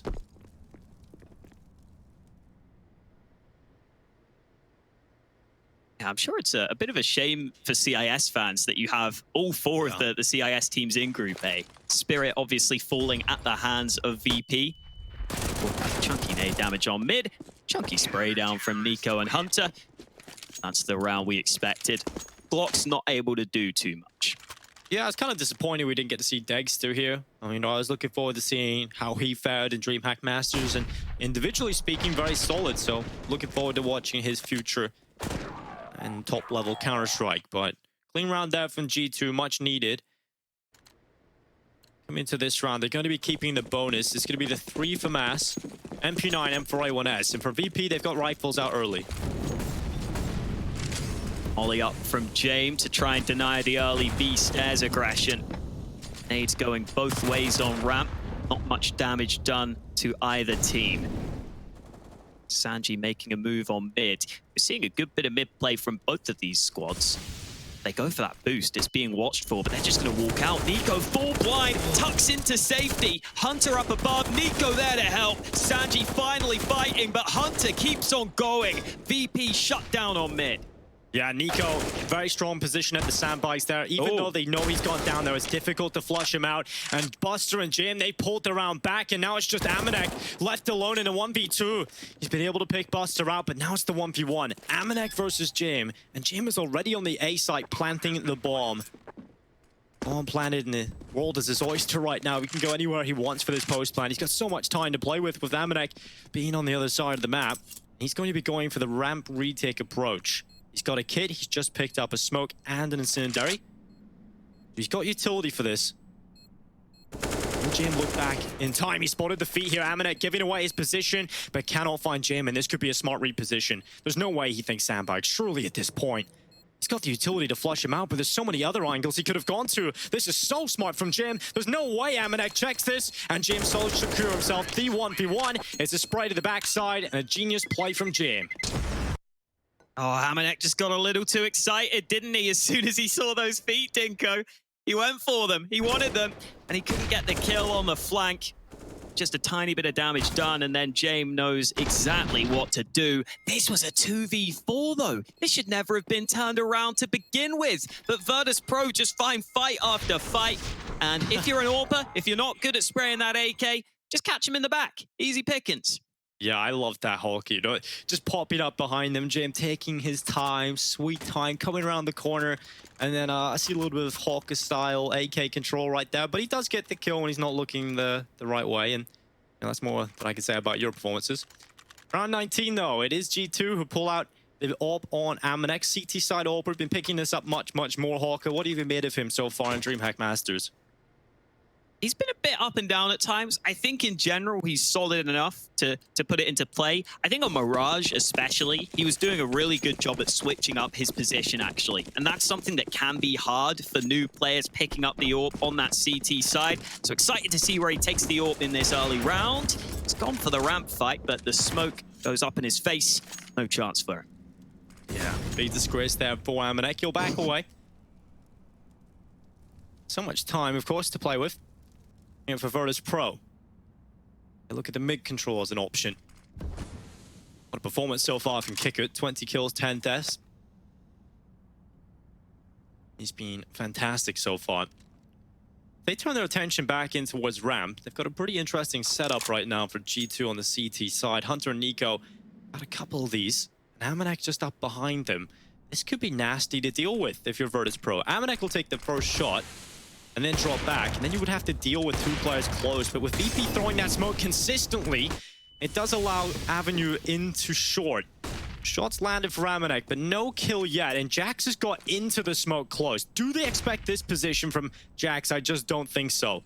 When that smoke starts to fade away, it will reveal multiple opponents. He's only able to get one, but that one kill throws a bit of a spanner in the works here for Virtus Pro. And Hunter, it's his turn to try and step up. He's got his teammate in behind him. Kicker's down, and Hunter on the FAMAS getting the double kill.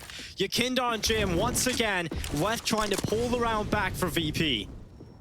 Amanek still close by, and the shot will connect onto Yakinda. Only Jame remaining. What does he want? The AK in his hands. He's going to have to back away here. Not enough health to run it into that A-bomb site. As you said, Dinko, a really different setup from G2, and one that VP clearly weren't able to handle. There's a chance that could have gone even better for G2, because I think the idea there was having Amanek flash as that smoke faded so that Jax could get those kills. The flash was just slightly too slow, maybe half a second too slow here. So you see Kickert's not blind yet. He gets blind a bit too late, but Jax was still able to get that one kill. And then it was all about Hunter wrapping around the side, almost lining up all three players. The double kill was definitely good enough, and a big smile on Hunter's face. It's good to see him happy, and it's good to see G2 coming back into this one. We've got a game on our hands.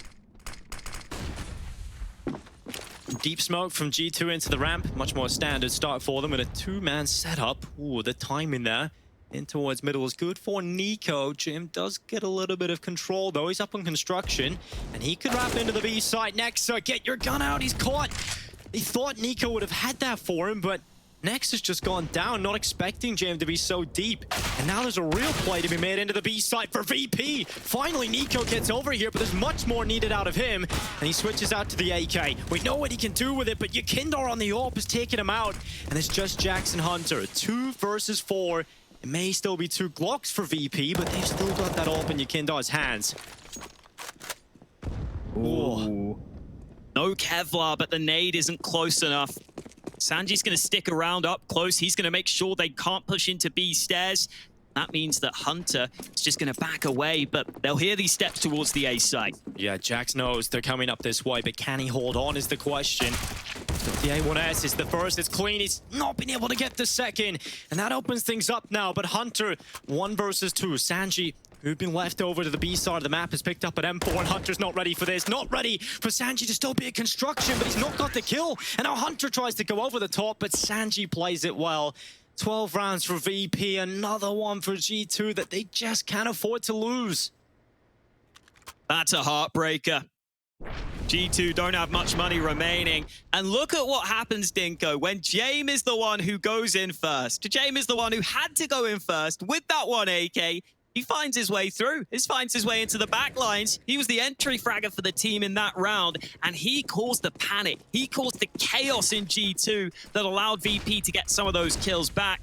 And then it was all about Yakindar landing that deagle shot, getting them into the round. But Nico wants to do some damage with his own deagle, almost making it a double kill. But thankfully, Kikut's there to put him to an early grave. Oh, another one here for G2. Their deagles might bite back. The Kikut is holding for this mid-aggression, but will he be able to deal with 3 players? Luckily, Amanek is the first in, so he gets the info. It's the warning system that there is a player, in fact, holding top of ladder, but Kikut has not moved. He has not missed so far in this map, and while he's pulling out the utility, next to trying to get close, this deagle, it's another headshot for G2. These deagles, they're dirt cheap. It might just be a dirty deed done. It's Buster and Jim trying to get back into the round here for Virtus Pro. They are a man down, a recovered M4 here for G2. Nexa is playing super safe on the B site, though. His teammate's about to start watching mid, so now he can think about reclaiming control, think about getting to a better position. He still has a smoke, which could be quite useful, trying to deny this push. Yeah, he's not picking up any info right now, right? So VP can just walk up into the site, and Nexa has no idea. He's none the wiser as he focuses in on construction. He will hear the plant now, though. He's just confirmed to his teammates that they need to come over and help him out on this B site. Virtus Pro still a man down, and Nexa still with the M4. Start to move together. A 3-man setup for G2. That's the M4 out of play. Buster taken down by the deagle of Jackson. It's now just Jim. AWP. G2 look to bounce back, and they've done it. They needed that round after so much heartbreak. A round goes their way. A couple of key deagle shots from Jax, really shining bright in that round. And then at the end, Hunter finds the gap in the smoke that they deployed. This is Nico on the deagle too, getting involved early. Jax just catching that first man off guard. And this is what G2 are capable of. Look at all these 1-deeks. And then the M4 closes it out at the end, able to find that player on the edge of the smoke. A little frustration showing for Yakindar right now.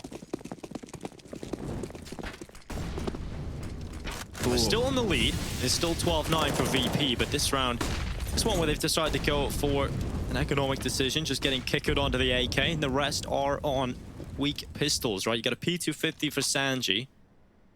This is the only round they'll probably let him upgrade his gun.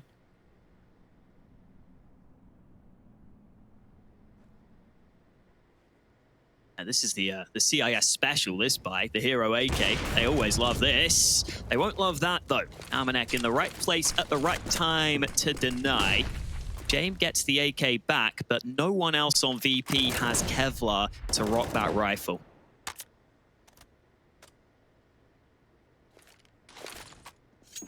James searching for it. And Nade lands on top of him. 55 seconds in play as VP just taking their time. G2 should have this one locked in, and they're going to go for a little bit of a gimmick. This could work for them. Going to try and boost over and look into the site. Nico, he's currently there. I don't know if he'll spot the head of Jim on top. And oh, he will. Nico reacts fast enough, and Jax following up, and he's hungry for a little bit more here. Don't want to send that M4 around the corner. He'll wait, he'll show some restraint, and he'll find himself Buster and Yakindar as a reward. 10 rounds for G2 Esports, and coming right back into their map pick.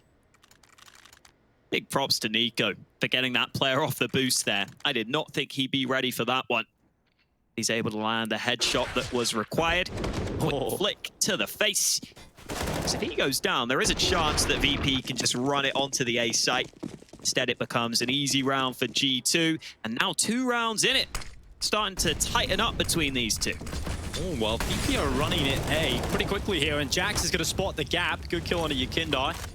VP obviously love to throw that smoke, so Jax gets the right read just to check out to the right side and finds the opening, just falls back immediately.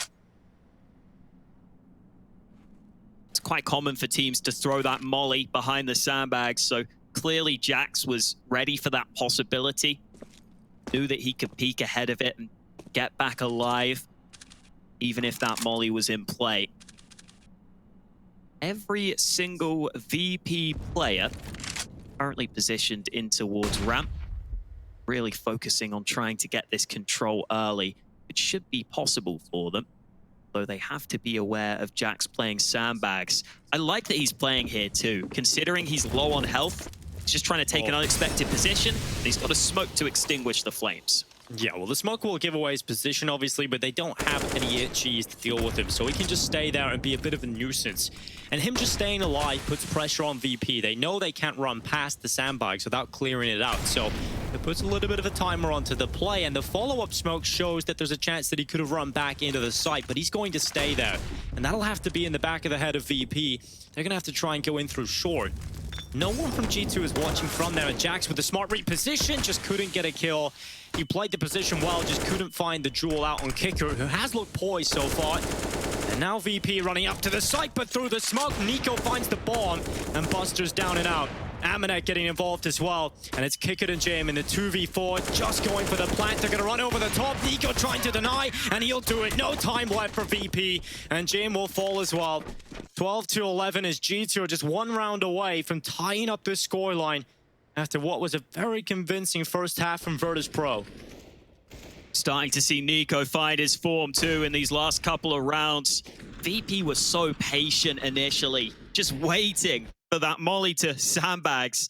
Waited out 2 smokes to try and get him out of that position. Eventually, Jax was dealt with, but G2 were really ready on that A site for the play. They lock it down. We see for G2 a couple of players starting to step up now, but it's always nice to see Nico leading the charge for them. It's not always been the case for them in some of their games so far at this tournament. Hunter is the only player on G2 at this event who has above a 1 rating right now. So definitely about time that we saw one of these games from Nico. Let's hope he can keep it up. And you got to feel for Jax in that situation as well, right? He plays it to perfection. There's not more you can do, really. Just couldn't win it out against Kicker. And speaking of Kicker, he's had a fantastic performance so far, Alex. He's really leading the way. When you have a team with Yekindar and Jim on it, sometimes it's quite difficult to get near the top, but Kicker can have these performances every now and then, but he's currently head and shoulders above the rest of his team. He's 25-14. And you do want to see Yekindar kind of strike into action. You want to see that flame unleashed in some of these opening kills, because right now G2 are kind of dominating on that front, right? They're running down the ramp, they're winning a lot of those fights, and Jax has been a pivotal part to that. Absolutely. Just making the plays to win his team the round, even if they don't always lead to him necessarily finding success.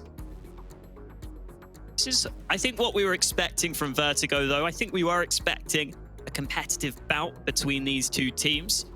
It's certainly a map that VP are willing to play. And even though VP have lost their last 4 Vertigo games, it's been against stiff competition. It's been against Astralis, Liquid, Complexity, some really good teams in that. G2 definitely coming back into this, though. Shout out to the observers as well, taking us through a little journey through the scaffolding. The in-game team so far has been just incredible. Oh, you catch so many actions, and now we're on a roller coaster around the skyscrapers. If you have vertigo, don't look at the screen. This might just induce it. This is what it's like to have a drone, isn't it? I mean, I'm sure drones don't quite do backflips, but maybe there's some do. Some do, yeah. All right. There's some drones that do it. Well, clearly I need to expand my drone knowledge. I need to start learning a bit more. Maybe hit up James Barloff. He might tell you something, a thing or two. He's a drone going man. through the ceiling. Lovely. Everyone's done this before. If you're just like flying around in a server, you just try and fly around. Make sure you don't fly into the walls. Yeah, I mean, it's definitely something we've all done, but right now we're just waiting on some tech issues to be resolved. I believe G2 have some ping issues, so hopefully they can get that sorted very quickly. I did notice Jax is playing inside of a garage or something. He's kind of like in a workshop kind of thing, so looks pretty cool. Wonder what he's working on. Can I direct where we're going with this? Can we go fly through a player's legs, please? Oh, here we go. No pressure. Let's see. Oh, God. The anticipation. The build-up. It's killing me. Oh, there's only 8 seconds. It's going to be a photo finish to get through the legs here, Dinko. Is he going to be able to pull it off right through? And the pressure's building, and he's done it as we get right back into the action. Round 24, out of the tech pause, and right back into play. It's VP who currently lead by just 1 round, and G2 sitting behind. But how long can they hold on for here, VP? This is a full eco pretty much. They have a Tech 9 and a P250 in play. It's a median chunking it down into the ramp, but Kicker has traded out. The Tech 9s come through onto Jackson. That's a better weapon in play now. They've got an AK. We're still looking at G2 to obviously tie this up, no problem, but maybe some damage can be sprinkled out into a few opponents. Pretty much as good as VP could have hoped for at the start of the round, especially after all that nade damage they took.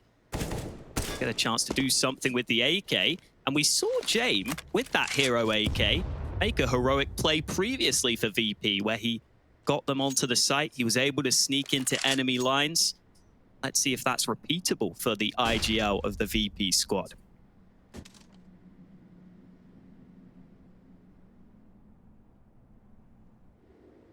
They're going to climb the ladder.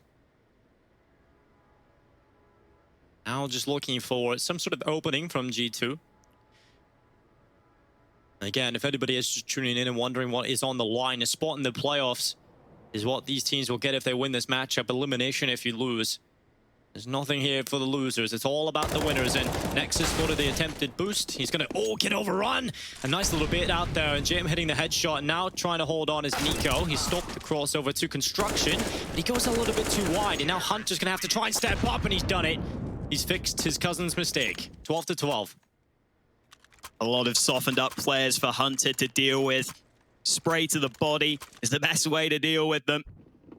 For a second, I thought Jame was going to do something special with the AK in another one of these rounds. He's taking shots there, but he readjusts really well. This was the spray from Hunter that was oh so successful. All tied up between these two.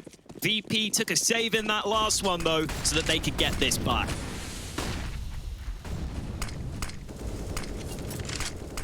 Well, Buster gets through the smoke.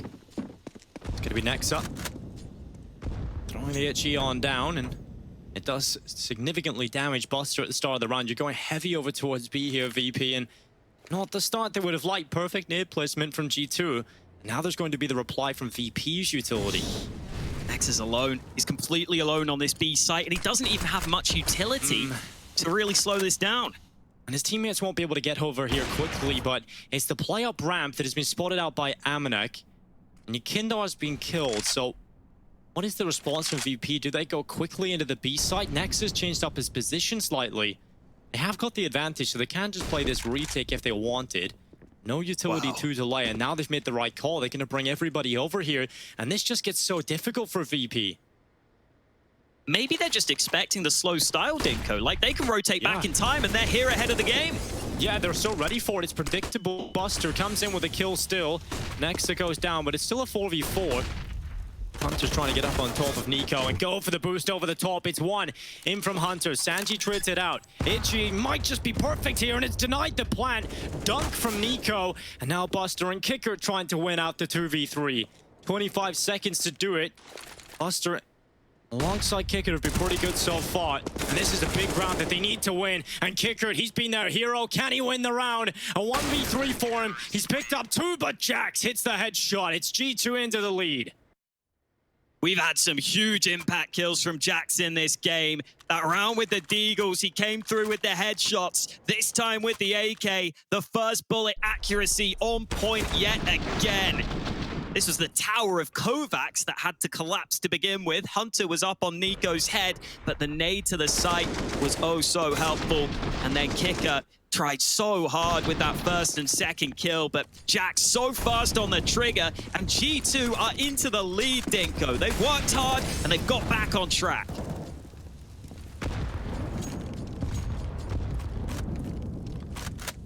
It has been that T side again from Virtus Pro. A strong half, 10-5, and now it's 13-12 for G2. Questions continue to be asked, and no answers from Virtus Pro. I'm sure VP will be feeling that too. They'll be aware of their T-sided issues throughout this tournament. It's something that might start to play into the back of their minds here. Yeah, I mean, they had Yukindar on the Lurk solo over on the other side of the map in the last round, right? And they had Buster trying to open things up. Seems a little strange right now for Virtus Pro, but a minute left on this clock, and they're going in towards A. They've got a good bit of control right now, and G2 have kind of let them have this. And now Jax finally going out for the peak, and he's won the duel against Kicker. Jax is hot right now with some of these kills he's getting. That's up against Kicker. That's up against VP's top fragger. He made it look easy. VP starting to see if they can make a play here with 35 seconds remaining. They've got to make up their minds. They do have a couple of smokes, but still not grouping up fully, Dinko. There's only 28 seconds left. And Buster's walking into the B site. There's a player currently at quad, and that is Nexa. So often, so patient. And oh, it's the nose cup. Amanek landed on the Sanji, but gets a little too aggressive and goes down. It's now Yukindar and Jim looking to get into the A site, but Nico's peeked out from elevator, denies the plant as well. And with 10 seconds left, Buster on the other side of the map. It's a locked-in round for G2. It's a headshot onto Nexa, but it's all inconsequential as we find ourselves a 14th round for G2. They're now 2 away from locking in Vertigo. And even though Amanek goes down, that information he gets so late in the round is all he needed. That's all he needed to get, because as soon as you spot those two players, you know that bomb has to commit to A, and you know that Nico cannot decide to rotate. He can start to stick around. He doesn't need to go back to B, where Buster's putting on the pressure, because they know the bomb's on A. They can deny it with the spray through the smoke. VP struggling here, and maybe it's time to up the pace. Well, this is a much faster round out of VP, but Nico is still ready for it. He got slightly connected with that flash. And what has Nico been on in these last couple of rounds? He's up to 25 kills. That feels like it's come out of nowhere. And Nico has been delivering impact, and another one for Nico. He loves these sandbags. They're so strong. It's just really difficult to hit the headshots or even the tags to the body, right? When you're just in and around the geometry of that sandbag. And Nico hasn't really been the only player stepping up lately. You've pointed it out. It's been Jax as well over towards A. He may be negative in terms of his kill-death ratio, but he has been fantastic at finding impact. Wants even more impact in this round. Sneaking up close on ramp, getting that early information. He can be the beacon for his teammates. If he spots anyone, they can start to rotate over to A. If he calls that it's clear, can start to stack elsewhere. 40 seconds remaining for Virtus Pro. Still looking for a way in, but G2 haven't been giving away these fights in the rounds. They've just been sitting back, playing it patiently. It's worked well for them so far. Again, the time is ticking and they stay spread. Oh, Nico, 27 kills now, a 3K in this round, and Nexa, he has a chance again on the B plate, but Hunter might just snatch away the kills before he even gets a chance. There's Yukindar down, now Sanji right into the waiting arms, and Nico snatches it all away for the 4K. Map point for G2 here on Vertigo. Their T side was looking rough themselves, but this CT side has been so strong. And also, of course, some weaknesses from the T side of VP that has allowed this comeback. That was a good, important spray from Nico to adjust to the boosted player. We're almost just playing counting with Nico in this round. He's counted up to 4 in that one, Dinko, with the quad kill.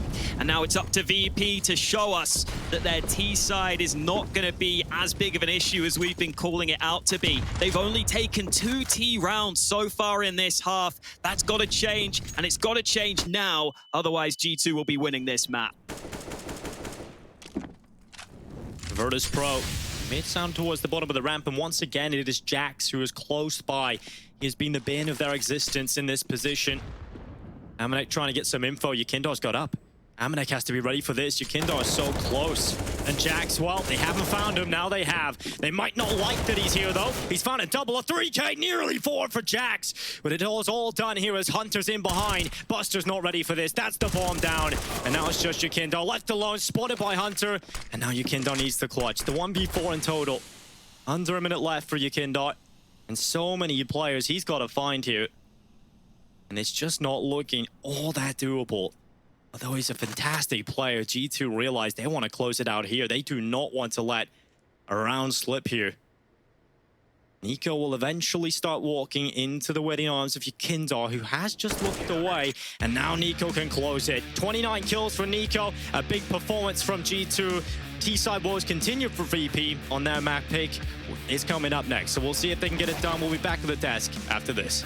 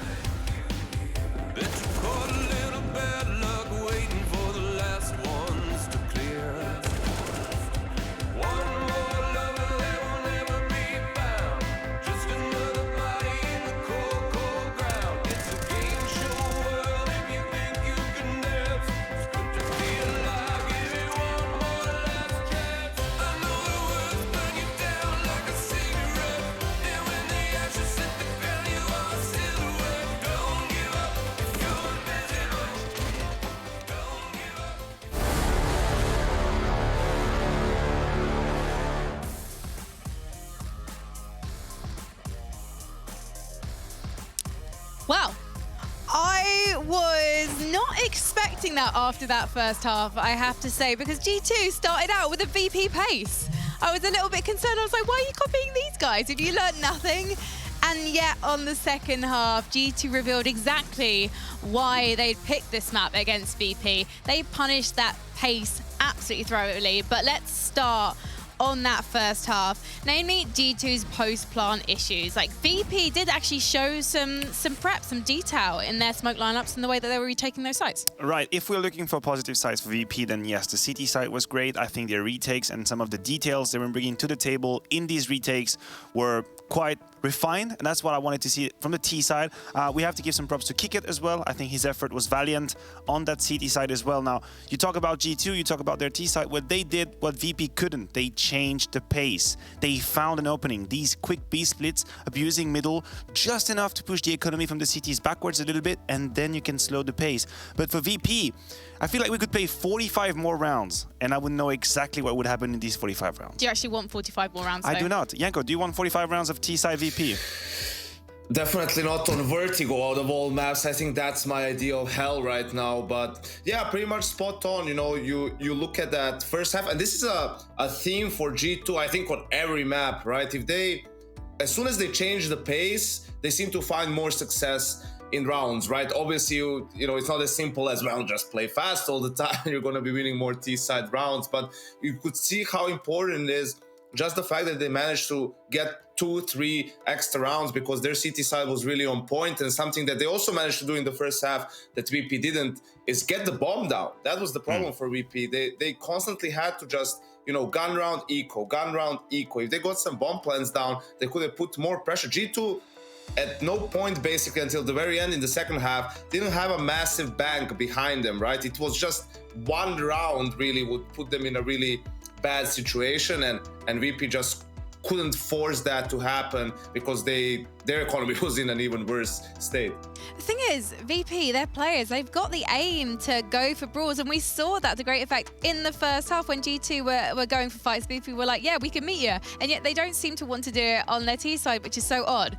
But can we talk about Kicker? Because he seems to be trying to make the ump great again, and to be honest, I was convinced on that B side, Maniac. Yeah, he deserves his own highlight package for this game, honestly, because what he was doing not only in the pistol round, as we could see, but just in general on that B side.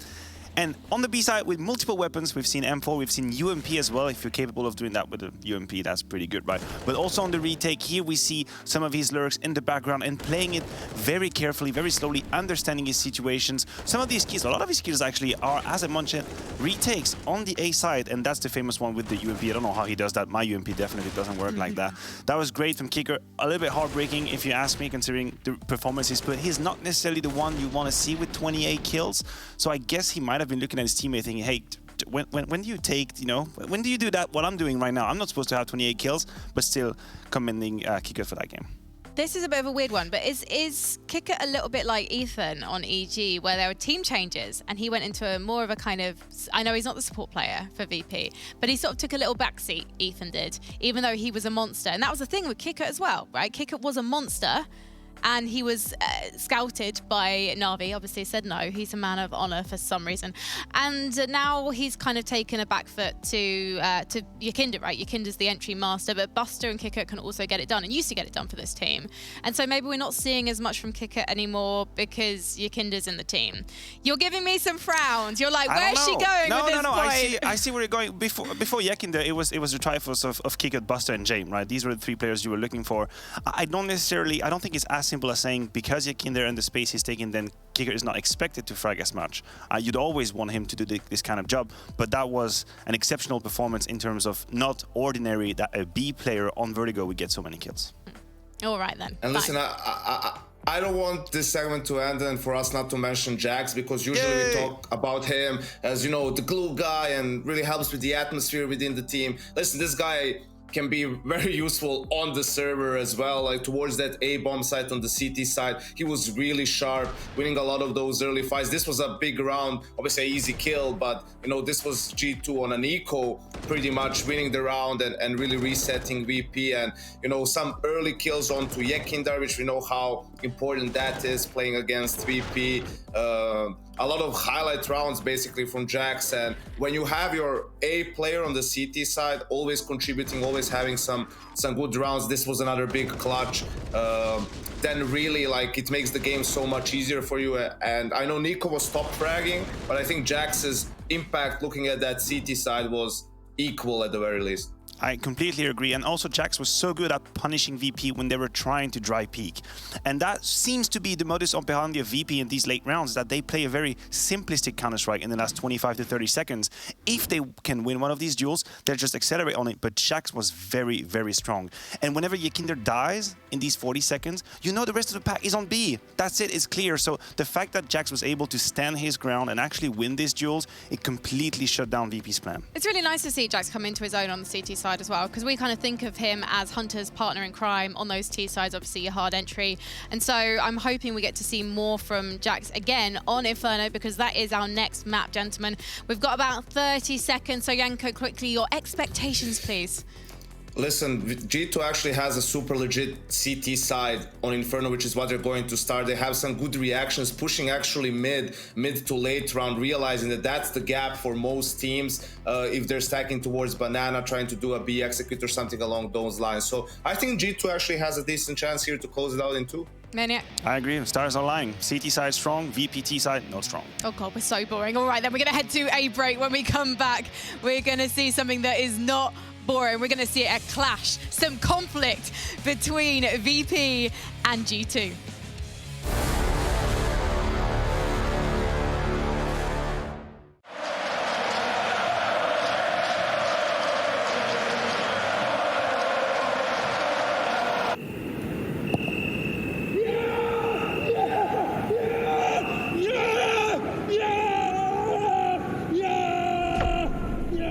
Start your esports career now at play.eslgaming.com.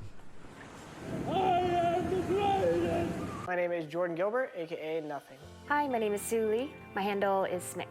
I think it's important for these initiatives to happen. Empathy really, really goes a long way, and it always means so much to us, and I think that's where initiatives like this really help. I encourage everyone in the community, anytime they see bullying, anytime they see someone getting called names, I encourage you to step up and say something. Good luck, have fun. Good luck, have fun.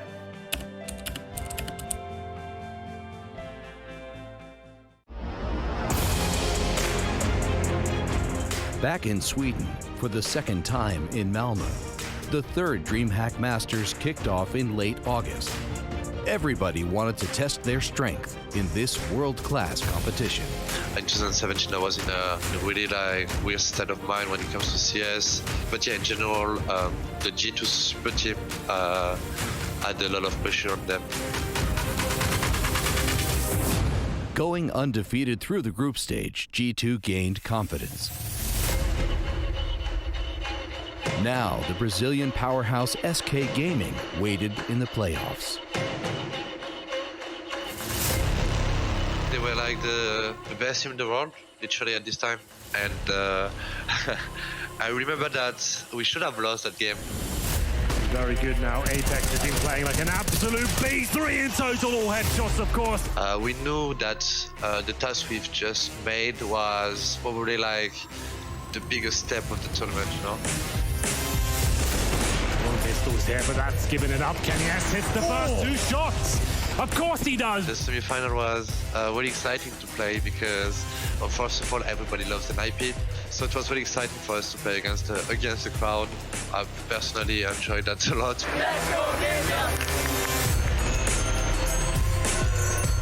We never let the game go, you know, which could have happened, but we never did. In the grand final, G2 faced a somewhat unexpected opponent. North, with newcomer Valde showing off his strength.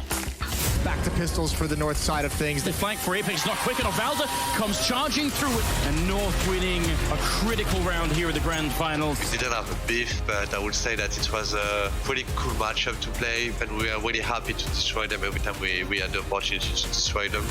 20 seconds flash into the middle. A great setup here. Body gonna get one, and Shox will follow it up close range. 10 seconds left now. 9 seconds. Flick comes in on Valda, dropping the bomb. G2 Esports have played an incredible tournament. Just one kill away, and it's gonna happen. 16-9 as G2 are your DreamHack Masters champions.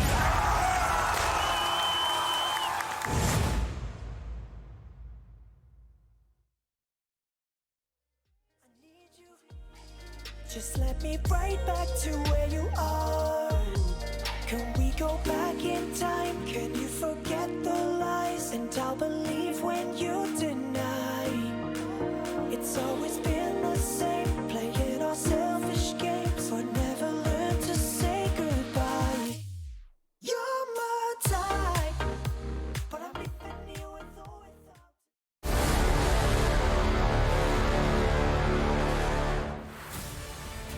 Welcome back to DreamHack Masters. We're heading into the second map of G2 versus Virtus Pro. And it again is the story of the T-side struggles for VP, Hawker. Yeah, absolutely. They've played it twice at DreamHack Masters Spring so far. We were casting that game against Na'Vi. They only got 3 T rounds total. They only got 7 rounds total, and 3 of those were down to clutches. I mean, you remember that Jame clutch, Dinko. That was great, but it's not repeatable. It's not consistent. And then most recently against Spirit on Inferno, they got 5 T rounds, which sounds a bit better, but that was with them winning the pistol. Their T-side gun rounds on Inferno have not been good enough, and they're probably starting on T-side here. So we're going to need to see an early, strong start from VP. Yeah, no, they're a map down already, right? They're coming into their map pick. They're not focusing hard on that T side. They're not getting enough round wins. It's definitely going to be a difficult task against G2. And again, what is on the line in this matchup is an elimination or a spot in the playoffs at DreamHack Masters. You do not want to go out here. You do not want to bow out on your map pick and lose 2-0 as your final matchup in this one. The 1xBet odds have shifted in favor of G2 heading into the second map, rightfully so. It's heavy utility here for the T side of Virtus Pro. They will be starting on that attacking side. G2 got the side choice. They would rather start CT. Does look like VP have a plan in place for the pistol. With all that utility, I have to assume they've got an idea. But with Nico pushing second mid, G2 have so much early information. Oh, he's getting right behind him as well. There is now a timer on the play for VP, and when you do play these slower rounds, G2 can just afford to shift everybody over there. They're still keeping Hunter on A for the meantime, but eventually he will start to drop off. And Virtus Pro are fully leaning into this play. They're going for B, but G2 are going to have so many players ready to deal with this. And Nico's come in behind. He's got the flank up Banana, and he's taking Jame out of the round. And now they have to fight on both fronts over for Virtus Pro. Jax is waiting at the top of the boost right now. They're going to go forward, crossing in behind the smoke. At least they haven't dropped another player, but G2 are so ready. They've got so many players. And Nexa towards Dark could just shut it all down. Getting over the top of the boost is Hunter, pushing forward, getting all the kills. And G2 just clean it up.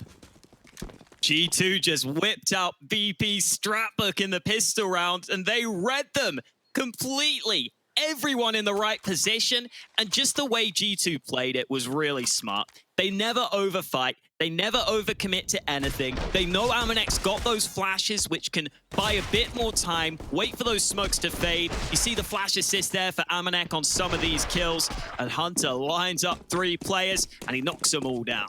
Yeah, and I mean, they fully commit in Banana, right? And they take so much time, and you could watch how Hunter waited until Nico got to T-stars before he made the rotation, and they still had time for Hunter to get over. So Virtus Pro slow T-side being abused already for G2.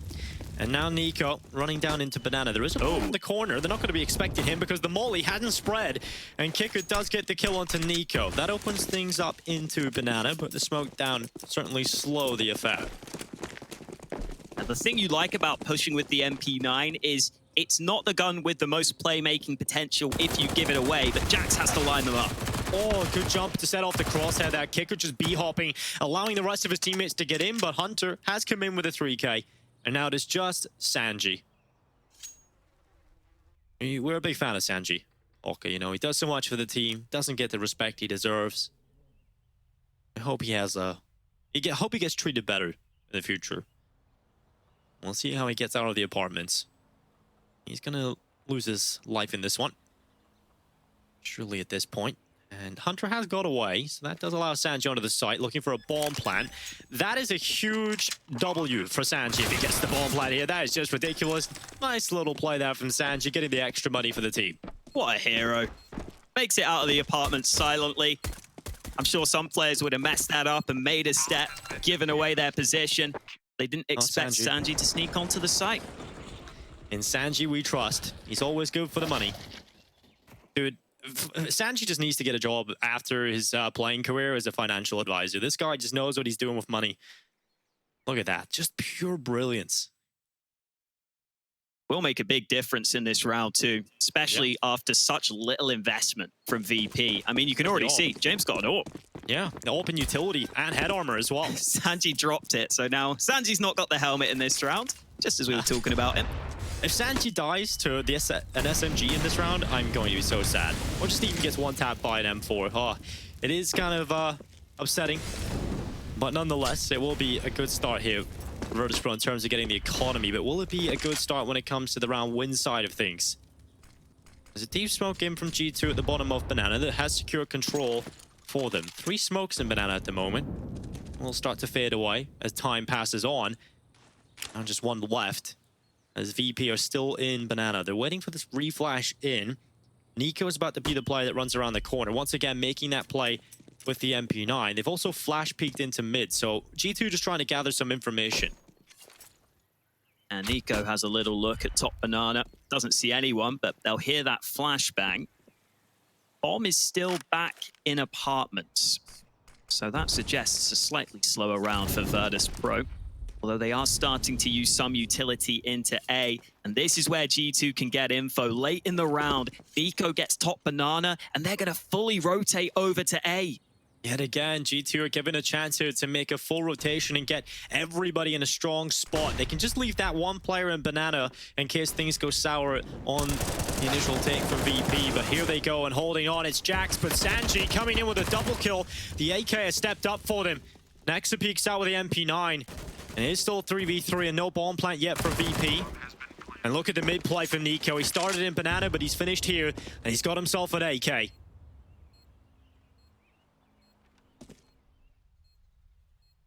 Oh, they're not looking for it.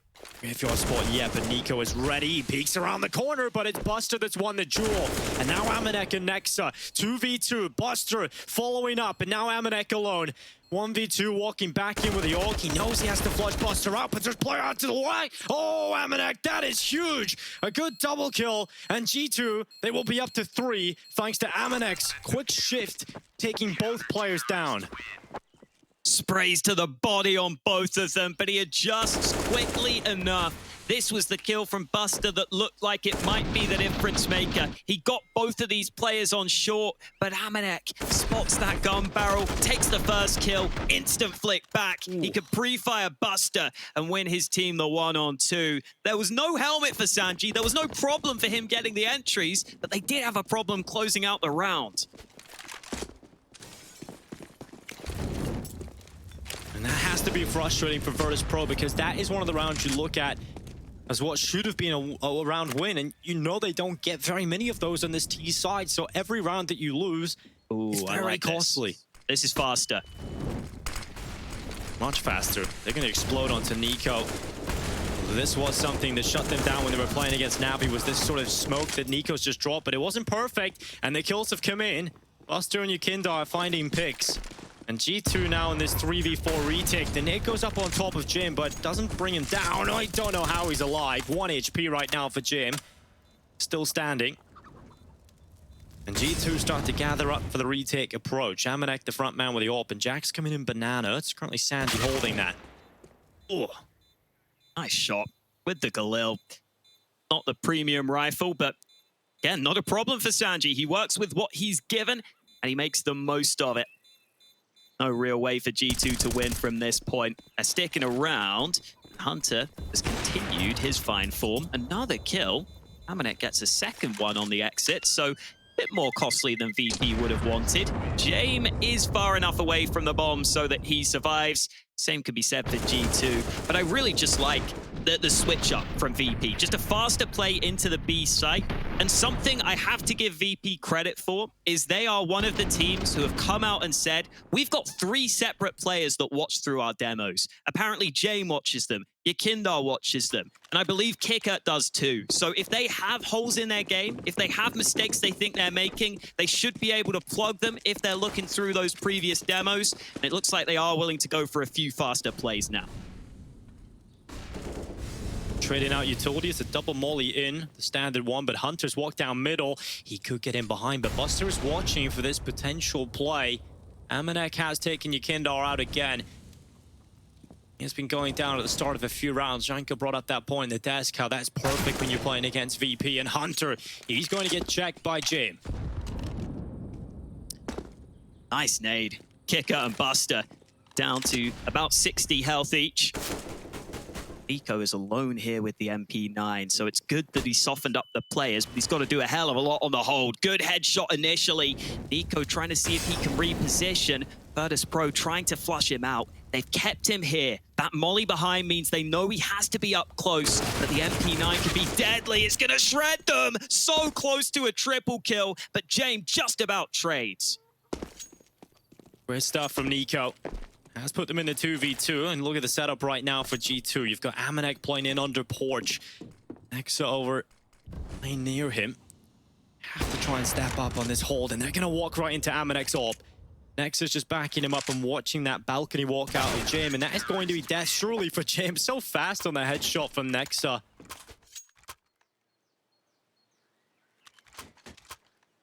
Big props to Nico in that round with the MP9, tasked with solo holding B, solo holding Banana.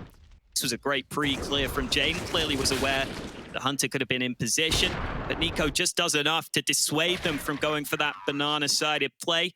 They didn't think an MP9 might be left alone there. They go back to A, and they end up walking into the waiting arms of the 2 remaining G2 players. Tactical timeout for Virtus Pro, unable to put rounds together. You take a look at the money, it's not pretty at all. Got some players that can afford to invest and others just not quite there yet. So probably a little bit of a light investment coming up for Virtus Pro. Seen a bit of utility purchased up before we went to the player camp. So maybe something they've got in mind. But for G2, this is a great chance for them to build up some extra money, right, Alex? They had 2 MP9s in place, so those SMGs can build up even more money. And if you can get that economy building on the CT side, there's another problem in there for VP. We know they struggle to find T-round wins, but if you've also got to deal with the fact that you're going to have to break down a big CT economy, that adds another issue into play for VP. That's definitely another element that you don't want to have to deal with. Good bit of utility deployed early by G2 onto Banana, forcing VP to play it safe initially, but VP don't want to give up on Banana control. They're sticking around. G2 have got to make sure that they don't get overrun by a couple of flashes and some pistols here. This setup looks somewhat susceptible to a rush right now. Nico's going to try and take that initial attention while Nexa is going to be down the sandbag. Nico's done damage onto Kicker, but hasn't been able to find the kill. And now they know the rifle is around there, but Nico still wants to be a good teammate. He still wants to stay here and not just fall back. He has got his teammate, but he has to sell out that he is here. Cannot let Nexa just go down without anything. Nexa's utility is going to come in. Nico's flashed off the angle, so now it's Nexa's turn. He goes into the open. He only gets 1. And now Nico, under so much pressure, runs out of ammo, does well on the USP, and Amanek has come back as the insurance policy. They have lost 2 players here. And Yakindar smokes off the CT spawn. M4A1S picked up from the corpse of Nico. He's going to crawl his way into the B site, looking for the plant. That's some extra money they can't deny. Yakindar will happily take that. And not bad for VP, all things considered. Amanek, though, arriving at just the right time. He has been untouchable so far in this game. 7-0, yet to die with that AWP, which is always what you want out of your AWPer. Makes it so you don't have to keep spending that money. And CT AWP doing some good damage. Yeah, Hawker, earlier on you got some people hating on you. Obviously, you were the caster's curse coming in for the complexity time, comeback time, right? So watch Amanek just die in this round. You know, you'll get everybody on your back today. I have faith in him, Dinko. He would never die first. He's so good, he can even bypass the caster's curse. That's why I did it. There we go. That's the counter jinx right there. And timeout again coming in for VP. Leading the way is Sanji on the scoreboard. And generally when Sanji's leading the way on the T side, it's not really a great sign, right? You definitely want the rest of the squad stepping up. You want to see Kicker continue his performance from the first map into this one. You want to see Yukindar getting a bit more comfortable. You know, from our perspective, we haven't seen Yukindar quite play to the level we know he's capable of yet here at DreamHack Masters. So if that happens for VP, if they suddenly click, there's obviously a great chance for them. But they might not have many more chances to click here at DreamHack Masters. If they lose this map, they will be out of the tournament. Standard setup for G2. 3 towards A, 2 towards B. Those same players tasked with trying to contest Banana early. Nade is a little too soon. Just a tiny bit of damage done to Yukindar and Buster. In comes some reinforcements to the B-bomb site. Hunter will be boosted up. Virtus Pro have been pretty B-centric so far. A lot of their rounds have ended up on that B site. Maybe that's part of the reason why G2 have leaned 3B, and right now it looks like the right read. Certainly does. VP haven't really left, or never really go for these drop backs and trying to go to the other site. Generally because you find them with limited time left on the clock, right? Doesn't really leave you with much time to go back once things go sour, so might just be the right call for G2, but VP have sent a couple of players back, and with that utility being used up for G2, VP may be trying to poke and prod a little bit in towards A, but they're coming back over to the B side, trying to get a player to bite on that. They're keeping 3 players here for the meantime on G2. Still enough smokes for the execute, but that molly is going to keep VP at bay a little bit longer, and G2 are sticking with this 3B stack, even going for info. Yeah, Nico gets flashed in, but no one playing close call, and Nico will still hold his position. They walk into him. They knew what because of the flash and the run around the corner, Nico would be standing in that position. But that molly coming in, the smokes are up in their faces while utility being saved by G2. There's 13 seconds left. The molly into pull as well. Next is still at the back of the site. That's a kill on Yukindar. There's 7 seconds left. They have to start planting the bomb. They need to get on the plant, and it's not going to happen. Yukindar not getting forward. Everybody crawling across the floor for Virtus Pro, and it's 6-1 for G2. The limited time, the saved utility, once again, VP, they fall short to the clock. Just so much utility left in that late round. You have 2 mollies. You have such a great ability to slow this push down, to make it so that VP can't clear out these spots at the back of the bomb site. Yukindar was completely alone on the push, and this kill didn't matter. The round was already over at that point. James landing a nice no-scope, but if it's not going to lead to a round win, then I don't care how flashy the kill looks.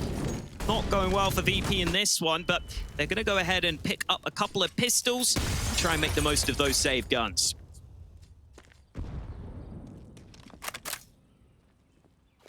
This looks like a quicker play on the cards for VP, setting up utility into the A site. Smoke for Arch, one out for Long Library. This could be quick. This could be exciting for VP, and Jax is holding default.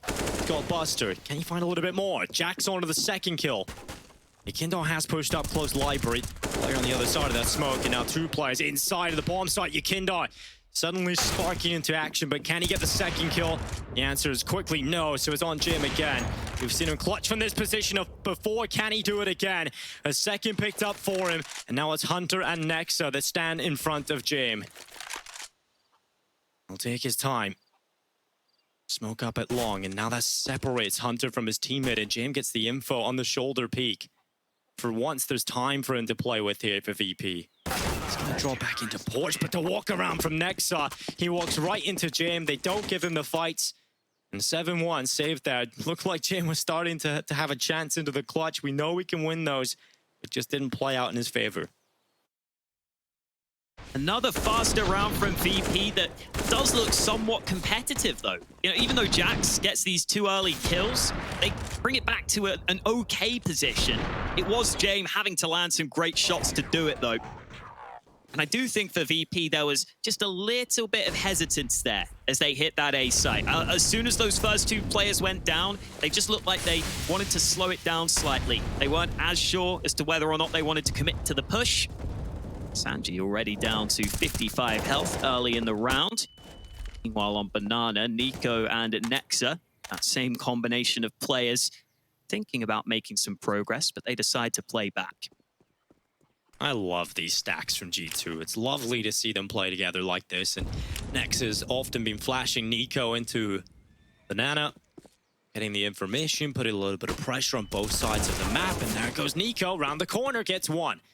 It's traded out pretty quickly by Buster. But Amanek is here alongside Nexa. Because they have those two players in apartments, or had, should I say, at the start of the round, it does free them up a little bit more. But once they made that rotation of the player over, they have to drop back on that A site play and have one play out long, one in the apartments.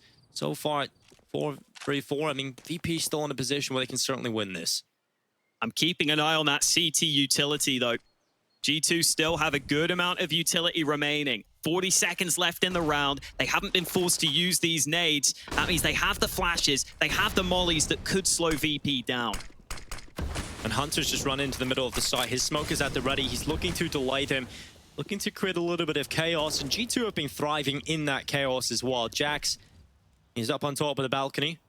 Buster clearing out the archway and getting close up to Library. Smokes it down, flashes out, and Sanji clears the pit, but Hunter from the site with the kill. Now they're going to be focusing on him. That frees up Jackson. They're getting kills here. G2 shut it down again. Just kills left, right, and center for G2. All over that bomb site. The utility timing is, again, perfect from Hunter. Just slows them down on short. Once VP start running in, there is time pressure against them. And you can see VP are really trying to come up with the answers here. They're trying to find the adaptations with all these timeouts they've taken. This is already their third timeout being used. But right now, they just can't seem to piece together the puzzle. They can't seem to crack the code. And you never want your IGL to look like that, Dinko. James looking stressed right now. Yeah, and Yekindar just looks deflated, man. It's been pretty sad to see the emotions at the camp over at VP. And Yekindar, you know, he's not really there with the team either, right? They've had these boot camps. VP have played on boot camp together, but Yekindar's never been able to go and meet his teammates. You've gone from the highs of the Katowice final to your first real downfall and slump, and emotions will hit home, and you've got no one to fire you up. You've got no one on the team that you've been able to meet and have that personal connection with. It certainly will play into it a little bit. And Yekindar's been quiet here. He's 2-9. You don't want to see that. One of the best performing players of the year so far. VP have him missing at the moment. I think back to the one round that VP have won here, and it was just that fast B-sided execution, right? I think maybe it is time to go for another one of those sorts of plays. Maybe just use a couple of smokes and flashes early, see if you can pop onto a site.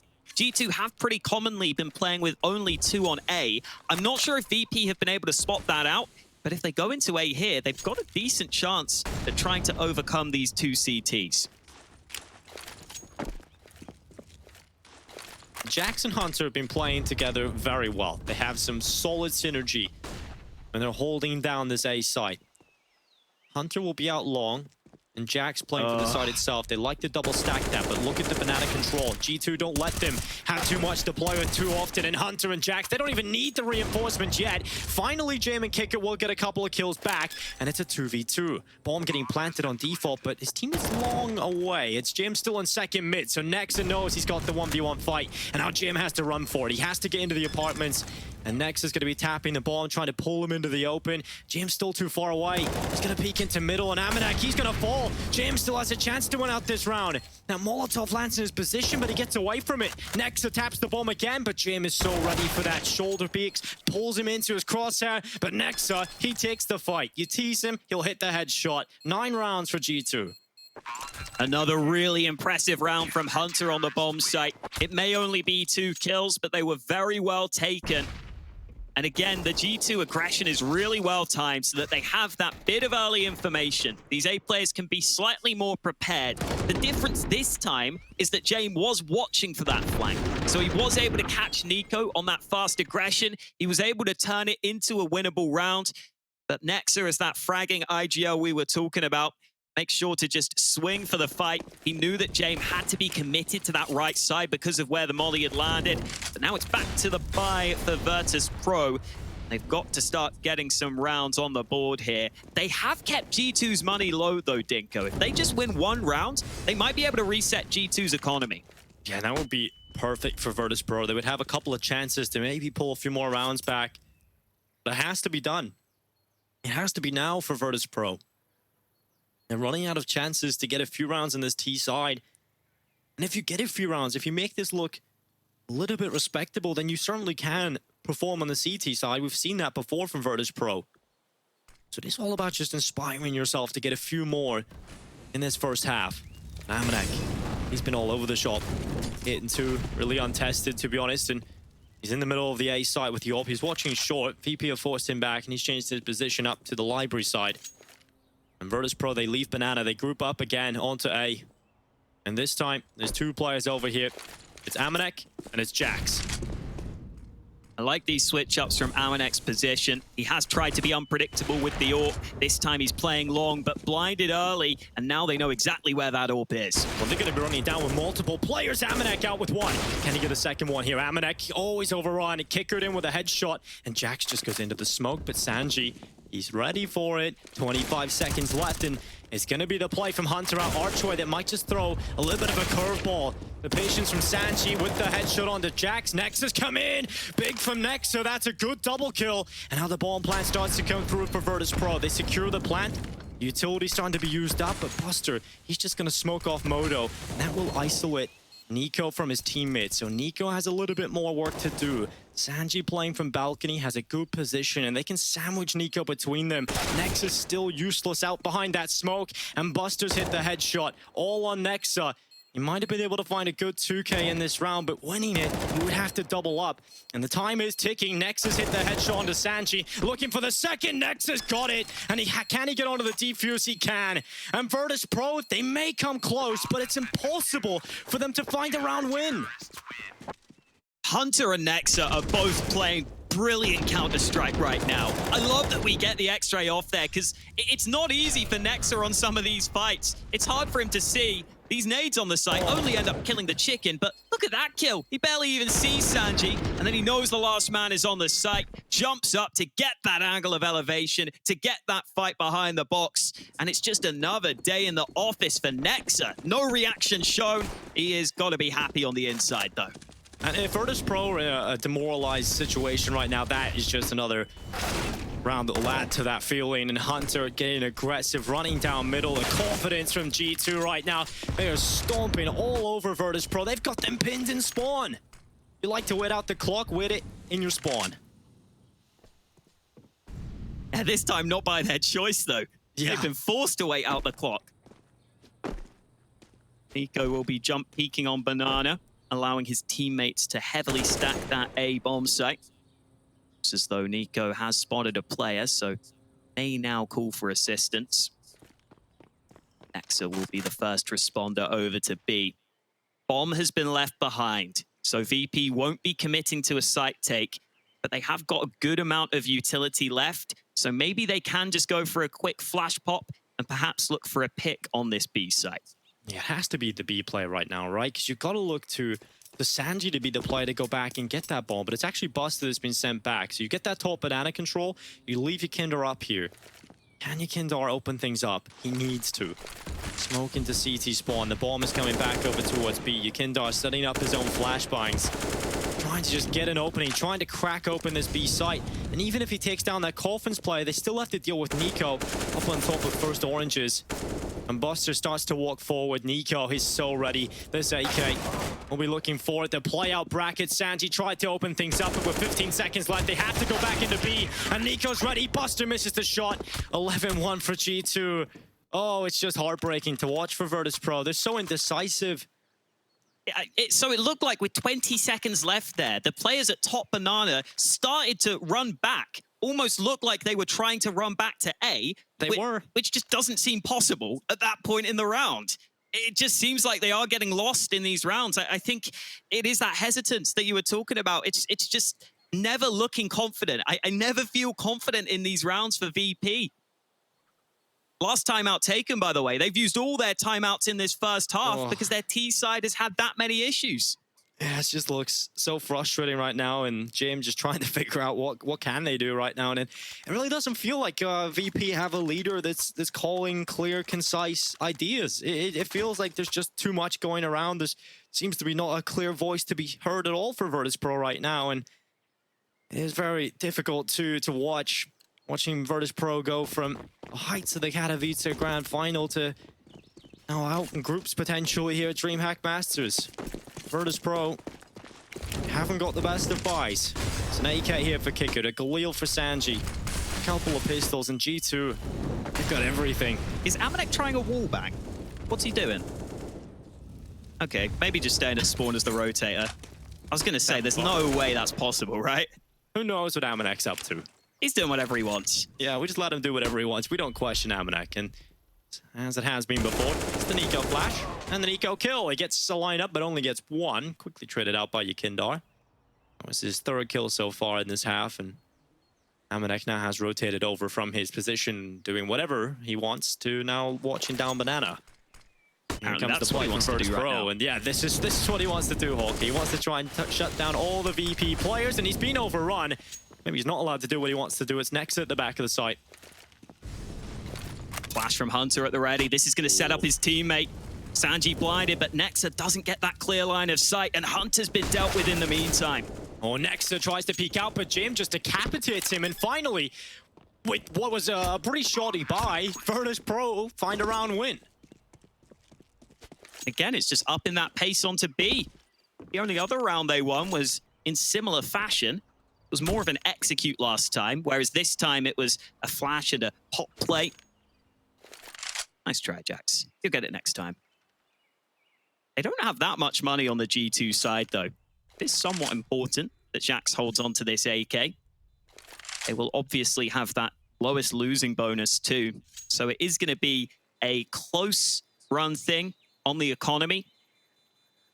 G2 should be able to scrape together a decent enough buy ahead of this next one. Yeah, it's close. It'll be all right. It's just that flash, though. They just get in so quick. As soon as Amanek misses the shot, he's in trouble. And then even though Nexa survived at the back of the site for a long, long time, he was always going to get choked in on eventually. Round 14, the call from G2 looks like it is the full investment. So if VP can win this one, they can break that bank and maybe salvage 4 rounds at the half. Yeah, best case scenario is that 4-round scoreline on the T side, and you can come back from that. We have seen strong CT sides from Virtus.pro. They're comfortable when they get over on that side, but they need those 4 rounds. Any less, I don't think they can do it. I honestly think G2 are just solid enough to close it out once they get a lead this strong. So this round is very important for Virtus.pro. We've got 2 players at the bottom of Banana, 3 gathering in the apartments. Amanek looking away from the flashes, and Jax, he's tested first. Here comes the chimney flashes. Amanek here as it turns around. The kill onto Sanji. Good first 2 picks here for G2, and Virtus.pro immediately having to slow this one down. This time it's the Jax Amanek combo on that A-bomb site making the difference. G2 have quite consistently been willing to go for these rotates and these big stacks on bomb sites. This is another example of that, rotating 4 players over to A briefly before Nico will now start to move back to B. No utility this time for G2. The problem is VP don't have many nades of their own either. So it is good that they're not going to be running into that counter utility. They've still got to land some shots to get them into a bomb site. And Nico playing from coffins. He was that second rotated player. And his head has appeared around the corner, and he just swings out. That's a Ferrari peak and a half, and Nico coming in with a follow-ups just cleans it up. Oh, that is beautiful from Nico. It's horrible for Virtus.pro, but it's 12 rounds for G2. That just perfectly encapsulates what a player with the M4A1S wants to do. What you imagine you're going to do. Just burst at those heads and make it look easy. That's ridiculous. Jim was so scoped in as well. He was so ready for it. And then just instantly dead. fantastic stuff there from Nico. And Virtus Pro, last round of the half, they look to try and salvage 3. It's a Tech 9 for Sanji, Galil out for Yakindar. All in the hands of Jim. What is the call in this one? They're throwing nades top banana. Kicker's going to get past them, though. Nico's got to be careful. Another nade goes in, but Kicker doesn't go for the full swing. You might not expect VP to be quite so close on Banana, though.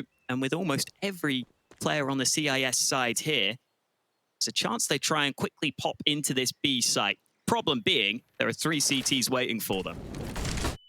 Yeah, G2 just always seem to have enough players to deal with these attacks from Virtus Pro. Great calling game here from Nexa. Great step up from Hunter as well.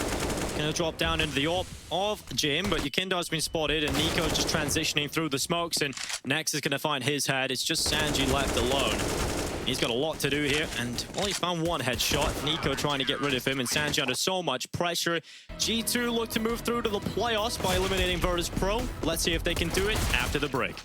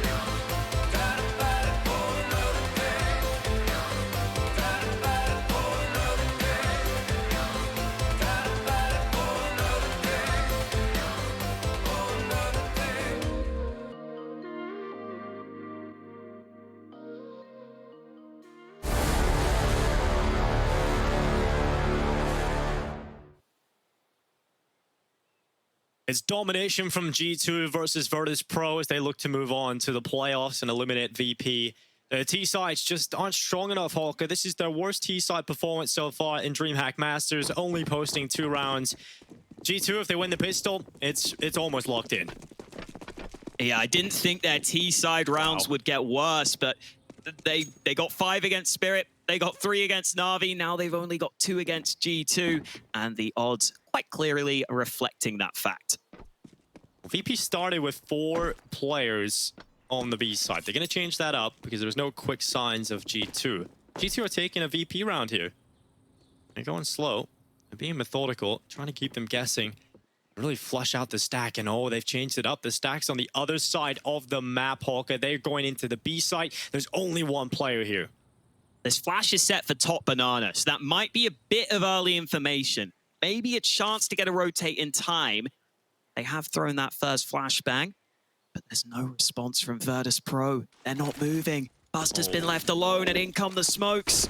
I feel so bad for Buster right now. He's just going to drop back and play for Ruins. They just have to accept the fate that they have lost the B side. They have to go and play this one retake. Luckily, Yukindar has got a kit.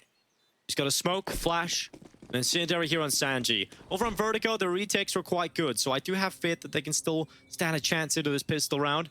Nico's looking to try and hold off this banana retake attempt, and he's found one onto Kicker. He'll go out for a second if possible, and now dropping back. Oh, he's blinded. This is so awkward. Finally, he's taken out by Jim, but a 4v4 still ensues, Hawker. Here comes the utility.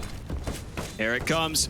Molly into triple, forces Jax out into the open. He's going to be run down, or is he? Jax stands strong. Quick double kill, and Yakindar's the man with the kit. He's got to get on the bomb, but he's been dealt with. G2 up to 14, and this one looks like it is all but over. Yeah, 14-2 right now. G2 looking to try and close it out very quickly indeed. This is their map pick. No, should I say? I was very much mistaken there. You'd be thinking that yourself, but it's actually VP's map pick here on Inferno. It has not looked good at all for them. I think they realize a lot needs to be done, and you know the worrying part for me is they were just on a boot camp, right? So you know if there's any, they haven't had much time to practice. They've been playing this whole time, so hopefully, given a little bit of time off maybe and a quick exit of this tournament, they can start fixing some of their issues. I guess you can look at that as a slight positive. That's what you've got to be hoping for if you're a VP fan right now. For this tournament, though, it's not looking like they'll be in it much longer. They are going to rotate over in time, though. Yakindar's nade does a good bit of damage. In goes Amanek, but he's been dealt with early. Yeah, Amanek. Oh, Buster, okay. He's going back for a 3K, but Hunter stepped up. A double from him. Sanji coming in with a wallbang as well. And VP actually have the man advantage here. They're going for the boost over the top of the smoke as well. And Kicker, can he find Nexa? Oh, he's done damage, but no kill. Nexa drops him. And G2, they may be damaged up, but it's still Nico and Nexa versus the Deagle of Sanji and the MP9 of Jim. Nico taking damage through the smoke. He's down to 6 HP. And this is looking good for a chance for VP back into this. No kit, so the time is certainly a factor. Nico goes down, and it's all on Nexa from the back of the site. He's trying to get the map point here, trying to get them series point, and Nexa holds on, but he cannot get it. Jim in with the headshot. Sanji's on the defuse. He's holding it. It's going to be close, but Sanji, right down to the seconds, has he got it? He has, and 3 rounds locked in for VP. Nice fast rotate for VP, winning a CT round. And they were very good on their CT side yesterday against Spirit. They only had to play 12 CT rounds because they won 11 of them. They were really solid on that CT side of things on Inferno. So hopefully, winning this round is going to give them a chance to put one of those win streaks together. Really did come down to the wire at the end there, but good on Sanji for realizing he had to get on that bomb with that lack of kit. Yeah. James hunts down the last man, but G2 come back with a force buy. And VP generally do look quite composed in those retakes. I think that's one of their strengths. We've seen it over on Vertigo. Some of those B retakes that were coming in from Jim and Yukindar were a pleasure to watch. The utility's on point. The way they just kind of take their time, being methodical on the retakes are solid. So certainly not all bad for VP, but certainly not pretty right now for them. Amanek back on the Mac 10, G2 back on the buy. They're going to run it straight into the A site, and Sanji's got to deliver from the back of the site itself. Yukindar stepping up, and it's a quick round here. VP mow them down. 5 players stay alive, and that's good for the money. VP not only had 4 players on the A side of the map, but they also had 3 players who were in positions where they could quickly look towards shore. Kick-up being one of them there in the apartments, just comes out to help at the end. G2 end up running into a blender in that position. And that gives the economy control over to VP. And really, that's the only way they can get back into this game, is by forcing G2 down to these low buys, denying them those bomb plants, limiting that T-side economy, giving yourself much easier chances to go ahead and win some easier rounds. Yeah, even making the scoreline look a bit more respectable. Maybe if you don't look at the comeback as realistic, just a few more rounds certainly could help things from the outside perspective. G2 just taking the time with this one. Try and draw out some of that utility. Just take it as a little bit of a timeout. Just sit back, relax.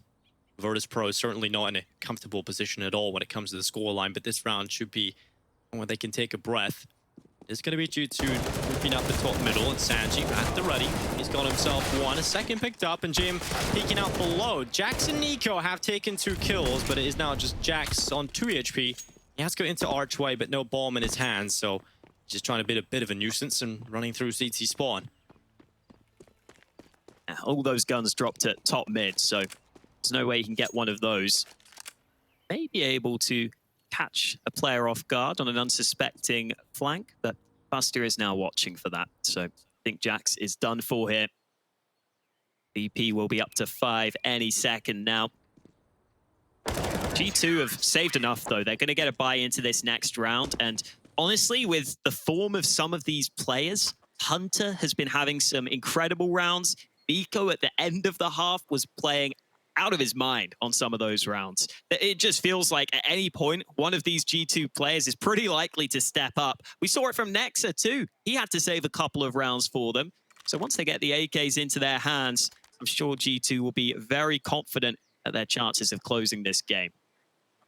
I did wonder if G2 were ever going to call a tactical timeout, or were they ever going to be forced to do it. And I mean, they're going for one here. They want to close it out as quickly as possible. They don't want to let that comeback come in for VP. We know they're very good on the CT side, and you've got to respect teams at this level no matter how bad their first half performance was. VP are solid on the CT side. We've seen it before. We've seen the comebacks happen.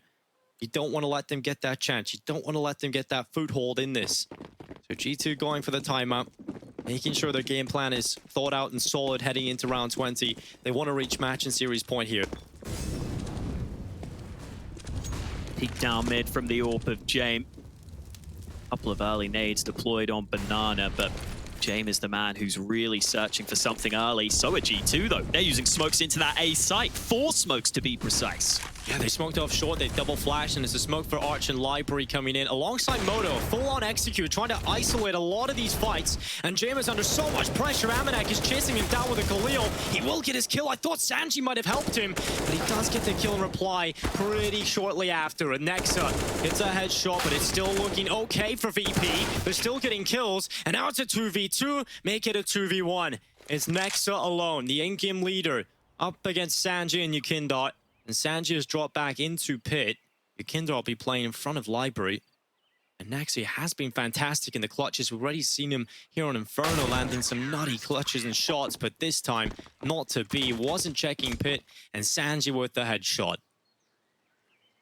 Every single G2, VP player, I should say, was able to rotate over to A in time in that round. So that's really going to help you out on the hold. You see Yukindot there coming in with some all-important impact. He is one of those B players, but he was able to get over to A in time, line up those 2 headshots. It has been a quieter game from him, but he comes through with some impact frags towards the end of the round. So the grind begins for Virtus Pro. They've got a long way to go, but they have done a good enough job at denying the bomb plant in the previous round to put G2 down to pistols in this one.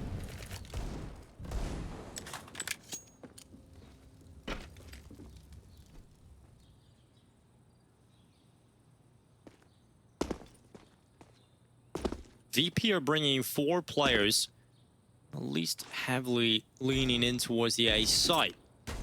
There's 1 player in Banana, that's Buster spotting out the info. Throws an HE onto Jax, and it does do pretty significant damage, dropping him down to 61. G2 on these pistols, just peering out top middle.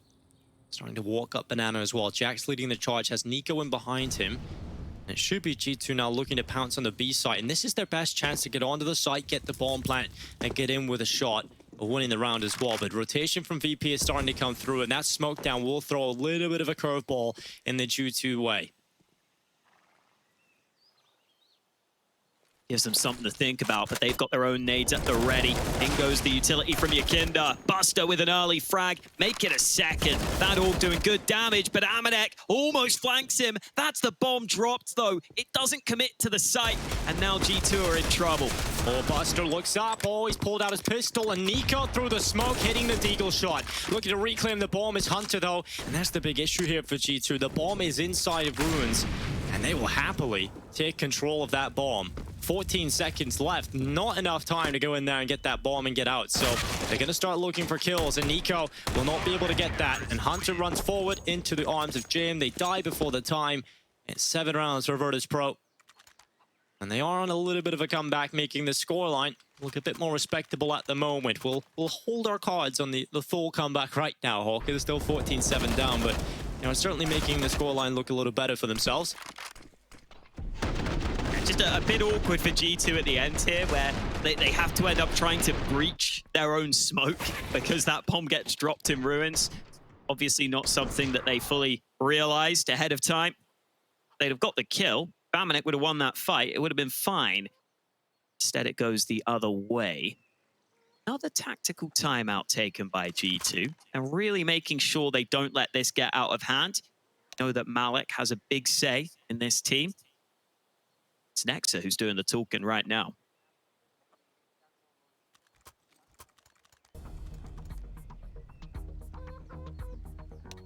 That's the second one for G2, of course, and obviously didn't really need to use it in the first half, and this half VP is starting to mount a bit of a walk into Inferno. If you look at Yakinda again, still 7-17 on bottom of the scoreboard, but the rest of the teammates have started to step up a decent bit. Sanji's up there, but Jim is followed in with 17 kills. It's 10 kills for Kicker, 13 for Buster, so a couple of players really starting to have a bit more of a say on the map. But G2 again, it is Hunter and Nico up there, and Nexa had some huge moments in that first half.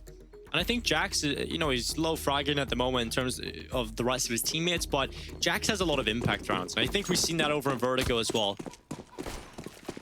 Definitely. See if he can continue to have impact now on the T side. Smoke goes in early. They can try and flash through that themselves and get this early ground. It's exactly what Jax will be doing. Banana completely cleared out early. Tiny bit of nade damage done, and Jax tries to fight. Both players taking damage. The nade coming in, but Jax ducks away from it.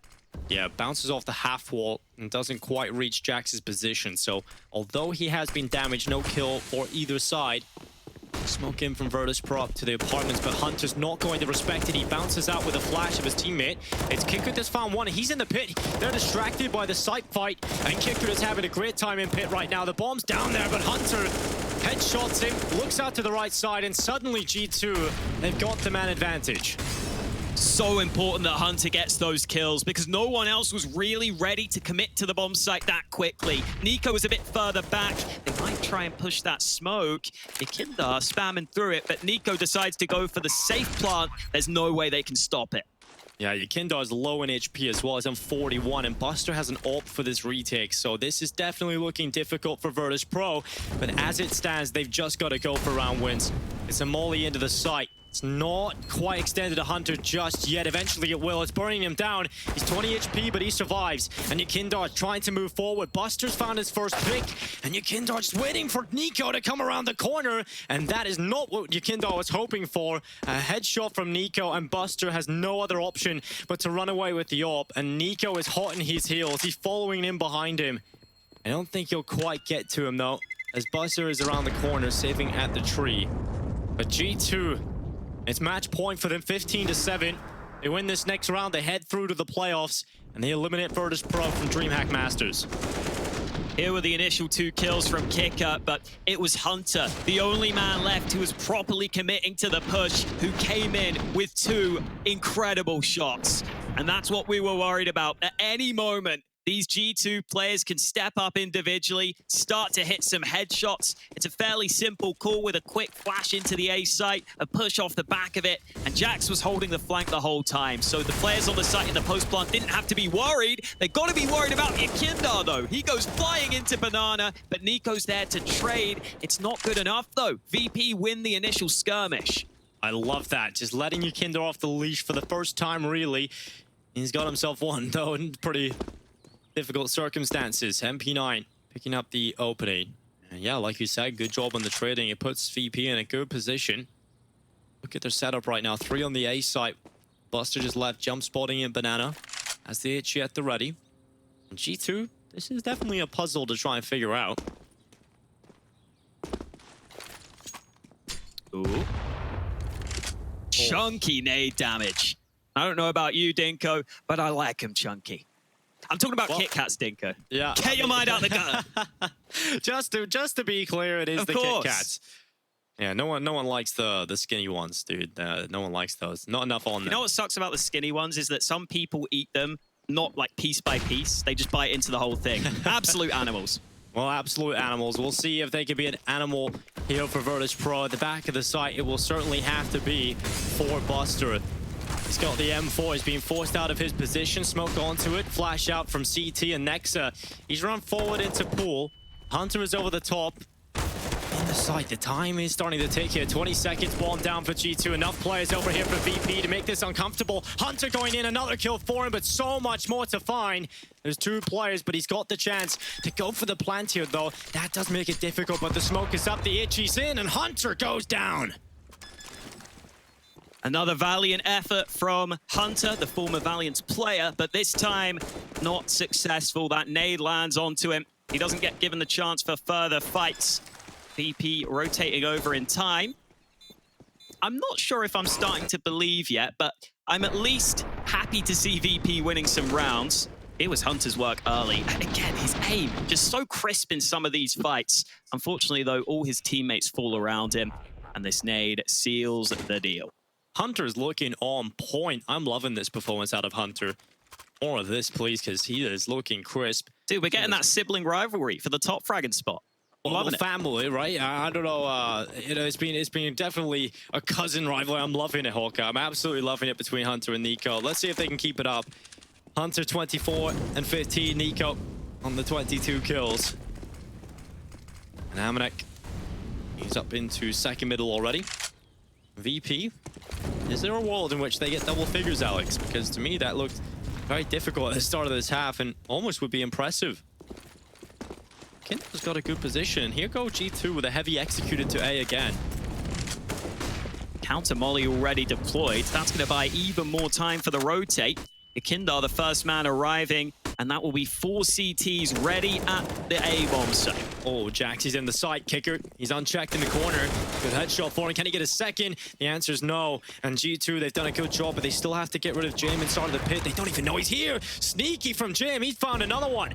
And now he's just hiding in behind the pit. Nico wants to creep over the top. He's still worried about that long play, but Jim's days are numbered, and he is out of there. Ikindar and Buster up against Hunter and Nico, and they have been looking crisp so far in this series. Nico's in pit. There's the shot in the AWP. Nico's looking to try and take over Hunter or just equalize him on the scoreboard. And Buster will go down, and Nico has done it. 25 kills coming in for him, and G2 moved through to the playoffs. VP eliminated. We'll be back with a desk after this.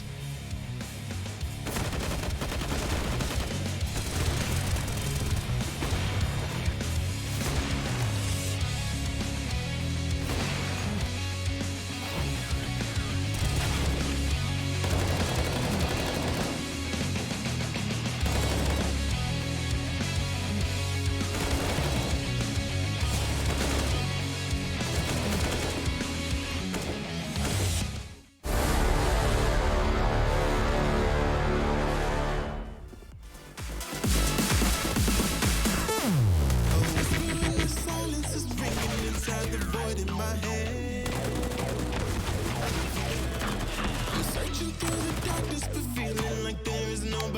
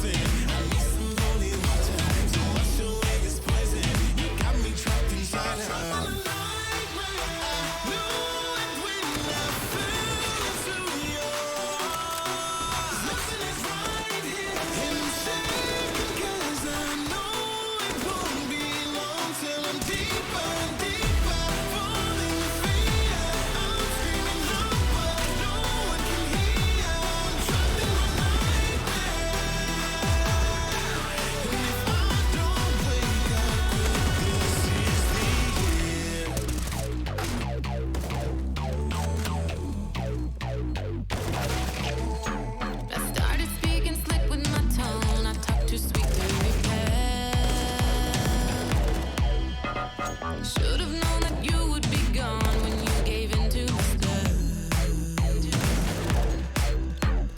Trying to find your feet on the floor, but you're suspended in air. Scratching for a way out my clutch, but you ain't going nowhere. You're shaking 'cause you're frozen. You need some holy water to wash away this poison, 'cause there's no breaking out. Trapped in my nightmare. I know it when you burn into my eyes. Nothing is right. Now you're shaking 'cause you know it won't be long till you're deeper and deeper. Falling to fear. Keep screaming out, but no one can hear. You're trapped in my nightmare. And if you don't wake up quick, then this is the end. Closer, the end's running near. I feel the pressure and it's popping my head. Thought you could trust me, once again you failed. If there is a God, hope he can hear me well. You won't melt the ice, you won't break the chains. I promise I won't get caught back in this again. I've learned my lesson and I won't take it light. Just save me from this life. Trapped in my nightmare.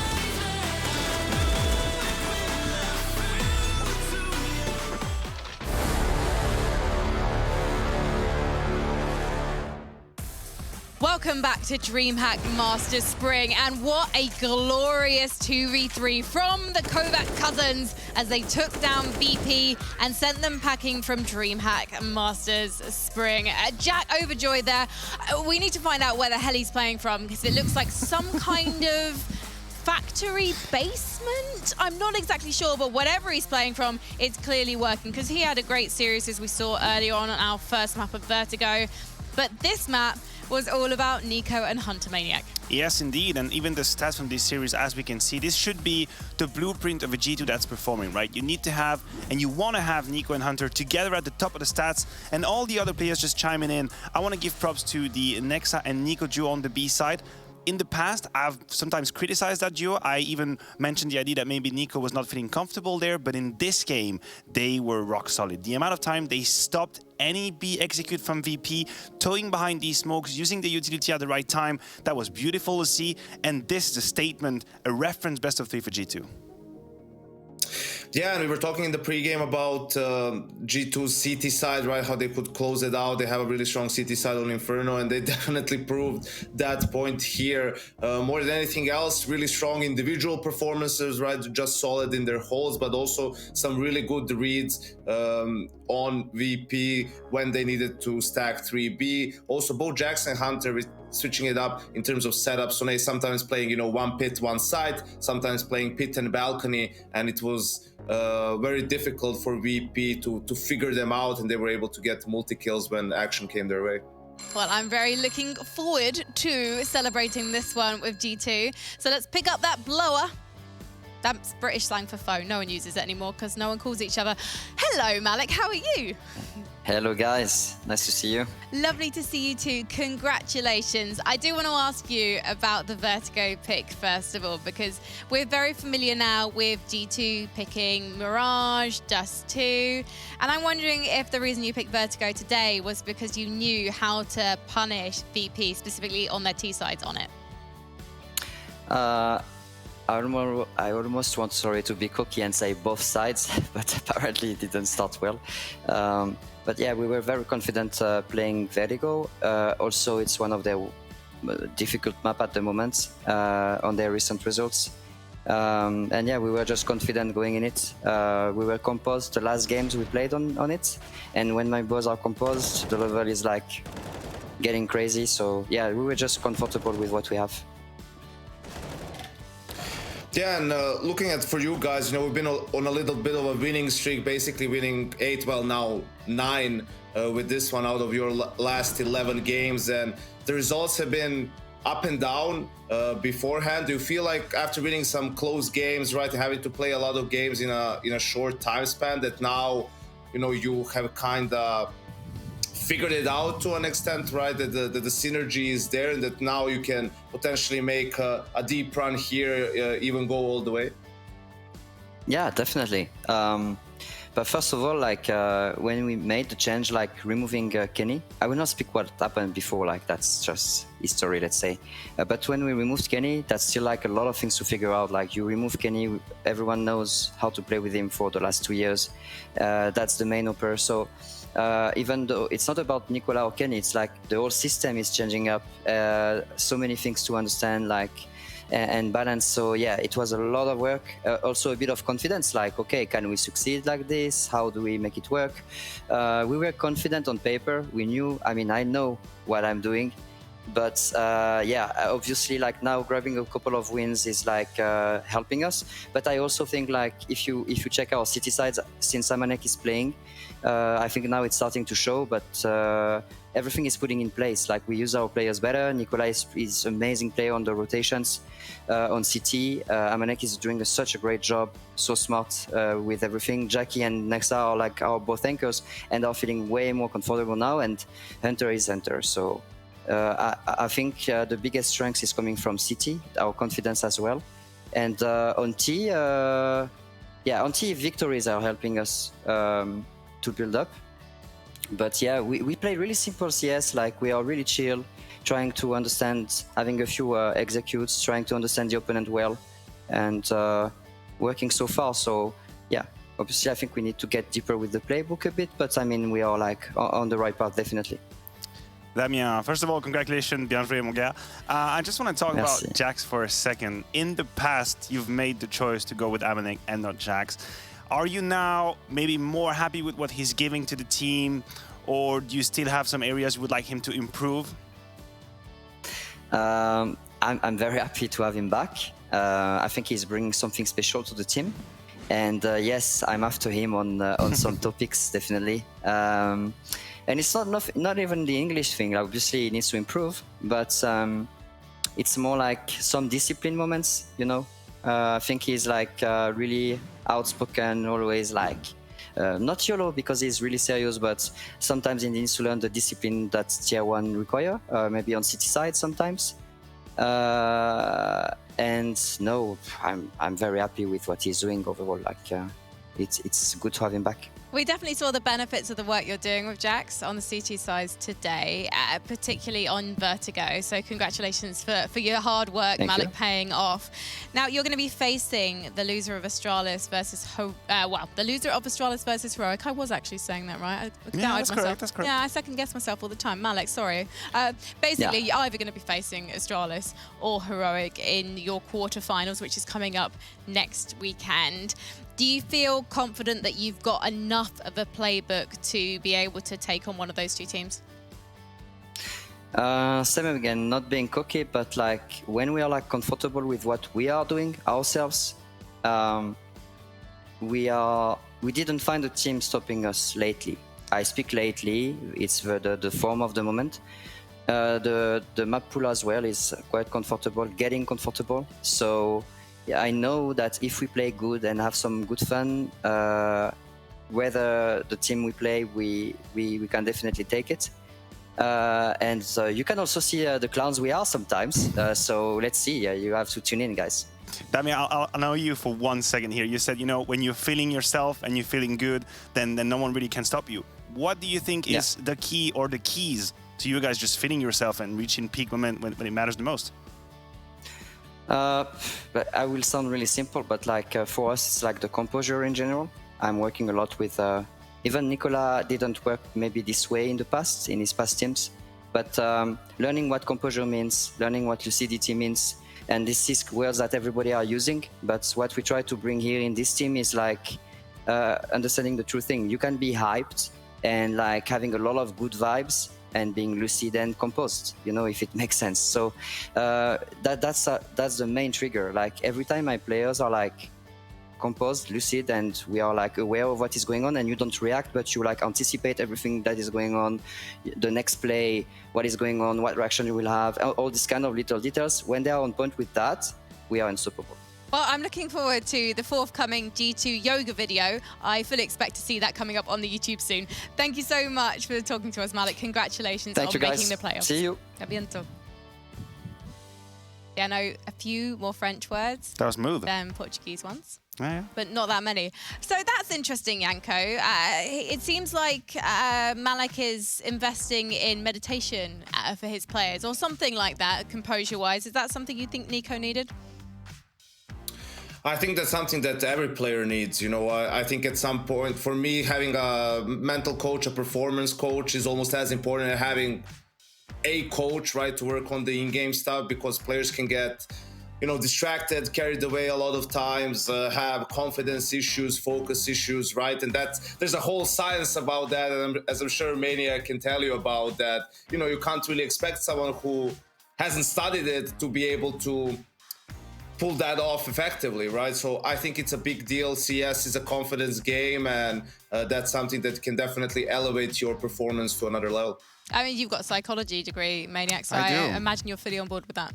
Yeah, absolutely. I agree with that. Although I feel like a bit of a fraud, you know, when it comes to that. I wish I could give the keys, but what Malik said actually, and that's why I was annoying him with that question, is that everyone will tell you, yeah, when we're in the zone, we're unstoppable. But then I encourage people to try and be able to define how you're behaving when you're in the zone, and what are you doing that you're not doing when you may be feeling out of sorts or not in a great mood, right? I think that's what teams need to work on and try to figure out, okay, this is how we behave when things are clicking, and this is what we do when they're not, and you work towards that. Basically just having like high energy, right? Like even if things don't go your way, don't get disheartened, don't let that silence creep into the team speak, right? That's Jack's where he steps in at times, right? I'm sure he's the guy who's like, hey guys, let's keep going, right? Screw it, we can win the next round, don't worry about it. Like keep everyone talking, because when you're talking, when you're communicating, when you're the one dictating plays instead of just reacting to plays, that's where any team will probably play their best counter. Well, VP, when we could see them on the player camp, they did look down and out before they'd officially lost. So hopefully they'll be able to pick themselves up going forward. But for us lot, going forward, we need to take a look at the top 5 plays of the day. So Maniac, will you do the honors and start us off, please? Absolutely, and this is not stage. I believe we kicked off with Zaiwu, my friend, my boy, with a triple kill on Mirage. I mean, he was lights out, I have to be honest. His stats, he's currently at the top of the charts for the event. You can argue they maybe haven't played the best of opposition, but he was making plays. And we keep it with Mirage and the Oppers Poison, the next man up, with a nice triple kill here against Furia. Unfortunately, it wasn't enough for complexity today. Same series, different map, different player. JKS, Inferno 4K with his AK against Furious Ali. It wasn't enough to pull them over the line and get them to the playoffs. Nice attempt by JKS. Same map, different player this time. Nexa with the 4K on Inferno as well. A little bit of spray control, as we can see right here. He had a very good performance on that CT side. I mentioned him, his hold on the B side, but apparently as well, his retakes were on point. Well played by Nexa. As if VP wasn't struggling enough, but now we have Yakinder, one of the few highlights. It really does help when you're playing solo A, you have one guy on A, he can just stop the rush by himself, but you know, that's pretty much all we saw from Yakinder in this series, and we got a really scary look of how VP seems like as a team when Yakinder is bottom fragging and having a poor game. Well, boys, I'm calling my rush B strat, which is rush bed. Because I don't know about you lot, but I'm absolutely knackered and I'm an old woman, so I do like to go to bed by 11 p.m. So thank you so much for joining me today and for your expert analysis. Obviously, big thanks to Alcasters and Blair as well. And all of us will see you tomorrow, because we are going to have some incredible matches. We've got a Danish derby, we've got a CIS derby, and we've got 2 teams who really do not want to go home early. So please join us then at around 1 p.m. for the pre-show. Good night.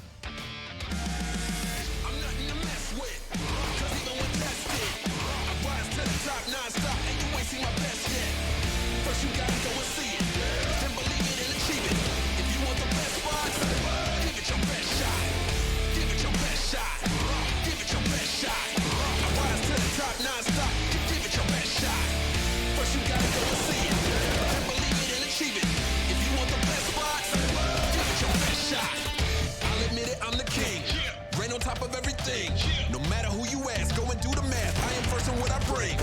Hard work and perseverance. interference. And you can't see the size of my heart, you can base it on appearance. I go above and beyond, way above what is normal. I'm about to blow up like a bomb. Ain't no telling what I will or won't do. I have warned you, informed you, I am on you. You should probably run and hide, otherwise we about to collide. You know how I roll, don't fight it cause I'm in control. You wanna, let's go, it's time to put on a show. I'm nothing to mess with, cause even when tested, I rise to the top non-stop, and you ain't seen my best yet. First you gotta go and see it, then believe it and achieve it. If you want the best spots, give it your best shot. Give it your best shot. Give it your best shot. I rise to the top non-stop, give it your best shot. First you gotta go and see it, then believe it and achieve it. If you want the best spots, give it your best shot. Give it your best shot. Give it your best shot. I rise to the top non-stop, give it your best shot. First you gotta go and see it, then believe it and achieve it. If you want the best spots, give it your best shot. Give it your best shot. Give it your best shot. I rise to the top non-stop, give it your best shot. First you gotta go and see it, then believe it and achieve it. If you want the best spots, give it your best shot. Give it your best shot. Give it your best shot. I rise to the top non-stop, give it your best shot.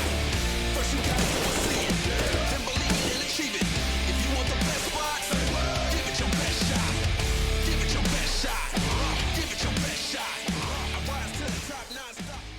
DreamHack Masters Spring is brought to you by Intel,